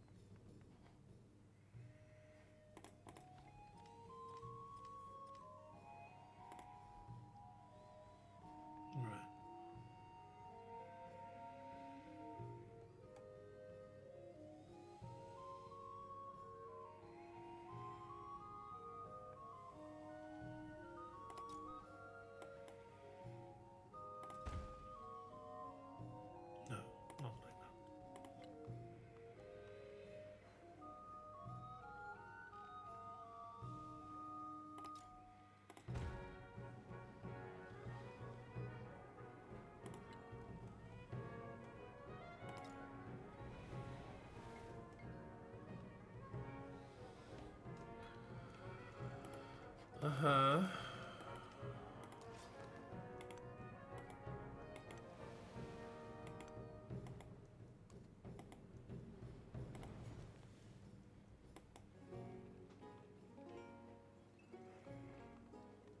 Where is this universe being built? It's being built there.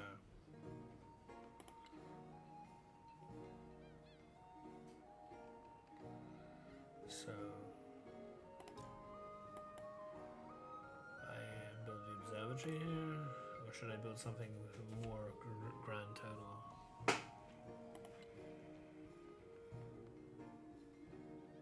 I think I should, right? Who cares if the observatory is in the same spot?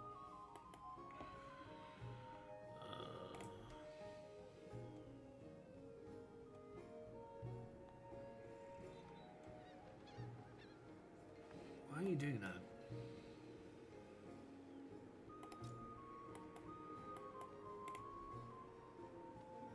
Again, why are you doing that? Oh my god. No, I mean from here, yeah. 9282.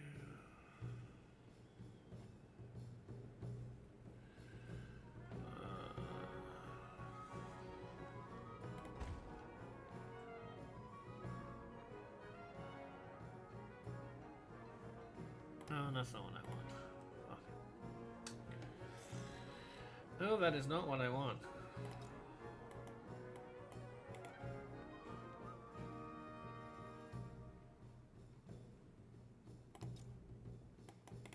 No, 8.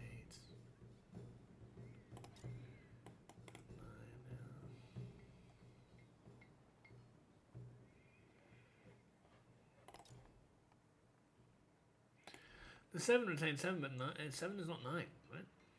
So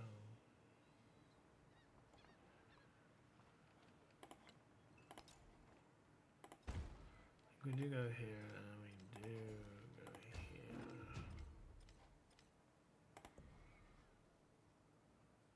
Oh my god, everyone is doing it to me. Right, fucking hell. And I can only counter-spy one person, but everyone is doing it.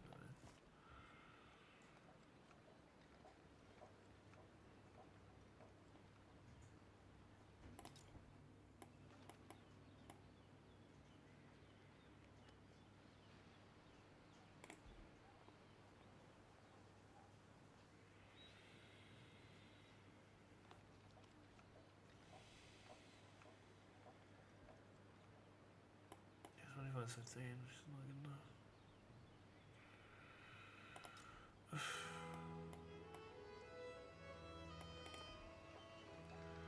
Man.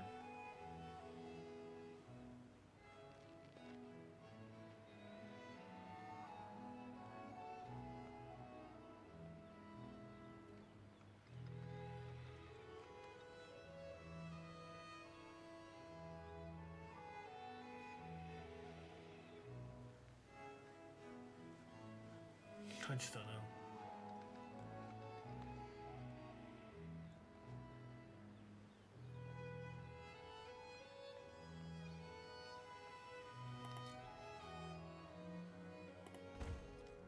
Take it.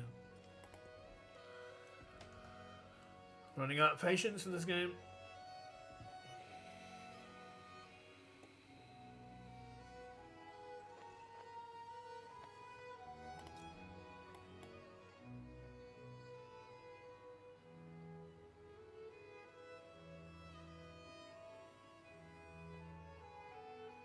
One wall cut out.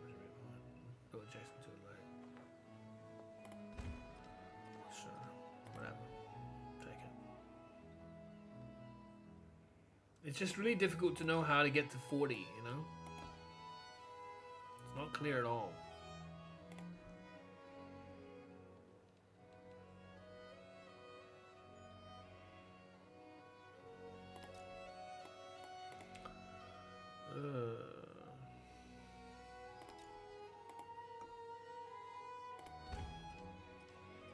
Really not clear.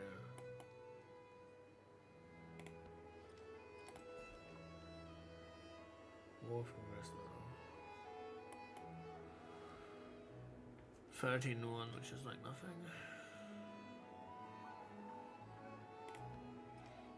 So instead, we will.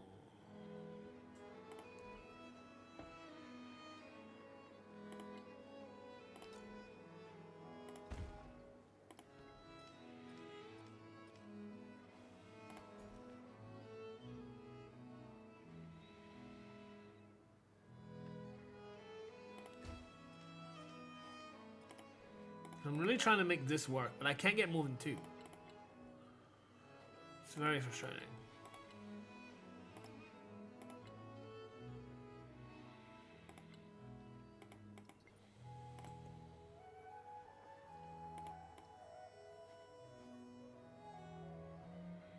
And these don't help the tiles, do they? I don't think they do.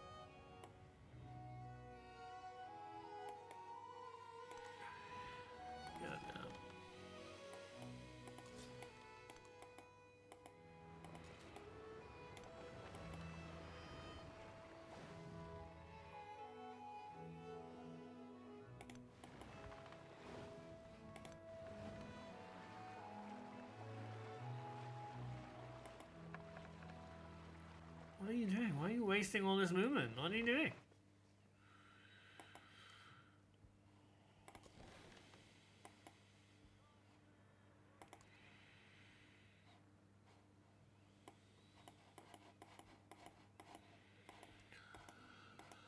It's rough. When monks are righteous, from the new land. +1 science for science adjacency.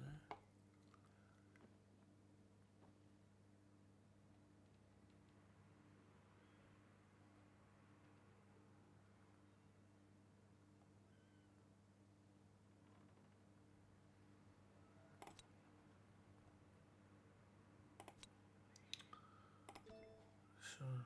Can we get any closer? Oh my god!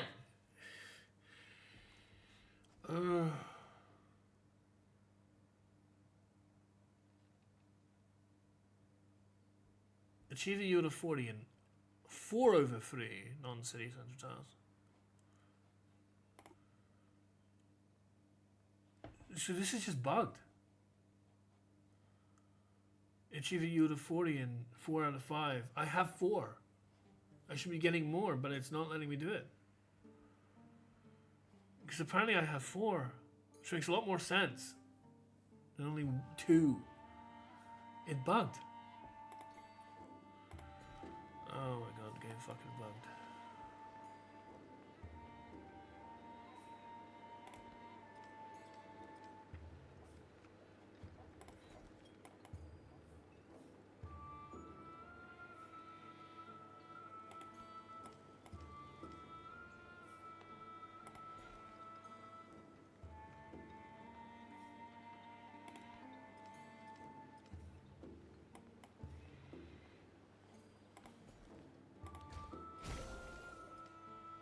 What the fuck is that 4 out of 5 going?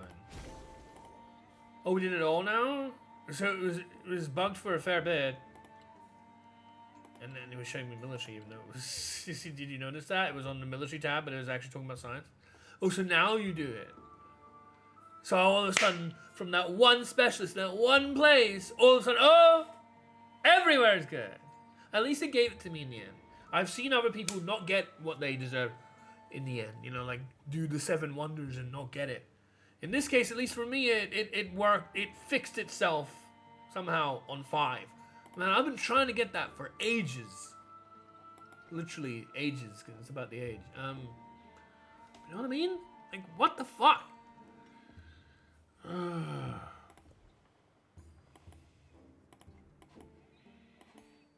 very upsetting.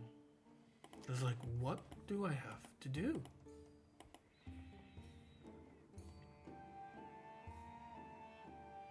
It's a knight. It's not a, you know.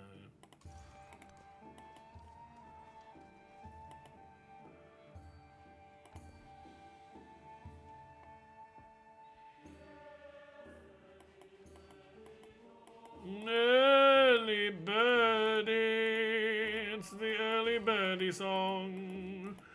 Early birdie.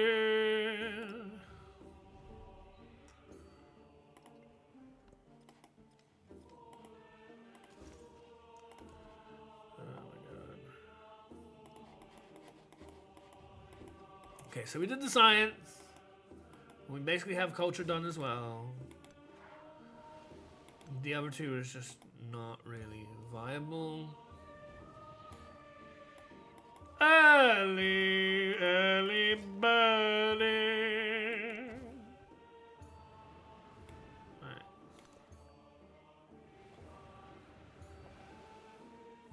Early, early birdie. Early birdie. How much to the end? So I can get these attribute points. Make sure we have them available.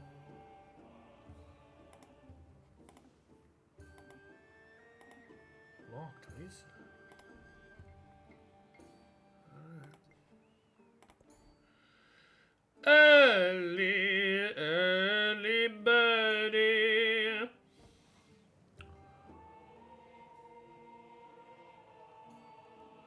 Excuse me, do you have an early birdie? Early, early birdie. I'm looking for an early birdie. Do you have one of those?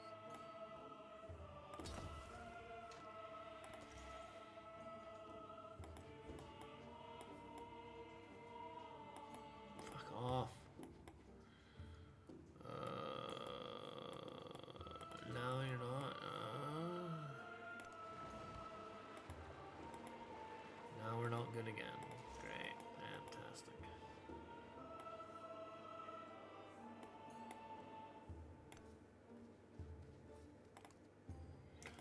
Early, early birdie.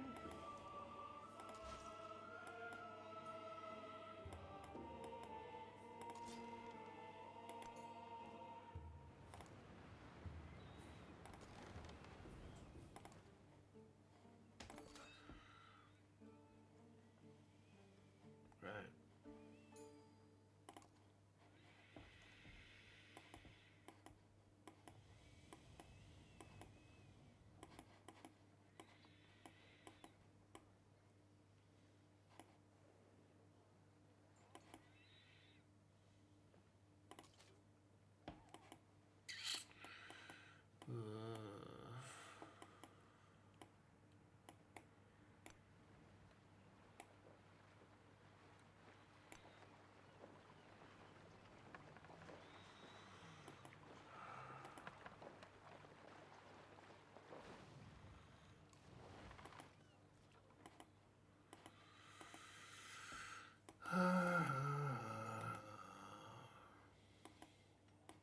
Do I not have a sat-nav coming over? Maybe not.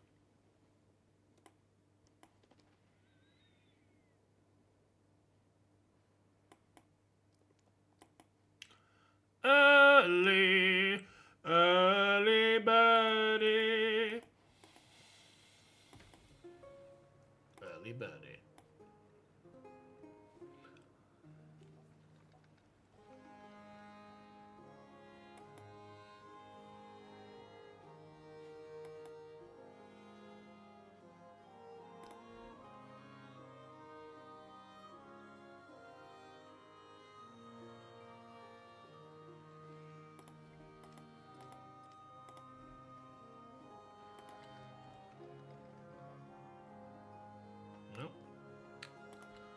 that sucks.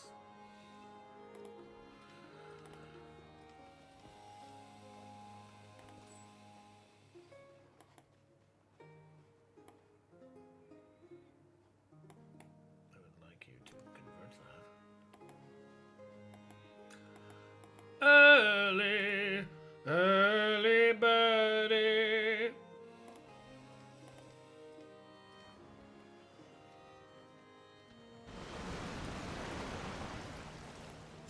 Plenty of money maketh generally the bellow.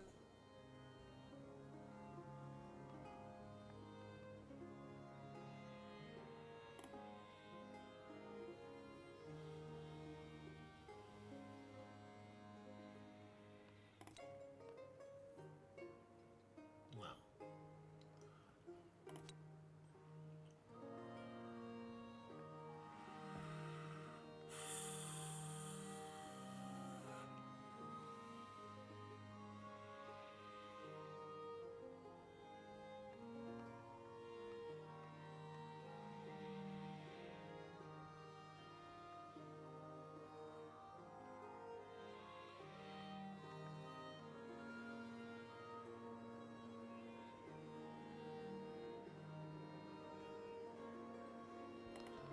We don't need any more specialists.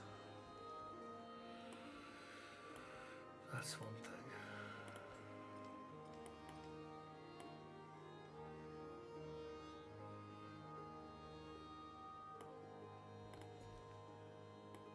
It's annoying I can't hit this mountain until the next age. I don't know why they force you to be annoying like that, but whatever.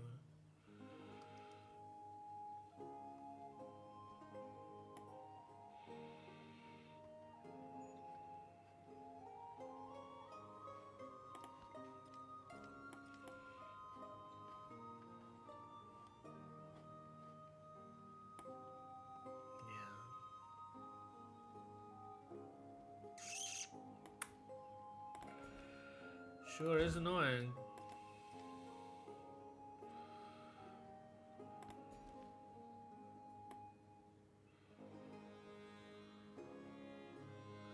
Early, early birdie. I can't get that out of my head.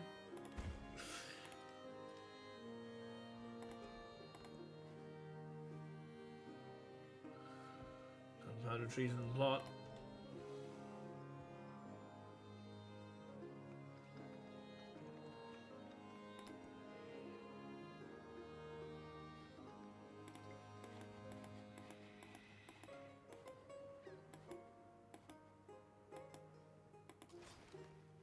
You do have a couple of boats.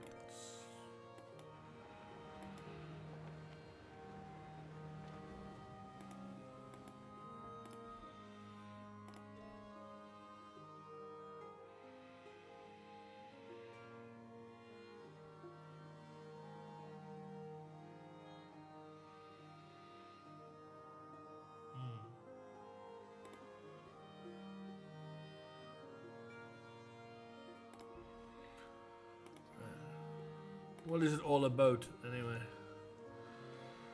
What is it all about?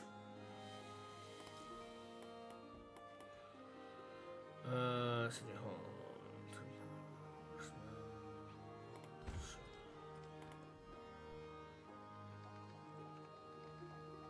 I don't know what specialist I want from you. Like, for the most part, it's Keystone goes fine. How many quarters do you think I have in this place?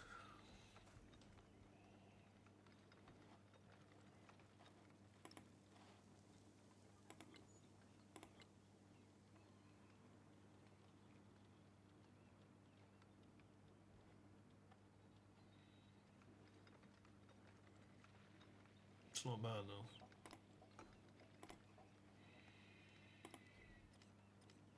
I had 280 and then it went down to 263 and now it's back to 277. Why did it lose it from 280? What the fuck?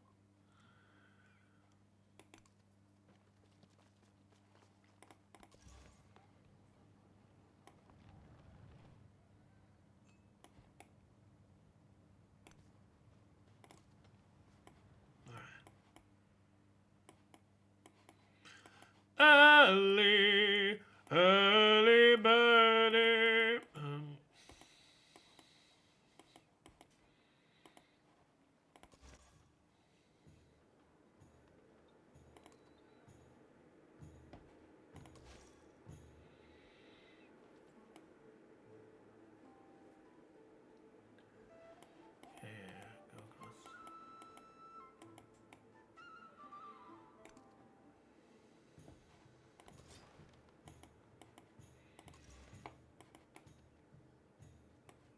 do you want me to go like that?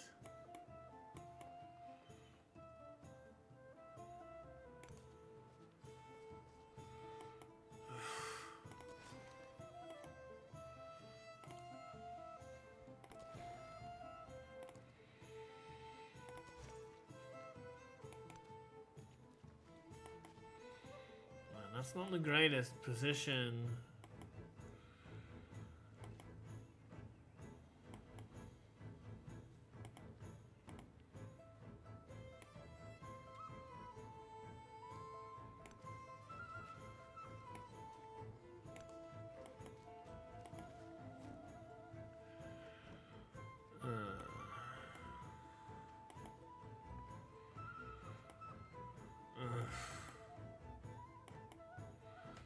What is this? Why?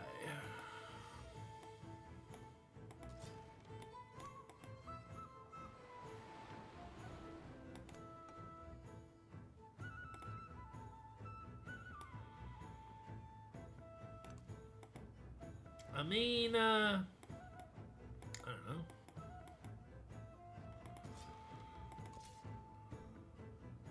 What do you mean? What could you possibly mean about this? I mean,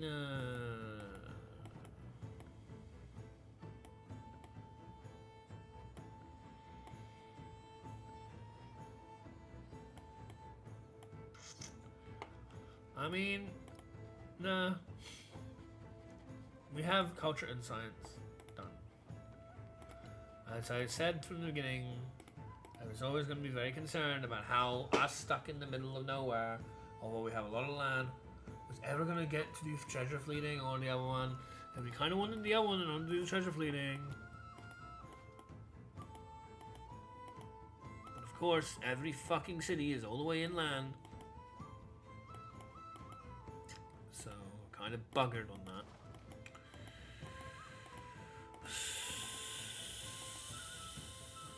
I wanted to try and hit this guy up. Well, look, this city is shit. Like, and there's this stupid thing over here. I don't know, man.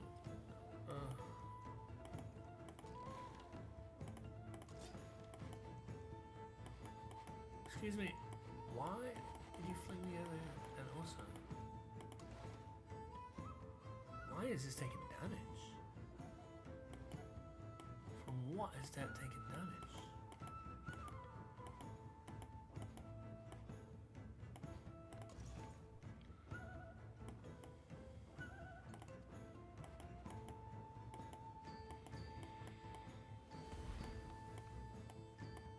So,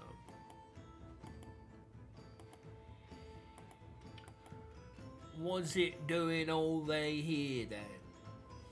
Was it? All these names, man.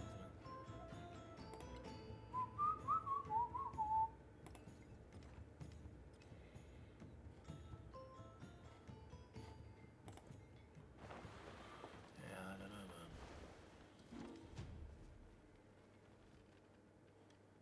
Again with this bullshit. So I say, oh, that was ours. Finally, it's ours. It's a different. It's not a different noise. Usually, it's a different noise in Civ 6. Yeah.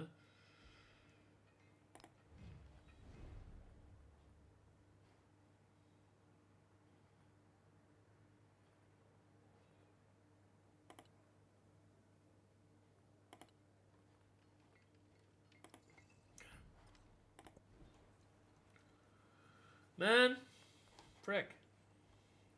My endeavor to try and get the other two going is just not possible, man. Oh, it's so rough. Yeah. Real trash. Tomb of Askia. I ask you nicely. And what do I get? Tomb of Askia.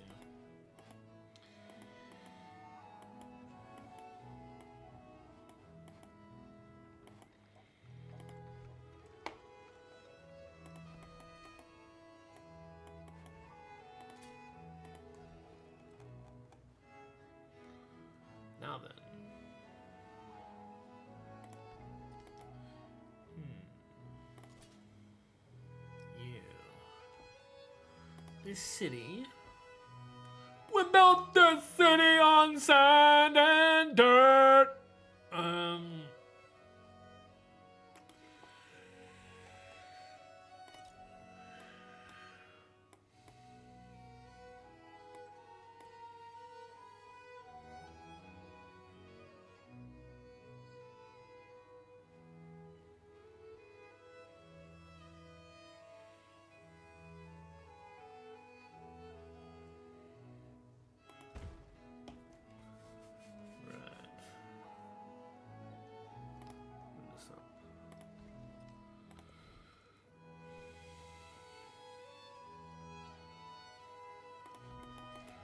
Once again, do you have a university? You do, right?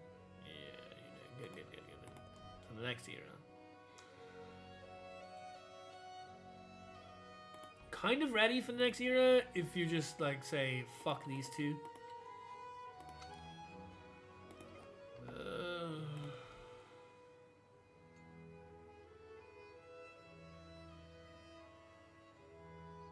But at the same time,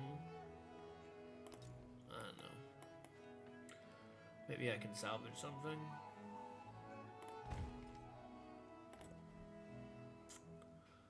We built this city. Yeah. On sand and dirt, yeah.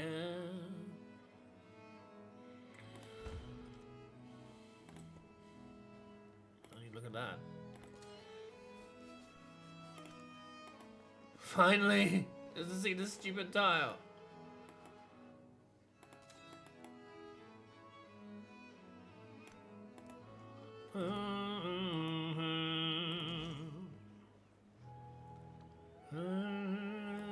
See how I can't do this the religion again? That's so weird.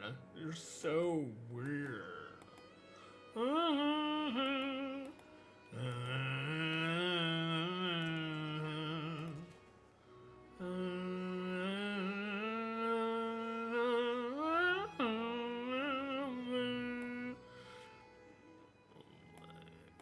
Migrant so that I can develop a tile that I really want? I mean, I don't know.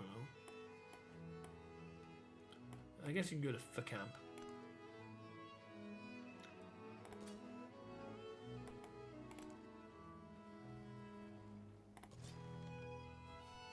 Fuck off with your camp. What is this about? You're in the wild waves and you haven't researched that yet? Like an absolute dum-dum.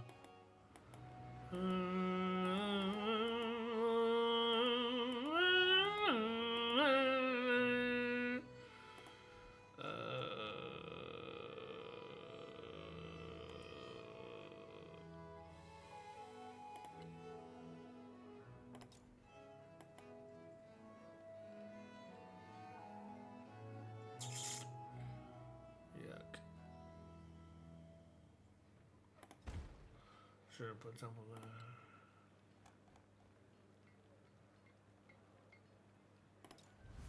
Sure, put a missionary here. And potentially go here. But again, like, I wish I had better vision. But the missionary will give me vision. Cause like, yeah.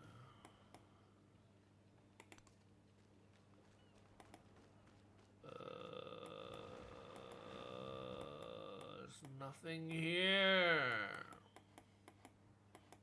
Nothing I can do anyway. I would have liked to have been able to, you know. Why do you want to keep doing that over and over again?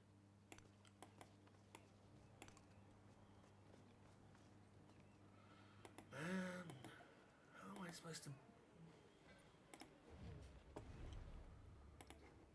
How am I supposed to hit this? We from here, that's it?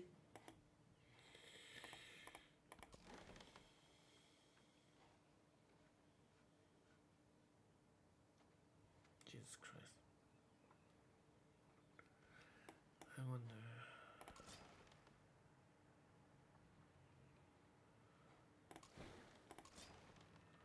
Well, I mean, this is a carrack.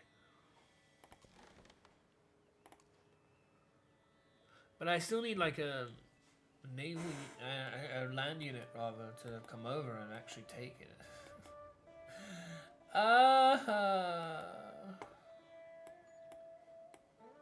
We're so fucked. Yeah, I didn't do my own settlements either.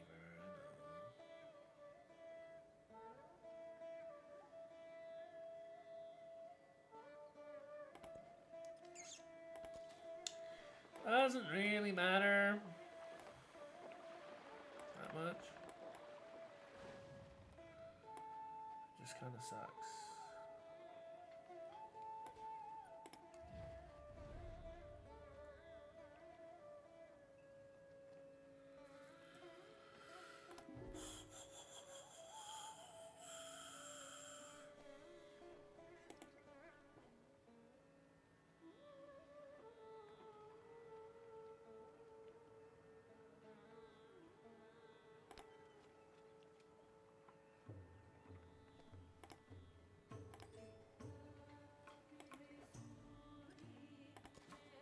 Get back! That's what I'm trying to do. I'm trying to get back.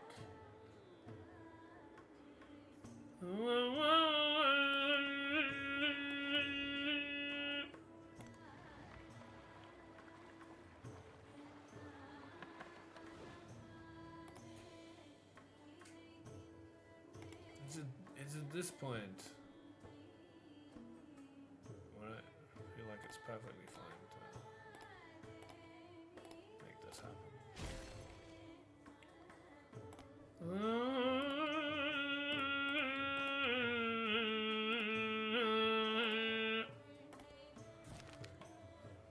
Yeah, sure. Plus 50% food and happiness maintenance for specialists, minus 50% golden towns, minus 2 gold per displayed relic, plus 1 gold maintenance and military units. That can be nice.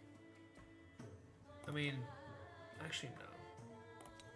Plus 1 gold maintenance and military units first, then the minus 2.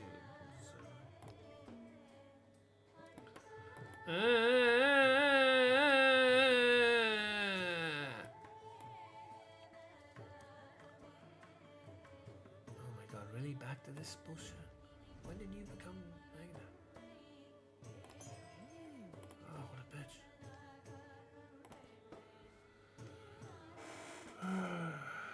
A mortal ripens like corn.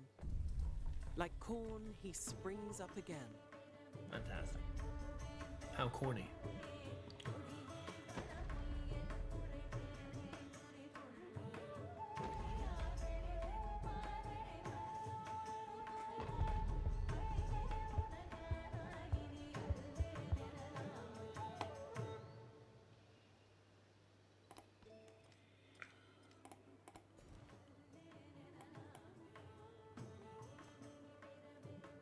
I don't care for more specialists. I don't need more specialists. See, right now we can't get mountains, but in the modern era you can. I don't understand why. I don't want to grow anymore. I don't care to. It doesn't mean anything to me.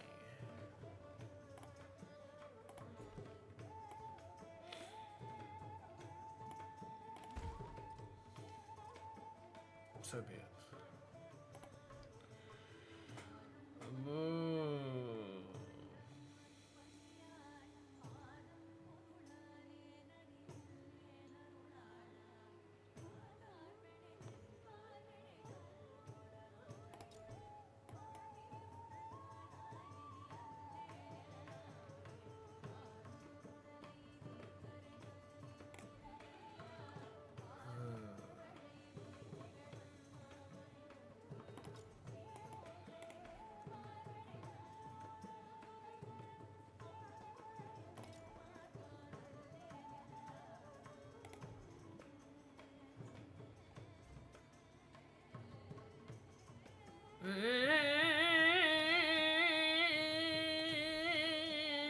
Are you a buzzing bee or some shit? What is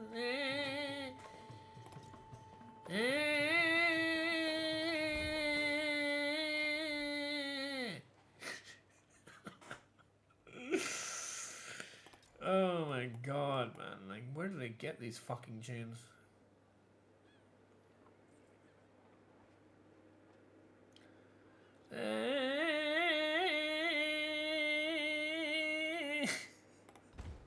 Seriously? What the fuck?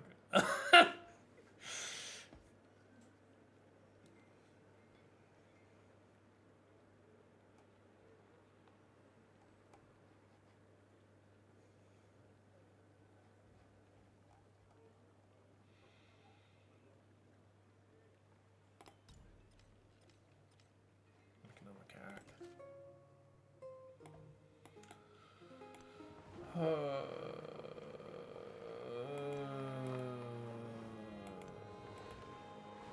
Fuck.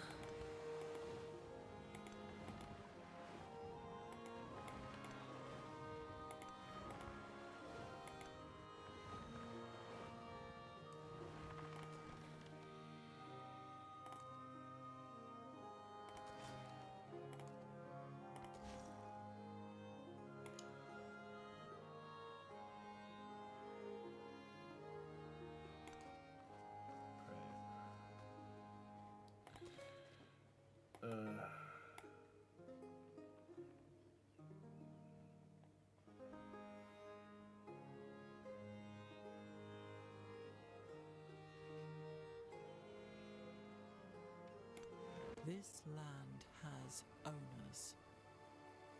This land has anus. Oh, owners.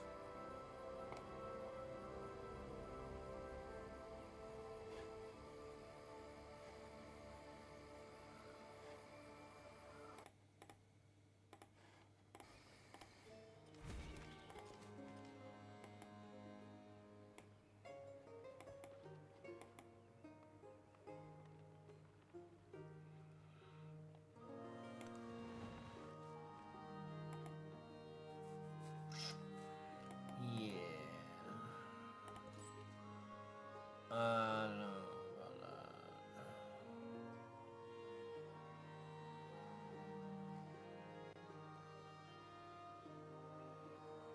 Was it to do with you, eh? Not that. Or was it?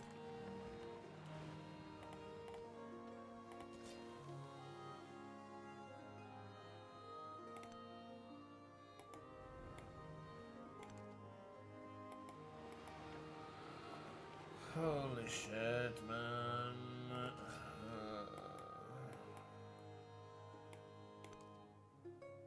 I should go the other way and try to see if I can find it, right?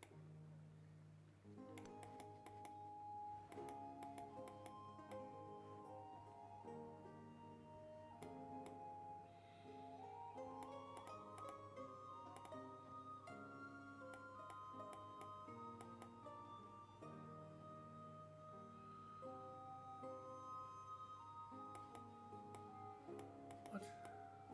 Where's my boat?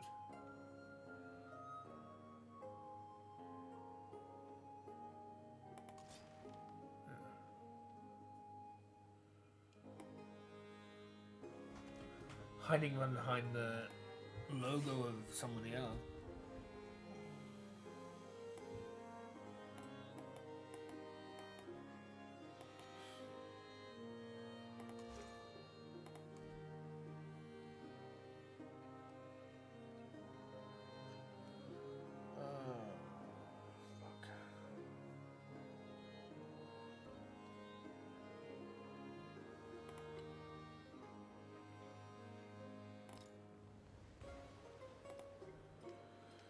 Uh-huh. That's nice.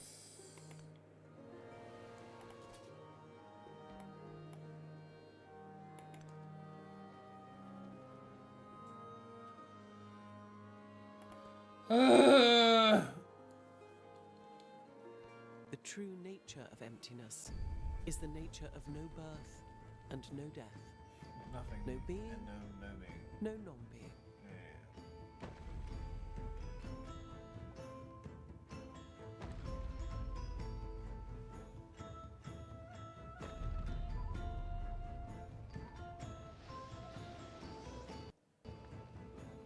I teach only suffering and the end of suffering.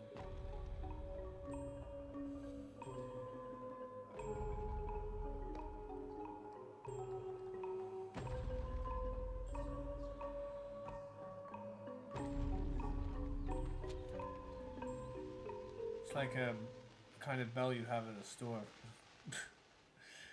Ding, ding, ding, ding. Where is the shopkeeper? Yeah. Colonialism is the real.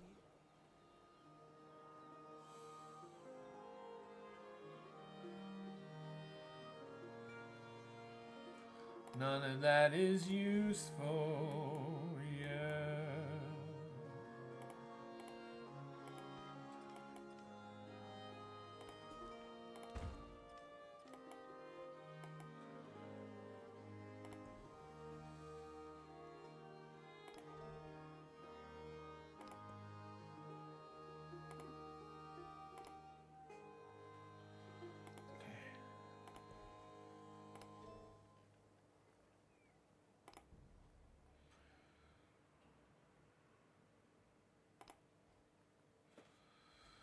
I don't know, man. I hate it all.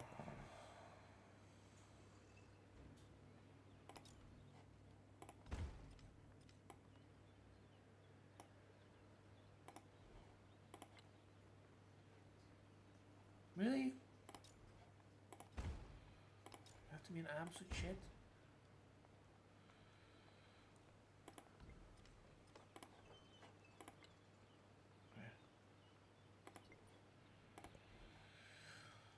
Oh, the others are all so terrible.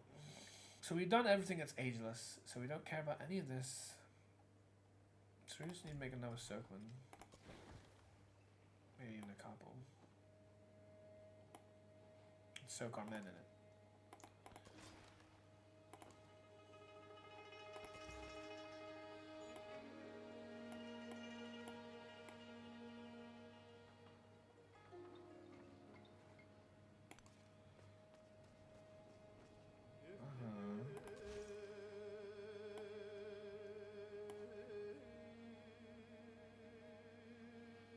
Amina.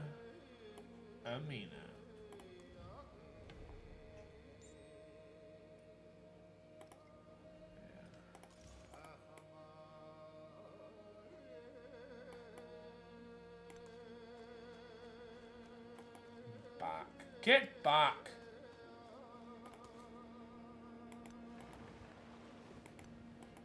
One of the most spectacular, complex, but fragile ecosystems. Yeah, I know. Finding all the bloody natural wonders is great.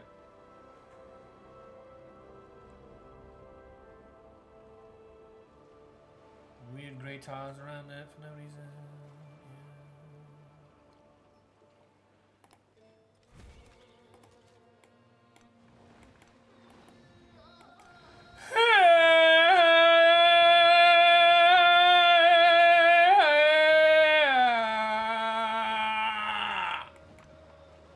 That's my music. You like my music? You like his music?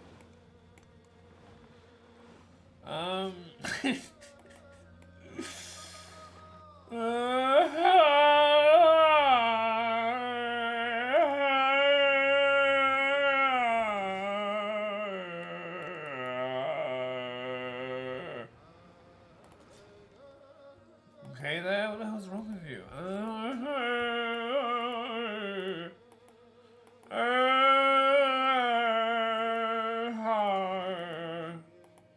Where's my missionary? I thought I was bored.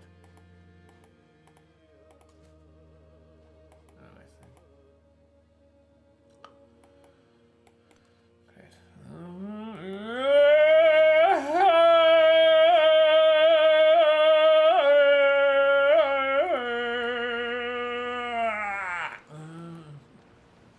Lovely, thank you. Thank you for that.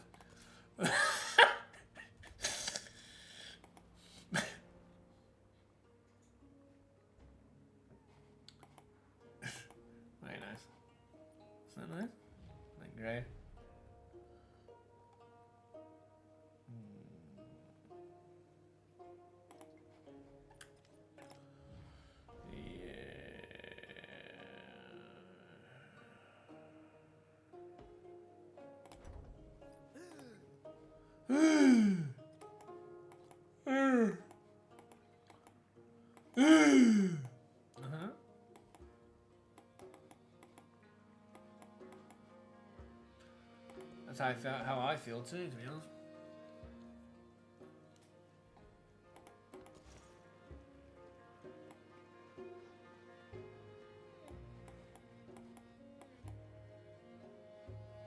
What did you fucking do? Didn't I tell you? Oh. You have 2 missionaries.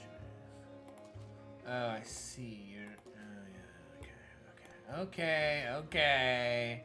Need to want to convert the city as well. That's why we did what we did.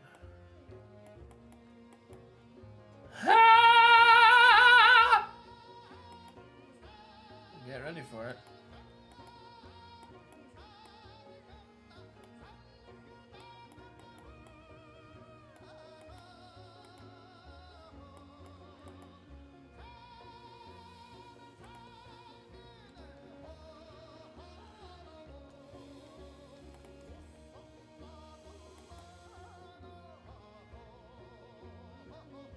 Ho ho ho! Yeah.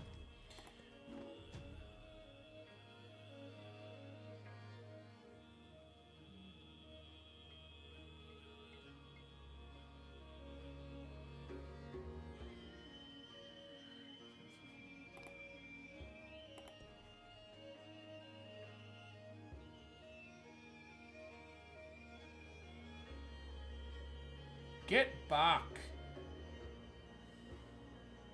You suffer 0 enforcement. Oh god!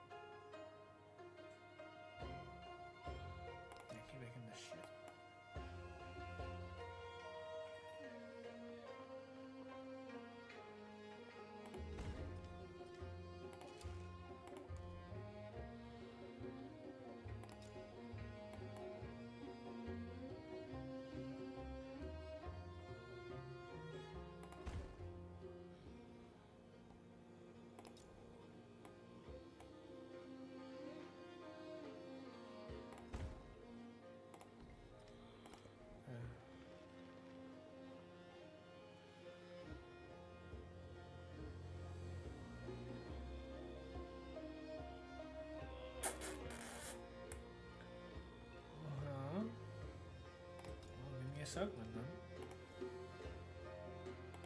Well, why keep showing me that?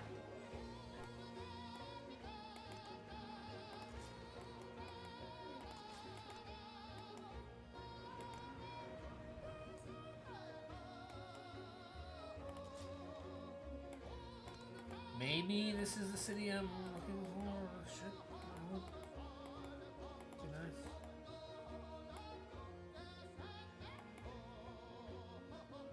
Ho ho ho!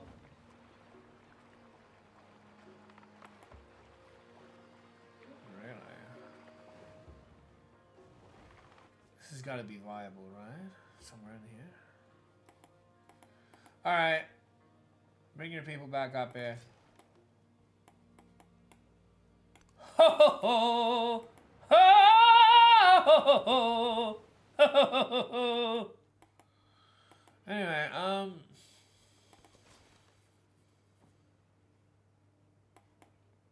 yeah, fuck. Let me solve this. Do I want to try getting a war with you?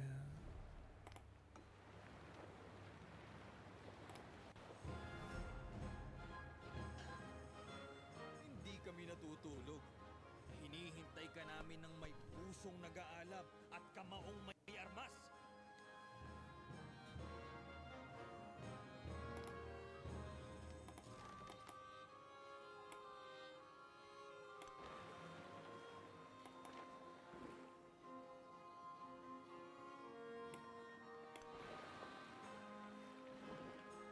We can't even attack. I was hoping to hit this city. We hit this city all again wrong. We hit this city. Bloody hell.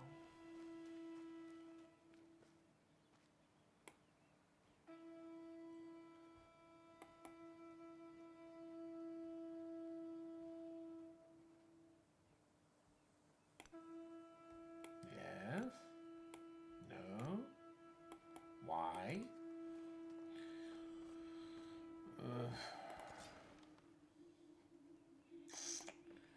Shit.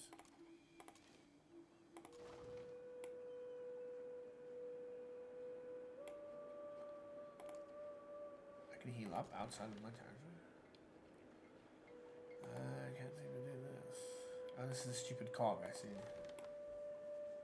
That's probably why.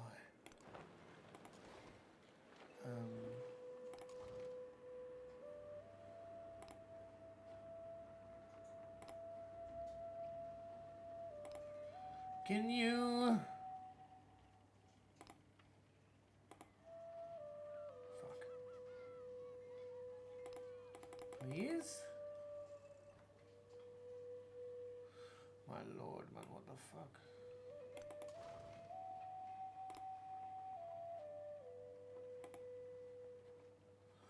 I hate this. It has them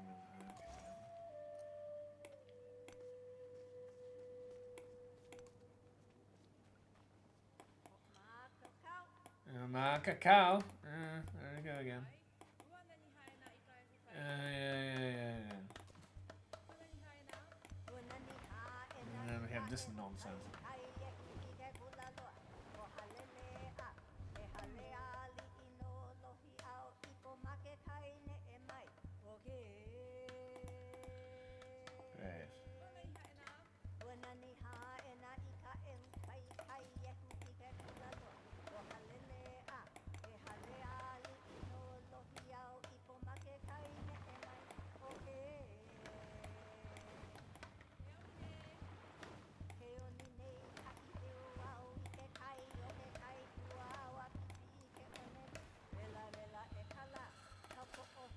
Huh?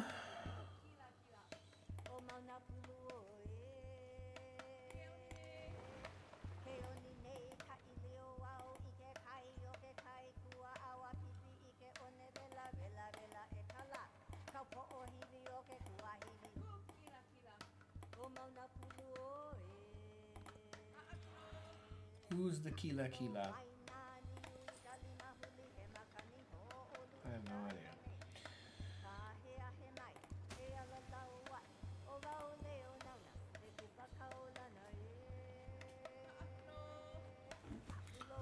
+5 food, +5 production, +5 food.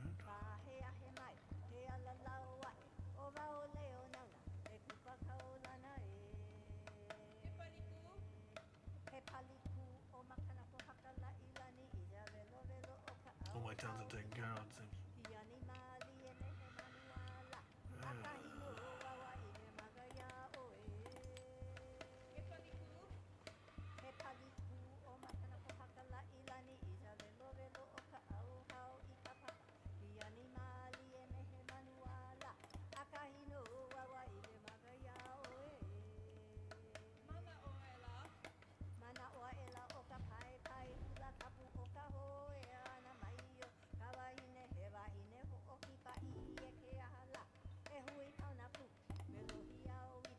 You have a lot of places.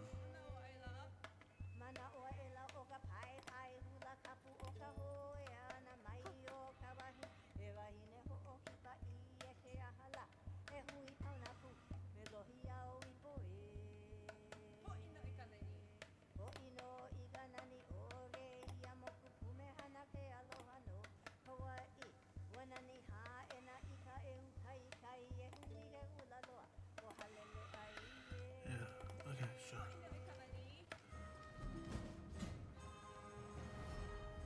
Inda muka ciye garuruwan da yaƙi. Za mu buɗe ƙofofi, mu Thank you. sako kuraye, su farfasa ƙasusuwar ku. Good.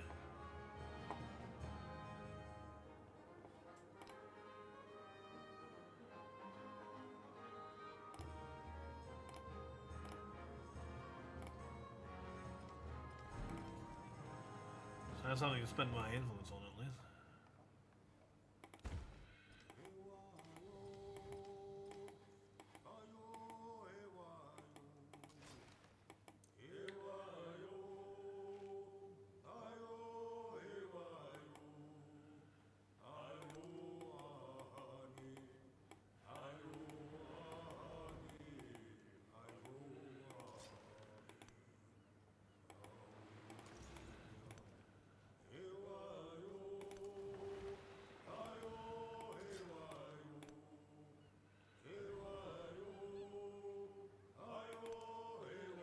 Oh, perfect. Fantastic. Lovely. Come on in, boys. The water's fine. We need to get ourselves over there quick.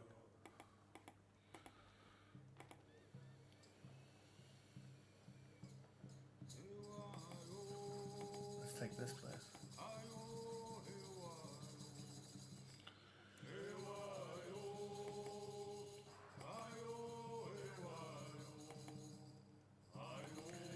Unfortunately, we just found it way too fucking late. But it's here for us. That's something. Hey, why-yo. Ohio, Ohio. I live in Ohio. Do you live in Ohio? Ohio, Ohio.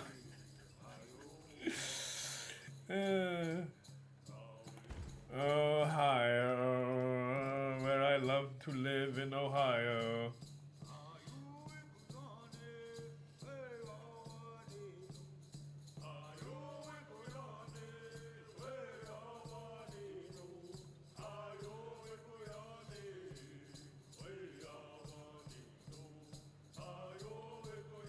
Ohio, have you lived in Ohio?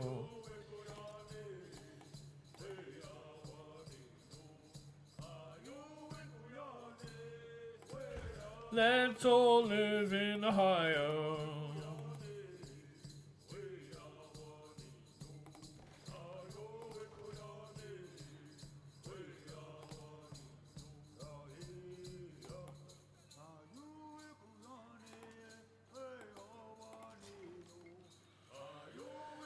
Yeah. Fucking pass again, great.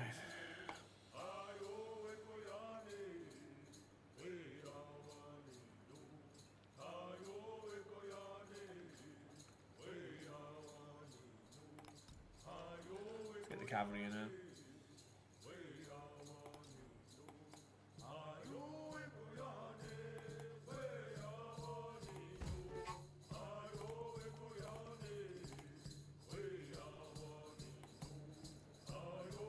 Yes.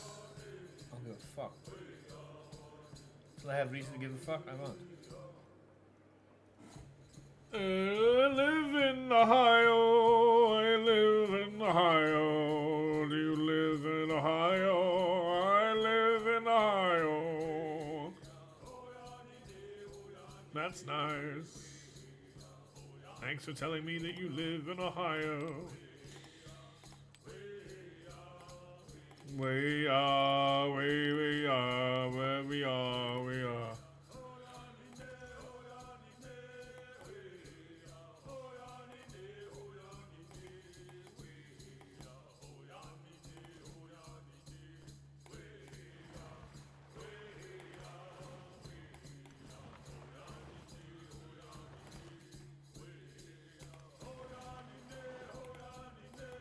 So fucking irritating. Holy shit. Man, I don't know. Maybe the music is worse in this game, because fuck me.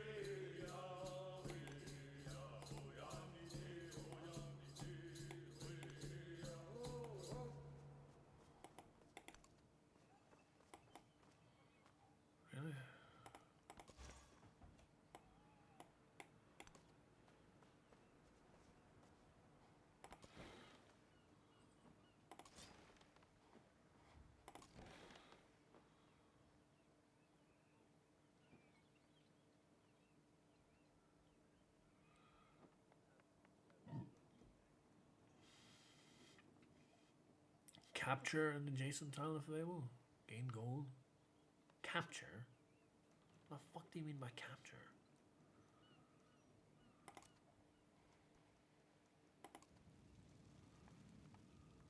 Well, I'm doing it. Maybe I should take it to 40 signs.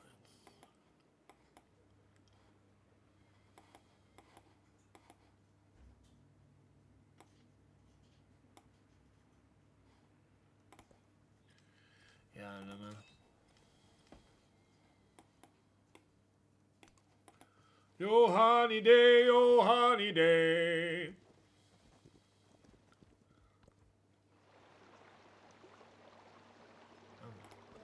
The city is... Yeah, I know.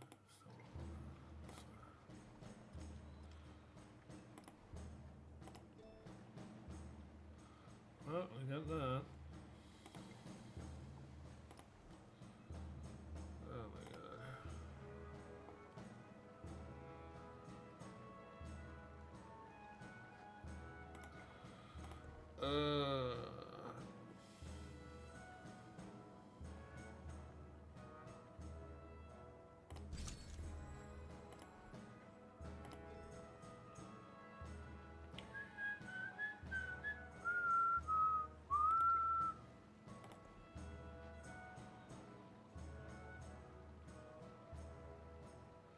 Still need a support units? I don't think so.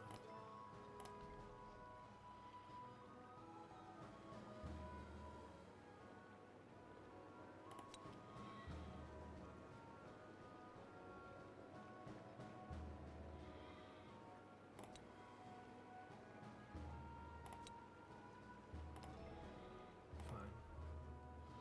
Oh my god.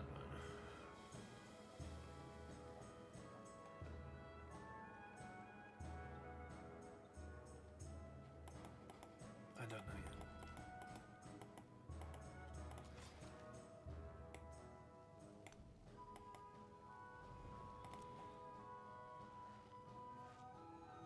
I see. I can't actually shoot in the city. So this is completely useless.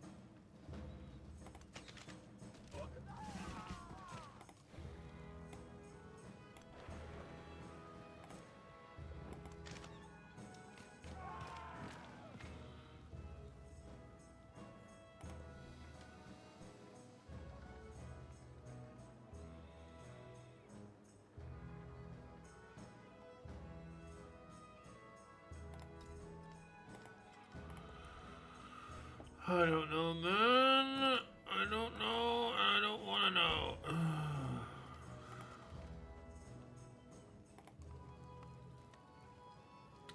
Naval units within the command radius can move after unpacking. That's nice. Naval units within the command radius take half reciprocal damage from flanking. I don't know what that means. Flanking part specifically. 1+ on gold for each unit picked up by this commander. Plus 15% production in the water district. Plus 1 movement for this commander when packed. That's kind of nice. Plus 1 sight range for the commander. Plus 5% yield to the settlement and station in the water district. Plus 5 combat strength for new units when command radius when attacking fortified districts. Plus 3 strength for now.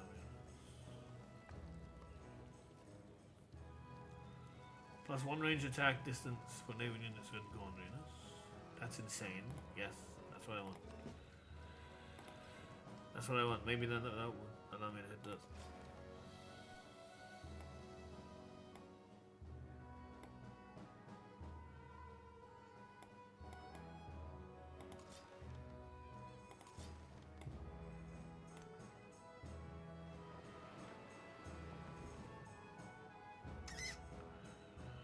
Oh, fuck me.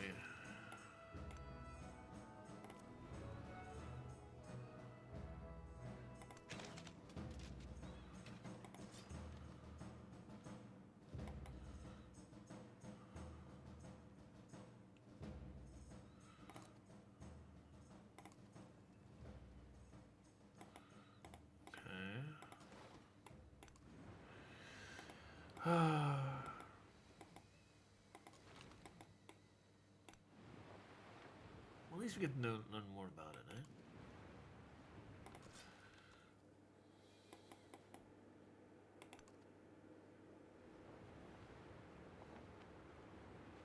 Yeah, that's potentially something. That's potentially something.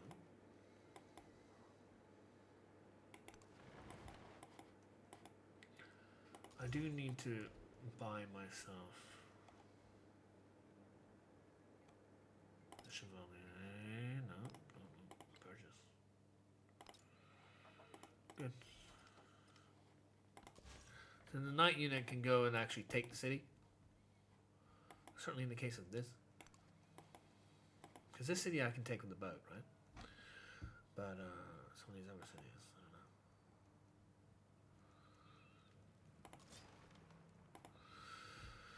I don't know. Fuck.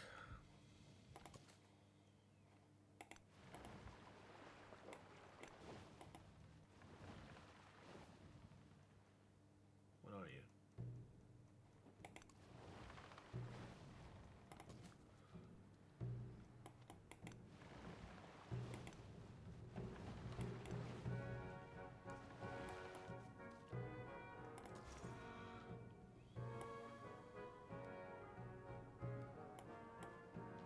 What are your? Where's your other settlement? Where is your other settlement?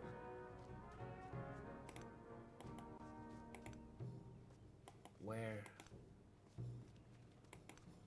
is your other settlement? Oh my god. No, that's not Mina again. What? Anything south here? Is that it?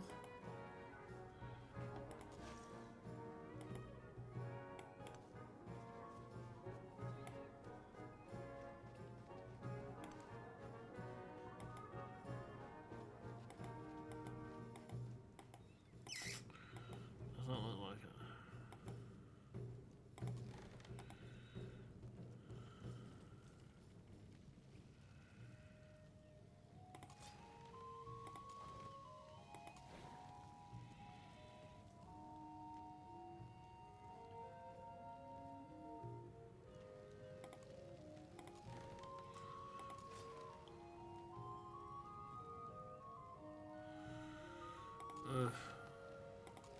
Who knows?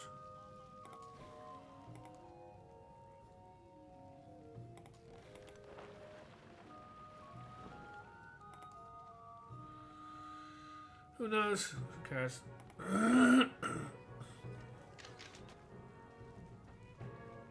Wherever you may be, death will overtake you, Thank you. even if you should be in towers of lofty construction. That's the Quran. Death comes to us all.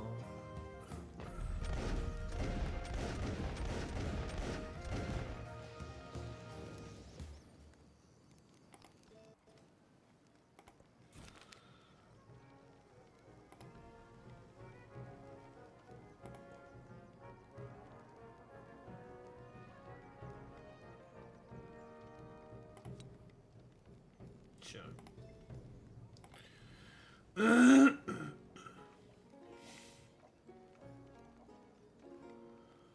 I don't know, and I don't care. What happened to my map just now? What was that?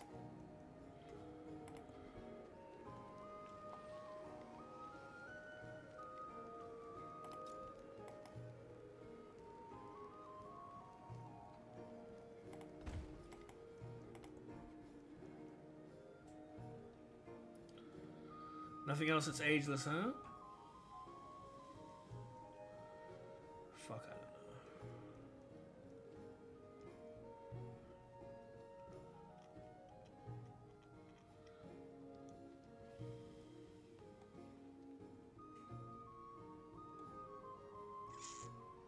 Fuck knows.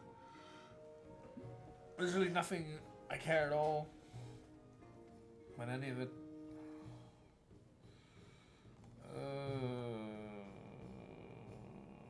So terrible.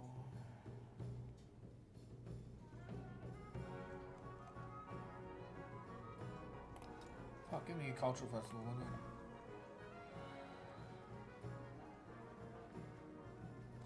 I don't know.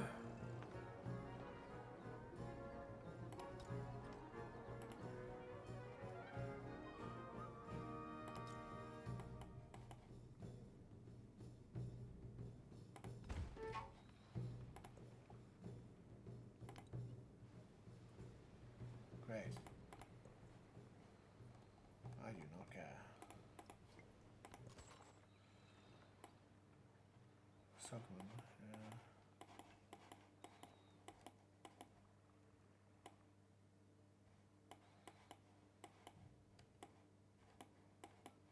Actually, I do kind of care because now this would have been a nice place to sell, but now you kind of fucked it.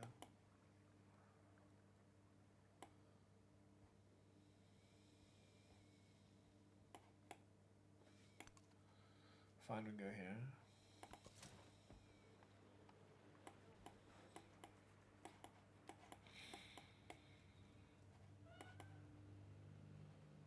Oh, you still don't have that tech? We still don't have it. Oh god. Oh no. This. We need that.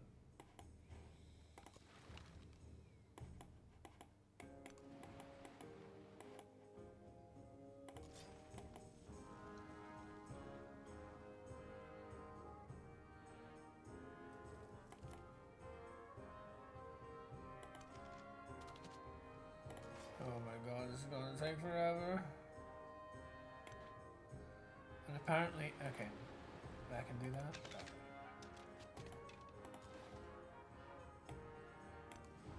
Whatever. Oh my god.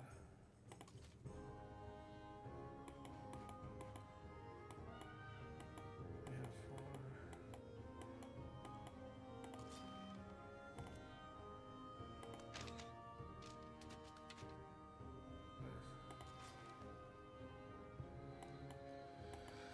To be honest with you, I should probably leave this one.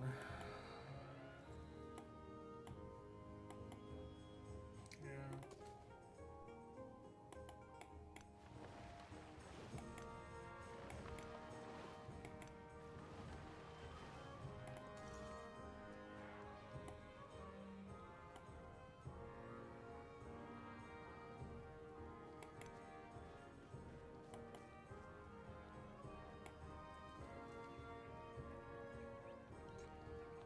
That's how you can do it. Oh, it actually says the health of it. Nice.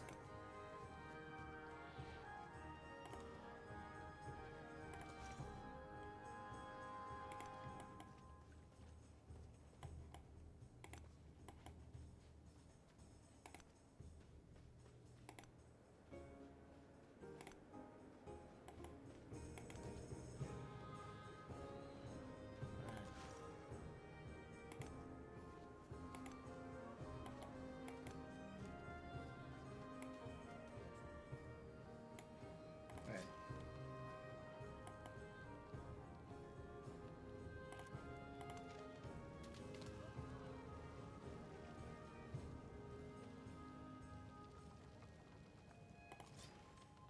Damn. I should have swapped places. Oh well.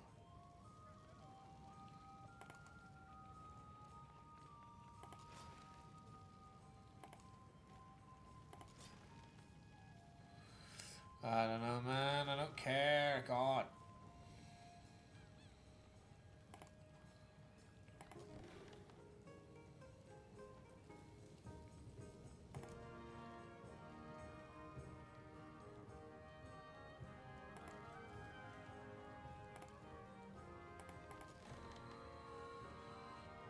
Yeah, just go.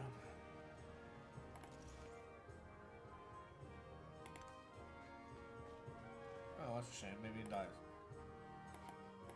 I don't care.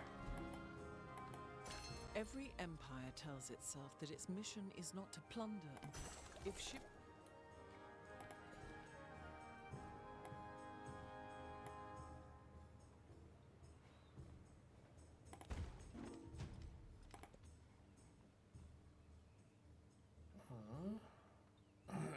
0 penalty. Okay. That's fine by me.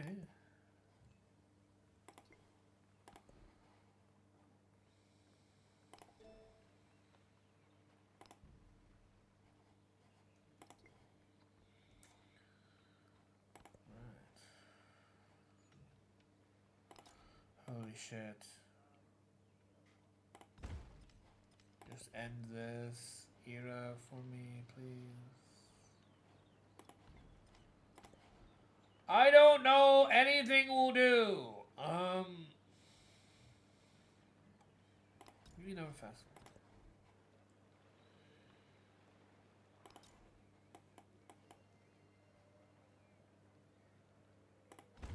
Okay, great.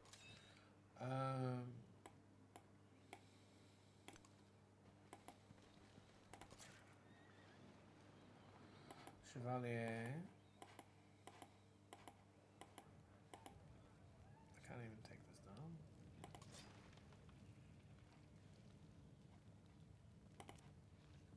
I can't believe I can't fucking do this.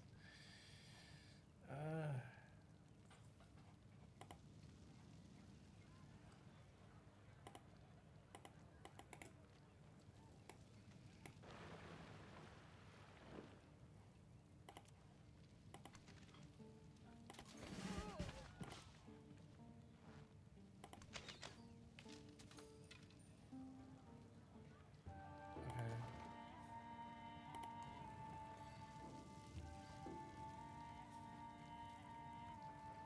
Plus one range attack distance. That's insane. Melee units within the command radius have the splash ability. Enemy units in tiles adjacent to target take 50% total damage on some target. That's very nice.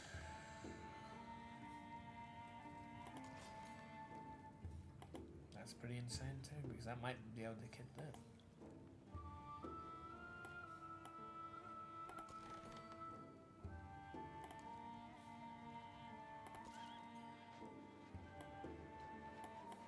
Yeah, over here.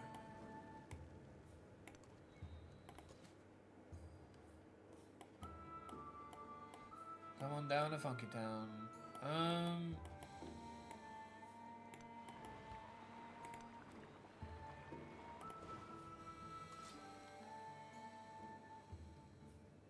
Okay. That's unpleasant.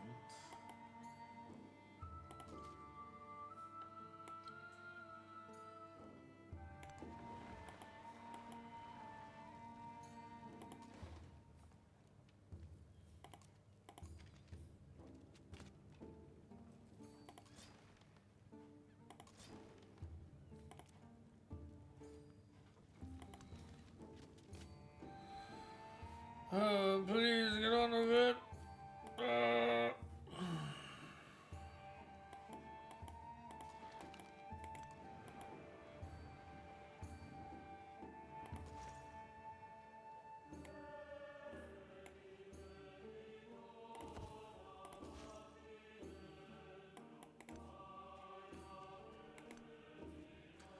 Ellie, Ellie, Benny.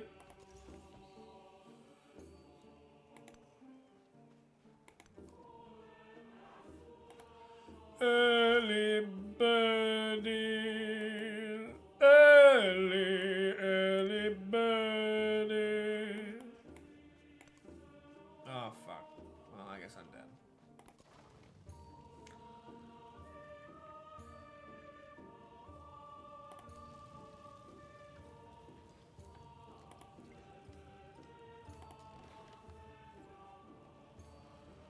Ellie, Ellie, Benny.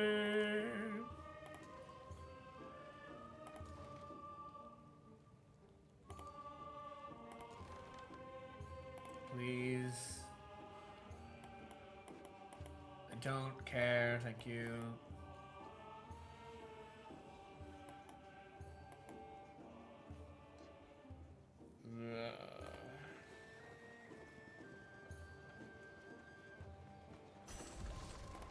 Fantastic. 87.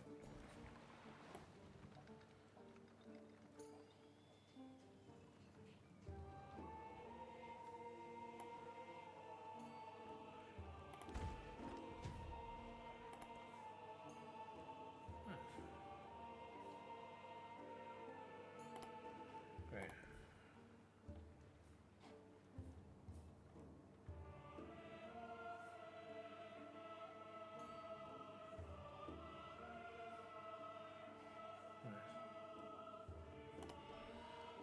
Fuck knows.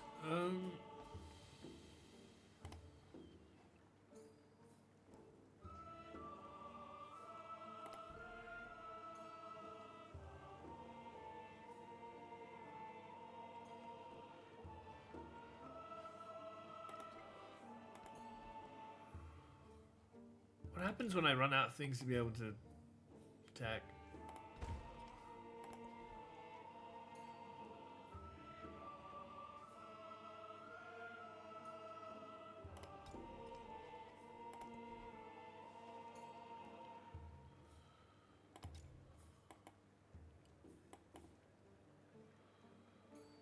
Great. Sure.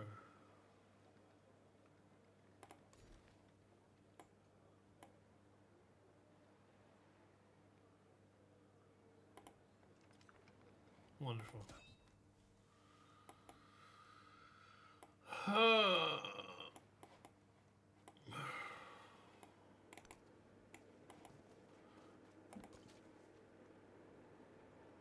Another migrant for some reason.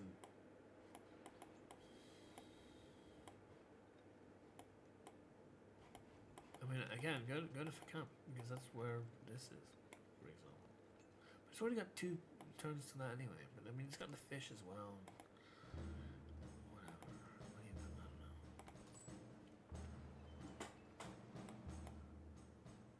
know. Merchant. I don't know, nor do I care.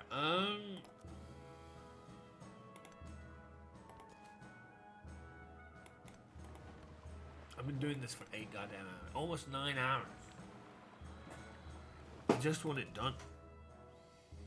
I just want this goddamn age over with.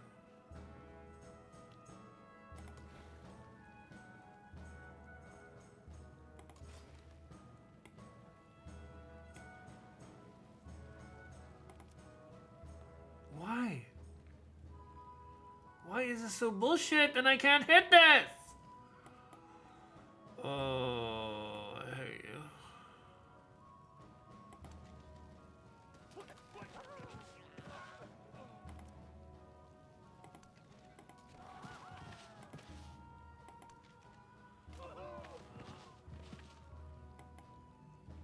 Right. Why can't I hit this?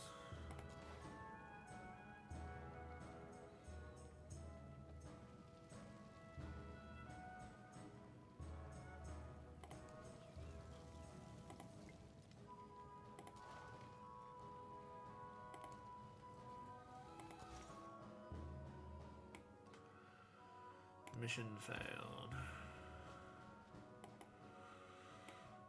So sure. Oh, great. Zone of control again. Whatever.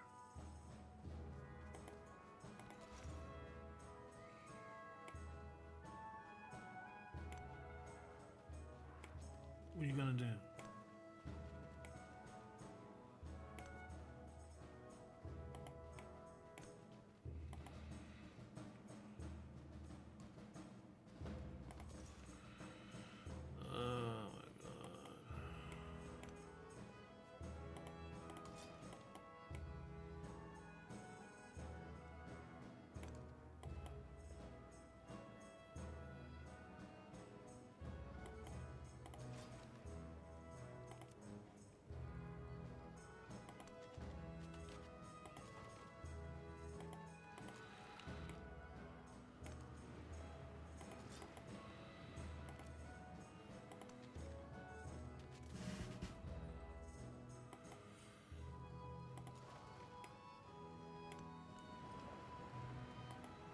Wonderful.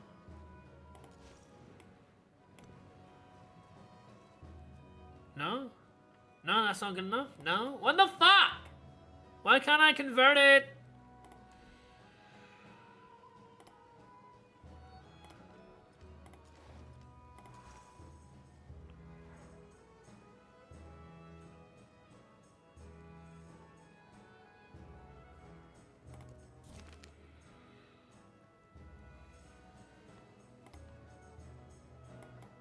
Fuck.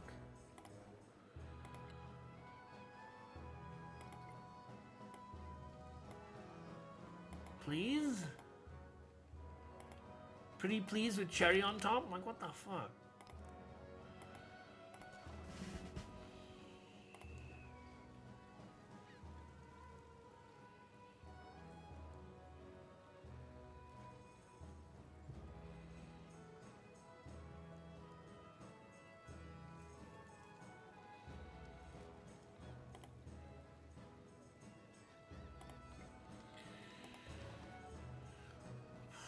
Again?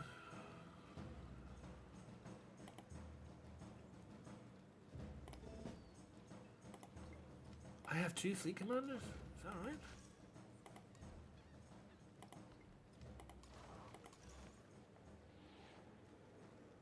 What is this heat horseshit, man? Why can't I... Oh.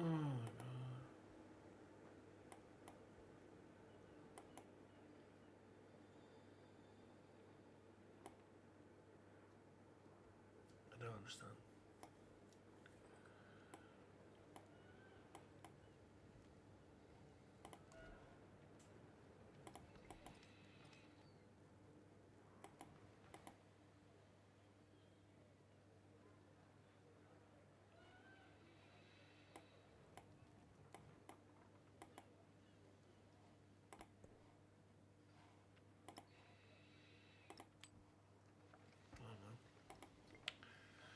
But it's somewhere.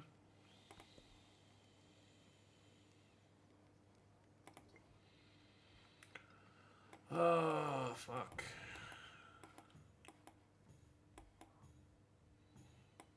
I can't do treasure fleet shit with this because apparently, you know, I can't buy anything on this fucking tile. Can't purchase. So,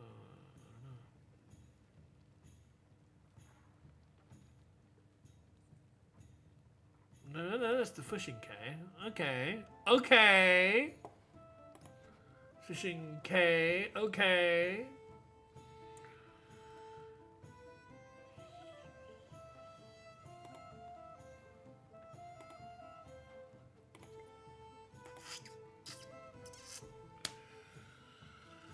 Too little, too late, I think, but whatever.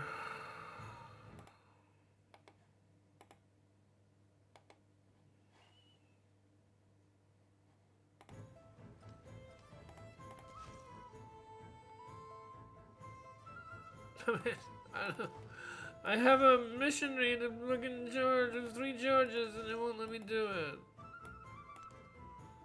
What the heck?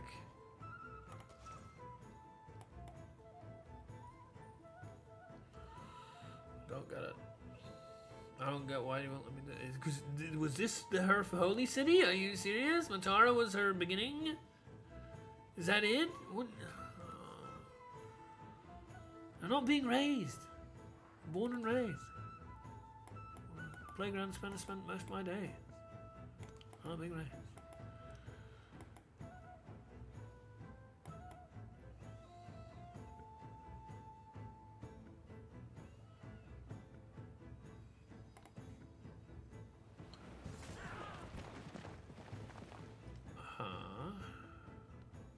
The spear and the title go together.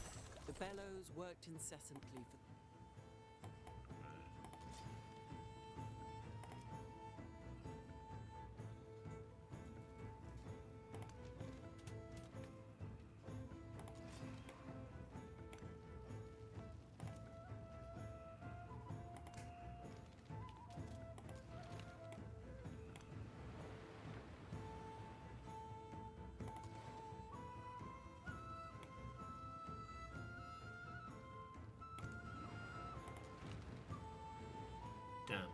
I was hoping.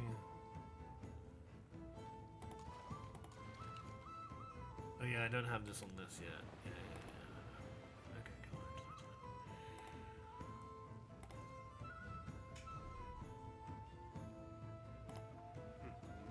on. At least let me. What is this? Why can't I convert the religion? Get the fucking thing on. So then that would be doubled, right? If it doubles, it follows my religion. Yeah, I'm getting to follow my religion. Why? What is that about? Did I have to use like the thing that converts a city to my another person city to my religion first? Because it's bullshit like this.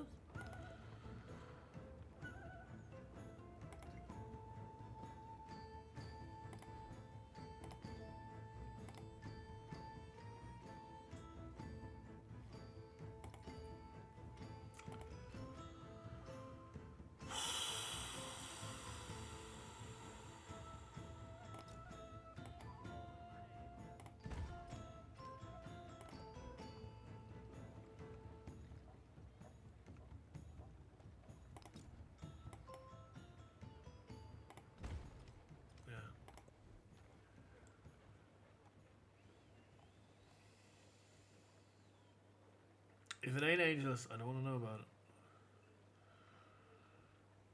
Yeah. If it ain't ageless, I don't want to know about it. Give me research this stuff.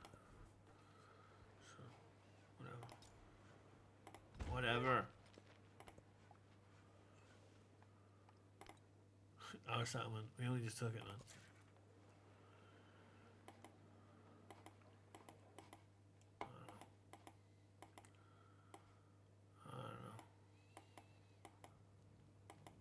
I wanted to hit this. I was hoping it would be easier. Turns out, of course, it's the other one, which is even later for us. Of course it was.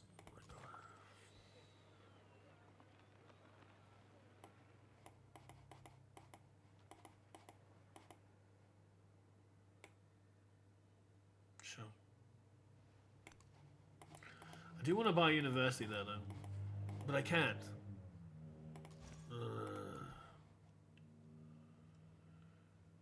Oh, you piece of shit. Yeah, fuck. Can't do anything with this place like that. I can't do anything with that place.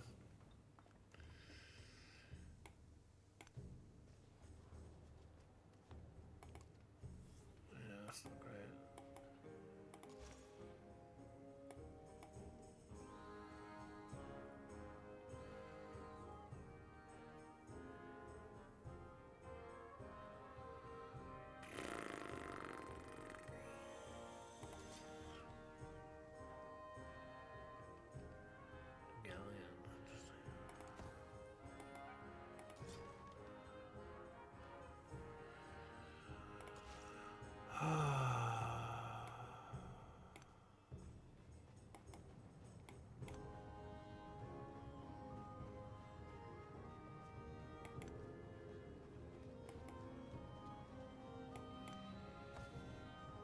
Town called Medina.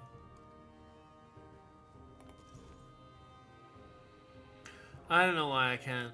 I don't understand it. I'm taking control of this, and I'm not allowed to convert it. Fuck my life. What is that about?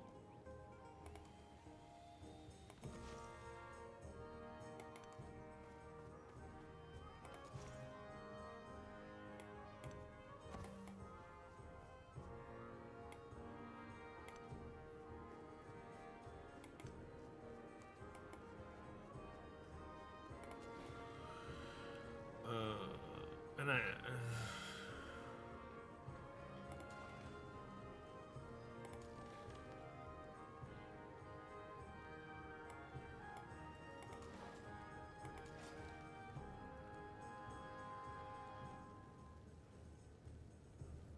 cannot pillage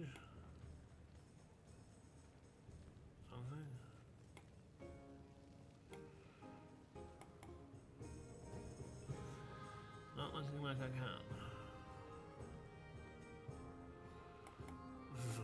useless endeavour. I have no idea where other supposed fourth city is.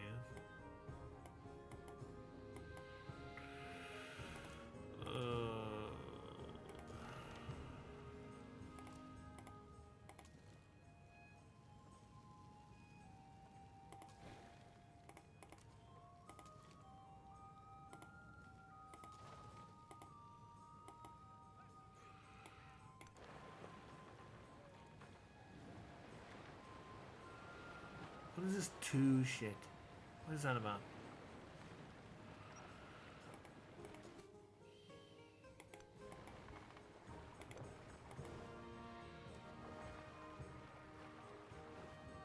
There's so much fucking money.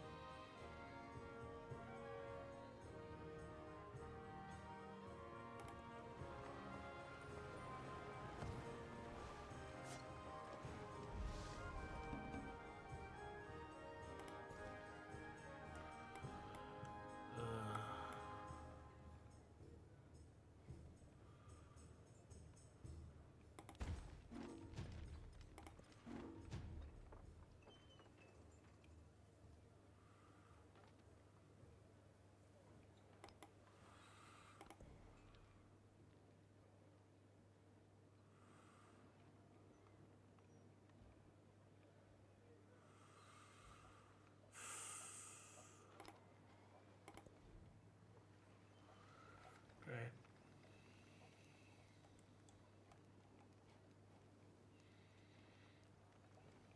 Can this just end, please?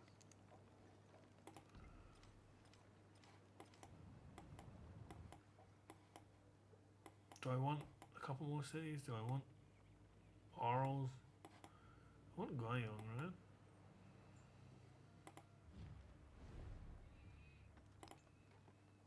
Yeah. I want that. Do I want Anakina?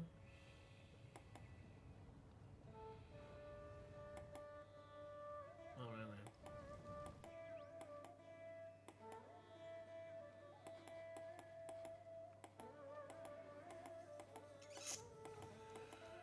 Arles is not great. It's okay. He's got these two going for it. He's got this going for it. He's got this going for it.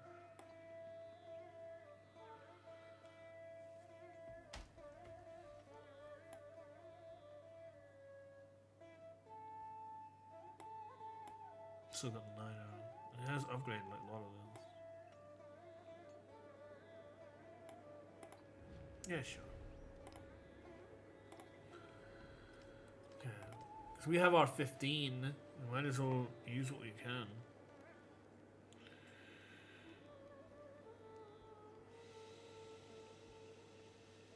All of this is useless because it's all just die in a few turns. There's literally no point. Just make more shit. I don't know. Please stop bothering me every other fucking turn.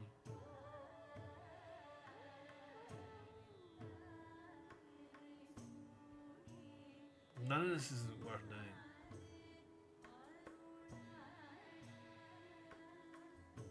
You have a million merchants? Oh my god, I don't know. It's funny how the scout never gets upgraded. Everything else is like, no, you know.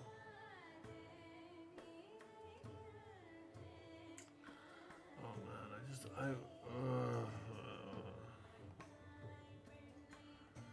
it's so annoying. Just give me more festivals. They're all done, consumed. I don't want to do anything with any of you ever again. Go away. Not for this era, anyway. Migrant again, for whatever reason. Go to Feckham again. What the feckin'? Where's that one?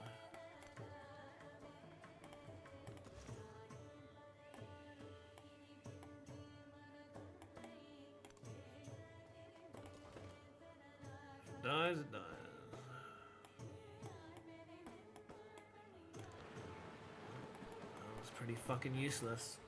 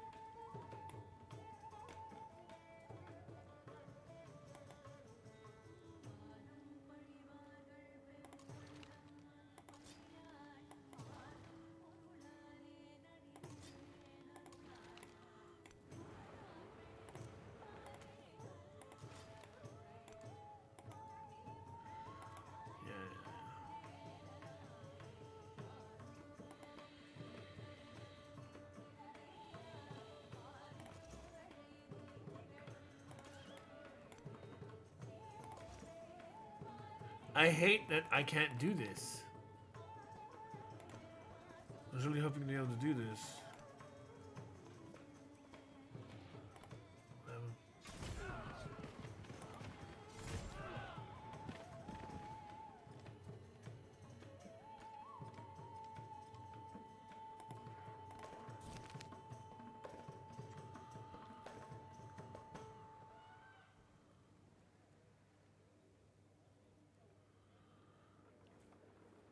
Hello, Tunic! Welcome! It's lovely to see you again. It's been a while.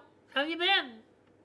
I've been streaming for 9 hours, so I'm kind of beat, but it's great to see you. Sucking ass. Oh. Can you see me, though? Do you have that thing where I have Turbo, so I haven't seen ads on this platform that is my second home for a long time. Do you have that thing where you can still see and hear me even though you have ads going on in the background? I feel like I remember hearing something like that, but it's great to have you. Ads done. Yay! Well, welcome. I should be using the auto ad player more often so that you don't get pre-rolls, but thank you for waiting through them. It's lovely to have you. No full-blown not seeing here. Oh, okay. Yeah, I don't know how it works. But yeah, I've been playing a lot of this game. It's great to have you. I did a lot of content on YouTube for the previous Civ game, on deity. So I know my way around, but getting used to this game is still a bit of a struggle because so many things are different. We're coming up to the end of the second era. You know how far along an era is by the... You currently can't see it because we have this. Something getting a thingy where I can't hear but see. Okay. Well, welcome. I'll try to remember that in mind so that I can at least wave. But yeah, there will be on the top left percentage.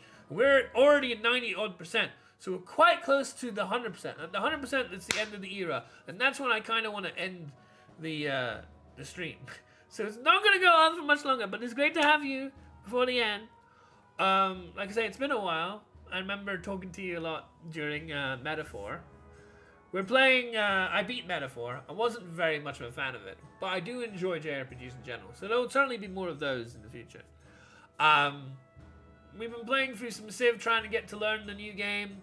It's actually coming out for everybody else. When I was little, my dad used to let me play Civilization. Nice! Do you remember which Civilization? Always lost. Aw. Well, I mean, it's understandable.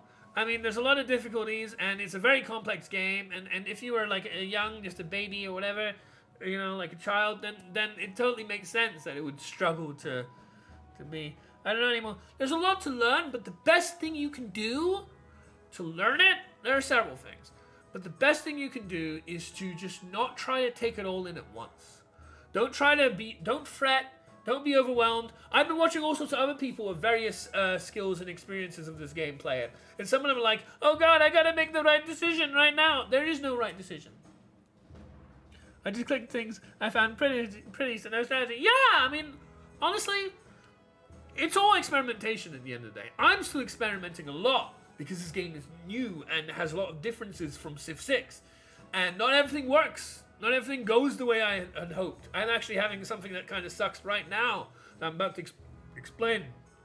But it's all just a learning process, and maybe it won't all make sense. You kind of just let it simmer, and you just stay in the world of Civ for long enough, and you'll just pick up things. And you don't need to kind of like race, oh, I must learn everything now. It takes its time.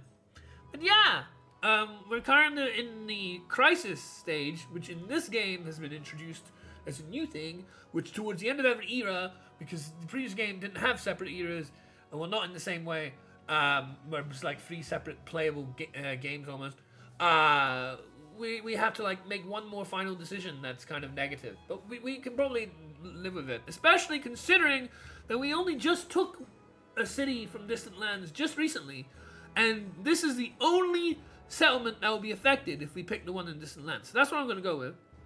The old regime is broken, its pieces trampled by revolutionaries as they raise a new flag to their self-made future, yet this triumph is only the start of the journey. There is still fury in the populace and fear. Will this new government truly achieve its ambitious promises? Politicians and local leaders confront these uncertainties head-on, charting a path from chaos to peace. Reforging a nation is no simple task, but guided by the light. I was guided by the light.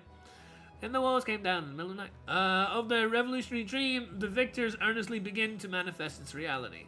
You can choose to either celebrate the monarchy, the republic, or along the dictatorship. We're going to pick the dictatorship. Which country am I playing? Well, in this one, it's actually kind of interesting in that regard. Because in previous civs, you only got to pick one civilization throughout the entire playthrough of a campaign. But in this one, for each different civ, you get to play as a different civilization. And the civilization that I picked for the first one was Greece. And then I played a round of Influence, which is a new mechanic to Civ, at least, even though I've seen Influence in other 4Xs like Stellaris.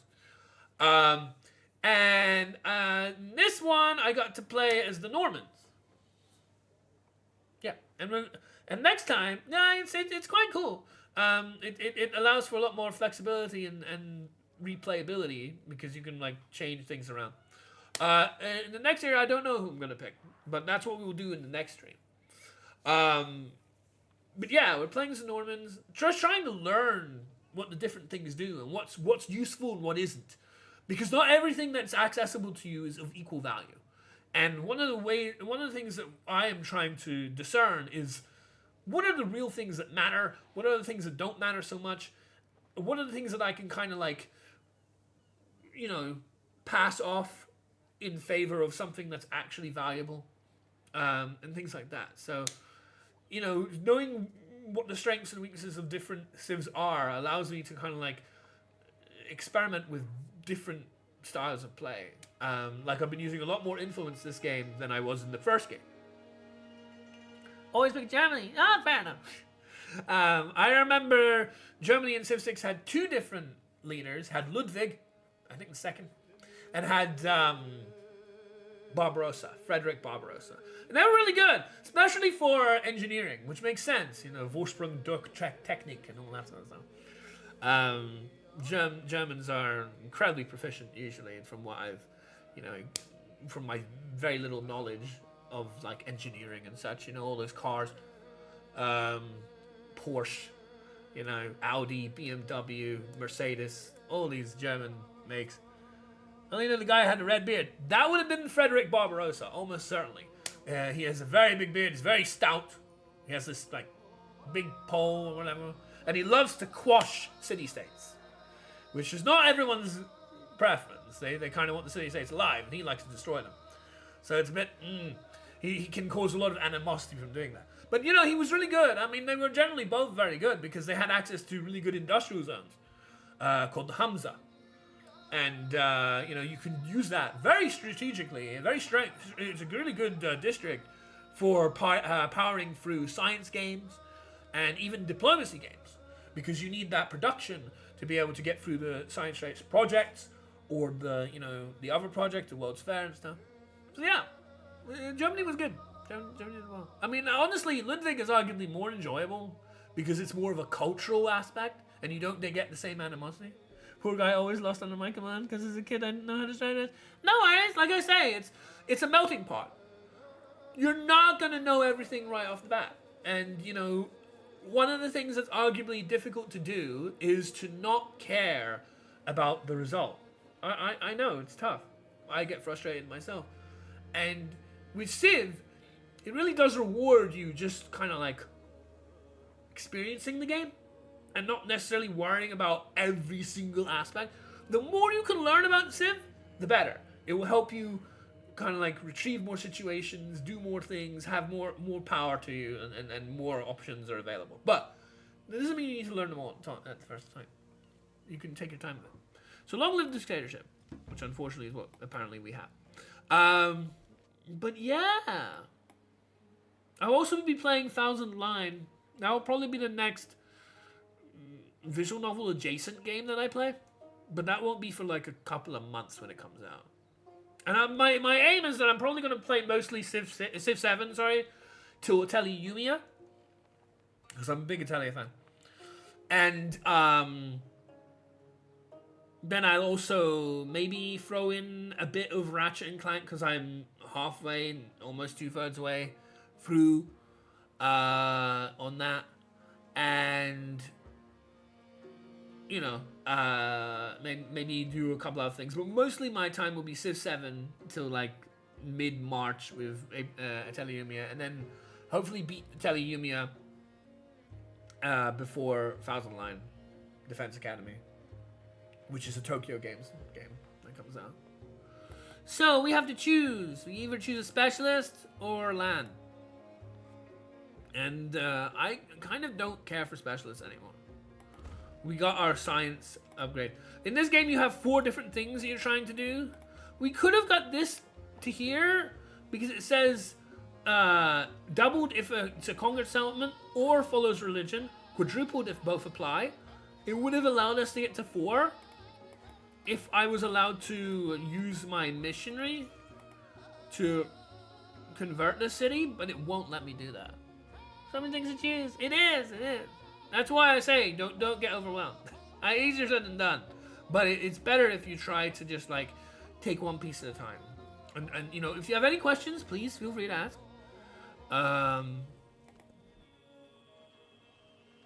Right now we're at the end game, so I'm really like I don't even want to pay much attention to what they're doing. I just want to make the ageless stuff because it doesn't go away in a few turns. Everything else just goes away in a few turns. Remember doing religion with a turtle as a banner. Oh, or was it a butterfly? I'm pretty sure both of those were options, and even still are options. And I have been choosing to call my religion Islam. I'm not religious. I just want to make that clear. Neither is my mother. But given that I have a mixed race of Arabic background and Arab background and Western background, I like picking Islam to try and my little way of showing support. But I have honestly most of the time, when I played Civ 6, most of the time I made a fake religion called barrelism because of Atelier and barrels, right? I don't know if there was a barrel symbol. I used something else. It was like light blue. I like light blue, kind of like cyan type colors. So I used that mostly in Civ 6. Just called it barrelism after the barrel meme in the Turtle religion in German. What would that be in German? I don't know much German. Guten Tag. 1, 2, 3, 4, 5. That's about it. These are celebrations. These are new. Ooh, +6 war support. That's insane. Nice. And this is the government.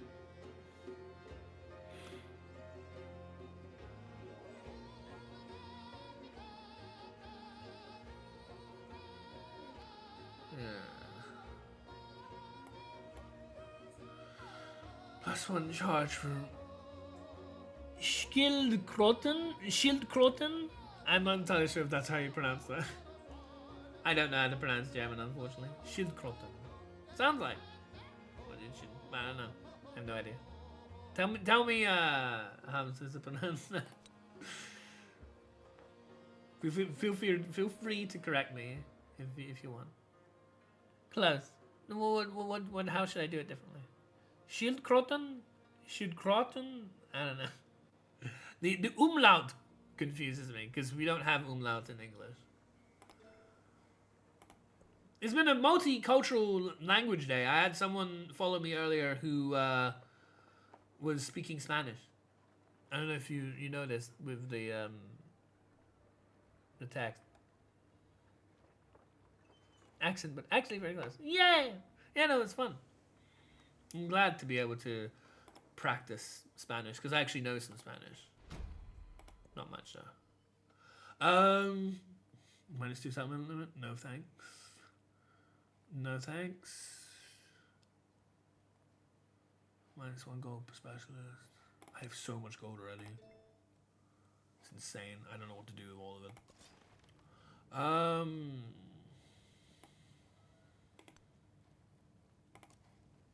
And in this game, the managing units is really nice with the commanders. And the buffs on the commanders is really good.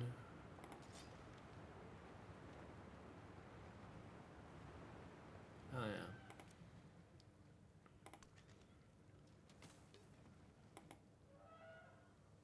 Right.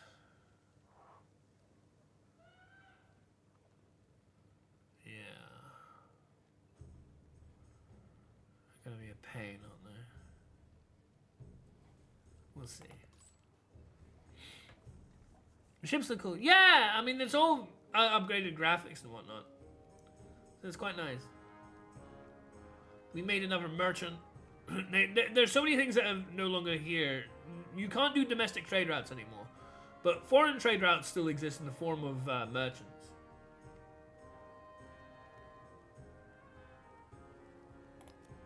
I guess we go over here. But like the GUI is a little bit off. And I'm still learning what the game means by certain things.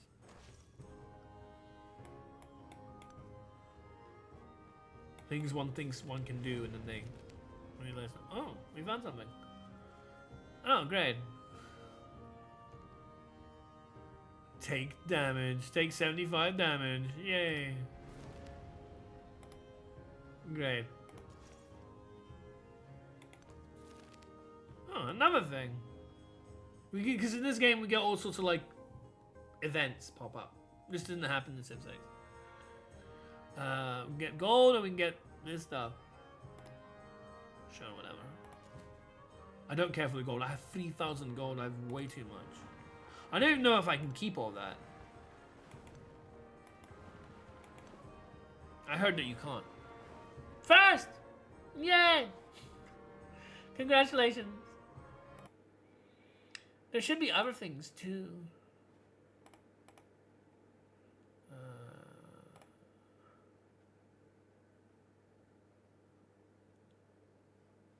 Chrome blue and chrome red. Why is chrome blue twice? That's so weird. Anyway. First, ignore the Spanish guy for yes, you're first. I just wanted to say because, you know, we were able to mess around a whole bunch of different cultures. But you're first, don't worry.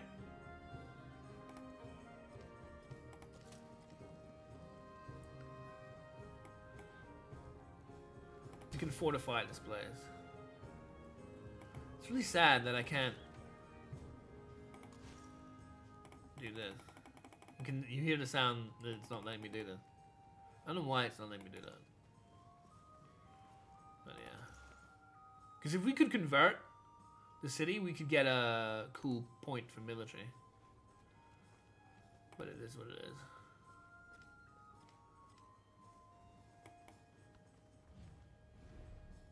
White out. I can take that too. I don't really want to, though. No, I can't. Bach. Sure. I'll take that. Why not? Woo! Yeah, of course. Yeah! Woo! We got something. Alright. Because we could get 3 cities. Ooh, and then the missionaries. Oh, and that is already quadruple. Awesome. Terrific. Yui. Progress, indeed. Indeed. But this is like the second lowest difficulty in the game. I played a ton of deity in Civ 6, not to try and toot my horn. And now I'm playing the second lowest difficulty game. What I am trying to do is say that there is absolutely no shame whatsoever. Absolutely none at all. When you're learning a game like this, especially think, if you compare, how much more experience I have than your average Joe. In playing the game in as slow and an easy a pace as possible, so that you understand the game better, so that things become more tangible and you can utilize the game better. So for you or anyone else who wants to learn Civ, play on the lowest difficulty. Play on whatever difficulty you want to get better, with the aspiration to improve, to then test yourself on something more challenging. Yeah, easy difficulty is my mind. For sure, but the whole point is so that it gives you the opportunity to try things out, test things, not be too reprimanded, and learn how to do better. But once you do better, maybe consider moving it up. Because you want to be challenged, you want to be learning. You're not going to be learning if you're just staying in easy the whole time. That's the point. Because what I'm doing here, I'm going to be translating and I'm going to be moving over to the higher difficulty per every win, just like I did with Civ 6. Because when I started Civ 6, I was new. It was my first ever Civ, but I started playing on the easiest difficulty. I won that and I moved up. And there are 8 difficulties in Civ 6. There's only 6 in this one. And I went from settler to chieftain to warlord to prince to king to emperor to immortal to deity. Those are the 8. I still remember them. And I did a different kind of win every time. So I did culture with Cleopatra, and then I did religion with Saladin, and then I did other things that weren't Arab. Actually, no, I think I went Gilgamesh first. But then I did non-Arab culture with war. And then I did like science of Gorgo or something, I think. And then I did like, other stuff. Like diplomacy when that came in. To want to play a hard difficulty. Absolutely. And learn how fun it can be. Absolutely. Then you don't get frustrated so easy at the start. Exactly. You get it. Yeah. So that's what I'm trying to demonstrate. Like, even if I had played Civ 6 before, Civ 7 is still a new game. I want to learn it. I want to get used to it. There's so many things that don't make any sense. Even for someone who has played through Civ 6. So, yeah, exactly that. Exactly. So now here, I don't know what to pick. Do you want to pick a tile? I don't know if you can possibly pick a tile. I don't know. Hey, Doug! Welcome! Good to see you. How have you been? How was your stream yesterday? I'm afraid you'll have to be second. Tuni was first. But yeah. Never seen you. Tuni's a good friend of mine, Dank, and they frequent Spooky and DD stream sometimes and things like that. But how are all of you? It's welcome to have. The more the merrier. Yeah.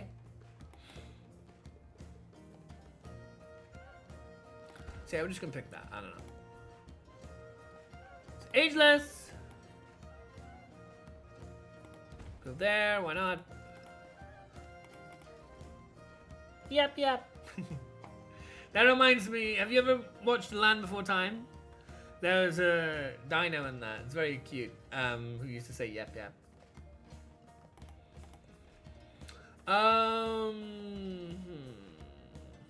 Ageless and ageless. Go here. Town thingy. Oh no. Okay, good. Right. And the gristmill. Indeed. Sadly sick again. Oh, look at it otherwise. Well, I'm sorry to hear you're sick. I hope you get better soon. Yeah, Land Before Time is simply a movie from long, long ago.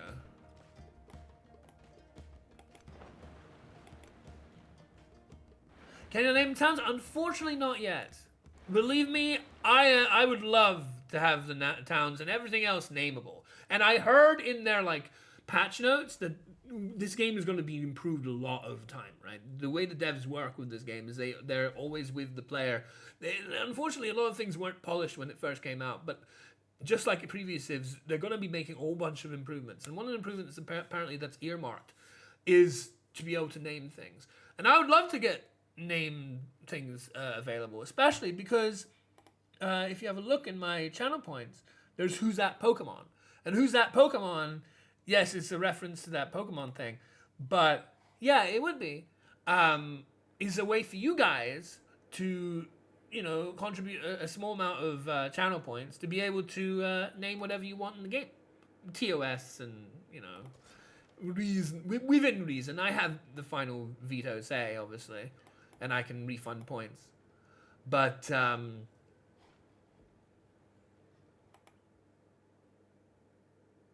yeah.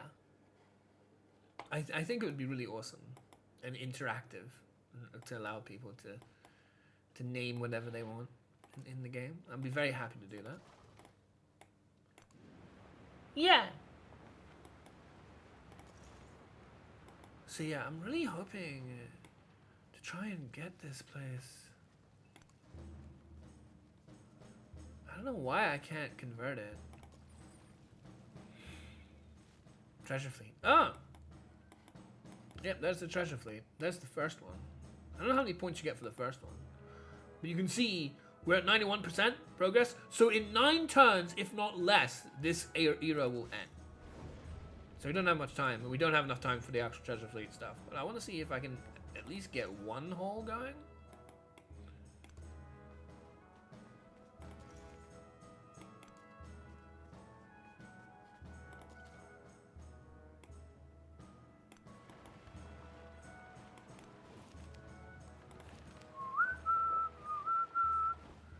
$150 happiness or 22 production. I don't need the production. So we're just going to do that.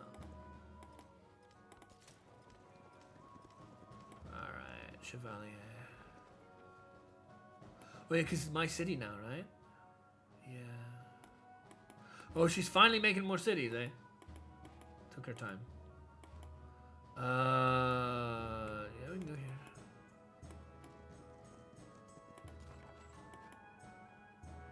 I want to be able to settle this tile, if possible.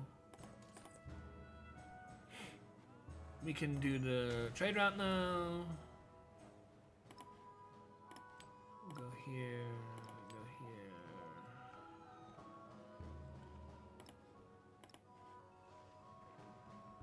here. Ooh, 4 turns left for treasure fleet. 4 turns left for treasure fleet. Yeah. Unfortunately, I'm running out of time for it. My names are pretty weird sometimes, though. No worries! I look forward to hearing what you choose.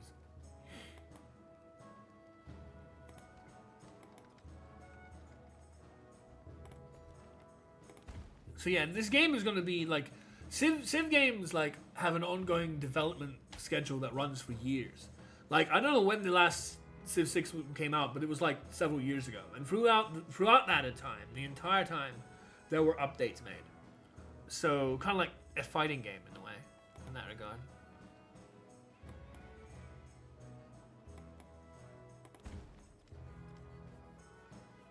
Tuned Gut is a living example. Yeah! How did that name come about, if you don't mind me asking?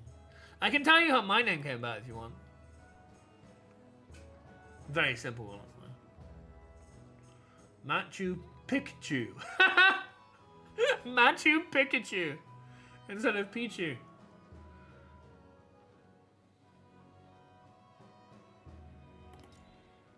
Machu Pikachu.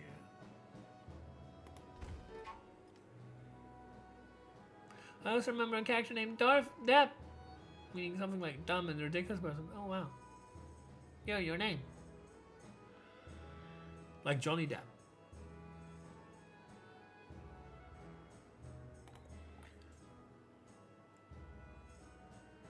Another religion? I don't care.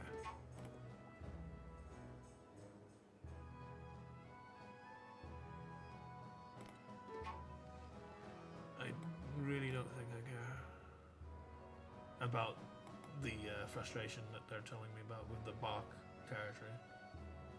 Because they're saying that Bach is under threat. Will you please tell me about your name? The threat of the adjacent people here. These were people that we were at war with, and we have a negative, hostile reputation with. I don't think I care about these two cities.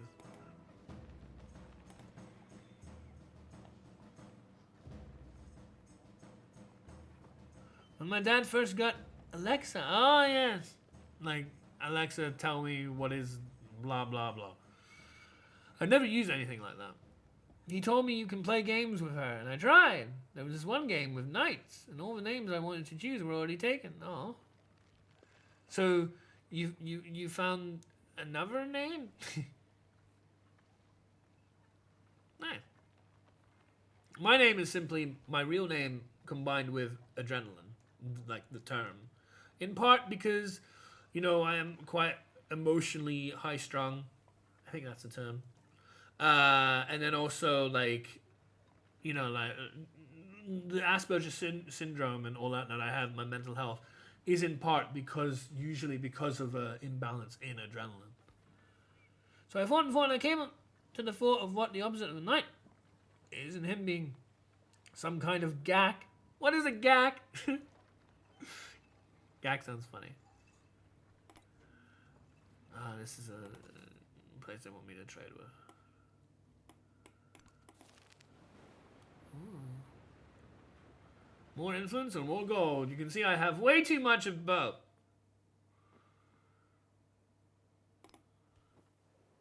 And knights are presented in a good way. So, too nicht gut. Person who's doing bad things came to mind. Alright. So you named yourself a knight. So you are nicht. Nicht. Because of course. Yeah. Obviously German is older than English, but nicht must be also night, like actual like day and night. Right? So the name for a knight in shining armor is also the same in German, huh? Oh, apparently not a word in English. Basically a joke. Yeah. Now that's pretty cool. I learned something. I didn't think, though, it makes sense that, so basically I named myself Too Nicht Gut in other games, and then it became my name. Woohoo! No? Oh, okay. So what do they call a knight in shining armor in German? Nicht is not night? Is it day and night? Really? Oh. Nicht is not. That's what it is. Oh, wow, okay. So what are the other things then? What is night, day and night in German? And what is knight in shining clad armor in German?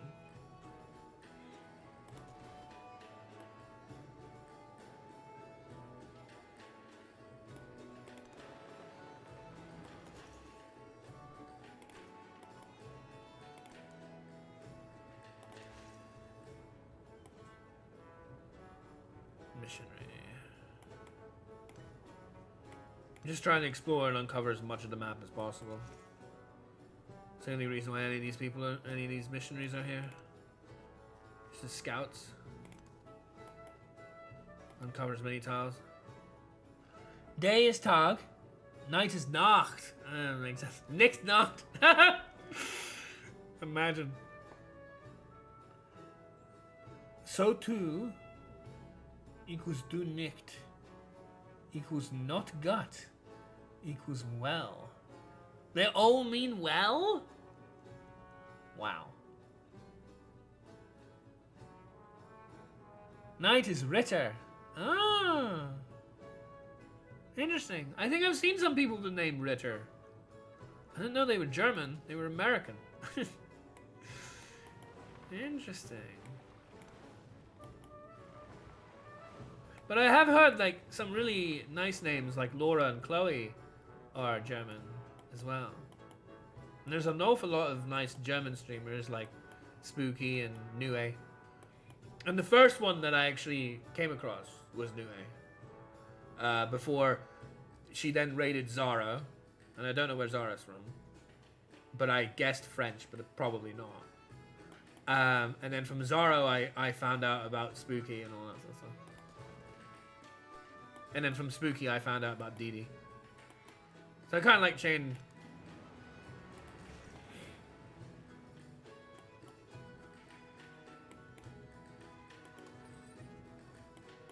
Treasure Fleet, yeah. Yeah. Interesting. Because I'm sure a lot of these are used as actual names. And then you see them, and then you don't even know what you're looking at, but for sure, it's, you know, it makes sense. I got to know Nue through Spooky. Fair enough, fair enough. Yeah. Yeah, I've known Nue for quite a while. I've known Nue for years. I mean, she doesn't know me for years, but I know her for years. I know when she had her plagued, I guess, blighted, Ni no Kuni run. Like, she was trying to get into Ni no Kuni, but hated it. And couldn't understand how to beat the Cauldron boss, which kills you if you don't understand it. And it was like, oh. Because I really love Ni no Kuni. And then many, many, many moons later, I decided to raid them. They're really sweet.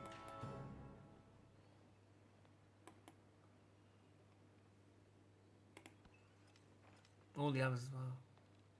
Nice! Fair enough. It's pretty cool how everyone has their like own starting point.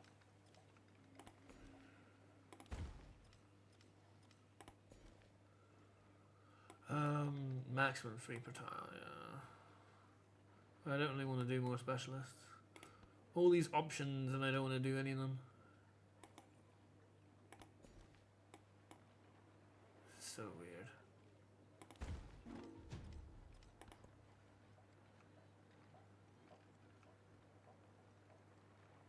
Right.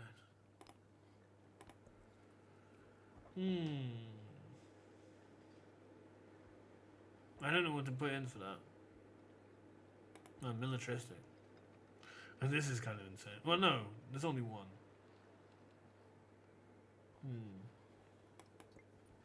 I started watching Twitch last year, actually. Well, I'm glad you got to it.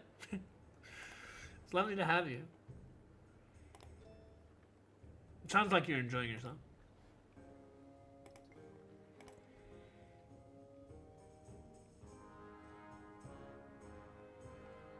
Also, I don't know, with this. Here the tree, no one said that. If I go here, will it keep it because I wasn't a woman? I think it might. But I'm not sure.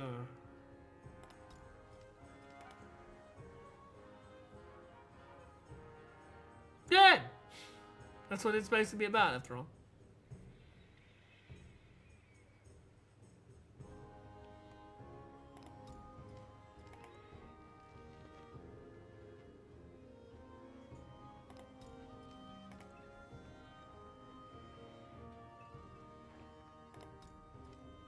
I still have habits I wish I could develop more, and getting to talk to people like you helps me practice them.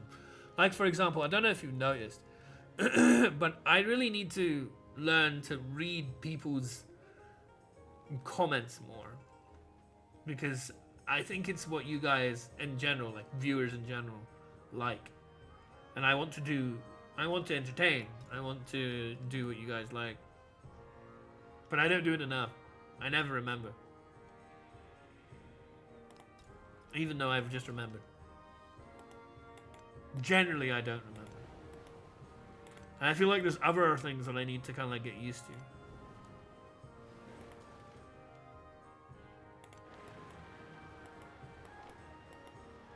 I was talking about it with Dank, actually.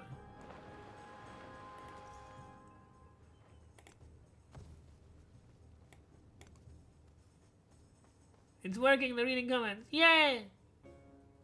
It's funny how your English improved because of Twitch. Fair enough. Most of the times. Indeed. Yeah, I mean, you know, that's how it is. Like, didn't Spooky say that she learned English through anime and such? And I mean, I probably imagine a lot of what Didi knows about Japanese is similar.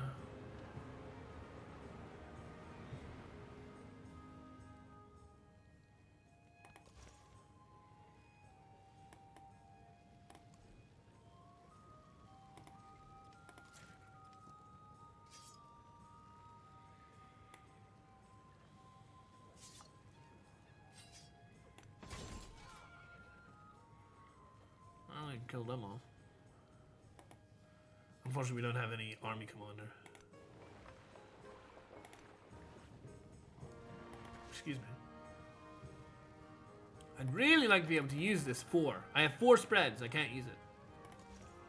Sucks. But no. Just passing time. 98% already. Holy moly. Probably too late for that then. Oh, hey, we did get the military thing. I was very bad at English a few years back, and now it's gotten so easy and fun. Yay! It opens up so many things because English is so important. It is, and unfortunately, not everyone realizes it. And you know, I do understand and admit that it's kind of unfair for everybody else who doesn't necessarily begin with English as their first language to have to adopt a second language. Oh, because you're a sister. Nice. That's good. I'm an only child, so I never known what it's like to have a brother or sister. And I do feel like, especially with my mental health as well, that has socially constrained and restricted, you know, like how good I am at interacting with people. But, you know, more practice, the better and all that. It must be nice to have relations, especially of your age, you can kind of like live alongside. One chevalier to the nearest settlement. 450 science. I'll take another chevalier. Cavalry parades through a field. Their uniforms show no signs of wear, yet they march with a lifetime experience. She got better than me because she watched English movies and I could not stand that at all. So I started watching English content as well. Fair enough. So you're very much rivals, eh? Makes sense. As long as it's kind of like a healthy rivalry that allows you both of you to do better in, as you say, learning English and everything else, then I don't see what's wrong with that. Hey, Prussia, nice. Improved free niter. Cool. We unlocked a civ that we can choose. Never promise anything. Okay. That sounds ominous. Never promise anything. Age of exploration is ending.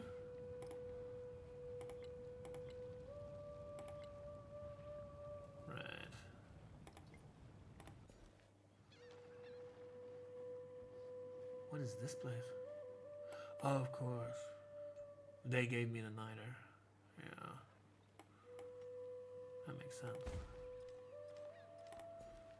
And also I took this place as well, yeah.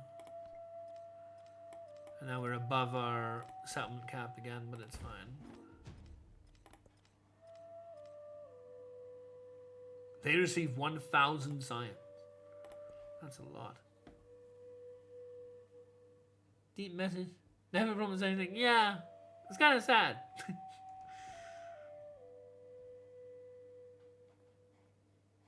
I tend to be honest to a fault. That often is where I tend to fall apart.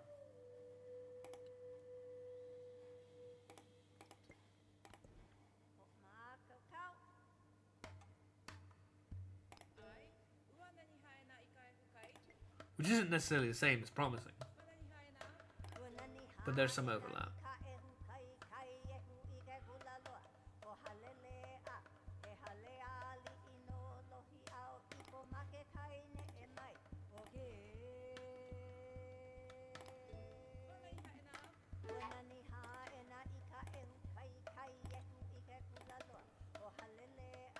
need to slot so many different things.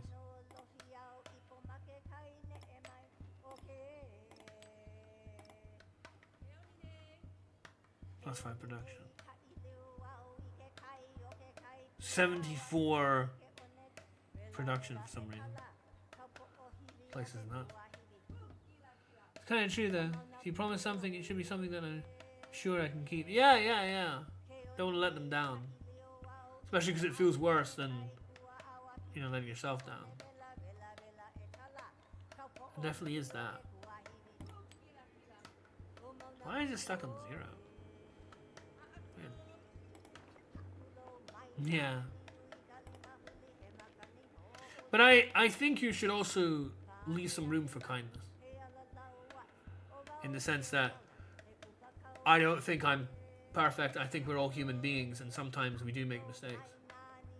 And you should be kind to yourself, let alone other people. So it's a bit of both. But certainly the intention should be to, you know, honor your word. Empty promises are not my thing. Yeah, same. Absolutely. But sometimes you feel almost like socially pressured to make something a promise that you really never wanted to in the first place, and you didn't know how to get out of the situation in another way.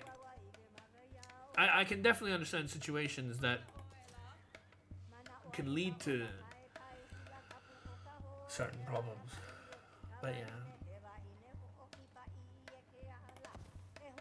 Definitely don't want to make a habit of it.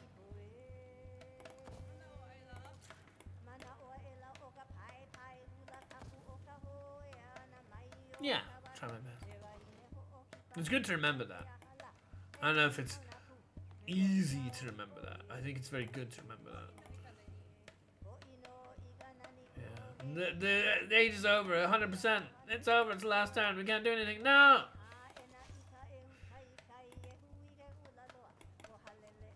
I shouldn't have disbanded.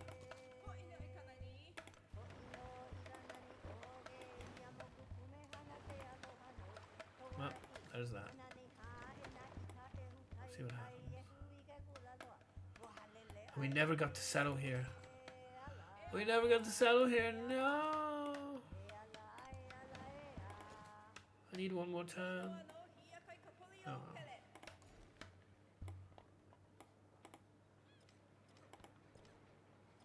I don't think I need to care too much where this goes. Well, that's a thing. What happened? Yay! Exploration age comes to an end! No, same. I even though I have good memory to some things, I also halls with jeweled forget things. reliquaries. The Normans made the treasures of others their own. They stole from people. Great.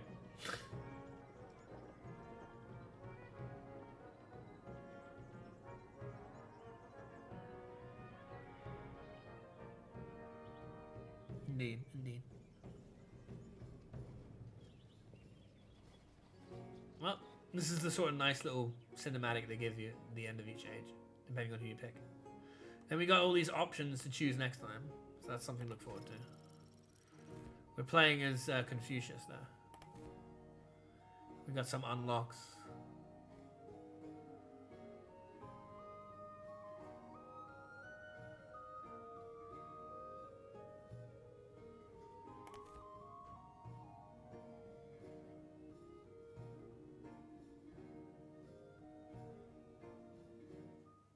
And there we go. Next time we'll be choosing between either America, the French. The French. Prussia, which is Germany, right? That's your roots, right? I think so. Correct me if I'm wrong. Qing and Russia. Didn't unlock too many, but we unlocked some. So yeah, thank you so much for joining me, everyone. Thank you, Toonie. Thank you, Dank. Thank you, everybody else. It's been an incredibly long stream, but it's been a really nice one, and I'm really glad to spend some time with you guys. Let's go raid Zaro, yeah? Alright. Thank you for joining me. Is it? The Prussians. Yeah, I believe so, but I might be wrong. It's that sort of area. Prussia. Now known as what country? Maybe I'm wrong. Yeah, there we go. Prussia is no longer an active political entity in modern times, but rather a historical region comprised of parts of the modern-day nations of Germany, Poland, and Russia, as well as some of our nearby nations. Yeah. Yeah. So it's Germany and some. What was that else? No worries, thank you for being here. And that's what makes it all worthwhile. So it's lovely to see you again, Toonie. Hope to see you again soon. But yeah, let's go raid Zara, and I'll see you around. And I'm sure I'll be on tomorrow. Till then, all the best. Bye bye.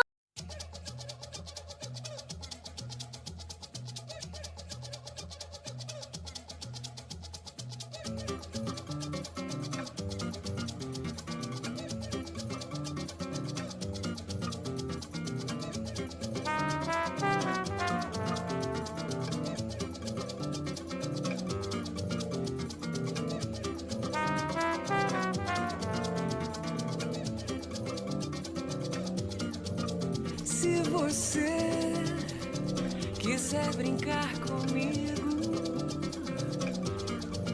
atenção pra não se machucar. Se você quiser parar na minha, vou te dar um bom motivo a mais.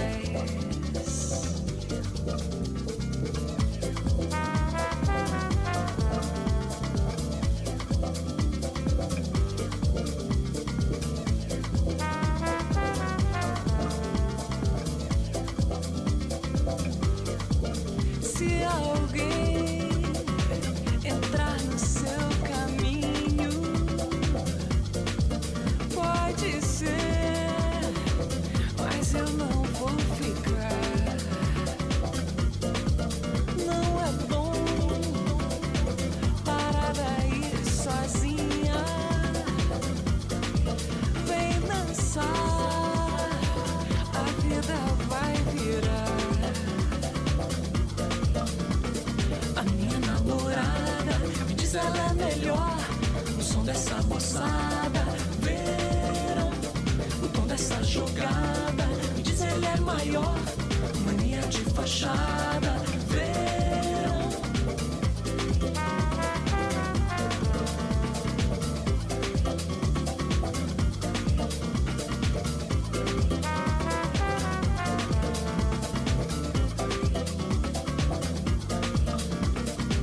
Se você quiser brincar comigo, atenção pra não se machucar. Se você quiser parar na minha, vou te dar um bom motivo a mais. Se alguém entrar no seu caminho, pode ser, mas eu não vou ficar. Não é bom parar daí sozinha. Vem dançar, a vida vai virar.